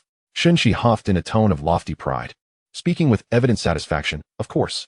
The time for a warrior's cultivation is far too precious. Who has time for romance? Naturally, your talent is different from ours. If I could possess your kind of talent, then romance wouldn't matter at all. But alas, I cannot, so I must wait for the future. Xianxia chuckled as she playfully nudged Su Feng. For warriors, their teenage and early 20s are prime years for cultivation. Most individuals would not squander their time on love affairs. By the time they achieve mastery in their cultivation, they may find themselves in their 40s or 50s, entering a rather awkward age. Moreover, it is not easy for the offspring of powerful beings to come into existence. Even if they find a lifelong partner upon achieving success in their training, forming a complete family becomes a daunting challenge. So, you plan to wait until you grow old and then pursue romance. Su Feng observed as she pushed him away, but he instead leaned closer. His potent aura, combined with a robust masculine charm, made Xianxia's cheeks flush. She forcefully shoved Su Feng away, playfully scolding, "Mind your own business. Even if I remain single for life, I won't give you any advantage." With that, Xianxia felt embarrassed to linger any longer and began to walk towards the library's exit. However, after taking just 2 steps, she paused and turned back, sheepishly addressing Su Feng. "By the way, since you are Elder Zhong's disciple, you must also be affiliated with the Mingguang Laboratory, right? The items from Mingguang Laboratory are indeed excellent, but their prices are exorbitant. Could you possibly help me secure an internal discount?" 3 days later, the vice president of the Martial Arts Academy would head to Doggate, while Professor Zhong Ziqi from the literature department would resign from his position in the Ministry of National Education and return to teach at Nanjing University. Su Feng perused all the books on swordsmanship at Nanjing University, though he could not claim to have developed his own understanding. The multitude of sword principles now resonated in his mind, enabling him to utilize them effectively. Upon Zhong Ziqi's return, the first thing he did was not to greet Su Feng, but to head straight to the Mingguang Laboratory to discuss funding. Su Feng noticed that Zhong Ziqi had ignored him and was quite content to relax, continuing to lie in his dormitory while remotely controlling his figurine to delve into more books at the library. Meanwhile, at the Mingguang Laboratory, Zhong Ziqi was engaged in a spirited negotiation with a pessimistic young man. "Disciple, I don't need much, just 10%, okay? You've had such substantial earnings this year. What is the harm in giving your master a little?" Zhong Ziqi confidently asserted, continually chastising the young man while surveying his surroundings. His absence had not been long, and this recent trip to Doggate had lasted only a month. How long had he even spent at Jingwu? He couldn't recall. Yet, the scale of the Mingguang Laboratory had expanded to such an extent. It was astonishing. Upon entering, he had been somewhat incredulous, but seeing his disciple eased his mind. "What do you mean too much? Are the experimental funds meant for you to squander at will? What contribution have you made to this laboratory?" The pessimistic young man glared furiously, his expression one of disbelief, even in the face of failure. Yet, confronting his mentor, he boldly retorted, seeing his disciple's defiance. The usually assertive Zhong Ziqi felt his energy wane, adopting a near pleading tone. "My dear disciple, I truly haven't misused the funds. Do you remember your fellow disciple? The one I recommended last time, the one who was half useless? I simply didn't want him to remain a waste. I decided to cultivate his mental strength. But you know, nurturing a mentalist requires considerable resources. I'm not exactly swimming in wealth, which is why I resorted to using the experimental funds. Besides, People outside say the things we sell at our laboratory are overpriced. Overpriced. The pessimistic young man grew even angrier. Those guys. I toil day and night on experiments. And what have they contributed? If they think it's too expensive, they can choose not to buy it. Fine, fine, fine, you win, disciple. I won't take it anymore. Is that satisfactory? Zhong Ziki quickly yielded, seeing the young man on the verge of anger. If you won't give it, then so be it. Only by requesting more from the academy could one proceed. These two disciples are indeed difficult to deceive. With this thought, Zhong Ziki began to stride towards the exit. Initially, he had hoped that with the support of the Mingguang laboratory, Su Feng's training would accelerate. Unexpectedly, he found himself in a more constrained position. Every resource would have to be meticulously salvaged. Wait. The pessimistic youth, who had remained silent thus far, suddenly spoke up. Let it be clear. This sum of money is not for you. It is intended for the cultivation of our junior disciple. Furthermore, our junior disciple is no mere mediocre. He is a genuine prodigy. At the very least, he undoubtedly surpasses you lot in talent. The pessimistic youth casually tossed a card to Zhong Ziki. The card was entirely black, shimmering with a subtle iridescence under the sunlight. In the lower right corner were inscribed two simple characters, Mingguang. Had you all been more resolute and refrained from negotiating with that ancient immortal king, our senior sister would not have met her demise. Ancient immortal, humph. In dormitory number 7, Su Feng and Xianxian were present. The aura of spiritual energy here was exceptionally abundant. After becoming familiar with the gatekeeper, Su Feng had managed to bring one or two individuals inside, and at this moment, the gatekeeper turned a blind eye, not paying it much heed. Brother Feng. Xianxian began, Chapter 65, Beyond the 9th rank. Words are inadequate. Brother Feng, I am clearly on the path of a martial artist. Why must I also hone my mental strength? I feel as though I possess little talent in that regard. Enough of your nonsense. If I tell you to practice, then practice, Su Feng urged, giving Xianxian a light pat on the back to hasten his efforts in cultivating his mental strength. Over this period, Su Feng had come to a realization. Essentially, any formidable figure beyond the 9th rank must be proficient in one discipline. Yet they do not neglect training in the other direction. Even if they do not reach the same level in both, they will not be completely ignorant. This was true for the vice president of the Martial Academy, the head of Jingwu University, and even for the martial aura exuding from Zhong Ziki, which was equally formidable. Including Su Feng himself, whether in mental strength or vitality, he had reached a considerable standard. If one were to compare, there were indeed discrepancies between the two. Yet the gap was certainly not vast. Thus, it is evident that to become a true powerhouse, one must traverse both paths, regardless of Xianxian's innate talent. If he wishes to ascend, Su Feng must ensure he starts his journey promptly. Otherwise, with poor talent and a slow start, the future would be bleak. The last time, the dragon blood grass that could fetch 600 to 700 million had been sold by Xinxi. In due course, I shall procure some mental strength supplements for you. Your mental aptitude is not entirely lacking. In fact, it surpasses that of many in the Martial Academy, yet compared to those in the Literary Academy, you still fall short. Su Feng said with a smile, seizing the opportunity to deliver a playful kick to Xianxian. Xianxian winced, rising to engage Su Feng in a playful tussle. But before he could make contact, the door to dormitory number 7 burst open. An elder, leaning on a cane, entered, the sound of the cane striking the floor echoing sharply. Humph, I hear you've been quite impressive lately, securing the championship in the national freshman competition? It seems you indeed possess some skill. Su Feng had showcased his prowess at the spirit communication realm during the national freshman competition, a strength previously revealed in front of Zhong Ziki. Therefore, although Su Feng had exposed a part of himself, it was not significant. Zhong Ziki took no issue with it. The stronger Su Feng became, the more it reflected glory upon him. After all, Su Feng was a talent he had discovered. Had it not been for him providing counsel to the people of Nanjing University, this promising individual might have fallen into the hands of Jingwu. Now, thanks to his guidance, Su Feng had arrived at Nanjing University. Has the elder returned? I've heard that Elder Zhong is quite remarkable as well, displaying exceptional performance within the dog gate. Su Feng casually remarked, offering a compliment. As for Zhong Ziki's affairs in the dog gate, who could say? Humph. Naturally, Zhong Ziki replied, his face beaming with pride. This time, the dog god has not only awakened completely, but also frequently communicates with us. Many of the old-timers who were stagnating at the 9th rank have taken a step forward. Half-Saint Realm? Su Feng inquired tentatively. To casually point and elevate a 9th rank powerhouse into the Half-Saint Realm?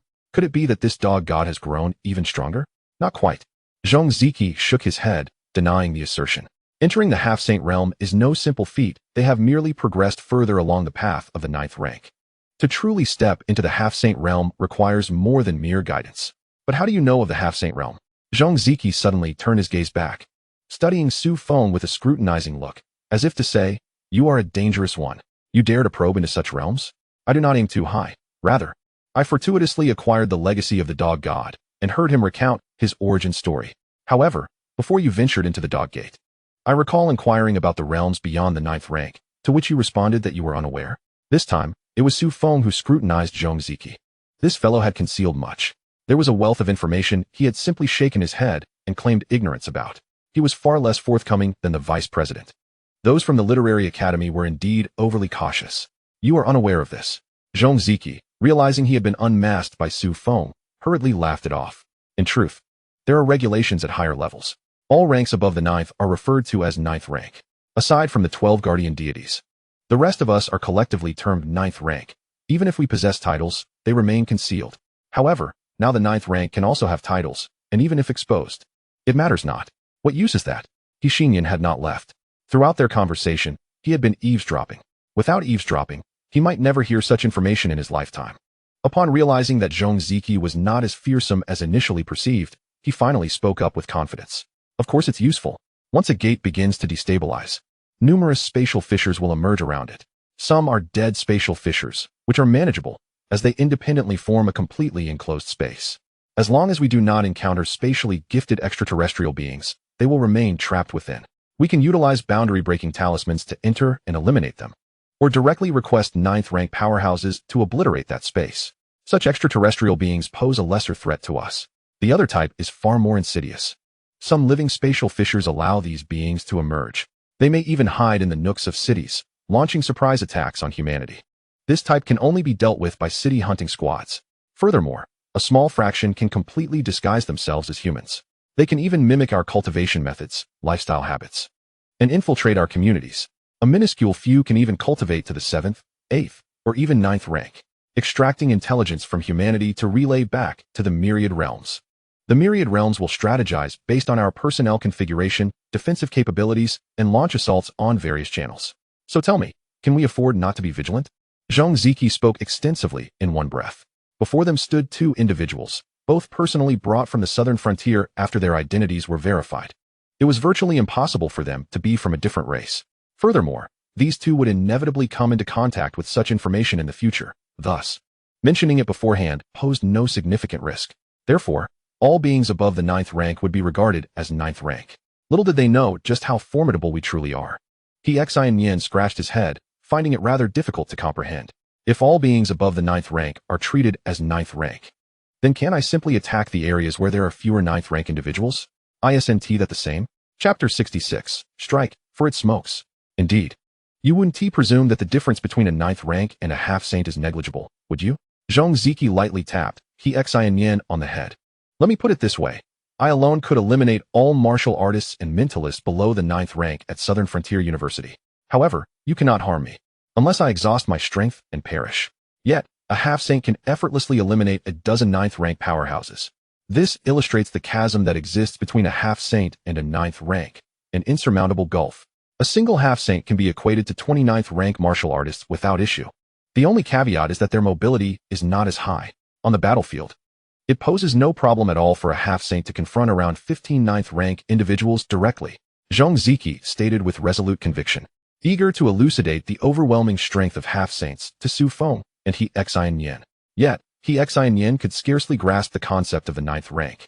And discussing half-saints at this juncture left him utterly bewildered, devoid of any comprehension. What level of power does that canine deity possess, capable of effortlessly slaying dozens of half-saints? Xianxian began to inquire, but before his words could fully escape his lips, Zhang Ziki's cane struck him sharply on the head. Do not spout nonsense. The 12 zodiac deities are beyond discussion. You merely need to know that they are extraordinarily powerful, unmatched by any truly immortal. If you are fortunate enough to reach that pinnacle in the future, you shall gain insight. If not, then accept the existence of these deities unconditionally. Xianxian winced in pain, crouching down while cradling his head. This elder was no less formidable than Su Feng, despite his seemingly frail appearance. Xianxian dared not act recklessly. After all, a misstep could lead to unintended consequences, right? Su Feng shook his head, recognizing that the scholars here were indeed difficult to contend with, shrouded in mystery. Just when the discussion approached its critical point, it came to an abrupt halt, leaving one utterly unsatisfied. If you're not going to divulge the information, then don't speak at all. But as soon as the words were on the tip of your tongue, they just slipped away. How delightful. Fine, we shall refrain from inquiry. Once we step into the realm of half-saints, we will naturally encounter it, Su Feng said, gently ruffling Xianxia's hair as he pulled him up from the ground. Such disgrace, my friend. Humph, I anticipate that day, Xianxia declared, tapping his cane rhythmically. And you, Feng, don't let your arrogance overtake you. If I can witness you stepping into the half-saint realm before I depart this world, it would ease my passing, even if it meant being torn apart by horses. Just don't find yourself stuck at the 7th, 8th, or even 6th rank when you come groaning to me. My cane shows no mercy. As he spoke, Xianxia rummaged through his belongings and handed Su Feng a peculiar object. What is this? Su Feng inquired, receiving the oddly shaped item. It felt slightly cold to the touch and appeared to be a series of hollow iron rings encasing a metal sphere. The sphere did not seem to be made of iron, but rather a material remarkably similar to it, as its weight far exceeded that of iron. This fist-sized object weighed over 20 pounds in Su Feng's hands. To describe it scientifically, its density was entirely inconsistent with that of iron. This is a tool to aid you in training your mental prowess, Xianxia explained, producing a mini version for Huaxia. In comparison to Su Feng's version, this miniature was merely the size of a walnut or slightly larger. Do your utmost to levitate this object and extract the iron sphere within. Once you manage to do so, you can progress to the next stage of training. Just as Xianxia finished speaking, he observed Huaxia attempting to manipulate the small iron sphere. Compared to Su Feng's sphere, this one was not only smaller but also much lighter. After a few attempts, Huaxia miraculously managed to extract it. Subsequently, he shamelessly raised his hand, exclaiming, "Old Zhong, I did it. I can proceed to the next stage of training." Infuriated, Xianxia raised his cane to strike him, cursing, "A child incapable of being taught. A useless piece of clay. This object must be manipulated with mental energy. How can you use your hands?" Su Feng refrained from intervening, recognizing that this fellow truly needed a dose of reality. They claimed it was for training mental energy, yet he insisted on using his hands? Was he training his hands instead? After some playful banter, Xianxia lifted Huaxia once more, instructing him to demonstrate. The ringed sphere was placed on the ground, and Huaxia attempted to lift it using the faintest flicker of mental energy he possessed, a skill that had only developed through Su Feng's urgent training. The first step of levitation was beyond his grasp. The weight of the ringed sphere was palpable even when held in hand. At this moment, Huaxia had a long journey ahead in mastering it with mental energy. Despite Xianxia having paved a shortcut for him, it remained an arduous task. Su Feng understood that the ringed sphere was not only heavy, but also possessed a subtle resistance against mental energy. Upon witnessing Huaxia's struggle, Xianxia began to gloat. Do not think that the path of a mentalist is an easy one. To reach this level, one must exert considerable effort. How could it possibly be attained without sacrifice? Let us not even mention the precision required to control one's mental energy. Enhancing the quality of one's mental prowess is a monumental challenge. You, my lad, are quite the fool. To extract that small sphere with precision, you'll need at least 3 years. Perhaps by the time you graduate from Southern Frontier University, you might be able to carry it away. Of course, I am speaking of using mental energy. As Xianxia scolded Huaxia, he suddenly turned his gaze to Su Feng. Feng, do not presume that I am targeting you. This apparatus is inherently designed for training mentalists at the spiritual realm. It is only natural that yours is larger. Of course, it is also reasonable that you progress more swiftly than that fool. Nonetheless, even with your talent, to successfully liberate this sphere from its 7 restraints, you'll require at least half a year.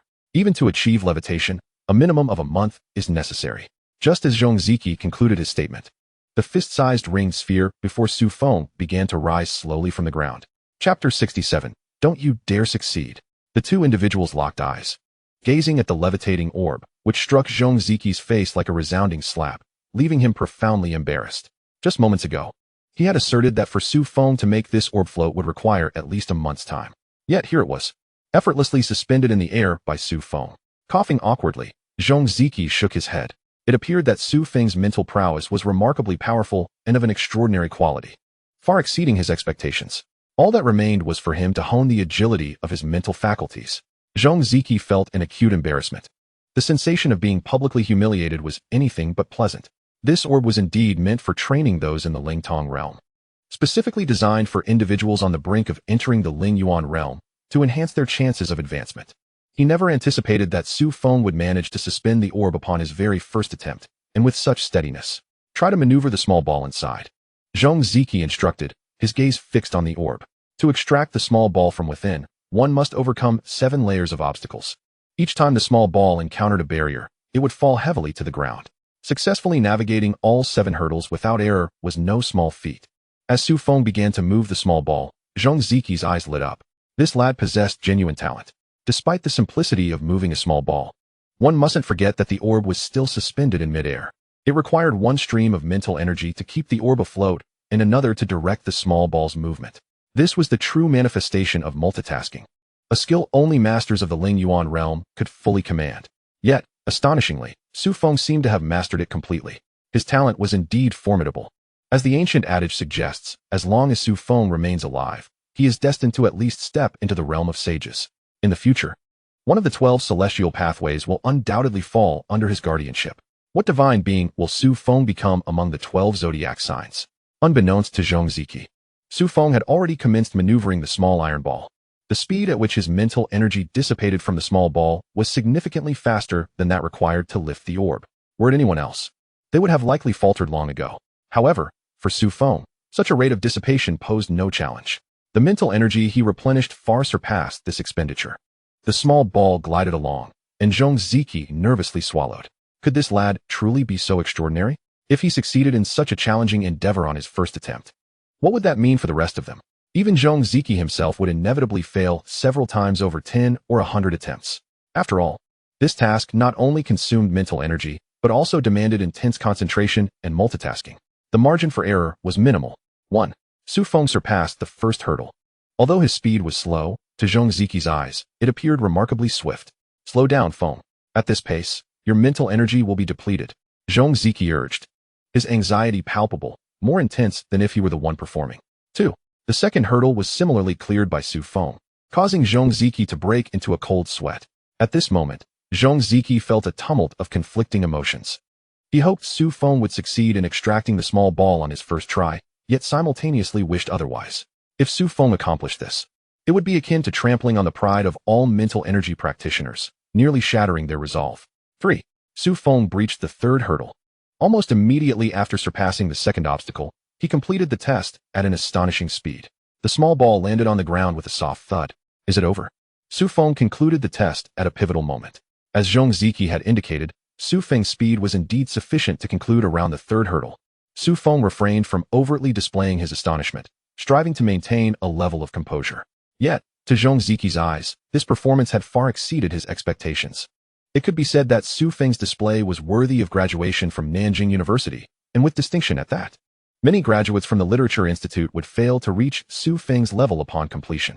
You've done remarkably well. Xianxia gritted his teeth, managing to utter this phrase. Eager to instill a sense of humility in Su Feng for the upcoming training, he aimed to encourage him to maintain high standards. Yet, he found himself with no opportunity to undermine Su Feng.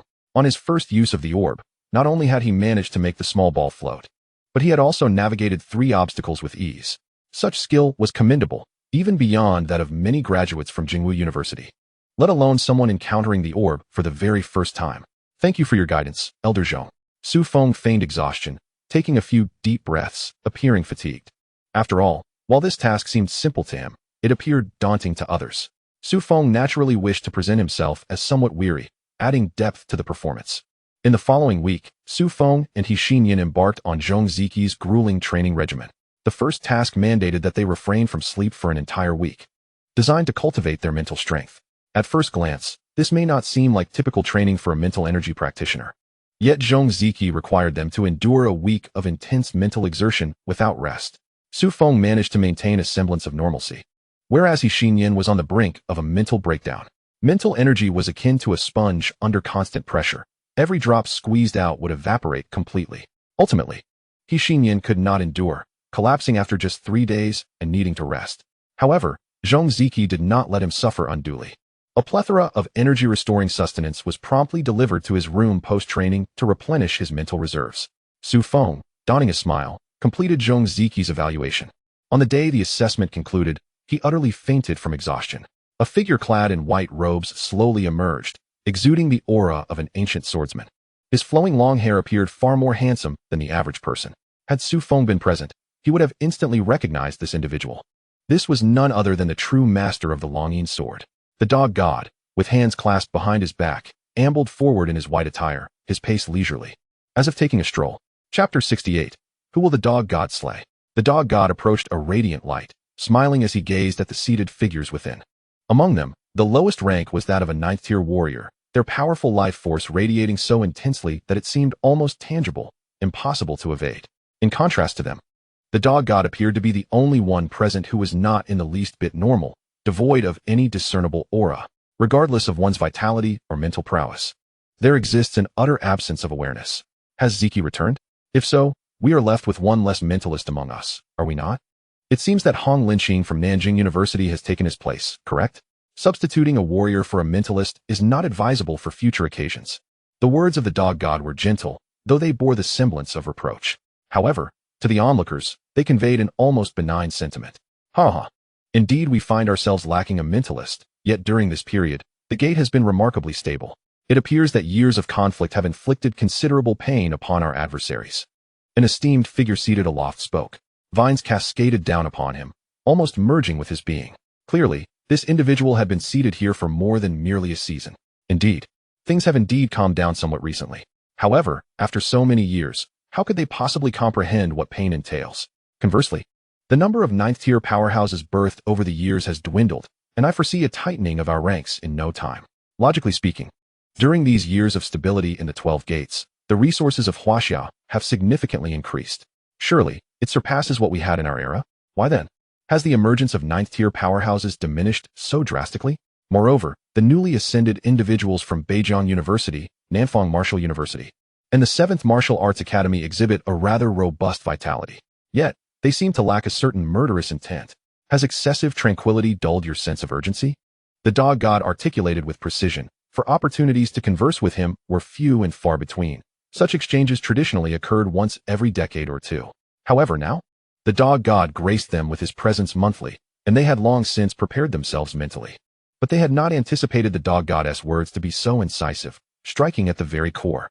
Over these years, apart from those from Jingwu, who upheld rigorous graduation standards, the strong nurtured at other institutions indeed lacked a certain ferocity. I recall that a century ago, there were approximately 41 9th-tier powerhouses stationed at the dog gate, with around 200 8th-tier warriors. Presently, the 8th-tier warriors have surged to over 400. Yet the number of 9th-tier warriors has dwindled to merely 30-something. This is rather illogical, is it not? The dog god smiled as he regarded an elder seated in the corner. This elder happened to be the former deputy minister of the National Education Department. Now, the dog goddess gaze upon him clearly sought to shift the onus of the issue onto his shoulders, yearning for clarity.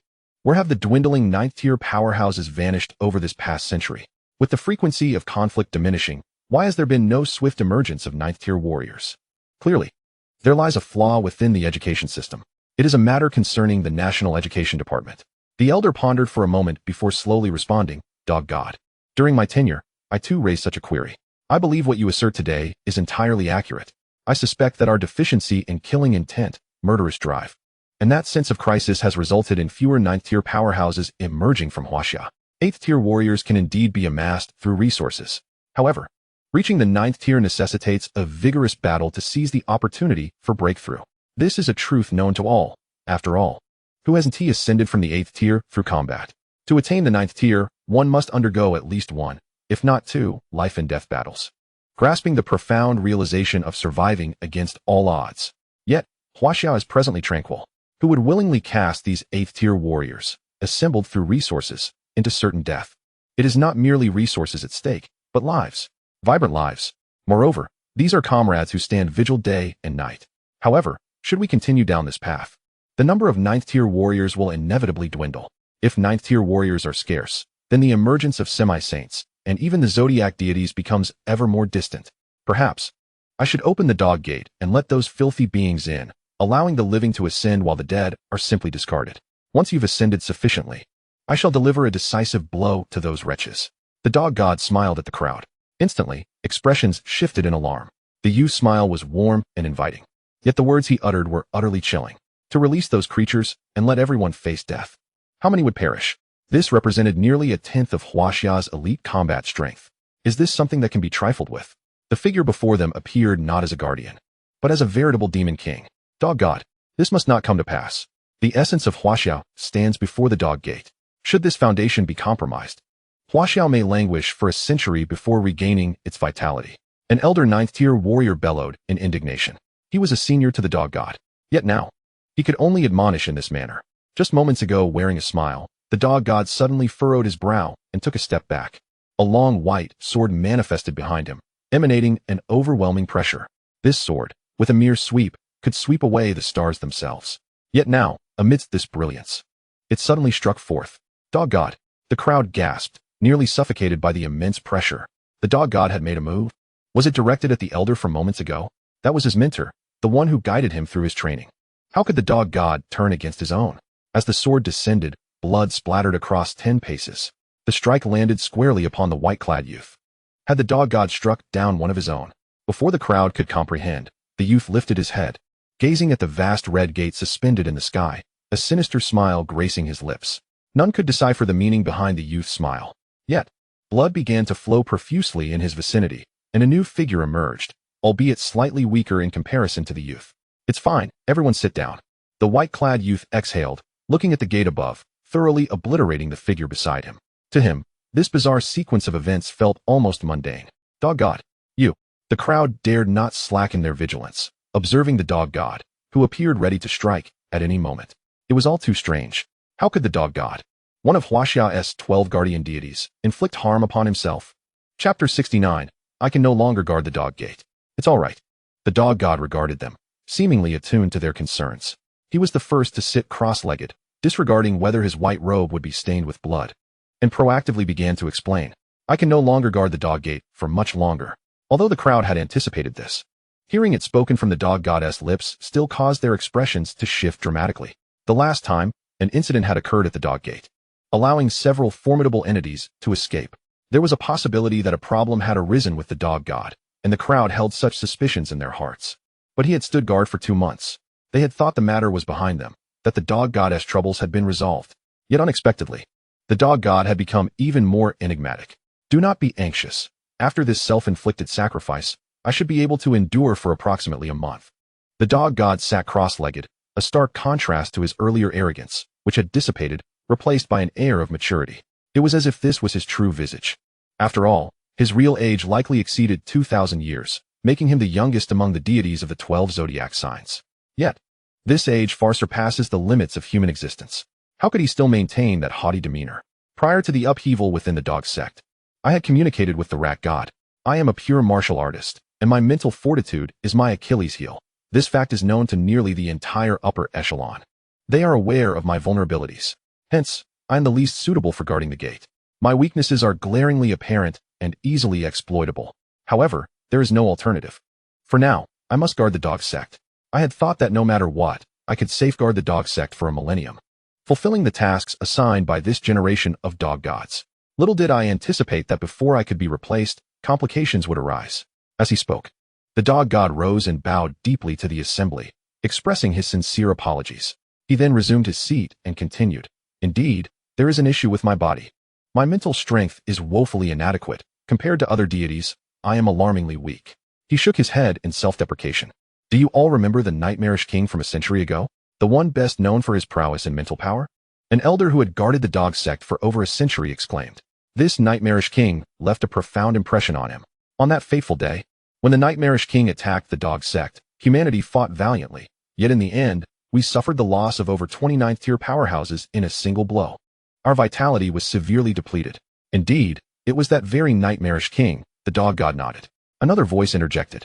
But I recall that battle ended with the nightmarish king's defeat and our resounding victory. You even took action personally to slay the nightmarish king. This greatly bolstered the morale of the Huaxia people. Although the losses were grievous, it secured nearly 100 years of stability from the extraterritorial tribes. At this point, the speaker abruptly halted, fixating intently on the dog god. The individuals present were all seasoned beings, having lived for centuries. They were no fools. It suddenly dawned on them what the dog god implied. The nightmarish king's scheme had been in motion since a century ago.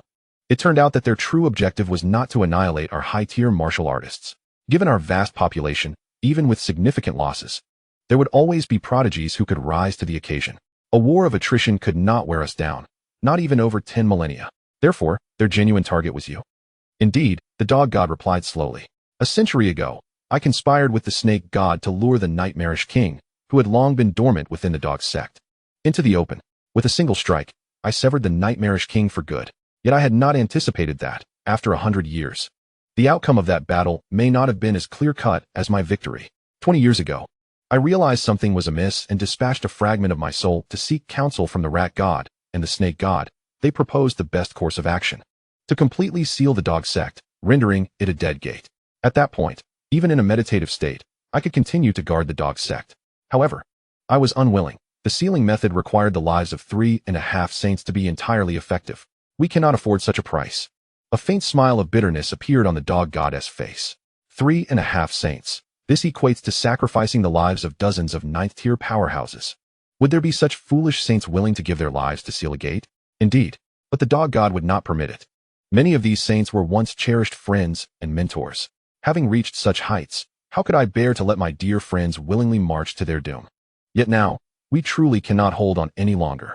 The dog god retracted his bitter smile, regaining the demeanor of an esteemed leader.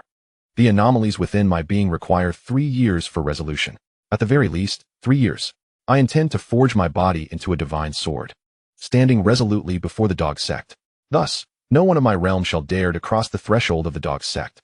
If, after 3 years, I can successfully resolve this issue, the long sword shall be my very form. Should I fail, the rat god will personally intervene to eradicate that malevolent thought. The expressions of the assembly shifted dramatically. Was the dog god truly prepared to forsake his own body to wager on a 50% chance? A divine form transforming into a sword to personally guard a gate. What profound righteousness! No wonder humanity has been able to struggle on the brink of life and death for millennia. It is precisely because individuals like him continue to emerge. However, the downside. The dog god gazed at the assembly and pondered aloud. The southern region will henceforth become a hell on earth. Those above the half-saint realm shall not be permitted entry.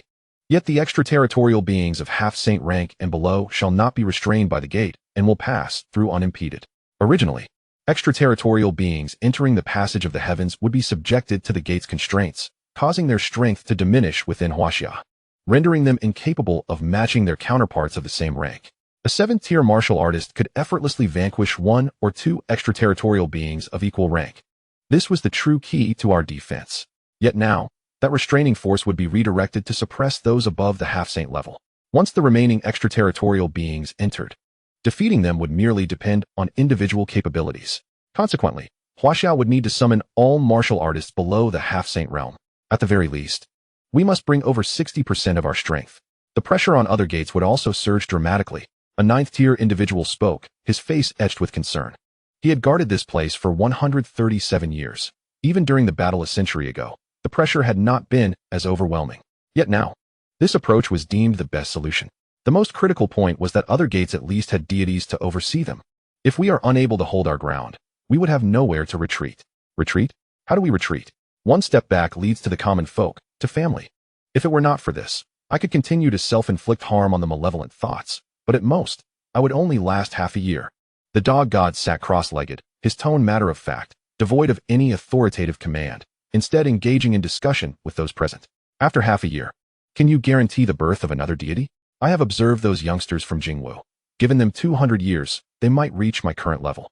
With the guidance of the rat god, they might even have a chance within a century. But do we have a century? As the dog god spoke, his gaze suddenly landed on the vice president of Nanjing University, smiling as he remarked, "That young man from your side may possess some talent. However, I have yet to meet him, and I doubt half a year will suffice for him to reach my level." The vice president was suddenly singled out and momentarily stunned. Compared to those present, his age and strength resembled that of an immature child. How could the dog god personally call him out? Alarmed, Vice President Hong Linqing replied. In response to the dog god, within half a year, it would be remarkable if that young man could grow to the 6th tier. I estimate that within 100 years, he will have no opportunity to step into the half-saint realm. Perhaps not. The dog god, sporting a smile, shook his head, remarking, "That lad might just surprise you all. However, I cannot say for certain at this moment. What I can divulge is that the sword I bestowed upon you a few days ago has been unlocked. Thus, I have obtained a legacy of sorts." Having spoken these words, before the astonished Hong Linqing could respond, the dog god continued, "Are there any other candidates or opinions?" An immediate hush fell over the assembly. For the dog god had indeed presented the most prudent suggestion. 3 certain deaths among the semi-saints versus a chance at survival. How would everyone choose? It was a conundrum. Even the dog god himself had grappled with this decision for 2 decades. Ultimately, he could no longer bear the weight of indecision. The birth of deities is a rare occurrence. Prudence seems the wisest course. At my advanced age, I shall take it upon myself to seal the dog gate. An elderly man, appearing as frail as a withered bone, slowly rose, his cane, whether of wood or stone, seeming exceedingly unwieldy, a stark contrast to his emaciated figure. He, old demon. If you are willing to sacrifice yourself for humanity, I shall not lag behind.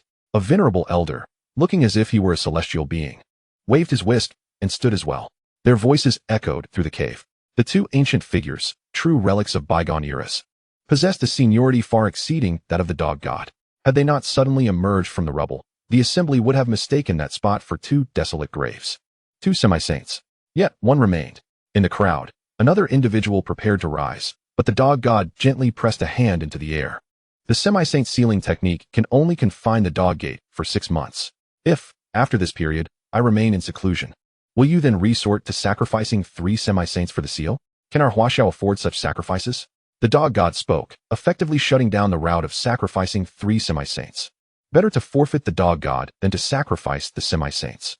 The crowd voiced their concerns, urging the dog god to reconsider. Yet, he showed no sign of wavering, firmly establishing his stance. Dog god, very well, you have 1 month to prepare. Within that month, more powerful beings will emerge in the southern wilderness. The 2 academies and the populace of the southern wilderness must evacuate entirely within half a month. Warriors will escort them, utilizing all available transport. The dog god stood, revealing not a trace of sorrow on his countenance, but rather a sense of relief, as if freeing himself from a colossal burden. Deep within the dog gate, a middle-aged man clad in a green royal robe materialized beside the dog god. Are you certain? This path is not to be trifled with. The dog goddess' face once again radiated an aura of arrogance. If not this way, how shall we hunt down another formidable foe? Our Huaxia has merely 12 beings of the semi-saint realm, while we must guard against over 30. If we do not eliminate a few, when shall we reclaim our ground? Moreover, I wish to test my blade, to see if I can step into that realm. Even if I cannot, after this, my mental prowess shall no longer be a weakness. The man in the royal robe pondered for a moment. You need not be in such a rush. The rat god and dragon god have likely already ascended to that realm, the 13th stage of the Immortal Emperor. However, they are also concocting grand plans. If you inadvertently disrupt their designs, it could spell trouble. Huh, how long have they been plotting? The dog god scoffed. 300 years ago, I entered the semi-saint realm, and they insisted I remain silent, claiming that was the saint realm. Now, 3 centuries later, aside from the 2 of us having hunted a nightmare king, who else is there? I believe they have simply become muddled in their slumber. For significant matters, we shall decide. After all, my mental weakness must be resolved. Otherwise, this group will continually assail me with mental attacks, and I shall be utterly defenseless. The man in the royal robe gazed at the arrogant dog god, slowly shaking his head. Very well then. If need be, I shall guard the dog gate as well. However, I must convey one crucial point. Never allow the alien beings to stray too far, a maximum distance of 100 kilometers from the gate. If they venture farther and complications arise, I will be unable to contain them. Do not forget, I have 3 fools watching my every move.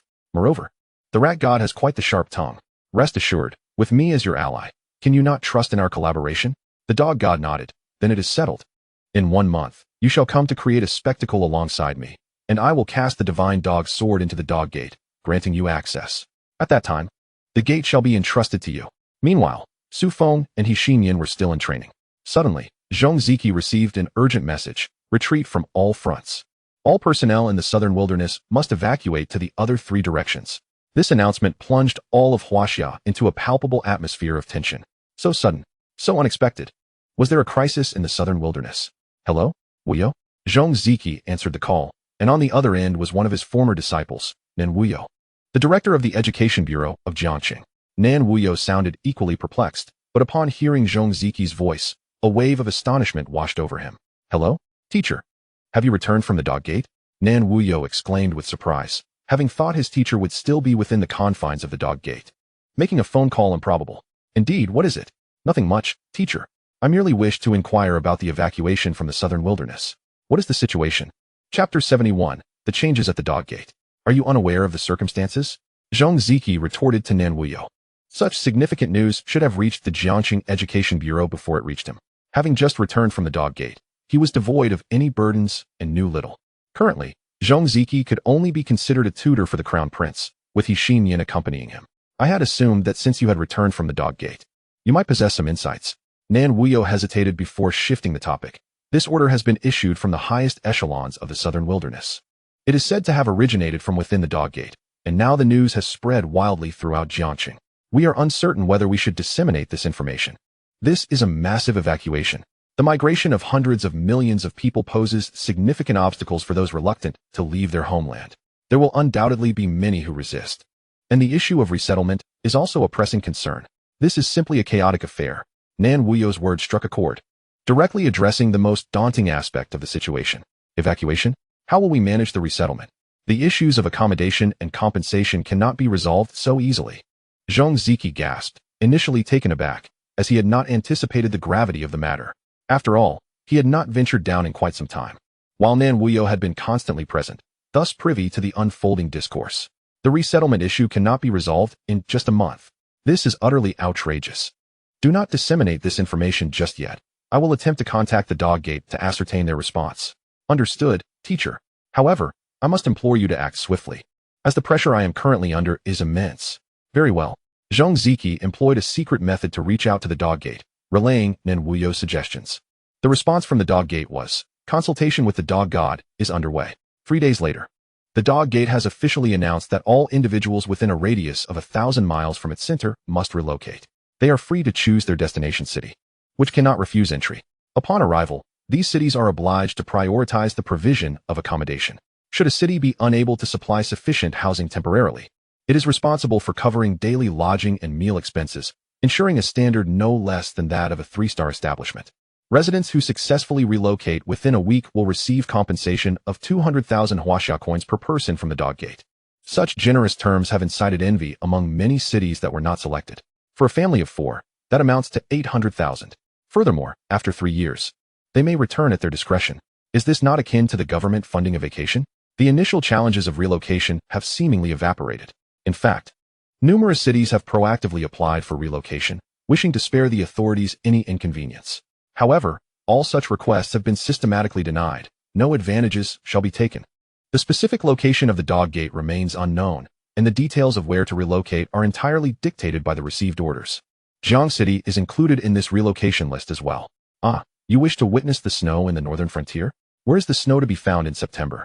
Su Feng too received a call from home. Currently, there are only 3 members in the family. Yet the compensation allocated to the Su family amounts to a staggering 800,000, evidently including Su Feng himself. He contemplated refusal, but was intercepted by Nan Wuyo, who claimed a fraternal bond. The rationale being that as long as Su Feng remains in the southern frontier, he must eventually travel to the northern frontier to see his family, rendering the relocation moot. After considerable persuasion from Nan Wuyo, Su Feng reluctantly acquiesced. There was no way to reject it. Meanwhile, Shen Shi, responsible for selling dragon blood grass, transferred the funds and brought forth new information. A recent decree from the National Martial Arts Academy mandates that all students in their 3rd year or above must venture to the southern frontier for training, achieving a certain level of combat merit each year to complete their annual studies. This regulation has caused a stir throughout the National Martial Arts Academy. Should this directive be enforced, the mortality rate among lower-tier warriors is bound to surge dramatically. However, astute observers have recognized the inherent benefits. Over the next 2 decades, high-tier warriors in Huaxia will undoubtedly proliferate like mushrooms after rain. For once a warrior loses their martial prowess, how can they still be deemed a warrior? 1 week later, Su Feng's training reached a temporary pause as Zhong Ziki was once again called to guard the dog gate. Yet, Xinyan's training did not cease. Mental fortitude cannot be rushed, but martial training continued unabated. In fact, Su Feng's methods proved even more ruthless than Zhong Ziki's, leaving Xinyan in utter despair. After all, if there is nothing else to occupy one's time, why not train him? While training Xinyan, Su Feng also sought to create an alternate space within dormitory number 7.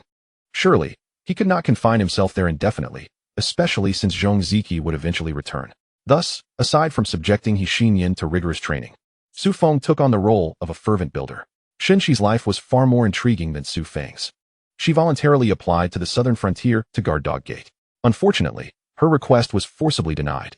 It was common knowledge that the initial 2 months would be the most brutal for combat. To involve lower-tier warriors at this juncture would be tantamount to sacrificing lives without cause. Only after enduring these 2 months would it be feasible to train effectively. To ignite their fighting spirit, they must at least engage in combat with peers of equal rank.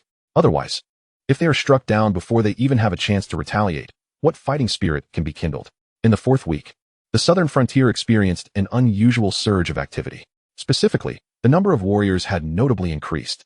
Not only did higher-tier warriors become more numerous, but many mid- and low-tier warriors also flocked to the southern province, eager to join the fray. Though they were unaware of the dog gate's exact location, a throng of warriors could keenly sense the scent of opportunity. Like vultures, they converged in hopes of seizing a substantial share. Outside the dog gate, amidst the crowd, a figure rose into the air, casting a menacing gaze upon the throng. The authorities had long established a mandate. Unassigned warriors were not permitted to venture into the southern frontier.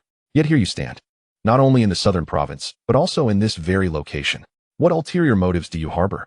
Were Su Feng present, he would instantly recognize the airborne figure. It was none other than Xianxia, a formidable spirit power master from Southern Frontier University.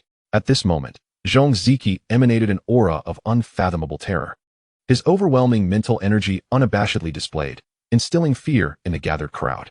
Before Xianxia stood not only mid- and low-tier warriors, but also a handful of high-tier warriors. Though no 9th-tier warriors were present, there were 5 7th-tier and 1 8th-tier, all of whom had arrived without official summons. This situation could escalate significantly. You few, as high-tier warriors, your records must exist within the official archives. What purpose do you serve by coming here?